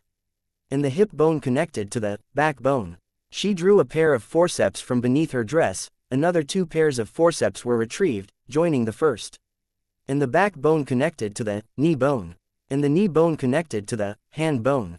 I was scared, I could admit that. I could barely think straight, I couldn't move, and whatever she'd dosed me with was rendering me unable to use my power. It was there, it wasn't like what Panacea had done, it hadn't shut it down entirely. I could sense what my bugs did, and I could maybe give them crude instructions, but I couldn't do anything even remotely complicated or delicate. And the neck bone connected to the, she rocked her head to either side as she finished, head bone. I could see the open door of the refrigerator out of the corner of my eye, but couldn't turn my head to get a better look. Brian could see us from where he hung. I didn't want to go down without a fight. I couldn't give specific directions to my bugs, but if I tried, maybe I could give one. Maybe, just maybe, I could rely on my subconscious to guide them, even if my conscious mind wasn't up to it. I controlled my breathing, in then out, and gave the order. Attack. If the commands could be analogous to words in my head, this was a shout. There was no control, no guidance or direction. I didn't have the facility. Still, every bug in reach, within a range of 5 or so city blocks in every direction, began to converge on our location, veering towards Bonesaw. She noticed almost immediately, drawing the can of aerosol spray she'd used to wipe out the first swarm I'd set on her. One hornet managed to sting her, and with my power as limited as it was, I couldn't stop it from contracting its body in such a way as to inject its venom into her. I wouldn't have if I could. The rest of the bugs died on contact with the spray, their bodies shutting down. Except my order was a continuous directive, much as my calling my bugs to me had been when I'd passed out while fighting Bakuda. It worked on its own, without my direction. It was eerie to track their movements, to see just how much initiative they took without my conscious mind guiding them. They spread out, navigated past obstacles, they organized into ranks and tried to attack her from behind, while she was spraying the ones in front of her. Some of the flying insects were even dropping spiders onto Bonesaw. This is annoying, I heard Bonesaw comment. I couldn't see her in my field of view, which was primarily limited to the floor, Imp's mask, and if I looked as far to my left as I could manage, the fridge that held Brian. Few of the bugs were getting past that spray, and even the droplets of the spray that had settled lingered on Bonesaw's skin, hair and clothing were enough to kill or incapacitate them on contact. I was unable to respond to her statement. I focused on breathing, and taking in every detail I could. My eyes could still move, my fingertips could twitch, but nothing else. Just so you know, I've rendered myself immune to all those pesky little venoms and allergens, she said. And I can turn pain off like I'm flicking a switch. Don't want to do that on a permanent basis, but it does make this easier to deal with. So I wasn't even hurting her. Damn it, it's still annoying. I could feel my bugs congregating on her as she put the aerosol down and fumbled around inside her pockets. Test tubes. I could feel the long, smooth glass. She dropped something into each, then stabbed the aerosol can. The smoke that plumed out killed most of the bugs in the area. I couldn't follow what she did with the can and the test tubes. It's interesting, she said.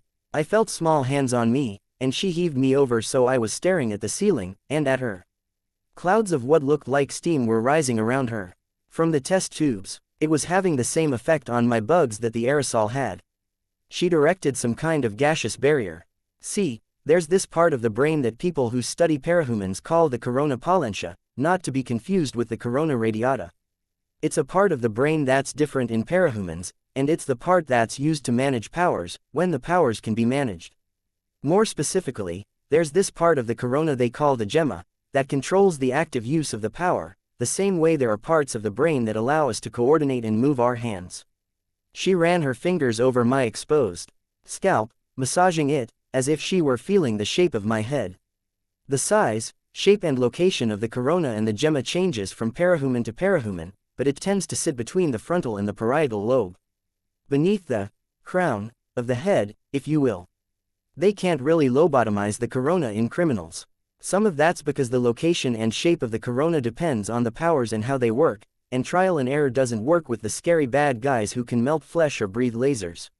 She tilted my head back and felt around the edges of my mask, trying to find the part where she could pull it off. I'm really good at figuring out where the corona and the gemma are. I can even guess most of the time, if I know what powers the person has. And I can pry it wide open, make it so the powers can't be turned off, or I can temporarily disable it, or modify it. The powder I blew into your face.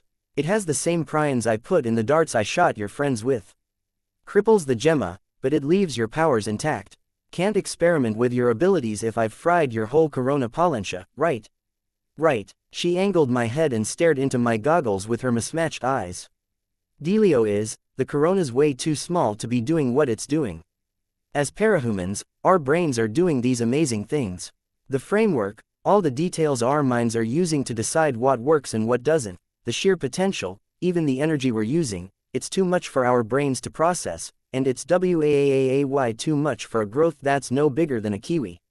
All of that, it's got to come from somewhere. And the other reason you can't just carve out the corona. If you do, the powers still work on their own. The person just can't control them. It becomes instinctive. Instead, she began feeling around my mask for a seam, buckle or zipper, searching. She talked as she grabbed the part of my mask that bordered my scalp and tried to peel my mask down towards my chin. So you can see why I find it very interesting that you still have the ability to control bugs, even when your gemma is out of order. She gave up on pulling my mask down. The armor panels made it too difficult, and the fabric wouldn't tear. She snapped her fingers, and one of her mechanical spiders stepped close. She removed one of the tools at the tip of the spider's leg, a small mechanical circular saw. It buzzed like a dentist's drill as she turned it on. She began taking my mask apart, thread by thread. I'm 10 times as excited to take your brain apart, now. You might give me a clue about the passenger. See, I think it's something that's hooked into your brain. It was alive up until your powers kicked in, it helped form the corona, then it broke down. I've seen it at work when I've provoked and recorded trigger events, seen it die after. But I'm pretty sure some kind of trace is still there, linked in, cooperating with us and tapping into all those outside forces you and I can't even comprehend, to make our power work. Breathe in, breathe out. I was having to consciously maintain my breathing. Whatever her dust had done to me, it had also jammed up the part that handled the more automatic things. My pounding heart wasn't in sync with the speed of my breathing, and I was beginning to feel dizzy and disoriented. Or maybe that was the powder. Or fear, but I haven't been able to find it. It's not physically there, or it's so small that I haven't been able to track it down. If your passenger is strong enough to let you work around a disabled gemma, if your powers work without your say-so, maybe it'll be easier to spot. Her progress through the fabric of my mask was slow. She stopped to clear loose material from around the tool. Don't worry, I'll put your skull's contents back when I'm done looking. Then we can get to the real fun. She peeled my mask off. Breathe in, breathe out. Don't want to pass out.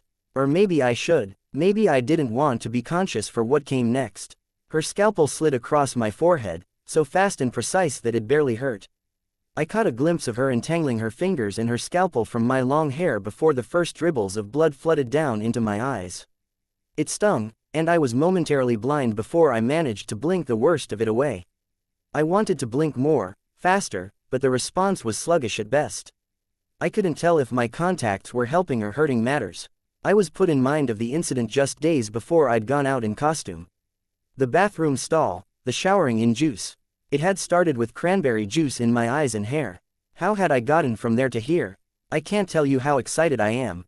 It's like Christmas, opening a present.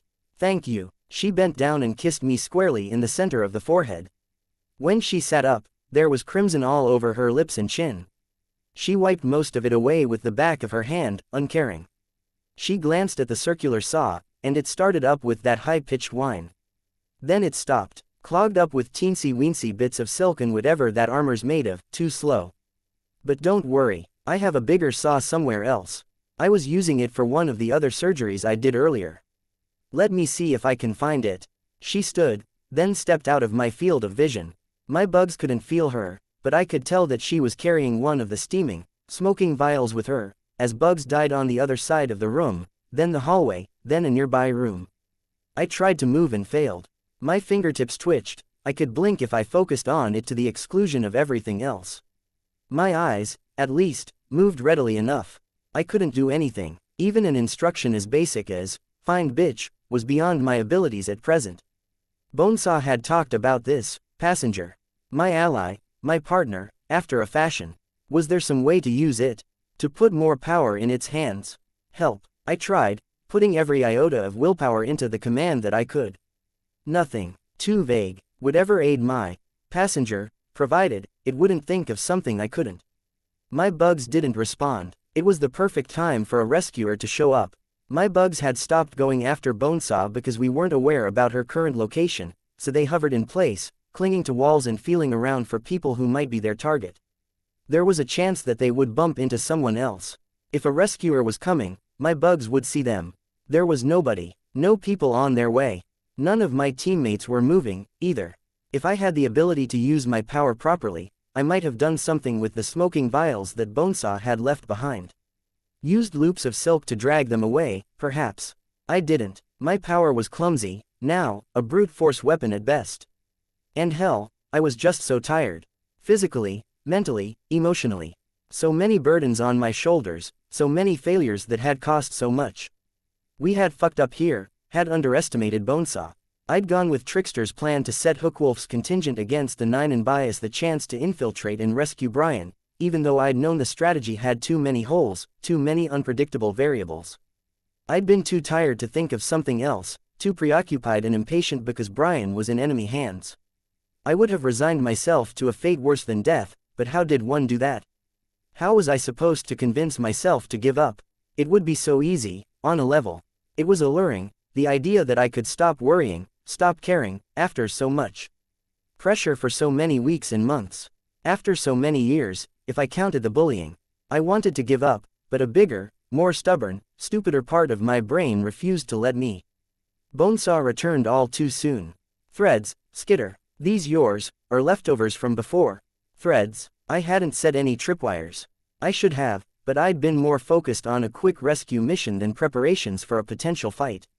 My bugs felt movement, except nobody had entered the building, to the best of my knowledge. It was in one of the hallways.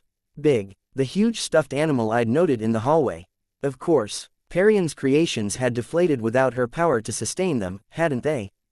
The stuffed thing was inflated, heavy, so she was here. My bugs couldn't detect her, but she was here. Outlet, need an outlet. You'd think there'd be more in a kitchen, but no, Bonesaw muttered.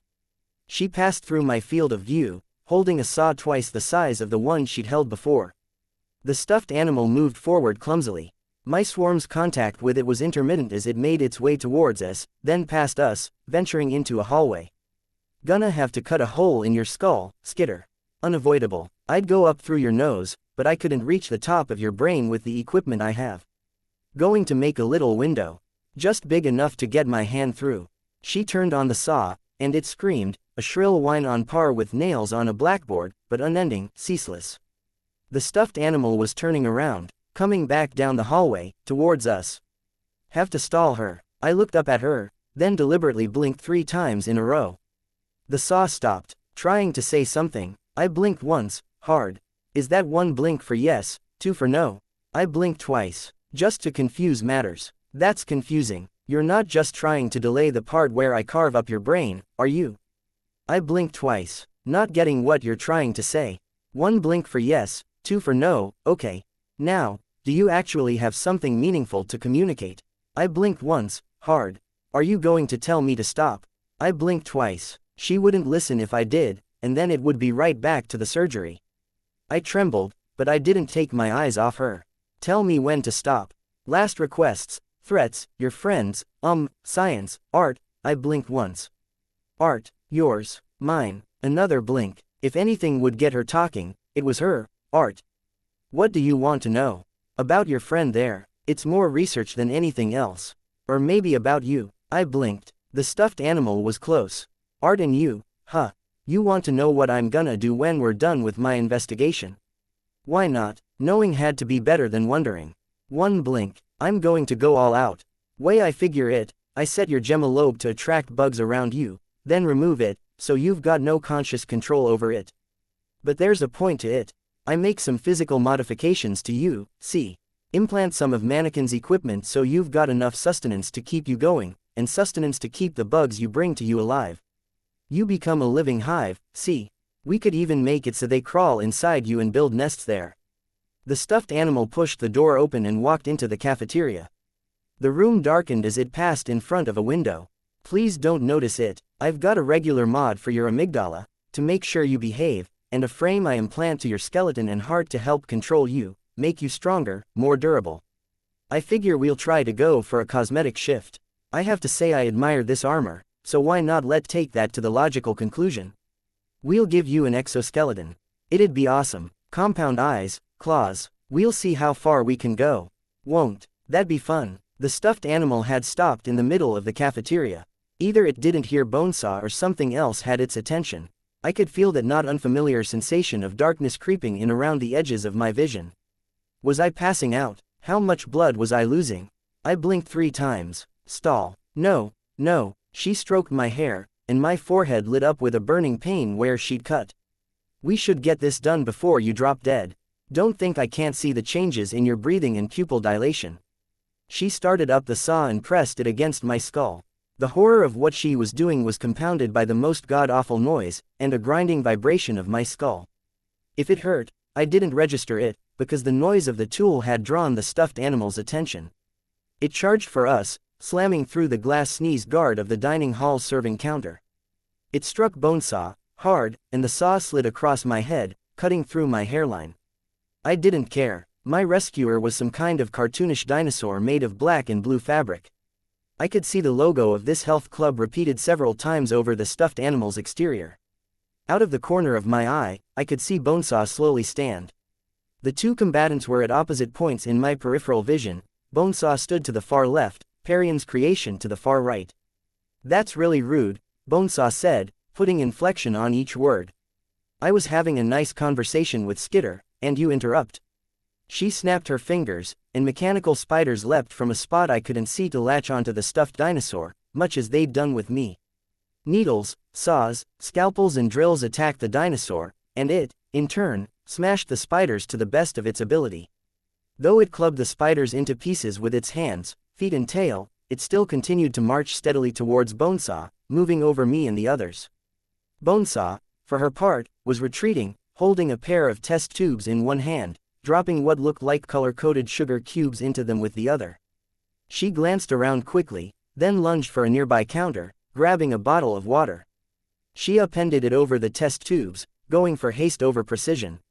More than half of the water splashed around her feet. Parian's creation struck the villainess a second time. Bonesaw was thrown into a metal shelf unit with enough force that she dented it. One test tube slipped from her fingers. The other, she whipped at the stuffed dinosaur. It hit with enough force that it shattered on impact. The dinosaur struck Bonesaw a 3rd time. Heavy as the impact was, Bonesaw was cornered and she couldn't go flying as she'd done before. My view of the scene was limited to the back of the dinosaur's head, and the occasional view of an stubby-fingered arm as it was drawn back for a haymaker punch. It pounded her, one hit after another. My heart sank as I saw the stuffed dinosaur begin to deflate. It backed away from Bonesaw, and I saw a spreading area on its side where the fabric was thinning out, bleaching. Once the first holes appeared in the fabric, the rest of the process was swift. It crumpled almost explosively, revealing a figure inside. Perian threw off the cloth that had covered her and used her power to rip away her sleeve and part of her dress where it was disintegrating. Whatever had eaten at the fabric of her dinosaur armor was continuing the process with her clothing. I could see Bonesaw too. Her face was bloodied, her nose gushing blood, and her cheek was a ruined, abraded mess. Whatever had eaten at Perian's dinosaur had gotten on her too, devouring the edges of her dress, one sock and part of the shoe on the same foot. Rude. You killed my mom. Perian's voice sounded hollow. My teammates did most of the actual killing, so I don't think I did, if that makes you feel any better. My aunt, my best friend, my cousin, they were all here. Wrong place, wrong time. Bonesaw shrugged. She slapped at a wasp that had managed to get in position to sting her. She wasn't in the area of her anti-bug smoke anymore. They told me to run, to protect the kids. But they were supposed to escape while I handled that. Perian sounded lost, dazed. I thought they'd get away, so I played dead. I didn't know. She wasn't a fighter, I remembered. She had held her own against Leviathan, but she didn't have experience. I wanted to scream at her, to make her stop talking, to do something to Bonesaw. If it makes you feel any better, some of them might still be alive. We didn't kill them all. Perian snapped her attention to Bonesaw. What? Some we left alive, so I could give them 5-minute plastic surgery. My spiders handled most of it. Implants under the skin, some chemical dyes for hair, plastic surgery. Perian shook her head. What? Why? To make them look like us. They're all running around out there, drawing enemy fire and freaking out. It's funny. And of course, it'll take a dozen visits with doctors less talented than I to get something even resembling their old faces back. Can you imagine how many people are going to double take when they look at them, before they've all been fixed? Like, oh no, it's Siberian. Except it isn't. Perian flung one hand in Bonesaw's direction. I didn't see what happened next, but the bugs that were still drifting in Bonesaw's direction to attack her were telling me that there were threads stretching between the two of them. A bug settled on the point of a needle where it had impaled the side of Bonesaw's neck. 20 or 30 needles with attached threads extending between them in Perian's sleeve. Bonesaw crunched something in her mouth. You're playing so rough. Ow, I think you broke one of my teeth, with your dinosaur. Perian ignored her. A twist of her hands, and Bonesaw was lifted into the air, spread-eagled. Bonesaw's skin stretched where the needles pulled at it. Perian advanced towards the villain. Broken tooth. No. When I'd kicked Cherish earlier, hadn't she said that Bonesaw had reinforced her teeth? Surely the psycho would have done the same for herself. She was lying, and there was nothing I could do to alert Perian. Perian picked up one of the scalpels Bonesaw had placed near me. Her hand was trembling even after she had it in a white-knuckled grip. I don't want to do this. I never wanted to fight. But I can't let you walk away. That's the most important thing.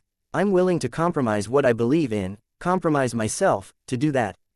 Bonesaw rolled her eyes. Wall. Barrier. My bugs left Bonesaw's presence to form a barrier between her and Perian, but they were too few. Too many had died against Bonesaw's bug-killing smoke. Perian ignored them. In one motion, Perian stepped close and stabbed the scalpel into Bonesaw's throat. Then she did it again, and again, stabbing over and over, hysterical. It wasn't enough blood. I knew it, and Perian had to know it. Bonesaw spat into Perian's face. Her own flesh burned as whatever chemical she had been holding in her mouth spilled down her lip. Perian, for her part, dropped the scalpel, tore her mask off and staggered blindly in the general direction of the sink, her hands over her eyes. No. What I wouldn't give for the chance to change this, to act, to offer even one word of assistance. Bonesaw turned her head and spat again, some residual chemical directed at the threads. When that didn't achieve the desired result, she repeated the process. The threads snapped and she dropped to the ground. Burned tongue, Bonesaw said, to nobody in particular. Or to me. She stuck it out to demonstrate.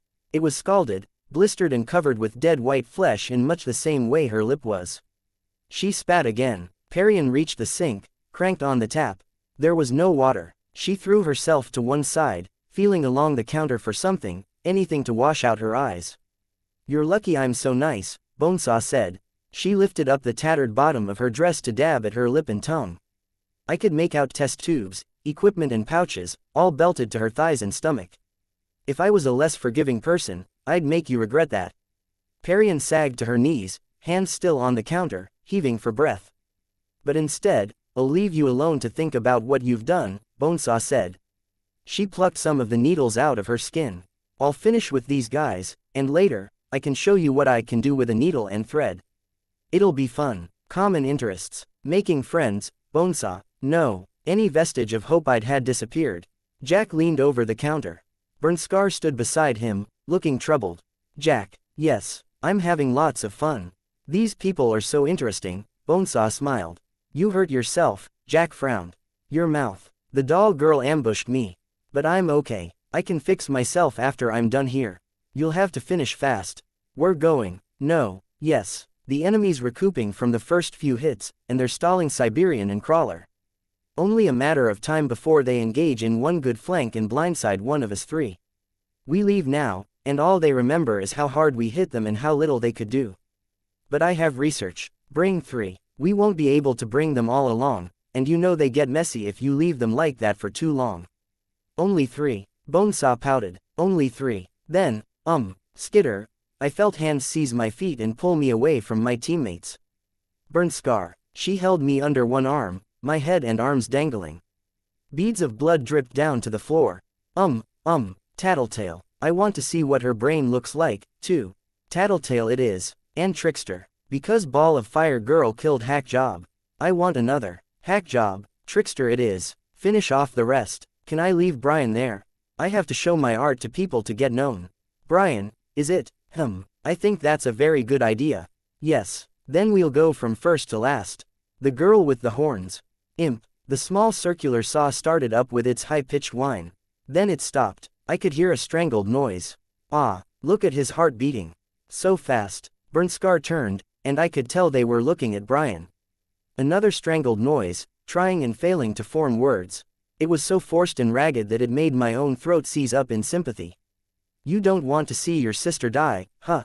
That's sweet, Bonesaw said. Maybe you should have taught her the basics. Don't have to see her if she's going to walk straight into a modified wolf trap. Did you know? She turned off her power just so she could beg for help. From us. She's not very bright. He made a sound that might have been a growl or a howl of rage, but there was no volume to it, and it was more high-pitched than anything else. Don't worry, Bonesaw said, I'll take good care of your friends. I felt a hand pat my cheek. Come now, Bonesaw, Jack said. It's just so funny, watching him react. His heart beat faster when I touched her. It did, but we should go. Bernskar, torch the ones we're not bringing. I wanted to. You had your chance, little bee. You got distracted. I could feel the heat of nearby flame as Bernskar manifested a fireball in one hand. Darkness rolled over Bernskar's feet, a carpet. There was no direction to it, and very little volume. It pooled on the ground and spread. Yes, he's doing it. Can I look? I just want to get the hard drive. No, but I could feel my heart pounding, then stop. The pain was gone. I was gone too. I had no body, only perception. The scene was familiar. At the same time, I couldn't have said what happened next. It was like a book I'd read years ago and promptly forgotten, too strange to commit to memory.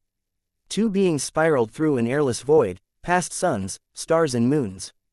They rode the ebbs and flows of gravity, ate ambient radiation and light and drew on other things I couldn't perceive. They slipped portions of themselves in and out of reality to reshape themselves. Push further into this reality to ride the pull of one planet, shift into another to ride that slingshot momentum, or to find some other source of momentum elsewhere.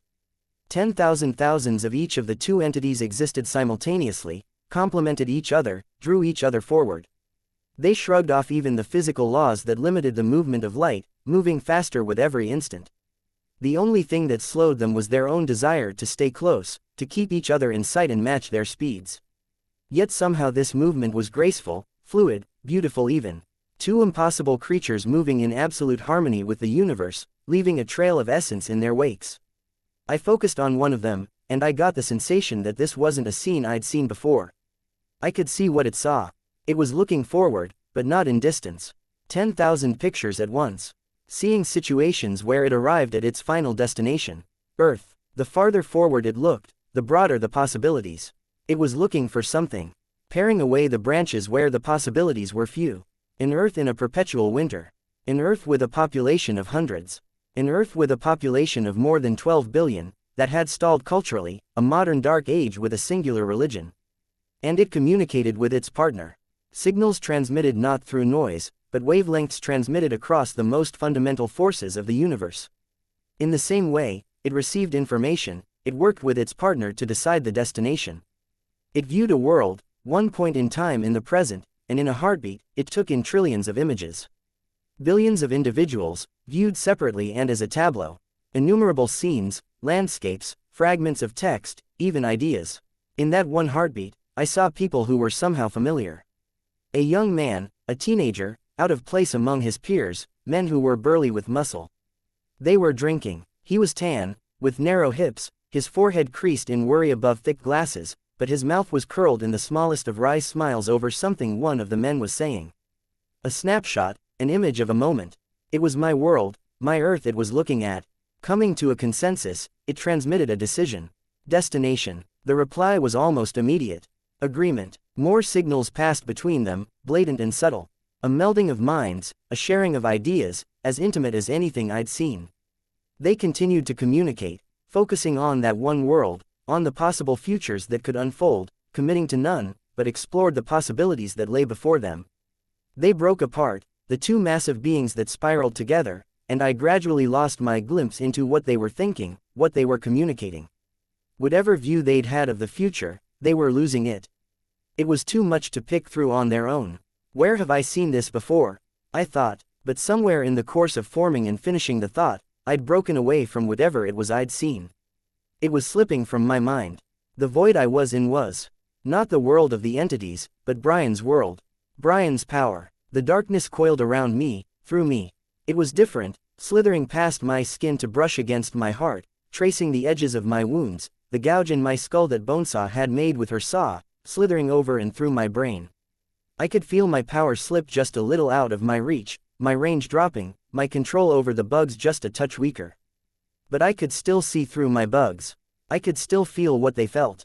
They'd gathered for the barrier I'd tried to erect between Parian and Bonesaw, and they'd dispersed in the time since, touching everyone present. Bernskar had put out her flame, was cradling her hand to her chest. I could feel Bonesaw and Jack, standing a short distance away. I could feel Trickster, Sundancer, Tattletale, Parian, Ballistic and Imp. I could feel Gru, hanging from the wall of the walk-in freezer. I could feel another person, someone who hadn't been there a moment ago. A man standing in the darkness. The man strode forward, uncaring about the darkness. He caught Bernskar around the face with one broad hand, and he brought it down hard against the counter. I was dropped to the ground. Bernskar fell across me, limp and unmoving, and the man flickered out of existence. The darkness slipped away, retracing its steps through my body, undoing its passage between my organs and joints, through and inside my blood vessels. A clearing formed, an expanse of dim light, lit only by one shaft of light that managed to come in through the corner of a window. Bernskar's head was pulverized, unrecognizable. She lay limp, unmoving, dead. Interesting, Jack said, looking down at his fallen teammate. Yes, I'm almost positive I got this on record. Bonesaw squealed, which you'll have to leave behind. We'll retreat. I just need the hard drive. I've been trying to get data like this for ages, and it's a new system. Bonesaw started to head for the walk-in fridge where Brian was, but Jack grabbed her by the back of the neck. No, it's 2 seconds. I'll be right back. She slipped out of his grip, running into the freezer, opening one of the cases that looked mannequin-made. The darkness continued to dissipate around Brian, and I was aware as a masculine figure flickered into existence in the midst of the cloud, in one corner of the walk-in freezer. It was Brian, but it wasn't. It was colored in monochrome, with one eye open, the other half formed. Markings in white covered his flesh, spiraling out from one pectoral, covering his chest and stomach. His hands were white to the elbow, and he was sexless. A Ken doll with only more white patterns between his legs. Or maybe he was white and the markings were in black. Almost casually, he reached out and seized Bonesaw's hands, which gripped the drive. He raised her off of the ground, her feet kicking, and she grunted as his grip tightened. The things I put up with, Jack said, seemingly unconcerned. He whipped out his knife, slashing at the pseudo-Brian. There was no effect. Grabbing a meat cleaver from the kitchen counter, he hacked at Bonesaw instead. It took 3 swings to sever her arms at the wrists. She hit the ground running, her stumps jammed into her armpits. They disappeared over the counter of the dining hall, Jack helping Bonesaw up. Monochrome Brian lunged after them, but the floor of the freezer shattered beneath 1 foot.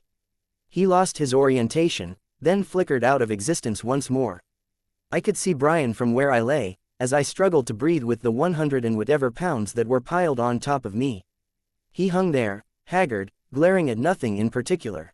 The man didn't reappear, but the stream of incongruent events continued. I could see one of Brian's ribs twitch like the limb of a dying insect.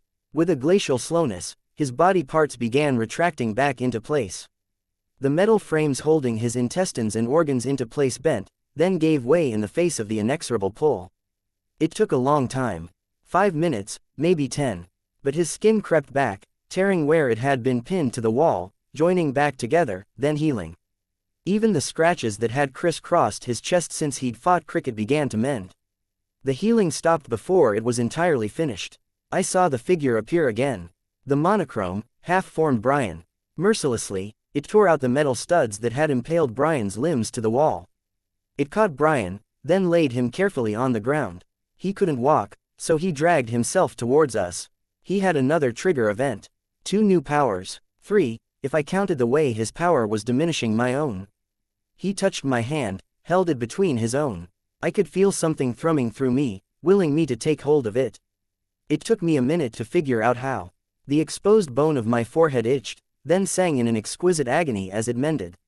My skin was next. My seized-up muscles were last.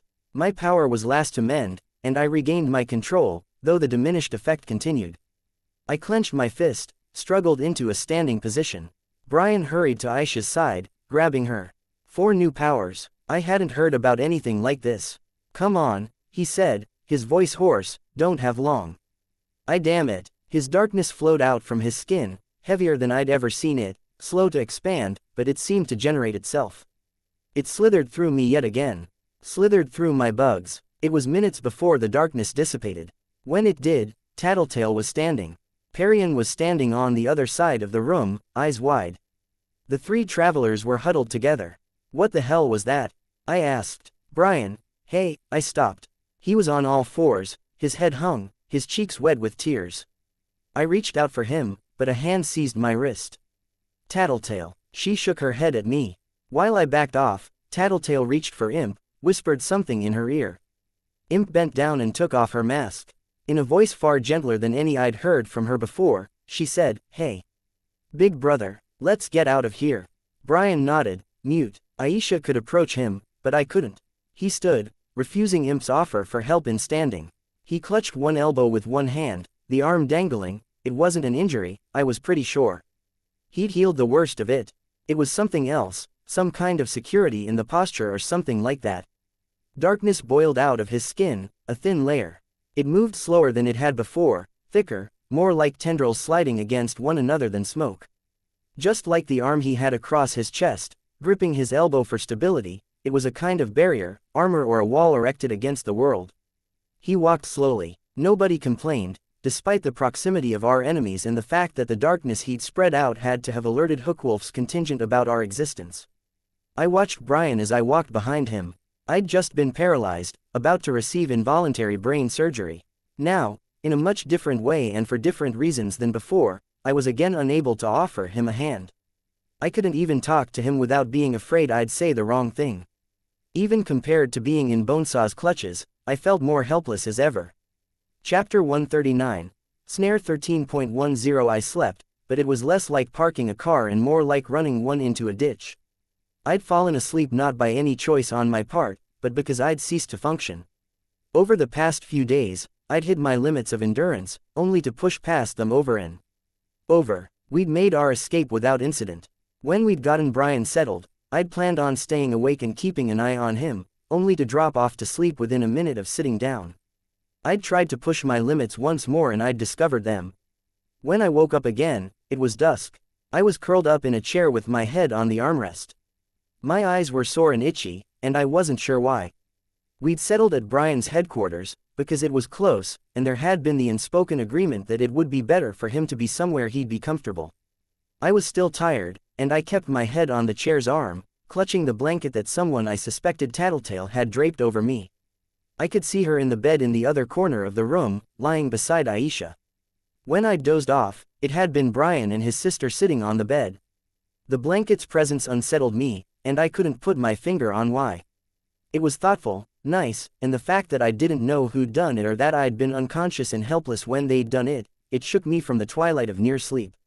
Which meant I was now wide awake when I desperately wanted to get back to sleep, to stop thinking for just a few minutes. The second I started worrying about things, my shot at a good rest would be gone. Worrying about things like Dinah, and Cherish's hints that Coil wasn't on the up and up about our deal. Worries about what that could mean in the long run. The newest were my anxieties overgrew. No, I wouldn't be getting to sleep any time soon. I turned my attention to checking my surroundings, rousing my swarm to check the surrounding streets and rooftops, count the nearby civilians, and get a sense of who was around. Sundancer was out cold in the bunk beds in another room, and Bitch was sleeping in another bunk, in a heap with Sirius, Bastard and Bentley occupying the open spaces. Trickster and Ballistic were walking outside, maybe keeping an eye out for trouble. Genesis was off-site. She had to be awake for a while to recharge her power, so she'd told us she was going to report to Coil and check on Noelle. If my bugs were any indication, she wasn't back yet. Perian had gone her separate way. She'd had stuff to deal with. Her family was dead or surgically altered, their faces changed to make them near identical to some of the most hated individuals in the Western Hemisphere. I felt bad about leaving her with the aftermath of that scene, but we'd been prioritizing Brian. Seems Brian's commentary to me on the morning we'd found out about Dinah, the morning Leviathan came, was ultimately on target. When the cards were down, we protected and helped the people we care about, and we ignored the greater suffering of the world beyond that. I shifted restlessly. My bugs ran into a wall of Brian's darkness in the living room, on the couch. I could feel it seep through them, tracing their internal organs. I didn't move them further. I didn't want to wake him if he was sleeping. He wasn't. A hand settled over my bug and covered it. I felt him scoop up the cockroach and lift it into the air, holding it on the flat of his palm. The darkness dissipated, and the cockroach heard the bass rumble of his voice. I made myself rise from the bed. My ribs didn't hurt anymore, and my burns were gone, but my muscles had kinked up from my sleeping in the fetal position on a piece of furniture meant for sitting. I stretched as I made my way to the living room. He was sitting on the couch with his feet firmly on the ground. "You say something," I asked. "I said you can check on me in person, if you want." The words were kind, but the look in his eyes wasn't. His stare reminded me of Bitch. "Okay," I replied, feeling dumb. I'd come to do that anyways, hadn't I? And now I didn't know what to do with myself. I hadn't mentally prepared or planned for this conversation. I stood there, feeling an impending panic as I tried to think of what to say. I couldn't ask if he was all right.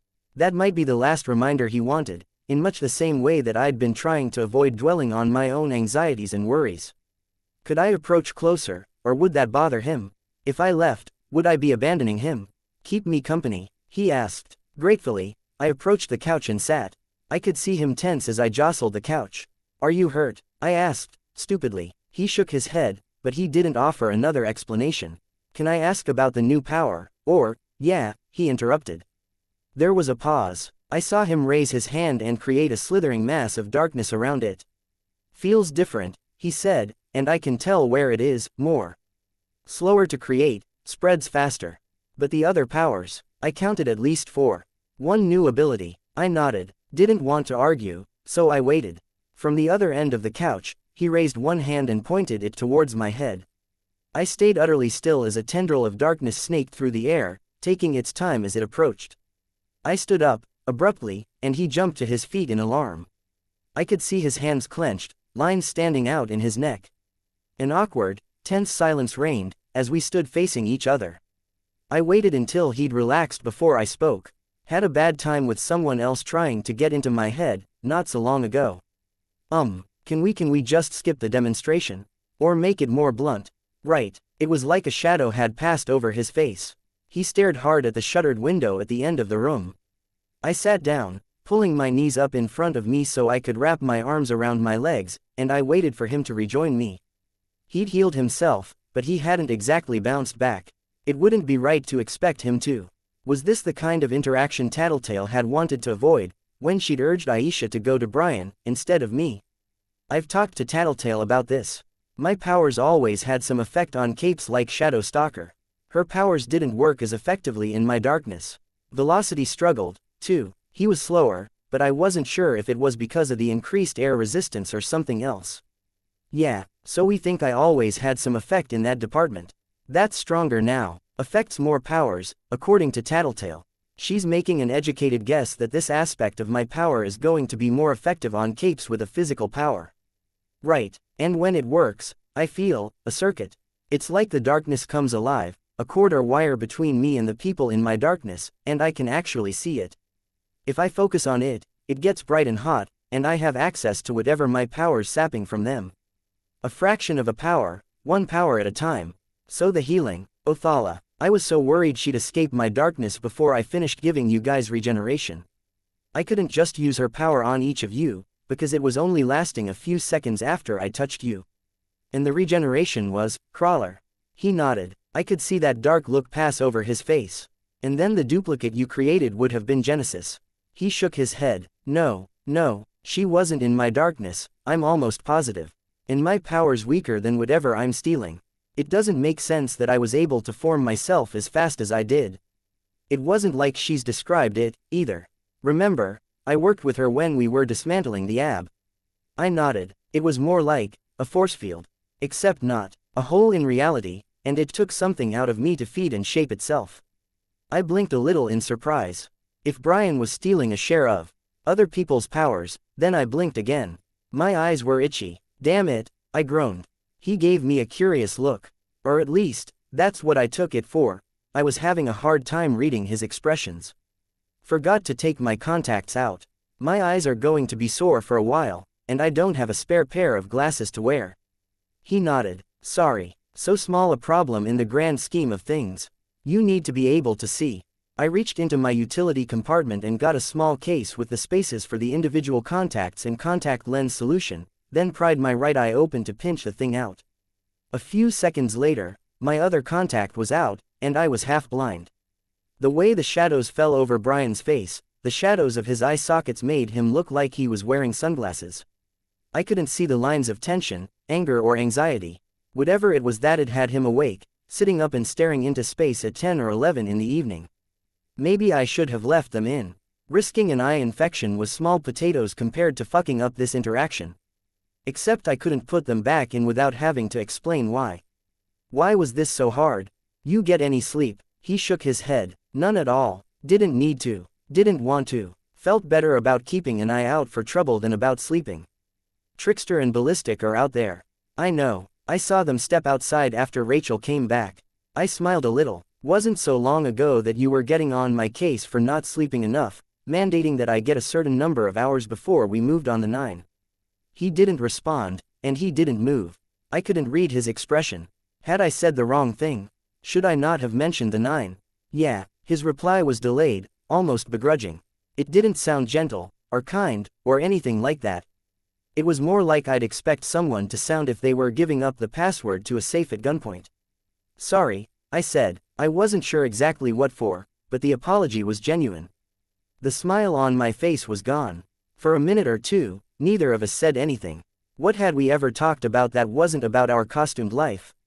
At first, it had seemed like common sense. I was new to the Cape scene, it was exciting, he was experienced, and he'd wanted to share his knowledge. We'd talked about our recent jobs, the implications, even jobs we were considering. I could count on one hand, maybe two, the times we'd done stuff that hadn't been centered around powers and fighting and violence. Now that I couldn't raise those subjects without reminding him of what had happened earlier, I was lost. You shouldn't have come for me. What, should have left me there? I was as good as dead. Throwing away your life and the rest of the team, to try to rescue me. You're not thinking straight. There's no way I'd leave you behind. Right, because you're supposedly in love with me, so you go rushing off to rescue me. That stung, more than it should have, and it would have hit me hard anyways. I couldn't read his expression, so I went by his tone of voice, by the anger, the bite in his tone. The fact that he'd brought it up so casually. Emma jumped to mind. She'd been my best friend once, as I was friends with Gru. She'd also flipped on me, turned hostile, and used private thoughts and feelings I'd shared with her to attack me. I took a deep breath. That wasn't why we came to help you. And it wasn't just me making the call. Really. Because I remember you were the one who stopped Ballistic from putting me out of my misery. I clenched my fists. Any resolve I'd had to remain calm was gone. I would have done the same thing for Bitch. Or Lisa, or Alec, even. Are you seriously telling me you wish I'd let you die? You're alive now. It worked out, because we got lucky. Christ, you always do this. Using my power, I checked on the others. One of the dogs had perked its head up at the shouting, but nobody else had roused. I didn't take my eyes off Brian, though. The look in his eyes was scary. Angrier than I'd seen him. I'd unconsciously defaulted to the same defenses I'd used against Bitch, eye contact, pushing back when pushed. I deliberately lowered my voice. Always do what? You're smarter than average, so you count on your ability to think up solutions on the fly. You throw yourself into these reckless situations, push and vote for the risky plans because you know that's a situation where you thrive, where you offer the most to the group. Every step of the way, you do it. Pushing the all-out assault on the wards at the bank, charging into fight long after taking on Oni Lee, the fundraiser, confronting Purity, attacking Leviathan with zero backup, the attack on the ward's HQ. Stop, I said.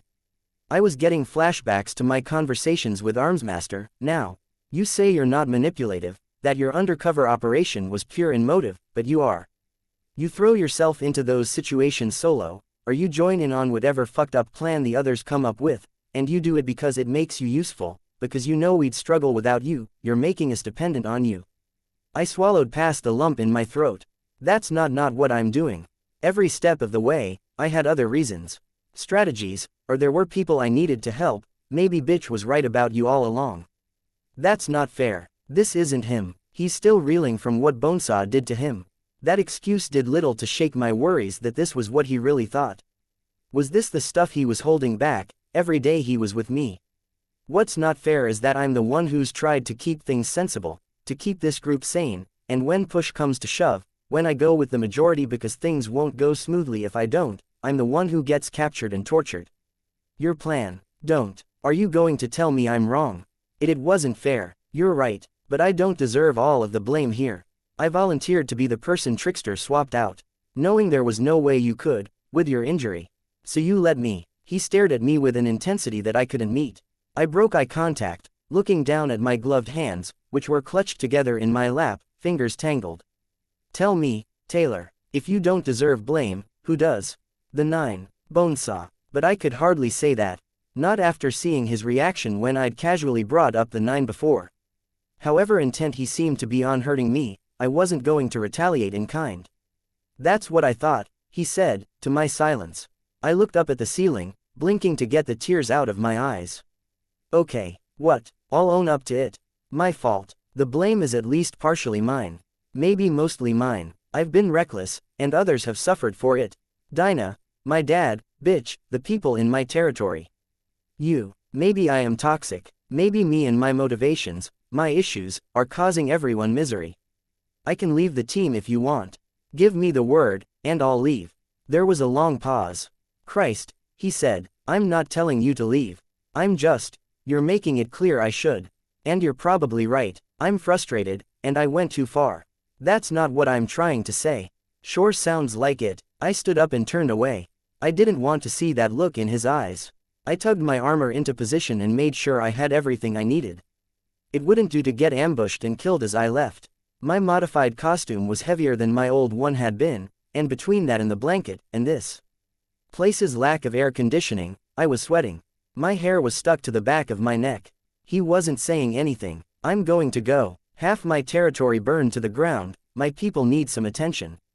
If you decide everyone's better off with me gone, just pass on the word. I won't make a fuss. I won't say you wanted me gone. I'll just make an excuse and leave. I drew some bugs around my lower face and eyes as a makeshift mask. My real mask was still in tatters. I noted that the modifications I'd made were no longer necessary. I wondered if I would go back to skin-tight leggings. It'd be good to get back to my people, to check on them, and ensure they were okay. Maybe they'd be better off without me. If Tattletale or Regent took over the stop, he said, cutting off my train of thought. Didn't need to hear more of his accusations, his condemnations. I ignored him and headed for the front door. Please. His tone had changed. I stopped walking. I've never really said anything like this to anyone, he said. But I'm scared. I'm more powerful now, but I feel more insecure than ever. How was I supposed to respond to that? A part of me wanted to sympathize, to hug him and tell him it was okay. Another part of me was angry, wanted to slap him, scream at him, because he was still focused on himself, after he'd just attacked me. I understood why he'd done it, but that didn't make his barbs hurt any less. I'm sorry, he said. I'm on edge, I'm spooked, I can't calm down, I shouldn't have said what I did, and you can't stop thinking. I feel like that, all the time, and I have for a while. They had Aisha, so much of what I've done because I wanted to support her. Make up for the fact that I wasn't there when she needed it, before. Only we're putting her in more danger, and she doesn't respect me enough to let me keep her out of danger. I turned around, and as long as I'm being honest and upfront, he said, I was thinking about you when I had my trigger event. I swallowed. I won't lie and say I've suddenly realized I'm in love with you. I don't really know what I feel, so I can only comment on what I think. I can say I respect you on a lot of levels, even if I can't figure you out. Sure as hell didn't sound like you respected me 30 seconds ago. I worry about you. You throw yourself into these situations like you don't care if you die, like you've got nothing to stick around for except for those people you insist on protecting. Dinah, the people from your territory. People you barely know, if at all. And then you actually make it out okay, so you do it again, only more so. Riskier stuff. I folded my arms. This was uncomfortably close to what he'd been saying before. I start thinking about how I'm supposed to protect you, get you to stop, get you to focus on a goal that's actually attainable, because you're so capable that you could be amazing if you stopped acting suicidal. Then I get pissed at myself and I get pissed at you, because I can't figure you out, and you move forward so fast that I can't keep up. I let my guard drop for one evening to focus on other things, and then I find out you'd gotten in a fight with Mannequin. It's not your job to look after me. If you want to get on my case because I'm putting you and the others at risk, that's fine. It's your right to yell at me for that. But don't make me feel bad because you can't be the macho guy, protecting me. That's not. He stopped. No, I'm trying to say I think about you more than I should. I looked away. I might have asked whether he thought about me more than he should because he cared, or because I was a fuck up. I wasn't sure I wanted to hear the answer, either way. Stay. When I asked you to keep me company, I was being genuine. Rather not be alone with my thoughts. I sighed. I could do with some tea. I could make you some coffee if you wanted. He shook his head. Jumpy enough already. I'll be right back. I headed into the kitchen, put a kettle on and began digging around for tea bags. It wasn't easy, when I was half blind. Once I had the tea bags in a mug set, I got my cell phone out. Cranston here, the woman on the end of the line replied. What can I do for you, Skitter? Cranston was the woman Coyle had assigned to me, as he'd assigned employees to the others, so he wasn't personally dealing with each of us when he had other things to focus on. Need glasses. Coyle has the prescription on file from when he got me my contacts. I'll have them for you by morning. Anything else? No wait. Yeah, can you pass on a message to the PHQ? Coyle has contact information. Hookwolf's contingent exchanged contact details with the other teams, including the PHQ. No, I mean, without going through Coyle's channels. I need to give them a message from me. That can be arranged. I have a pen and paper, if you'd like me to take dictation. Tell them Bernskar's dead and Bonesaw's missing a pair of hands for at least a little while. 4.5 members left. If they were being honest about waiting for the right moment to strike, this is probably a good one. We can give them the location of the 9 if they're interested. Should I give them your contact information? They have enough tinkers that I'd be worried about them tracking me down. No, if they want to get in touch, I'll leave it to them to figure it out. Not going out of my way. Alright, and one last thing. Tell them, thanks for the help. I'll get the message to them promptly. I hung up. I returned to Brian with a mug of tea for myself and a glass of water for him. The television was on, and he sat in the middle of the couch. He patted at one cushion. With the way he was positioned, there was no way for me to sit a distance from him. At the same time, when I did sit, he didn't reach out to touch me, to put a hand on my shoulder, or any of that. We watched terrible late-night TV with the volume so low we could barely hear it, not talking, not making body contact, barely even looking at each other. He'd confessed feelings for me. After a fashion, I had a special place in his thoughts, even if he didn't know what that meant, exactly. We were sharing personal parts of ourselves we'd never let others see. We even cared about each other. I just hadn't wanted it like this. Chapter 140. Arc 13. Snare, Interlude, Pigott. It's like the world's gone mad, and I'm the only sane person left. Director Emily Pigott finished the last of her coffee and paused to survey the enormity of the task that lay ahead of her. The scale of it could be measured in paperwork. Piles of it, sometimes 2 feet high, the stacks of paper were arranged in rows and columns on every available surface, including the top of her coffee maker and the floor around her desk. There were stacks of stapled pages, each topped with a weight to protect it from the gusts and breezes that flowed through the open window frames. She couldn't help but notice the way that the pages at the bottom of the pile were neatly organized, tidy, everything in line. The newer pages, the ones at the top, were the sloppy ones. Pages were slightly out of alignment, some dog-eared or stained. The same progression could be measured in the print. The older pages were typed, printed as forms with everything in its place. Abruptly, it all shifted to handwriting. Shatterbird's destruction of everything glass and everything with a silicon-based chip inside. Computer screens and computers. The handwriting, too, grew less tidy as the rise of the piles marked the passage of time.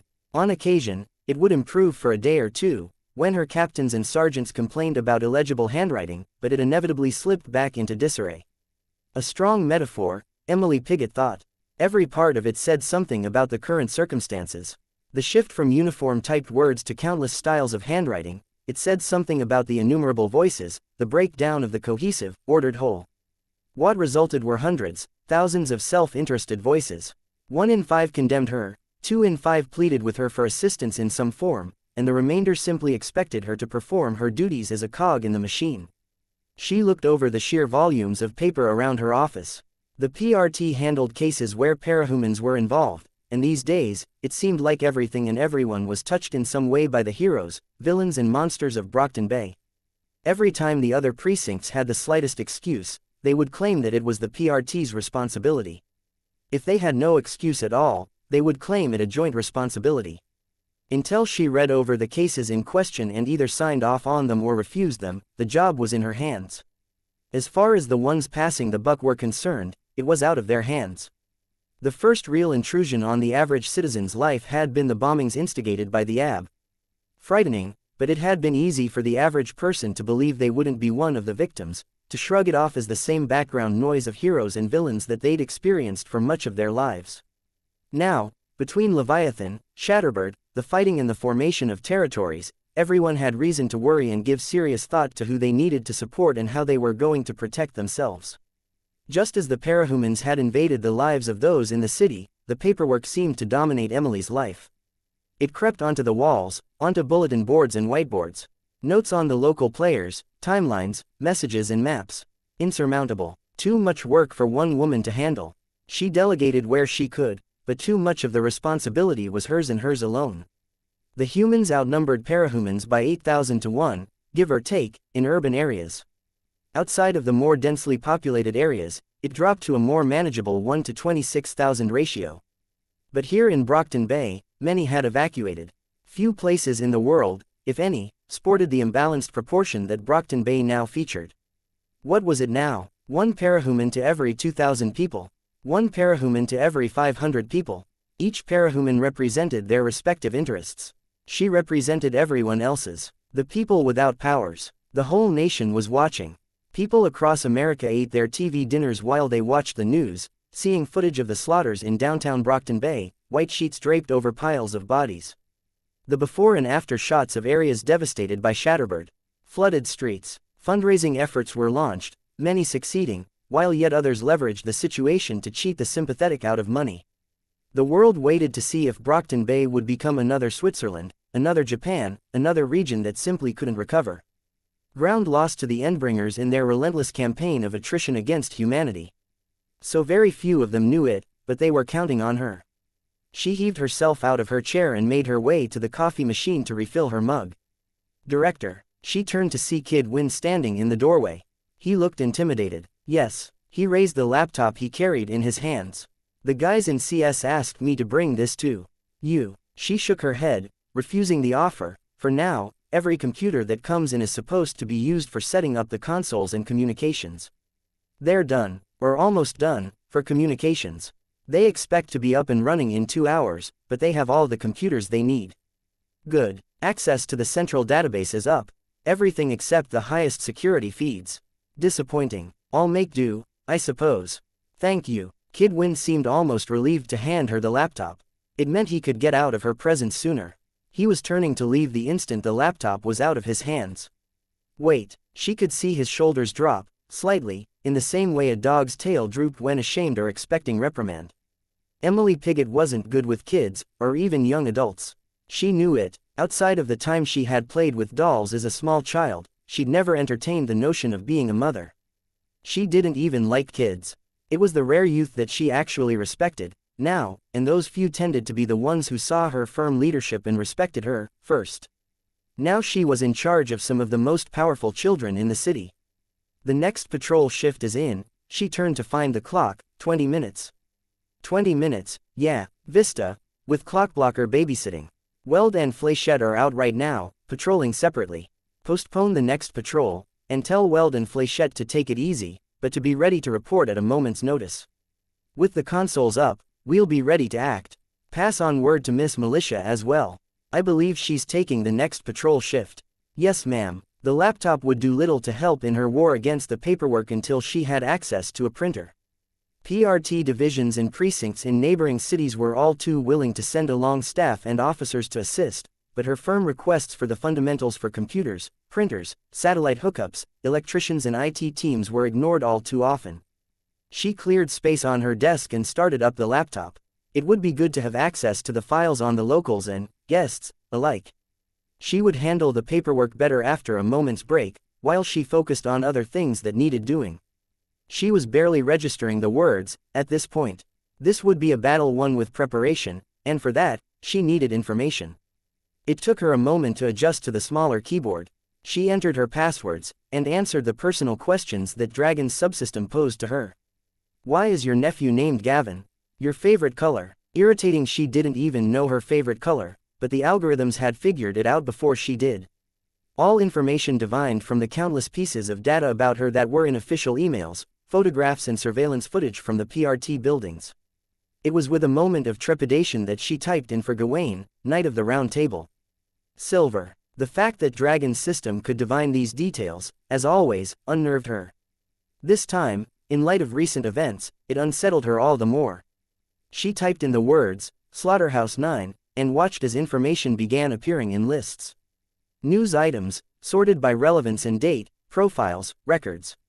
Lists of names, casualty reports. Emily clicked through the records. Sorting as a timeline, she found the entry muddled with Armsmaster's simulation records on the fighting abilities of the 9. He'd been preparing to fight them. A double check of the modification dates showed he'd seen the entries recently. So when he'd escaped, he'd done it with the intent of fighting the 9.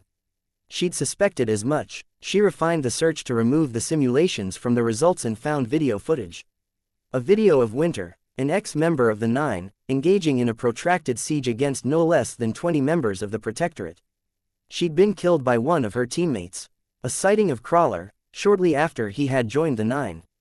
He'd been more humanoid, then. Still large. Another member of the 9 from yesteryear, Chuckles, attacking a police station. No use to her, beyond serving as a testament to what might happen if she consolidated too many forces in one place. She found a file listed as Case 01. She clicked it. We've got her cornered. The person in the video spoke. Hearing the voice, noting the camera image of an apartment was mounted on a helmet, Emily Piggott knew who it was. She knew the video well enough. Think so, a man replied.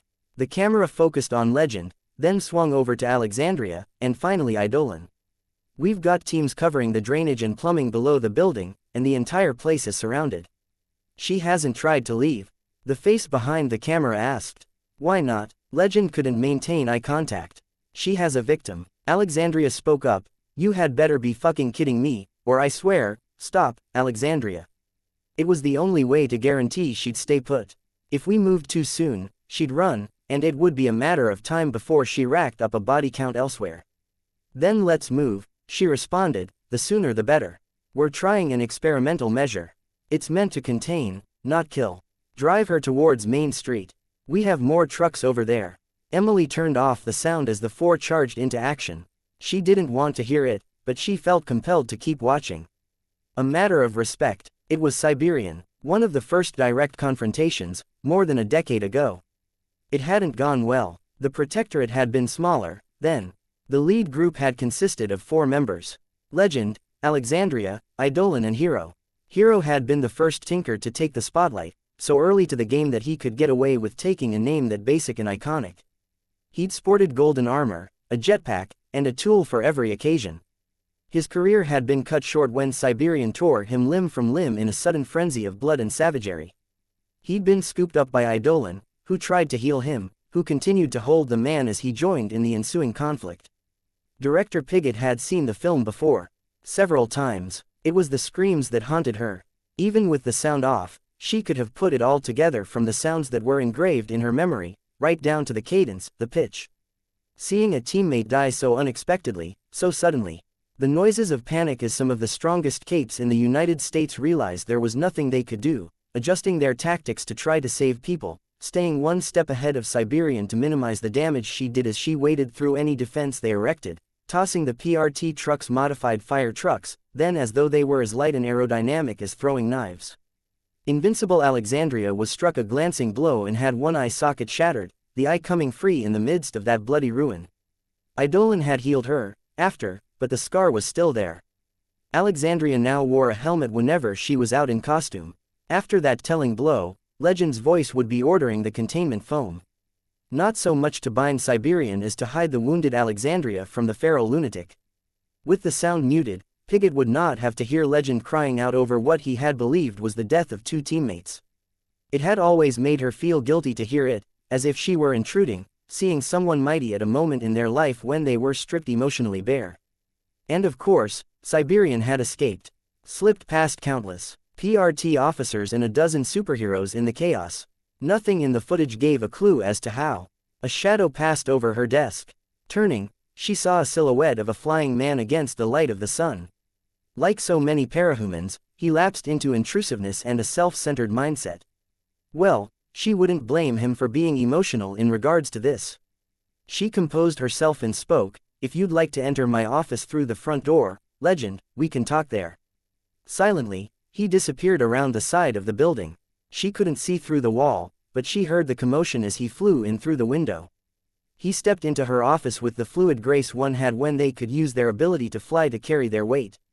Blue and white costume, boots and gloves. Veteran member and leader of the Protectorate, his lasers carried as much firepower as a battalion of tanks.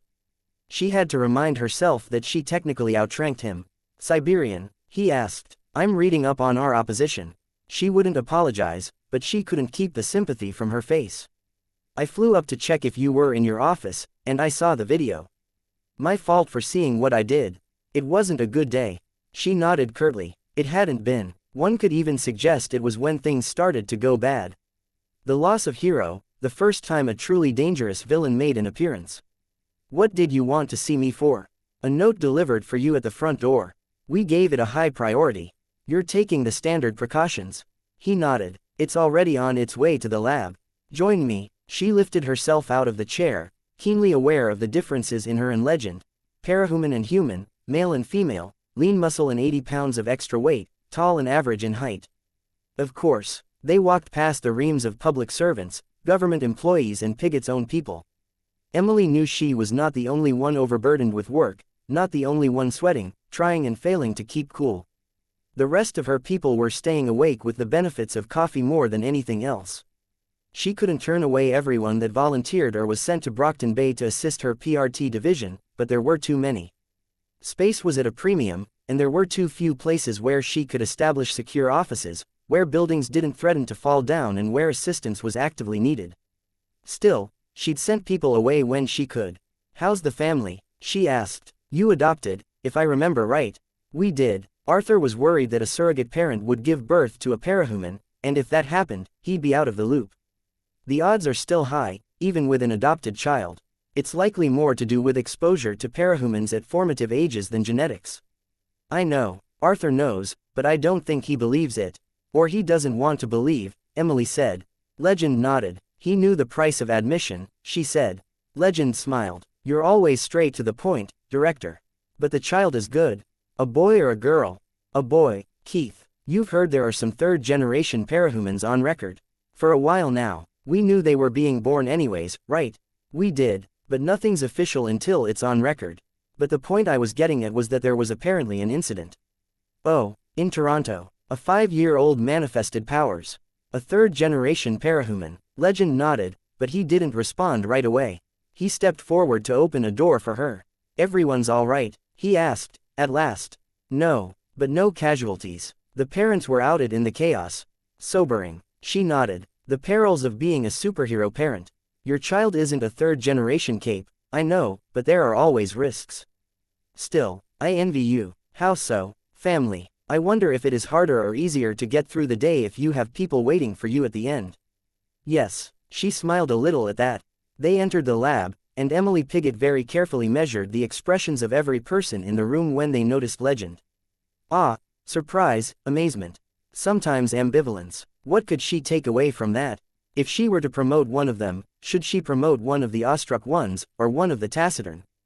The starry-eyed might be in the PRT for the wrong reasons, but the ones who were unfazed by the presence of one of the most notable heroes in the United States could easily be plants, hiding their emotion or simply too used to the presence of capes to care. The note: no traces of toxins, radiation, powders or transfers. Why the priority? We get letters from cranks every day. The man who delivered the message reported a fairly convoluted series of safeguards to protect the identity of the sender. Apparently the man who gave him his instructions was given the note by a civilian, and ordered to find a random individual to deliver it to the PRT, all with compensation arranged. You've tailed him, of course. We doubt anything will come of it. No, it wouldn't. Can you make out the contents without touching the envelope? Can't be too careful. We can and have. The technician handed Emily a paper. She read it over twice. Bernskar is dead, it seems, and Bonesaw won't be in the field for the interim. God knows how quickly she'll recover, but it's something. Good news, Legend said. Emily wasn't so sure. It's a change, not a good one. The closing line reads, "Thanks for the help." I can't help but read it in a sarcastic tone. The bug girl, Skitter. Emily nodded. Exactly. As good as it is to have one more member of the 9 dealt with, this shifts the balance of power towards another group of villains. It also serves to move up our deadline. What do you want to do? Call a meeting. Protectorate and wards. All right. She looked at each of the capes in turn. Legend, Prism, Ursa Aurora and Cash were the outsiders, heroes on loan. Miss Militia's group was more worn out. Where their costumes had been damaged, stained or torn, pieces had been replaced from the generic costumes the PRT kept in stock. Miss Militia had doffed the jacket but left the scarf with the flag motif in place. She wore a black tank top and camouflage pants with a number of empty holsters and sheaths for her weapons. Battery was wearing a plain black costume and goggles, while Assault had replaced the top half of his costume with similar odds and ends. Triumph still wore his helmet and shoulder pads with the Roaring Lion style, but his gloves had been replaced with the same utilitarian, generic ones the PRT officers wore in the field. The wards, at least, were in better shape. Tired, to be sure, but they hadn't been directly in the fray. The patrol shifts were unending and they always had something to do. Weld, Fléchette, Clockblocker, Vista, Kidwin and Chariot. She deliberately avoided looking at Chariot. The mole in their midst. Did Coyle suspect she knew about the mole he'd planted? Could she afford to assume he didn't? Still, it would all be for nothing if she gave the game away. Back to the matter at hand. We have 3 priorities, she began. We take down the 9, we regain control of the city, and we don't die. She stressed the final 2 words, waiting to see their reactions. Were any of her people thinking of performing a heroic sacrifice? There's no point in winning now if any of you die or get converted to the enemy side by Regent or Bonesaw. Even if we were to defeat the 9 outright, through some stroke of fortune, I harbor concerns that we'd lose the city without the manpower to defend it. It's a dangerous situation. She picked up the remote that sat in front of her and clicked the button. The screen showed a map of the city with the spread of territories. The 9 have the advantage of power. Not necessarily in terms of the abilities at their disposal, but in terms of their ability to affect change and shape everything that occurs. They are our number 1 priority, obviously. With them gone, if nothing else, I can hope that more capes will be willing to venture into the city to help out. But we're operating with a deadline, and the Undersiders and Travelers have just moved it up dramatically. The 9 posed their challenge, and they're losing. There's now 4 rounds of Jack's little game remaining. 12 days, depending on their successes and failures in the future. I've talked it over with Legend, and we're both working under the impression that the 9 will enact whatever penalty they mentioned in the terms for their game. Our working assumption is a biological weapon. There were nods around the table. In short, our worst-case scenario is the 9 feeling spiteful or cornered, and deploying this weapon. When we attack, we need to make it an absolute victory, without allowing them an opportunity. Wards, I know you're not obligated to help in this kind of high-risk situation. This is strictly voluntary, and I've had to discuss the matter with your parents to get permission to even raise the subject, but I would value and appreciate your help on this front. The wards exchanged glances. If you could raise your hand if you're willing to participate. She ventured. Every hand except 2 was raised. Chariot and Kid Win. It did mean she had Fléchette, Clockblocker and Vista. The ones she needed. Thank you. Rest assured, Chariot, Kid Win, that I harbor no ill will. My mom wouldn't forgive me if I went, Kid Win said. I understand. Now, the 9 are only one threat. Let's talk about the others. She clicked the remote again. Tattletale's Undersiders have the advantage of information. We still don't know her powers, but we can speculate that it's a peculiar sort of clairvoyance. She was able to provide us detailed, verifiable information on Leviathan after fighting him, even though she was only participating for several minutes before being knocked out. She paused. I believe this is why, in a matter of 24 hours, they were able to fight the 9 twice and win both times. On the first occasion, they captured Cherish and Shatterbird, presumably enslaving the pair. So they have Shatterbird's firepower and Cherish's ability to track people. Now, Legend spoke. Pigott nodded. Skitter contacted us for assistance, as some of you will remember, and when we refused, the Undersiders took the fight to the 9 a second time. Bernskar is dead, Bonesaw injured. She's invited us to attack them in the meantime. Why would we do that now when we turned down her offer to cooperate? Weld asked. What's changed between now and then? Communications will be up shortly, Pigott replied. We now have the consoles and trained employees ready to man them, and so long as we're going into this as a unit, we don't need to worry about other groups stabbing us in the back at any point during the battle while we engage the 9. Would they? Legend asked. I have a hard time assessing their motives and morality. I don't know. Could they? Yes. And that possibility is too dangerous, especially given what Regent can do. The Undersiders do not pull their punches. The Travelers, oddly enough, are more moderate, but they do have 16 kills under their belt, due in large part to the sheer power at their disposal. Let's not forget the incident in New York, Legend said. 40 individuals disappeared in one night. Investigation confirmed the Travelers were occupying a nearby location. Chances are good that they were involved. They're complicated, no doubt, Emily confirmed. But for now, they're one knot in a very tangled weave. The 9 have power, the Undersiders have information. Coil has resources that may even exceed our own, including a precog of indeterminate power. Last but certainly not least, Hookwolf's contingent is 1.5 times the size of our own, and he's absorbing the whites from the merchants to his own group. He commands a small army. It's a considerable series of obstacles stacked against us, Legend answered. And few capes are willing to step in to help defend the city. Credit to Legend and his teammates for joining us. Thank you. The group of guests nodded. There's more. Time to see how much information filters through to Coil, and how he reacts. With luck, we might be able to pit one problem against another. Armsmaster's confinement was technically off the record, to protect the PRT in this time of crisis. He escaped, and thus far, Dragon has not been able to track him. Without official record or reason to arrest him, our measures are limited. It's impressive that he got away from Dragon, Kid Win said. It is. Thus far, he has eluded every measure she had in place. Either he is much more crafty than even Dragon anticipated, keeping in mind that she's a very smart woman, or Dragon helped him. That gave the others pause. Dragon's record of service has been exemplary, Legend spoke. It has, and we've put an inordinate amount of trust in her as a consequence. How many of our resources are tied into her work? If she had a mind to oppose us, would we be able to deal with her? We have no reason to think she's done anything.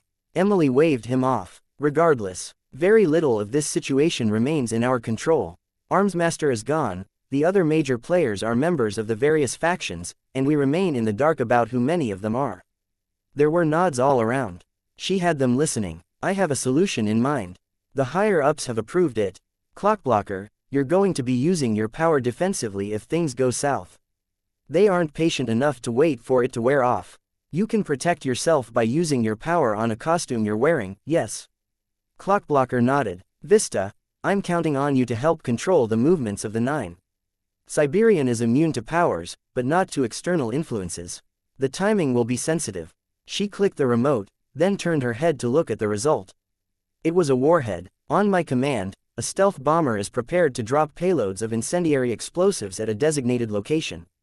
We evacuate civilians from the area or lead the 9 to an area where evacuation is possible or unnecessary, then we drop a payload on site. If they move, we drop another payload. Clockblocker, you protect anyone that's unable to clear out. Legend will ferry you to where you need to be. Cash can rescue people as the effects wear off. That's still not reassuring, Flechette spoke. You'll be equipped with fire-resistant suits. I ordered them in anticipation over fighting Bernskar, but the plan has been adjusted. You'll all look identical, except for agreed-upon icons, colors and initials on each costume. Ones Jack and the other members of the 9 will not be able to identify, please. There's a team ready to prepare the costumes at a moment's notice. It will help mask the identities of those involved, and postpone any reaction from Jack over our having broken the terms of the deal. But we are breaking the deal. Even if Legend's team doesn't get involved, Miss Militia started. The incendiary deployments will serve 3 purposes. They'll forestall any biological attacks Bonesaw attempts, they'll force Siberian to stay put to protect her allies, and they'll kill Jack or Bonesaw if she isn't able. Humans aren't biologically programmed to look up, and whatever else Siberian is, she's still human at her core. And if Siberian does protect her allies? Weld asked. Flechette will see if her enhanced shots can beat Siberian's invulnerability. Failing that, Clockblocker contains the woman. His power won't work on her, but we can cage her in thread or chains that he can then freeze. If we can do the same with Jack and Bonesaw, we can starve them out, or wait until they let go of Siberian. If you're prepared, Clockblocker, we can support you with relief teams. If it means stopping them, I'm down. Unless she's able to walk through that, Weld spoke. It's inviolable, Clockblocker said, leaning back in his chair. I'd sooner expect her to fold the universe in half. You're sure? It's what the doctors say. Clockblocker said. And Crawler? Legend asked. Pigott spoke. Legend, Ursa Aurora, Prism, Weld, Assault and Battery will occupy him until we can contain him. He's still vulnerable to physics. I'm hoping the white phosphorus explosive will keep him in the area long enough for us to put measures in place. As I said, we can't afford to do this halfway. If they get cornered, or if they think they'll lose, we run the risk they'll lash out. She glanced around the room at the 14 parahumans present. We carry this out this evening, before any of our opponents catch on to our intentions and complicate matters with their own agendas. That will be all. Prepare. See to your suits in the lab. She watched everyone file out. Legend stayed behind. You're not saying everything, he murmured. No, fill me in. Some of that is to mislead the spy in our midst. We have a follow-up measure. Does it pose a risk to this team? It does. Unavoidable. I suspect Coil will inform Hookwolf and encourage the Chosen, the Pure and Even Faultlines group to act. Tattletale, I suspect, will know something's going on, and I intend to leak enough information to pique her curiosity. It's in the moment that the villains enter the situation that the risk to our capes occurs. But we have a store of equipment we confiscated from Bakuda when we raided her laboratory. Miss Militia deployed a number against Leviathan, but we have more. Once the other factions have engaged, we bombard the area with the remainder in a second strike. Our research suggests that several of these explosives can bypass the Manton effect. This breaks the unspoken rules between capes. And the truce against the 9. I don't like this. It's a world gone mad. Do I have to join the madmen to make a difference? Don't worry, I'm the one who's going to push the button, Pigott answered. And I'm not a cape. Chapter 141. Prey 14.1. The noise of the microwave beeping jarred me from the first restful sleep I'd had in some time. I moved my head, and my pillow moved in response. Tried to tell them to stay quiet, Brian said, his voice low. They're not the most considerate pair in the world. Moo. I mumbled something, and even I wasn't sure what I'd intended to say. I'd been deep in the throes of some dream that felt strangely familiar, and I'd been pulled out of it quickly enough that I felt momentarily disoriented. I wiped at my mouth where I'd drooled a little, and was suddenly aware that Brian was there. I felt my face heat up as I realized I'd been leaning and drooling on his arm. Alec and Aisha were unmasked and rifling through the kitchen to find something to eat. Brian and I both spoke at the same time, with me mumbling something to the effect of, "Sorry, I must have fallen," before shutting my mouth. He waited, giving me a chance to talk as he wiped at the damp spot on his arm, then finally broke the awkward silence with, "I'm glad one of us slept." "You didn't." Not a wink. He did look tired, not just like someone who had spent the night sitting upright, but like someone who had just finished a swim from one edge of the bay to the other. "I hope I didn't keep you awake by leaning on you." Don't even know when I nodded off. "It wasn't you, and I didn't mind." "It was." He searched for the word. Okay. How was I supposed to interpret that? Or did he intend for it to be vague and noncommittal? I shouldn't even have been worrying about that. I blamed the fact that I was just waking up. Brian was in a bad state. Was there something I was supposed to say? Something I should do? Every gesture that normally demonstrated caring or sympathy or whatever else was a tender point for him. A touch on the arm was an invasion of his personal space, which he was keenly aware of at this point. Asking how he was doing was a reminder that he wasn't okay. Would offering to help him out or giving him support make him feel more powerless, like he'd felt when Bonesaw had gone to work on him? No, that last one was probably okay. "You want anything? Breakfast? Coffee, please?" I nodded, stood and rolled my shoulders. Outside of the fact that none of the sleep I'd picked up over the previous night had been in a bed, I felt recharged. Scrapes and bruises I'd only been dimly aware of were gone, as were the more obvious, attention-grabbing injuries. That, in turn, made me think of the circumstances that had led to my good night's sleep and healing job. It was bittersweet, like a young child that was being forced to stand in a corner, feeling as low as she ever had, her stomach full with the entire birthday cake she'd just devoured. Okay, still a little out of it.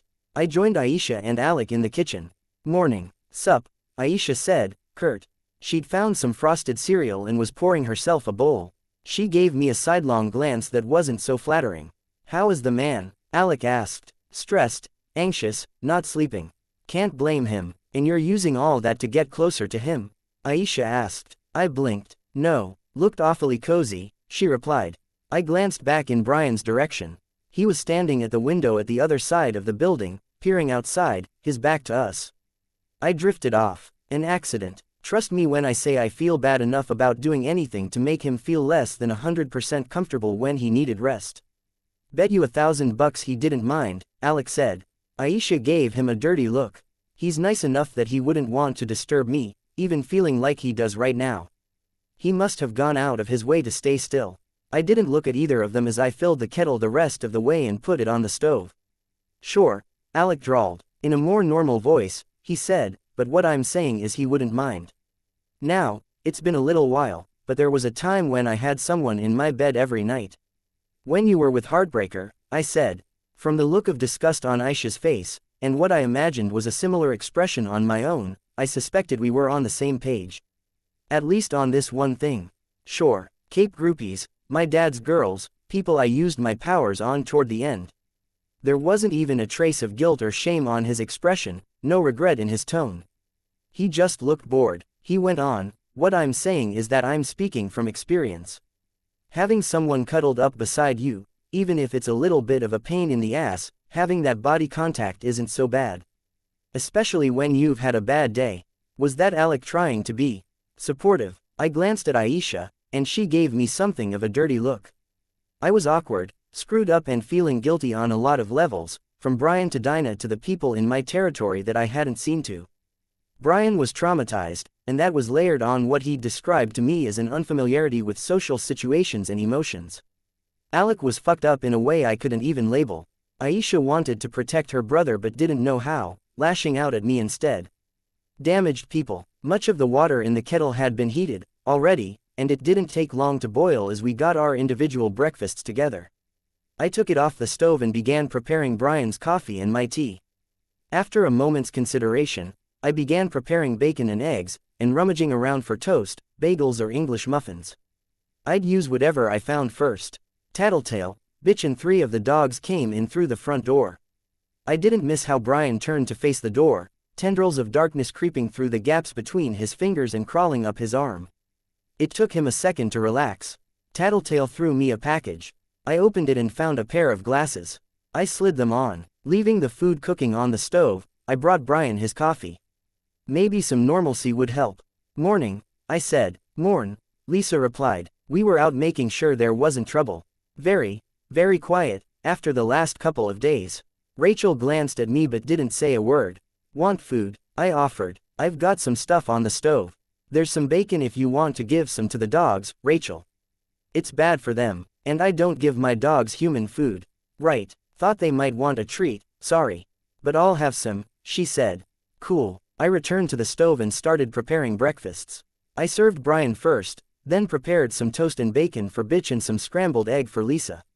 It was almost a relief, having something concrete to do, a way to help, when I didn't know how to act around Brian. By the time I had Bitch and Lisa served, the travelers had been roused by the smell of breakfast. I offered them some breakfast, and Ballistic took over at the stove to cook for his team. We arranged ourselves on the ground floor, Alec and Aisha sitting on the stairs, Lisa and I sitting on the couch, and Brian in the corner by the window, looking distracted. Bitch seated herself on the floor, her back to the wall, her dogs at her side. While we waited for the travelers to get settled, I asked, I've been meaning to ask. What is Bastard? You mean what breed is he? Aisha asked. No, I said, I left it at that. He's a wolf. Bitch scratched the skin at his shoulders, digging deep. No shit, Alex said. Where do you even find a wolf? I asked. Bitch didn't venture an answer, so Lisa spoke. She didn't find him.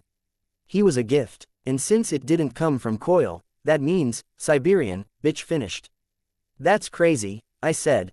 How long has it been since we had a chance to talk and touch base like this? She's crazy powerful, majorly scary, and she just, what? Handed you the wolf cub and told you that she's picking you to be a member of her team, how? She told me with words. She doesn't talk, Brian spoke up. She told me, Bitch repeated. She showed up, I tried to fight her, didn't work. She explained, she left. Left the cub at my place. I saw Lisa glancing between Bitch and me with a curious look on her face. When I raised an eyebrow at her, she shook her head a little and then turned to Bitch. That's potentially a problem. What's to say Bonesaw or Mannequin didn't put some sort of tracking device in him? They didn't, Bitch said. How can you be sure? He smelled like the forest when I got him. It would have taken them seconds to stick it in him. It would mean there was a way to find you. Find us. No, doesn't make sense, what she was talking about. Being free, accepting that we're animals. I wonder about that, Lisa said, pulling her feet up so she was sitting cross-legged on the sofa. Maybe she was playing you. Is she really that smart? Alec asked. Jack is smart. Bonesaw, Mannequin, sure, to varying degrees. But Siberian, my instinct. Lisa shrugged. She's an actor, playing up the feral angle, hiding a deeper strategy. She might even be playing a long con on her team. Or maybe her intentions are pure but she's keeping them in the dark about the key stuff. Like, Trickster asked, as he found a seat on the arm of the chair Sundancer was sitting in. Lisa said, Brian's new powers. He was copying powers from the people who were in the darkness, yeah. Brian nodded. He got the ability to grant healing from Othala, regeneration from Crawler. But who was the shadowy figure he used to pulverize Bernskar? You're thinking Siberian, I said. Lisa nodded. Sure. What if she's like Genesis?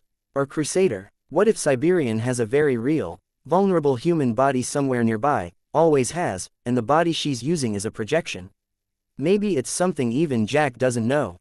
That gave us pause. A way to stop the unstoppable beast woman. No, Bitch clenched her fist, and I could see her dogs responding to her body language, tensing. Don't buy it. Why not? Lisa asked, her voice gentle. What she said made too much sense. She said things and she understood. I'm fucked up. I know I'm fucked up. Not good at dealing with people. But I could deal with her. I understood her. That doesn't mean she didn't lie, Rachel, Lisa said. It only means she understood you well enough to know how to deceive you. No, it's not. Bitch stood abruptly, and Bastard yipped. Rachel, Lisa tried, but Bitch turned away. There's one way we could try to find out, I said. Bitch turned at me and glared. There was a viciousness in the look that I couldn't blame entirely on her grudge against me or the current conversation. Just like Brian, there was a minefield there. I couldn't hope to guess at what would press her buttons. You'd want to know, right? I asked. You wouldn't want to give her the benefit of a doubt if she was playing you. You assholes are saying I'm gullible. If bitch had hackles, they'd be standing on end. Her fists were clenched at her side, her feet planted apart, as if she'd be ready to start swinging, whistling for her dogs to attack, at any moment. Hey, I raised my voice. Answer the question. Would you want to know? Yeah, but then we get in touch with Cherish. We get an answer from her. She'd know. I'll get in touch with Coil, then, Lisa said. She got up and headed into the room where she and Aisha had been sleeping. I focused on my breakfast, hurrying to finish it before it got cold. I'd been distracted by the conversation, and cold toast was depressing. When I looked up from my plate, glancing at the others to double-check that they were okay, that I wasn't missing anything, I saw bitch staring at me. You want more food? I offered. You mean what you said? About the food, I don't follow. Last night, you mean what you said? You'll have to remind me. You said something about doing the same thing for the rest of us for what you did for Brian. She broke eye contact, looking down at Bastard. My fight with Brian. You heard that, she grunted. I glanced at the others. Trickster was talking with his two teammates, Genesis still elsewhere, and Alec and Aisha were talking. Alec was apparently demonstrating his power, making Aisha's fingers twitch.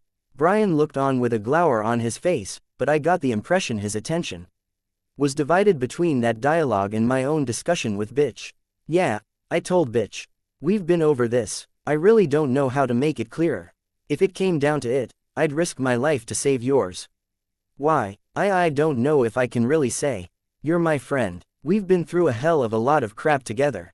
We back each other up because we have to. You think I'd back you up? The question was a challenge, brusque, barely but not quite anger. Don't know. Does it matter? I glanced at Brian. He was paying attention to what I was saying.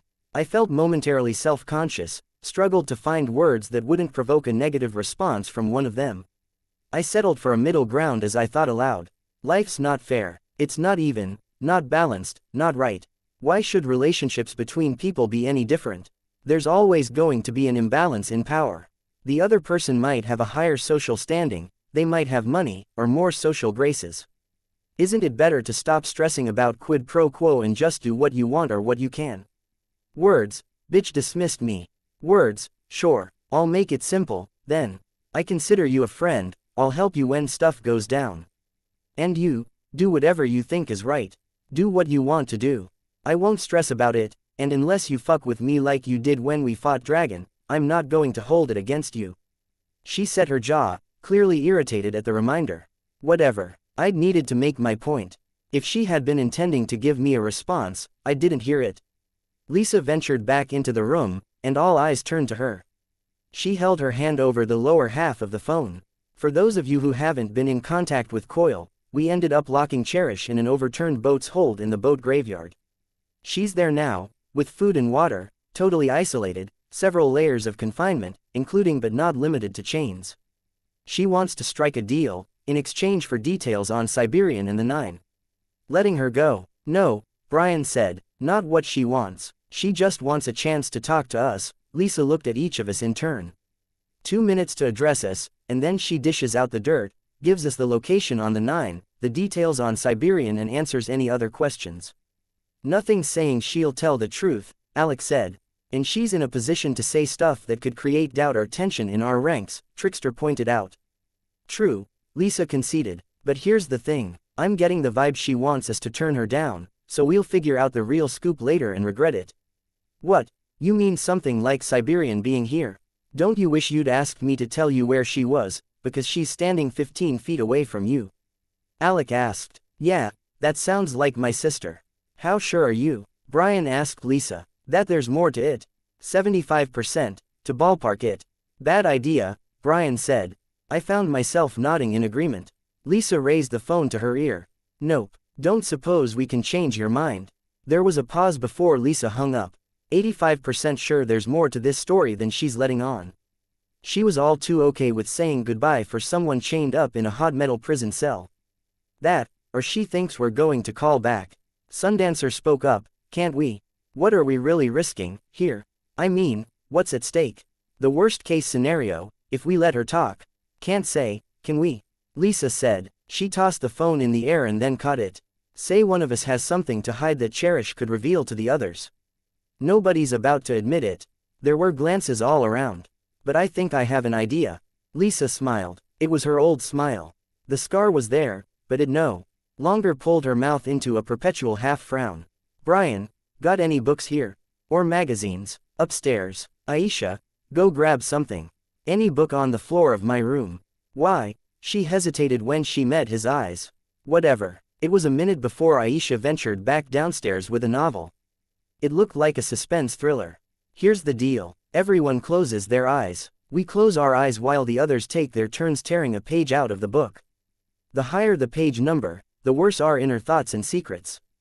The last page, 355, we'll say, is the worst of the worst. Unforgivable to the point that someone here would kill you and the rest would be okay with it. She rifled through the pages of the book. Anything below 150, it's tolerable. Stuff we'd be ashamed for others to know, but we'd be okay with them knowing for the greater good. We each stuff it in between the couch cushions, until we've got a crumpled mess and none of us know who tore out which page. If we're more or less safe, if the numbers aren't too high and we think we can stand to have Cherish dish out the dirt on the others, we'll take her up on the deal. Nobody disagreed with the plan, but I supposed that doing so would look bad. I closed my eyes as we went around the room, until Lisa tapped me on the shoulder and handed me the book. Where did I stand? What secrets was I keeping, and how highly did I value them? I had my deal with Coyle, with the real possibility that I might wind up his adversary. Lisa knew that, as did Brian, but the others didn't. I suspected that Aisha could be convinced to roll with it when Brian did, so long as we didn't push too hard. Alec and Bitch would go with the majority. The travelers, they had other stakes in this. That was more dangerous. 160. I tore it out and stuck it in the couch, sat down and handed the book to Lisa. It took another minute for the rest to decide. So, in order, 26, 122, 140, 141, 155, 160, 175, 222, and 325. 325, that's a no, then. Brian asked. Something like that, Lisa replied. She picked up the phone and dialed. What are you doing? Trickster asked. You said we wouldn't go ahead if we didn't all agree. You're right, but I'm going to try to haggle with her, Lisa replied. Hello, yeah, you already know the answer. No go. Sure. What if I asked for the travelers to leave? You could address the rest of us. You and I both know you're doing this to sat your boredom than for any grander purpose. There was a pause. Good. Lisa put her hand over the mouthpiece. Does that really work? Trickster asked. What if we wanted to keep stuff from you? She could tell you while we're out of the room. Do you want to keep anything particular from us? He shook his head. But how do you know your teammates didn't pick the high numbers? I don't. Lisa flipped through the pages. But just going by what I know about our groups, I think our team is going to be more concerned about what outsiders think. You guys are going to be more concerned about what your teammates think. Am I wrong? Nobody spoke. We could do another blind vote, she suggested, in case anyone wants to say they're not cool with these new terms. Speaking as the person who took 222, I really don't care all that much, Alex said. I picked a higher number because I thought it would bother those guys. I figure my team knows enough. Exactly as I said before, Lisa said. Anyone else have any major objections? I shook my head. I could deal with the team knowing about my plan. If things went south, they'd find out anyways. The travelers made their exit. Shatterbird came inside to stand guard by the door, and the rest of us settled down. Lisa dialed and put her cell on speakerphone. It rang twice before Cherish answered. Finally, her voice came through the line. Your 2 minutes start now, Lisa spoke. I should get 4, since I'm dealing with only one group. 1 minute, 55 seconds, Lisa replied. Where should I start? Hey, little brother, want me to tell them the sort of things you really did when you were back home? It's sort of tedious, Alec replied. I wonder. Rape culture is a funny thing. People gloss over some pretty shitty, creepy, wrong behavior, little brother, when they know the person in question. But you raise the reality of what they're doing, and it's a whole lot harder to shrug it off. Rape. It was a loaded word, but Cherish was right. She was a horrible person, to be sure, but she was right. Did I really want to face what Regent had done, before we knew him? Rape, murder. He'd said, this very morning, that he'd done what he did because he'd been young, but that was just an excuse. The deeds were still done, the consequences very real. You're really one to talk, Cherie. You've done what I've done, many times over. I'm not pretending anything, I am what I am, I don't put on a facade, Cherish retorted. That's a blatant lie. If you showed your true nature to the world at large, your face would be too ugly to look at. Ouch, Cherish layered on the sarcasm. Don't think I don't know what you're trying to do. You're delaying me, so I have less time to work with. Why don't I get started? Let's talk about your first kill. Gang member, a kid. You used him to kill his boss. His older brother, in fact. Because Daddy wanted you to. Then Dad ordered you to kill him. But you didn't make it fast, did you? You made him stab himself with a fork, over and over, and over, keeping in mind that I was hanging out with you and the dirty old man and our brothers and sisters. Nature and nurture, I was kind of fucked on both fronts. It was a matter of self-preservation to keep you guys entertained, and that was the sort of thing you liked. Sorry, like, present tense. Maybe, and the drugs, when Daddy had you practicing your powers, you hijacked a few people at a time, used their bodies to get high with no consequences for you, you threw orgies for yourself, again. I was a kid, how much does that excuse? There was a pause. I looked at Alec, and he rolled his eyes at me. Was he like Brian, his emotions buried deep inside? Or were they simply not there? What about Darkness Boy? Want to talk about what happened yesterday? I clenched my fists. Lisa raised a hand, telling me to stop. You're running low on time, Cherie, Alec said. I'm happy for the chance to talk. Bonesaw's alive, you know. She has hands, borrowed from Mannequin. She's plotting what she's going to do to Gru. Think about that, she's going to take him apart, and it'll hurt worse the second time around, because she makes that sort of thing a matter of personal pride. She's thinking about it, daydreaming on the subject, and she's a smart enough cookie that she'll figure it out. Brian turned his back on the phone, staring out the window. I wanted to reach out to him, to help ease the weight that idea must have set on his shoulders, somehow. Bitch, you know that Skitter's going to betray you again. Look at her, she prides herself on being smart, and you know the best way for someone to make themselves feel smart. They make others look stupid, and you're the stupidest person she has access to.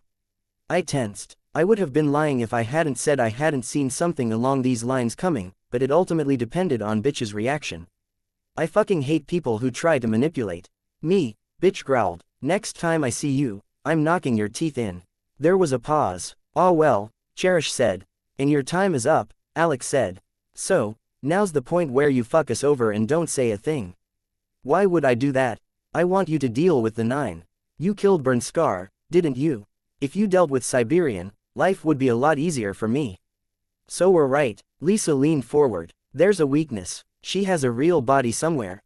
She does. Right now it's actually not too far from you.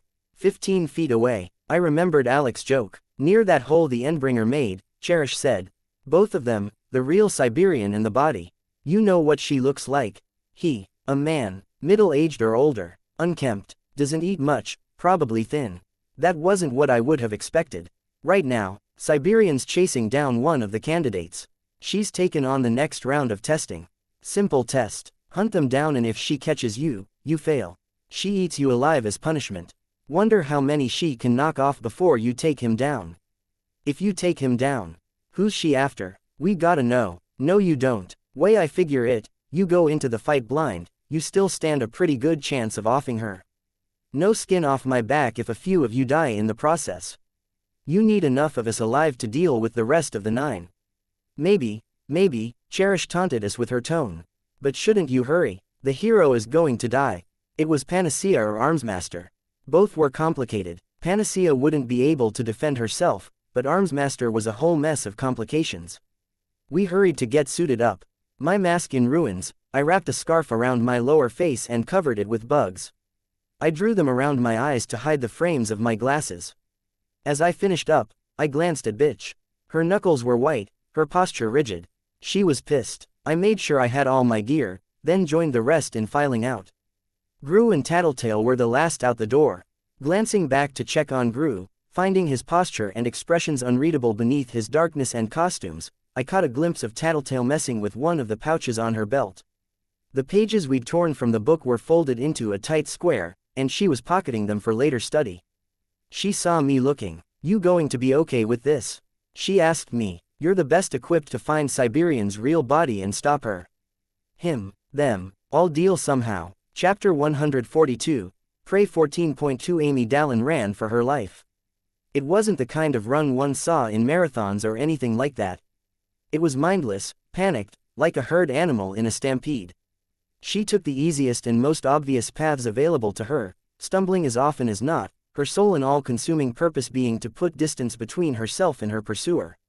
Her left hand was cradled against her chest, the very ends of her pinky, ring and middle fingers missing. Was that intentional, harming the healing hands? Siberian didn't even have to run to keep up. The chase was something she'd honed into an art. Amy had to run around buildings, hurdle over piles of debris, and climb fences. Siberian anticipated her movements, pushed through walls of stone, brick, wood and plaster as though they were tissue paper, and ultimately took the shortest, most direct paths. If Amy happened to get a little too far away, Siberian would use a short hop to cross half a city block, often crashing through a wall or the side of a truck in the process. She could have closed the gap and gotten her hands on Amy at any moment, but she didn't. She was a cat with its prey, and Amy didn't have anything that could help her get away. Amy ran and created some distance, getting just far enough that she might think she'd escaped, then Siberian would appear in front of her, or to one side. It happened once, twice, then 3 times. Each time, Siberian drew closer. The 4th time she closed the distance, she leapt up to a spot behind Amy and caught hold of Amy's wrist. Amy jerked as the hold interrupted her forward momentum. She screamed, her legs buckling under her. Siberian took her time, grabbing at Amy's other wrist, then prying at her fingers. 3 were already missing segments, and Siberian seized the index finger. Slowly, inexorably, she guided the finger to her mouth, her lips parting. Amy thrashed, but couldn't free herself from Siberian's grip. "Shouldn't we do something?" Sundancer asked. Her hand trembled as she lowered the binoculars. I wasn't sure how useful Sundancer was going to be, on several levels. Our group consisted of Trickster, Gru, Tattletale, Sundancer and myself, with 2 of Bitch's dogs to get us from A to B. The 7 of us were gathered behind the wall of a ruined building, a considerable distance from Siberian.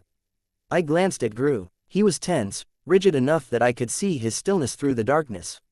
Anything I'd say to him would hurt more than it helped. I turned my attention back to Amy and Siberian, looking through the binoculars. Instead of addressing Gru, I told Sundancer, "Nothing we can do." "But I think Siberian is going to." As if she'd heard, Siberian closed her mouth. Amy recoiled with her whole body, pulling away, and Siberian let her go, giving her a little push. As her quarry stumbled and started to run, Siberian simply stood there, waiting. She wanted to give Amy a head start. Amy wasn't bleeding as much as she should have been. I knew she couldn't use her power to affect herself, or this fight would be playing out much differently. But maybe she was using her power to affect microbes on her hands, changing them into something that could breed, coagulate, and staunch the wounds. It was what I'd be doing. But I'd also be trying to use microbes to form some kind of defense. I'd be reaching out for algae or other plant life I could use to obscure my retreat. Something to produce an opaque gas, to block line of sight or give me hiding places. Amy had far more versatility than I did, and I had little doubt she'd be able to mimic my power with a little time for preparation. With some forethought, preparation and strategic thinking, she was capable of holding her own, getting away. She had so much potential. But Amy Dallin wasn't that sort of person. She hadn't gravitated toward frontline combat, nor had she gotten in any real fights, to the best of my knowledge. When Leviathan had hit the city, she'd stayed behind to give medical care instead of using her power against him. Now she was panicking, up against an unstoppable enemy and an inevitable fate, and she didn't have the tools, mental or otherwise, to hold her own. Siberian would catch her and release her over and over, taking her apart piece by piece. Eventually the blood loss would mean Amy couldn't run anymore. Or maybe Siberian was waiting for Amy to break, mentally. How long could she put up with this before she lost all hope and surrendered herself to a fate of being eaten alive? Using my power, I began to gather a swarm around Amy. Her initial reaction was to freak out. She thrashed, stumbled, and fell. She landed in the shallow water with her good hand thrust out to prevent herself from landing face first. Her second reaction, beyond the knee-jerk fear, was to use her power to start shutting mine down. Idiot, I hissed the word. What? Tattletale asked. I'm trying to save her life, and she's turning my power against me. Two ways this would go. Either she clued in that I was trying to help, or she died. I was really hoping it wouldn't be the latter. I didn't like her, but she didn't deserve to die. There were very few people in the world who deserved to die like this.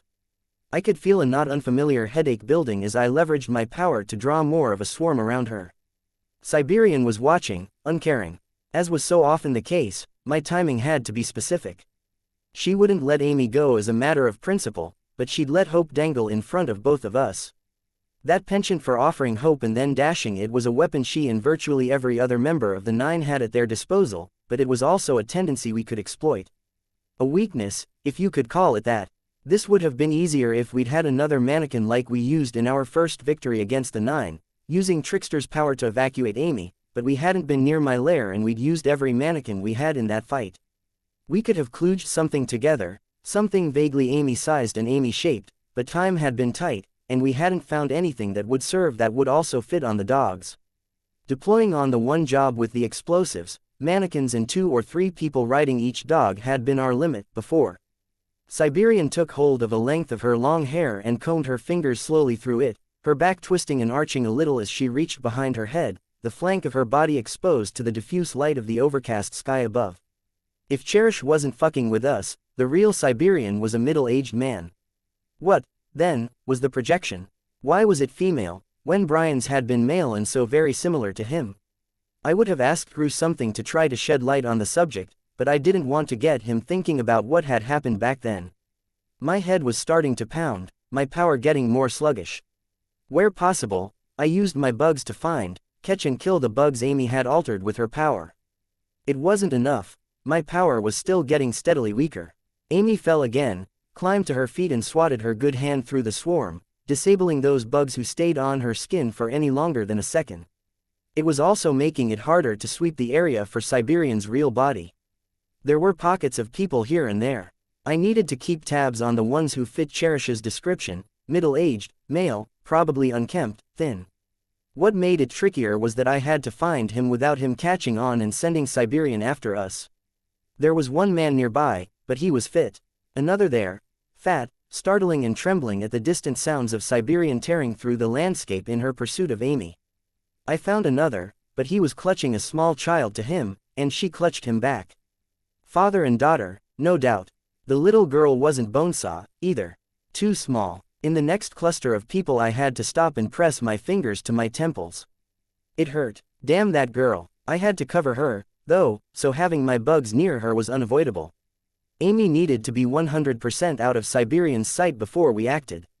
As if she was actively seeking to make things harder on us, she took a route that carried her out of sight of our binoculars, behind a building. Not that she knew we were there. It was bad luck. I focused my binoculars on Siberian, instead. Her hair drifted in the wind. The length she wasn't holding in her hand fanned out, briefly. If the wind moves her hair like that, is that a clue? I asked, looking at Tattletale. Like the dust on Glory Girl's clothes hinting that she wasn't covered by her force field. 95% sure I'm right on this score, but her power probably copies her real body's physiology to some degree, molding all the internal organs and whatever else with whatever reality scrambling stuff she's made of.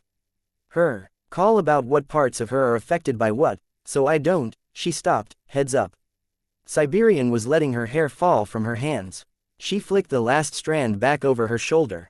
I collected the swarm into a dozen decoys in the same instant Siberian started striding forward, then scattered them. Siberian stopped, pivoting on the spot, then lunged for one side of the street. She threw herself through the side of a parked pickup truck, shearing through the fiberglass and metal, and landed in a crouch on the far side of it. She gripped the two sections of the vehicle, tearing where they were still connected on the underside, and then spun in place, holding each half out to one side.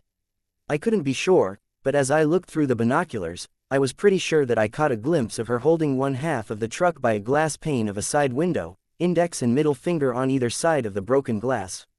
In most cases, a cape trying to pick up a car by anything but the undercarriage would find it falling apart, the weight of the vehicle pulling it free of whatever section the cape was holding. Siberian didn't have that problem. She simply extended her power through whatever she was holding to keep it intact. With a throwing motion, she whipped one section of the truck over her head, hurling it forward so it crashed through no less than 5 of my decoy swarms. She did a tight spin as she stepped forward and made the second throw into a smooth continuation of the first. Her accuracy wasn't quite so good for the second hit. It crashed through the water and hit the ground before it rolled out of my line of sight. It was only through my swarm that I felt it hit Amy and my decoy swarms. Most of the momentum was lost in the initial impact, and it didn't pulverize her. She was in one piece, at least. In retrospect, that might have been intentional on Siberian's part. She's advancing, Tattletale reported. Yeah, I replied, absently. I was focusing on getting my bugs on sight. The bugs that had surrounded Amy and formed the decoys in her immediate vicinity were still there, and I gathered them into humanoid shapes again. I didn't have line of sight to her, but I could feel them rising in what must have looked like a very human way. I'd known that using the decoys would provoke Siberian. She wanted to drive home that inevitability of her target's fate, and that meant she would stop playing around the second she thought Amy might really escape. That was the bad. The good side of things caught me by surprise. As though a switch was flicked, my power suddenly surged back to its normal strength. Amy was killing the bugs she'd fucked up, so they weren't scrambling my power anymore. She'd realized I was trying to help. Should I attack? Sundancer asked. No, Gru almost barked the word. You'll give away our location. Let me, Trickster said. While Trickster unclipped grenades from the belt of his costume, I focused on Amy. She was standing, slowly, masked by a swarm. If I sent a decoy running in one direction, I was almost positive it would get Amy killed. She couldn't run faster than Siberian, and however much I scattered the decoys, Siberian could dispatch them all and get her hands on the real Amy in a matter of seconds. If I moved a decoy too fast, it would be a dead giveaway as a fake. Really need a distraction, I said. Are you still looking for the real Siberian? Tattletale asked. Of course I am, I snapped. I might have gone on to point out how we were also here to save her. To save Amy Dallin. I kept my mouth shut. Pointless to waste my breath or dedicate any focus to arguing when I could be trying to deal with Siberian. Trickster was looking through his binoculars, holding one grenade. I saw him pull the pin. A second before the grenade in his hand was replaced by a fragment of building. An explosion erupted a matter of feet from Siberian. The smoke cleared quickly enough, and I saw her turning her head, looking for the unseen attacker. I ducked my head low to get more cover from the ruined wall we all lurked behind. Gru, I asked. He hesitated. Please. Right. His darkness began to flow from his hands. I climbed up onto Sirius's back, and Gru was a step behind, taking a seat in front of me. Any luck? Tattletale asked. She'd seated herself on Bentley, her hands on the chain around his neck, and both Trickster and Sundancer were behind her. My bugs were still searching for the real Siberian, or her creator, depending on how one wanted to look at it. I was reaching the edges of my range and I hadn't found anyone suitable. I did find 2 adult men that were together.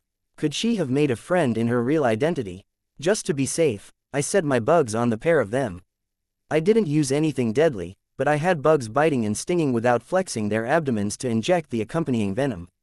Siberian didn't react to my assault of the men. I put each of them down as a maybe, planting bugs in the folds of their clothes to mark them. Can't find her maker, I said.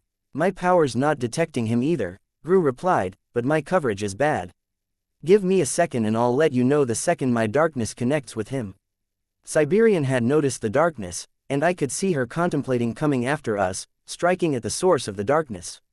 Instead, she turned and began making her way toward Amy.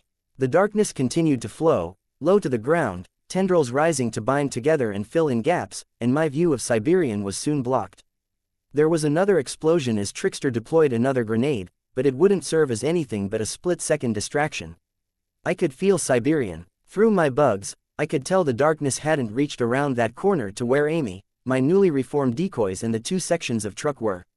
It was as good a time as any. We needed to delay, so I wrote the words, run in 3 feet in front of Amy, along with an arrow. The 3 transformed into a 2. Then a 1. I sent the decoys off in different directions.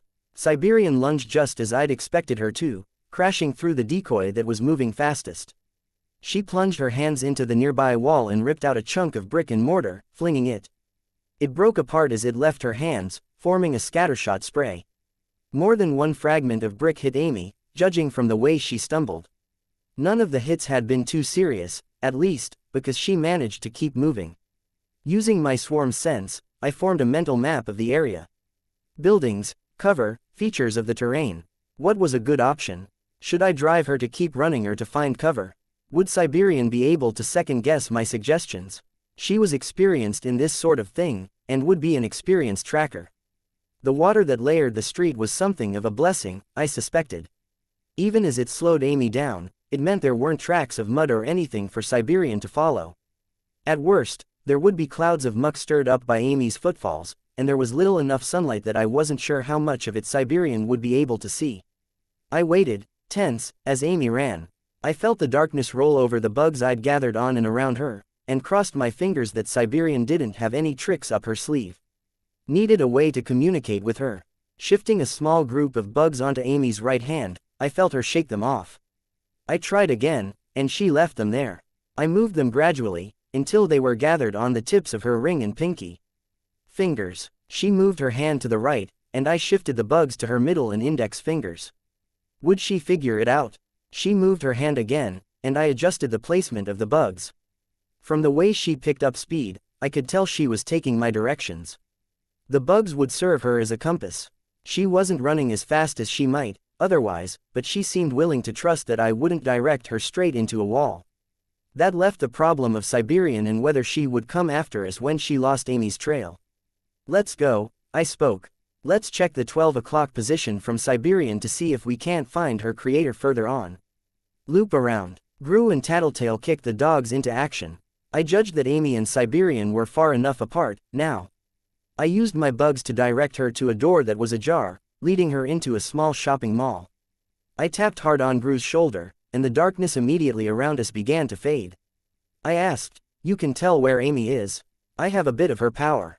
"Don't trust myself to use it," he grunted. "Missing something in the interpretation and analysis part of it. Clear the darkness around her so she can find a spot to hide." He grunted a response, and the darkness folded around us a second time.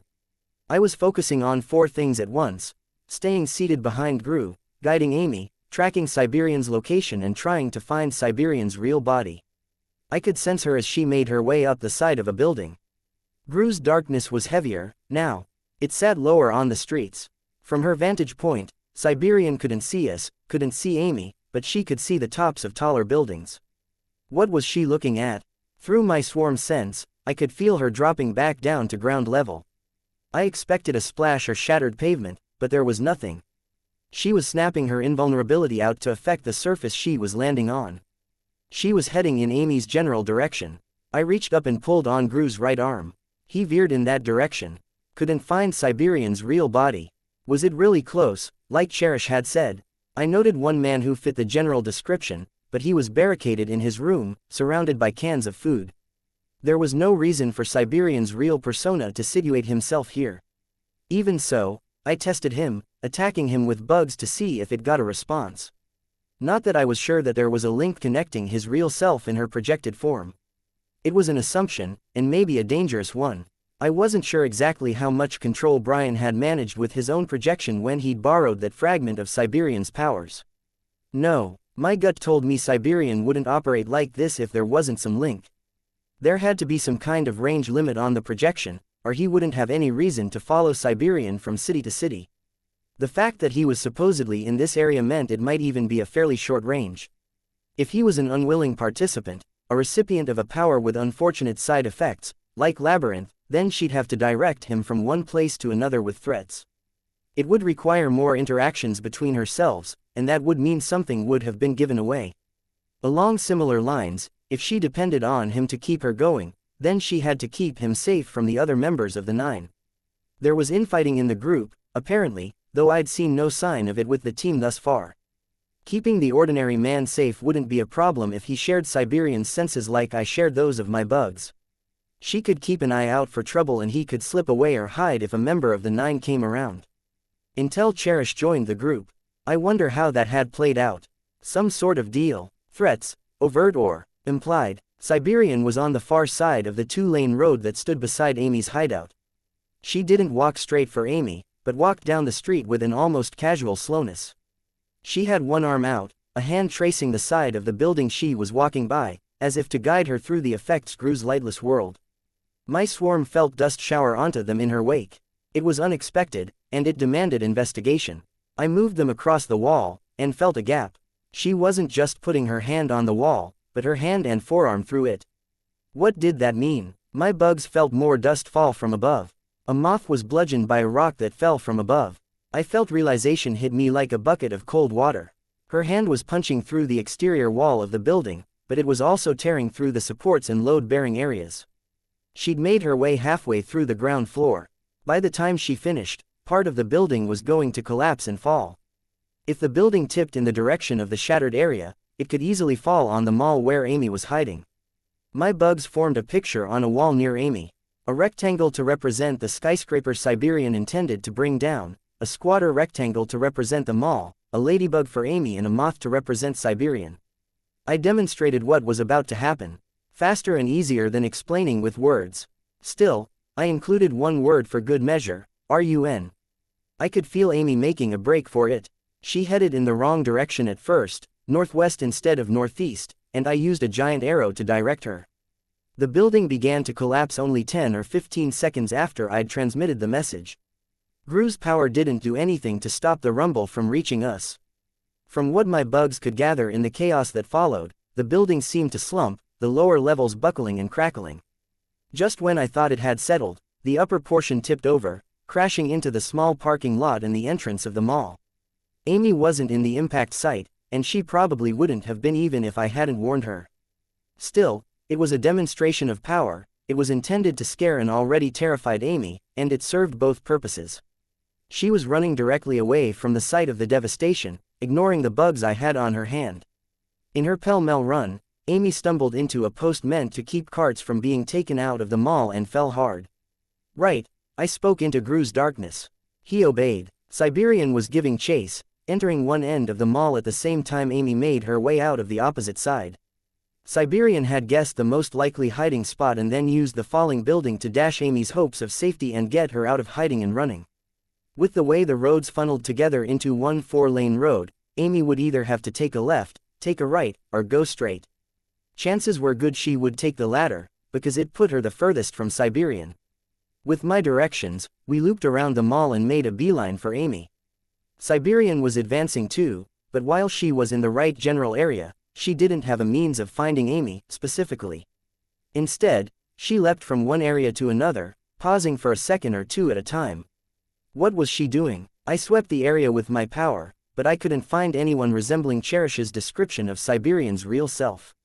Was I missing something? If Cherish had been lying outright, I was under the impression that Lisa would have caught some tell.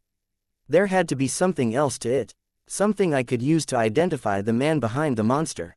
What was she? Unstoppable, a deceptively strong, deceptively tough juggernaut of a woman. Something caught her attention. A vibration in the road, or had she used her power to protect the ground, and sensed some impact as the dogs walked on it? Either way, she started to chase us. We could have turned at a right angle, to hopefully throw her off, but both Gru and I knew that if we did, and she continued straight, she'd run straight into Amy. Fast. She was fast. Not as much as battery or velocity might have been on a good day, but highly mobile. The thought clicked into the blank I was looking to fill. How was her alter ego getting around? I'd assumed he was traveling on foot because that was how 90% of the city was getting by. Very few cars on the road had access to gas and the ability to traverse the broken, flooded streets. But if there was a range limit to the projection, how was he keeping up with the woman who could ignore air resistance and leap across a city block in a single bound? I shouldn't have been looking for people. I should have been looking for vehicles. Had I overlooked anything like a truck or a van interior he could be hiding inside? Or was he still in a location outside of my range? Or I wasn't ignoring the possibility had Cherish lied or misled us? Damn it, the extra possibility threw my hopes of finding the man totally out of whack. My respect for Gru grew 100-fold as he veered straight for Amy without my asking him to. We swept past her, and I caught her around the shoulder. Gru offered one hand, and we lifted her together, kicking and struggling, onto my lap. I wrapped one arm around her chest, to keep her securely in place. She was breathing hard, almost hyperventilating.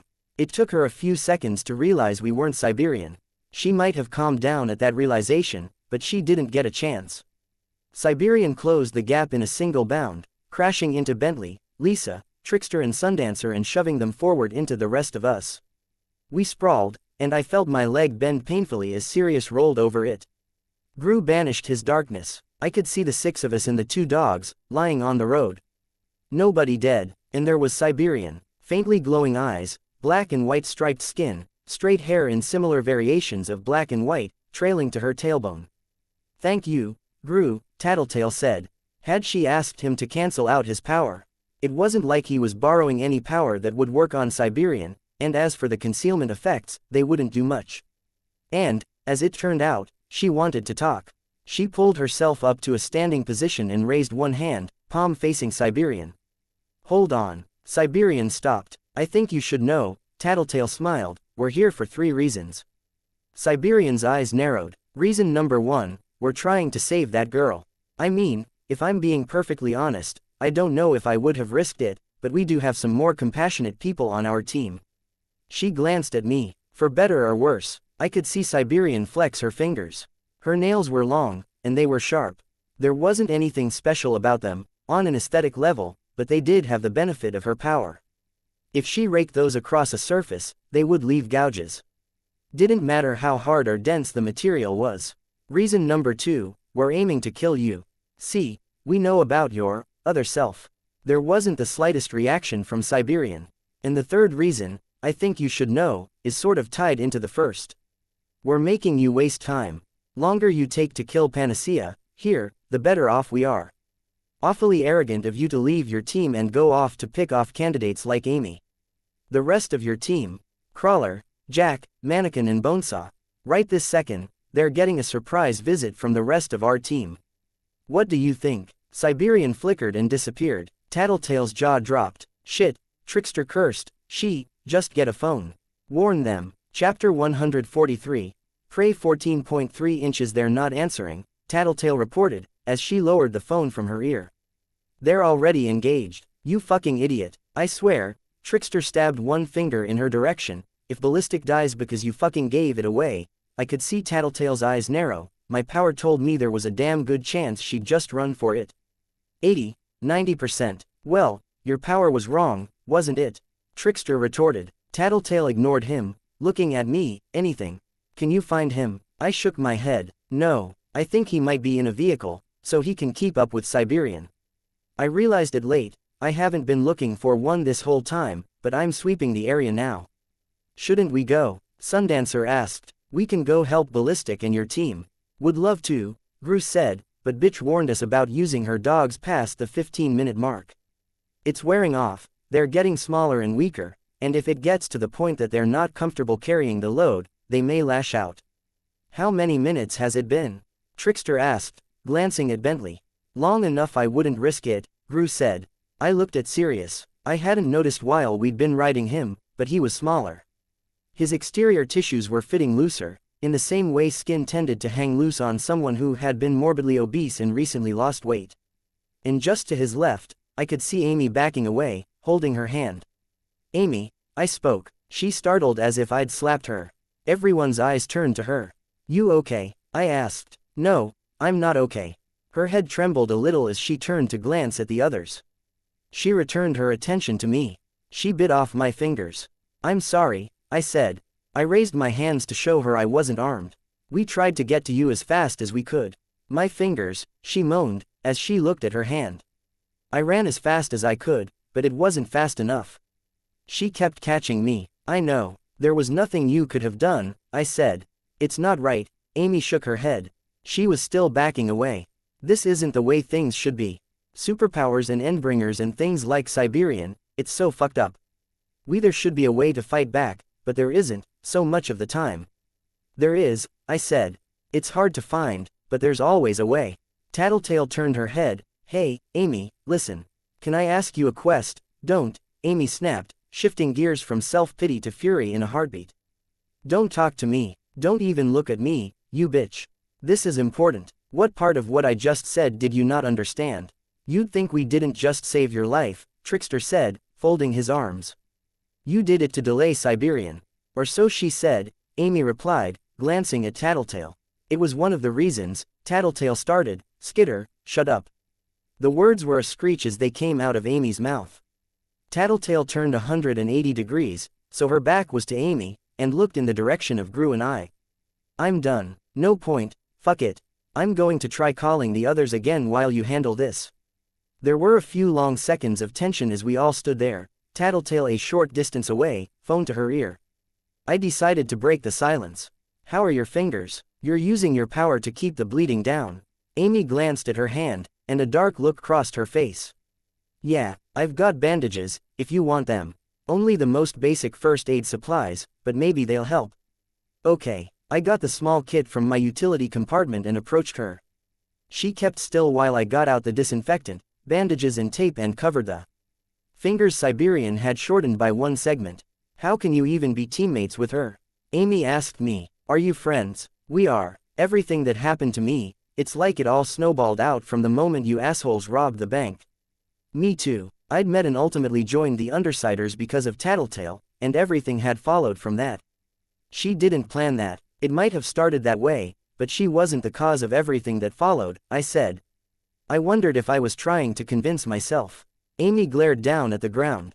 A quick glance showed that Gru, Trickster and Sundancer were all trying to avoid engaging in this conversation. She spoke at a low enough volume that I doubted the words were reaching the others. I've had nightmares about her. Not saying I take back how I shouted at her, but she brought up shit, and the fact that Victoria heard it, I couldn't shake it. It affected the way I thought, the way I acted. Victoria knew something was up, she respected my privacy, but she had suspicions. If Tattletale hadn't said anything, I could have dealt with Bonesaw coming to my house and fucking with me, getting me to break my code. Or Bonesaw might not have come at all. I don't know. Victoria would have listened to me, maybe. Given me the benefit of the doubt. We didn't expect you to be at the bank. We were cornered. Tattletale used the power she was given to get us out of that spot. I'm sorry it happened. She was the catalyst in my whole life falling apart. Tattletale was. Maybe. And you can be friends with her, and you still think of yourself as a good person. I don't know that I do think of myself that way. I've probably done more damage than good, by trying to help others. Dinah, the people in my territory, now Brian. But your intentions were good, then. You were trying to help. Yeah, then tell me what to do. She didn't meet my eyes. I don't know anymore. I've spent so long helping others, and I'm so scared, I feel numb. My brain isn't working, can't think straight. I just don't know anymore. I'm not making any promises. I won't fight, won't face the 9, don't want to talk to Tattletale, but, she trailed off, unable to finish her thought. I swallowed. I couldn't even manage with myself, and now she wanted me to guide her. Okay, I said. My mind was going a mile a minute. She was one of the most powerful parahumans native to Brockton Bay. How was I supposed to use her? One idea crossed my mind, and I hated myself for thinking it, for the stark fear I felt at the thought. Okay, I won't ask you to face the 9. But you can give us the ability to go after them, to fight them. There's this part of the brain that Bonesaw called the Corona something. Corona potential. Can you access mine, tweak my power, give me more range? As much as you can. The mental image of Bonesaw cutting through my skull with her saw was so real I could almost feel the sensation of it. But we had to stop Siberian. I can't affect brains. You can't, I sighed. We all had our limitations and barriers. I was simultaneously relieved and disappointed. I didn't argue the point. Fuck. Okay. The dogs. Can you charge them up? Figure out how bitch's power is affecting them, and either make them big again or keep them from getting any smaller. She glanced at Sirius. I'd gotten so used to them I'd nearly forgotten just how horrifying they were to look at. I'd have to touch them. Yeah, they're not as bad as they look. They're regular dogs, it's only appearances and size. Regular dogs still bite people. Yeah, I don't want to lose more fingers. I know, you don't have to. Let me think. We can come up with another way for you to contribute. Can you grow us wings? Trickster asked, in a wry tone. I can't generate flesh from nothing, and it's slow to convert something into a part your body won't reject. Of course, Trickster said, with a note of sarcasm. Not helping, I thought. Amy was willing to do something. It was useful. We didn't need to discourage that. Before I could finish my thought, I saw Amy walk up to Sirius and offer him one hand to sniff. She flinched as he moved his head, pulling her arm away. I joined her side, and put one hand on the side of Sirius' neck, digging my fingertips into a meaty cord of muscle. I scratched with enough force that I might have left tracks in normal skin. Hey, boy, you're a good dog, aren't you? Yes you are. His bone-crusted tail lashed behind him in something approximating a wag. Amy put out her hand again, and Sirius sniffed it. Gingerly, she laid her hand on the length of his snout, running her fingers over calcified muscle, bone spurs and braided lengths of muscle and other tissue. The hell, she muttered. Can't wrap my head around this. You can't make him bigger. No, I don't think I can. Can't make something from nothing. But I think I can stall the shrinking. Whatever I do might get undone the second he's back in range of hell of bitch. It's hard to describe. I can see the aftermath of what she does, but not the process. It's like the tissue grows, then it dies as it gets pushed out of the core, but some of it stays functional. There's a normal dog inside there. Intact. Yeah, okay. Think I've got it. He's not going to shrink anytime soon. I signaled Tattletale to return. Thank you. She walked over to Bentley, giving Trickster a wary look as she walked by him. I joined her, in part to give Bentley the reassurance that this angry stranger wasn't so dangerous.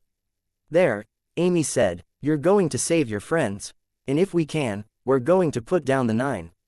We figured out Siberian's weakness. Her eyes widened slightly at that. What did you think we meant when we were talking about her other self? A secret identity. I wasn't really paying attention.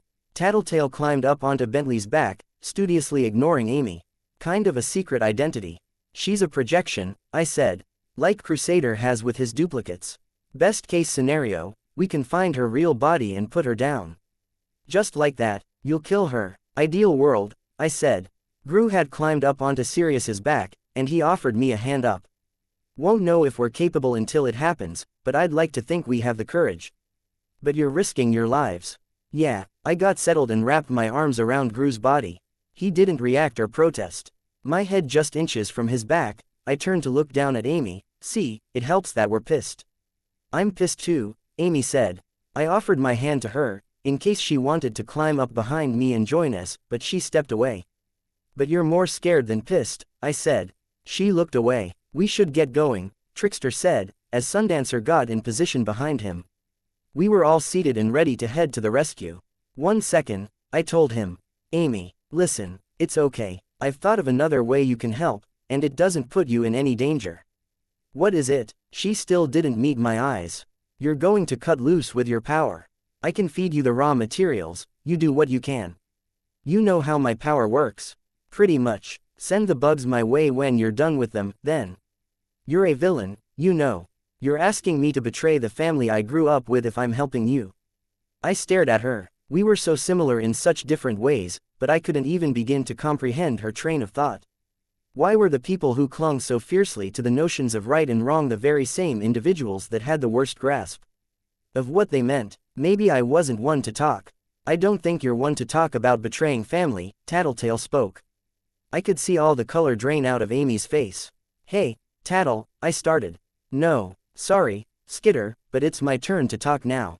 We're short on time, and we really should leave now, but if we leave it like this, you're going to be distracted. I shut my mouth. Amy, I know what you did. Don't you dare, Amy started. You fucked up. You crossed one of the lines that's reserved for the real monsters. You know it, I know it. Amy's face crumpled. I didn't have a better way of describing it, the way her expression twisted, going from plain to almost inhuman from emotion alone. I almost spoke up. I wasn't sure why I didn't. You think you're the lowest of the low, that you're scum. You despise yourself. Amy couldn't even mount a response. You're wrong. You're not there. Not yet. Amy looked up at Tattletale, wide-eyed. The look was utterly defenseless. I was put in mind, for just an instant, of just who Tattletale could have been. I had a mental image of her as a cult leader, tearing people down with an almost surgical precision, then molding them into who she wanted them to be when they were emotionally and mentally unable to mount a defense. Not yet, Amy asked. Not yet. You shouldn't hate yourself for what you did in a moment of desperation. Hate yourself for what you do after. Hate yourself for your cowardice, your refusal to step up and help at this moment, right now, your refusal to participate in this world that you never even tried to understand. That's a conscious call you're making, and you know it's the wrong one. Amy hugged her arms to her chest. She shook her head a little, as if she was denying what Tattletale was saying. Tattletale went on, you need to make the right calls, and you need to start now, because you're approaching the point of no return.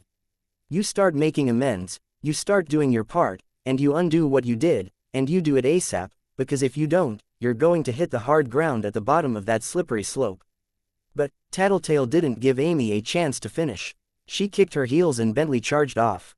Gru moved to follow, and I turned to Amy, if I send my bugs to you, will you? I'll come. I blinked. She stuck her hand in my direction, and I caught it, helping her up to a seat behind me. Sirius shook slightly, as if he could shake us off. Were we too heavy? Apparently not. He bolted after Bentley, and we were off, Amy clinging to me like her life depended on it. I suspected that had little to do with the fact that we were riding on one of Bitch's dogs. The clawed feet of the dogs pounded pavement as we made our way towards central downtown. I could feel the sensation of Amy doing something to interfere with my powers. It began to get worse, reaching a peak, and then getting worse. Just when it had reached the point where I was going to tear her hands from around me and let her fall off Sirius's back, it began to clear up. I could feel the bugs, but they weren't anything like what I'd seen in Brockton Bay. Superficially like dragonflies, with fatter bodies.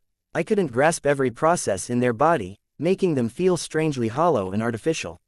What I could feel was a kind of echo in my power. It made control harder. She had to have a reason for doing what she was doing. I tried directing them to move, and they took off. No problem on that front. I couldn't ask what she'd done, because we were moving fast enough that the wind in our ears would drown out my voice, and the run was jarring enough that I worried I would bite my tongue if I tried talking. Instead, I experimented. I tried operating their bodies, engaged in the usual practices. For injecting venom, nothing. They weren't weaponized, I was almost sure. I even placed some aphids on them to get a feel for their exteriors. It was only when I moved them out to either side of me that it dawned on me what the echo was. Experimenting, I sent them to the limits of my range to confirm my suspicions. Whatever signal my power sent to my bugs, these bugs were there to intercept it and transmit it to their immediate area. Each extended my range by 300 or so feet around them. Letting go of Gru with one hand, I patted Amy's hand and then reached back to give her a thumbs up. I set more dragonflies and other various bugs down on the backs of her hand. In another minute, I had 4 more relay bugs. I paired them up and sent them forward, so one relay could transmit to the next. 2 extra city blocks of range. I started gathering a swarm with the bugs in question. Amy had balked at the idea of outfitting me with altered bugs. Had she maybe settled on these, because she thought they wouldn't give me as much offensive potential? I had them in place for less than 10 seconds before I found a moving vehicle. It was a truck with plastic sheeting over the windows, 4-wheeled, with a compact rear. A small moving truck. It was moving faster than was safe, veering wildly as it to get through the water and over the damaged streets, and it was heading straight for central downtown. Straight for the others. Found him, I hollered, at the top of my lungs. Tattletale looked over at me, and I signaled, extending my arm to the 10 o'clock position. I felt strangely calm as I shifted my focus to the attack. If it came down to it, I'd have to kill the man. My bugs clustered on the windshield of flapping plastic, gathering in heavy numbers. The faster-moving dragonflies and hornets began to pelt the plastic, attempting to drive themselves through it. Most died in the process. He swerved sharply to try to throw the bugs off, but there wasn't enough in the way of momentum or wind. My other flying insects began to ferry larger black carpenter ants onto the windscreen, to use their sharp bites to penetrate the plastic sheeting. We were making holes, but the attempts of my swarm to worm their way through the holes and open them enough for the more dangerous bugs to get inside were stymied by the wind and the flapping of the plastic. Every movement, however small, threw off my ability to track where the existing holes were. We had a bead on him, and the dogs were better suited for rough terrain than the moving vehicle. It was only a minute before we caught up. As I'd guessed, a white moving van with a giant icon of a hand on the back with the words, "Haul it." I might have found it amusing if the circumstances were slightly different. He noticed us shortly after we noticed him. Siberian flickered into existence on top of the vehicle, standing, her legs shifting to adjust her balance as it hit a crack in the pavement and rocked slightly to one side. I heard Amy shriek as she saw Siberian. Tattletale veered left, hard, and Gru turned us right.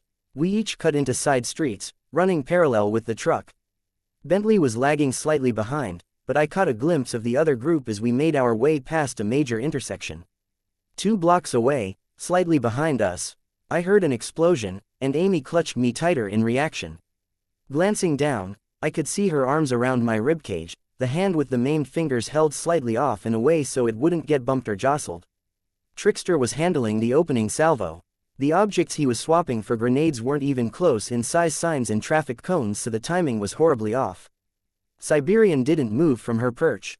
Gru steered Sirius into a sharp left, and the dogs' claws skidded for a grip on the flooded street before we turned. We got 1 block and then turned right, putting us directly behind them. I could see Siberian tense, as if intending to jump, but another explosion from Trickster kept her in place. She was protecting the truck, surrounding it with her force field. I wasn't sure how it was able to interact with the road, but a grenade going off under the front of the truck failed to achieve anything. There would be nothing to stop her from staying there until the truck reached the other 9. It would out Siberian's real nature to any of the 9 who didn't know, and that wasn't a total loss, but it also meant our teammates would be blindsided by her arrival. I felt something bump my hands. Gru was holding the chains that led to Sirius's muzzle. He bumped my hands again, and I took hold of them. With his own hands free, leaning hard against me for support, he reached out and buried Siberian and the truck in a carpet of darkness.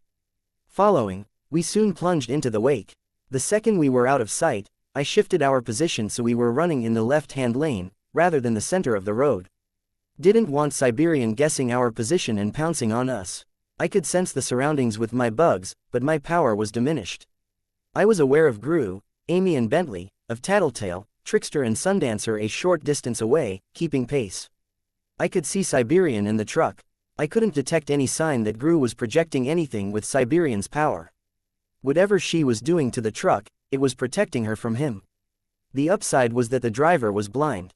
I could tell because he drifted. It was gradual at best, but he veered slightly to the left. With no point of reference, he didn't know he needed to correct. A moment later, he smashed into the face of a tall building.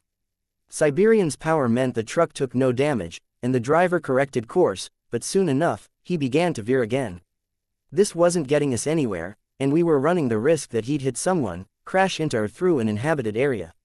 Through my swarm, I could feel Tattletale waving. Gru hadn't swamped her in darkness, so there was nothing hampering her progress. What did she want? More to the point, how the hell were we supposed to communicate? I reached a block ahead of her and formed my bugs into a word. What? She tapped her hand to her eye, then to the top of her head. Again, I formed my bugs into a word. What? She tapped her head a few more times. I was disappointed that a girl with superpowered intuition couldn't come up with a better signal. What did she want? Eyes could mean see, head could be about thinking.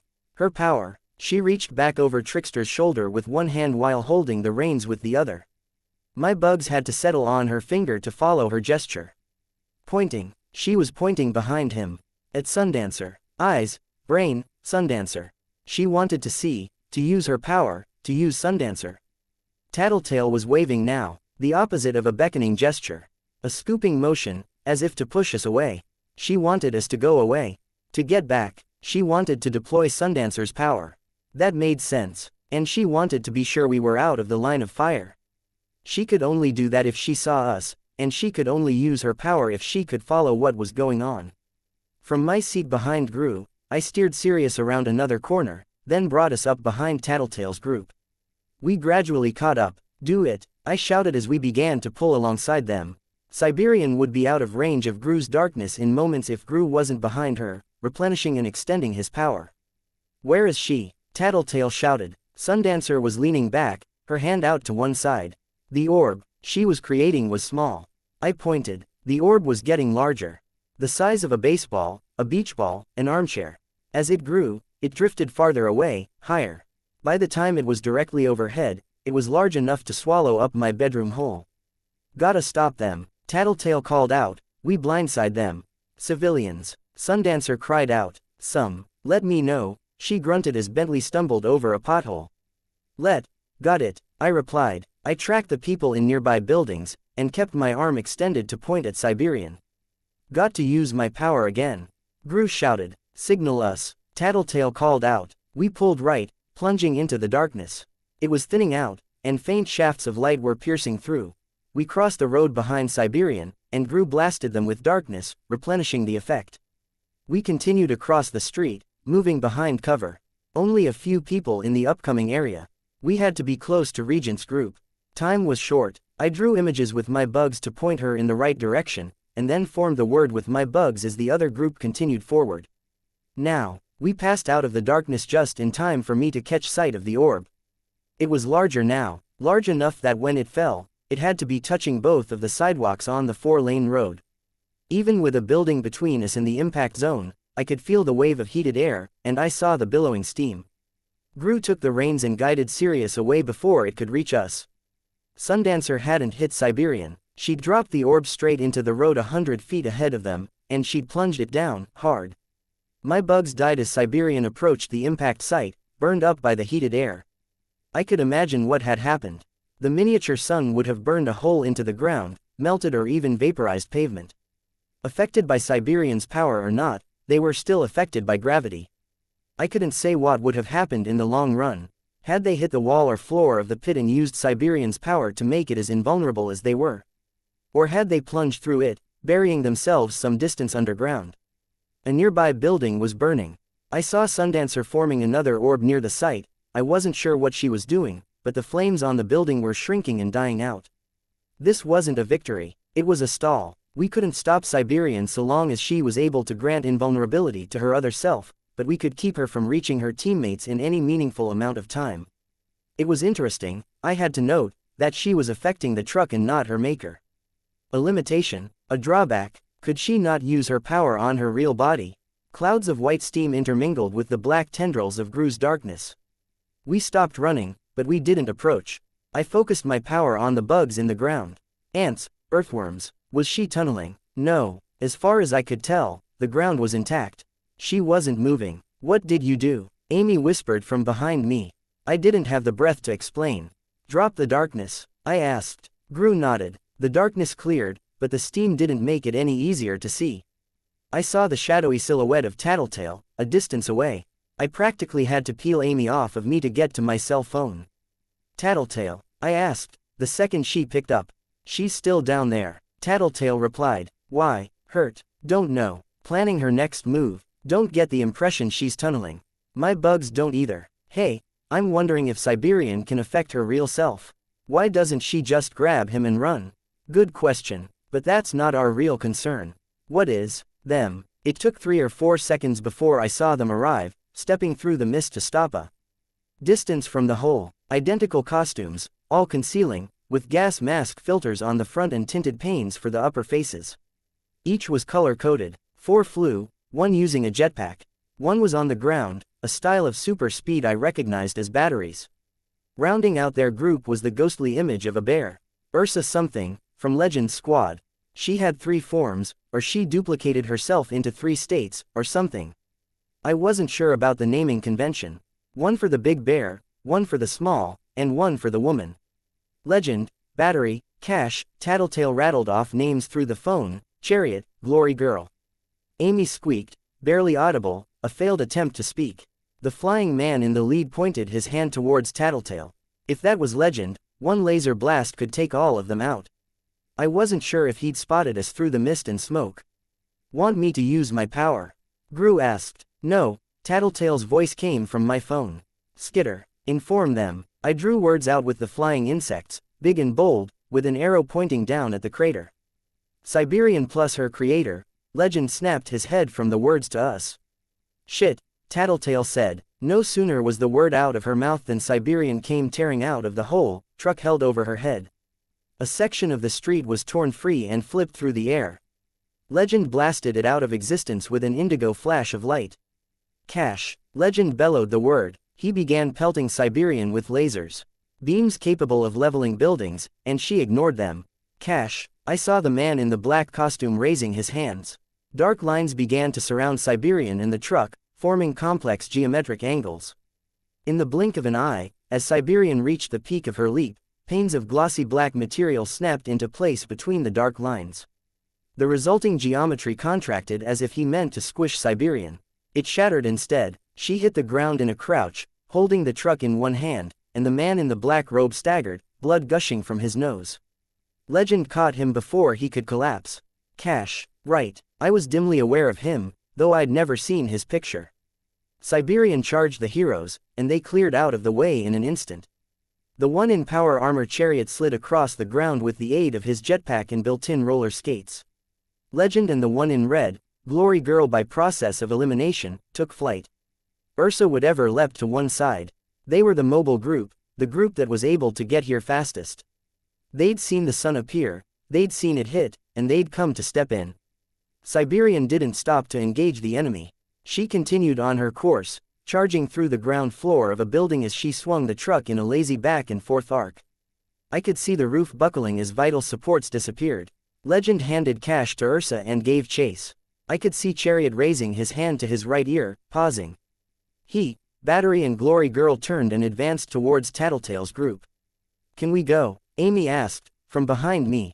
I didn't think. There was a pause. We could fight. My power would be largely foiled by those suits, but Gru had his power. No, Tattletale said. Come here, and bring Amy. They want to talk. Amy pulled back, and I grabbed her wrist. Before she could hop off Sirius, Gru was directing the dog across the road. Chariot and Glory Girl pulled off their helmets as we arrived. Chariot was black, his narrow, triangular face largely covered in power armor. He had the scruff of a weak teenage beard on his chin. Glory Girl bore little resemblance to any of the last times I'd seen her. There were dark circles under her eyes. She stared at me, no at Amy. The glare seethed with raw, seething hatred. It made every line of her face hard. You've joined them, now. She spoke, breaking the brief silence. I just wanted to help against the 9, Amy said. Her voice was small, defeated. Can I, if you open your mouth and ask if you can use your power on me, I won't be held responsible for what I do, Glory Girl growled. Don't hate me, please. I don't care what you think of me, but hate is too close to, Amy trailed off. Too close to what? Glory Girl asked. She shrugged. Anger gave an edge to her words. Aren't you going to say it? Can't you admit what you did? Amy hung her head, and her forehead rested between my shoulders, hair hanging down. She shook her head, but I doubted Glory Girl could see it. Let's put vendettas aside, Chariot spoke. He smirked. We have bigger fish to fry. The 9, Trickster spoke. The 9, Chariot said. But it's not my place to talk tactics. I'm just the rookie, the messenger. He extended one hand toward Tattletale. There was an earbud in his palm. The director of the PRT would like to have a word with you.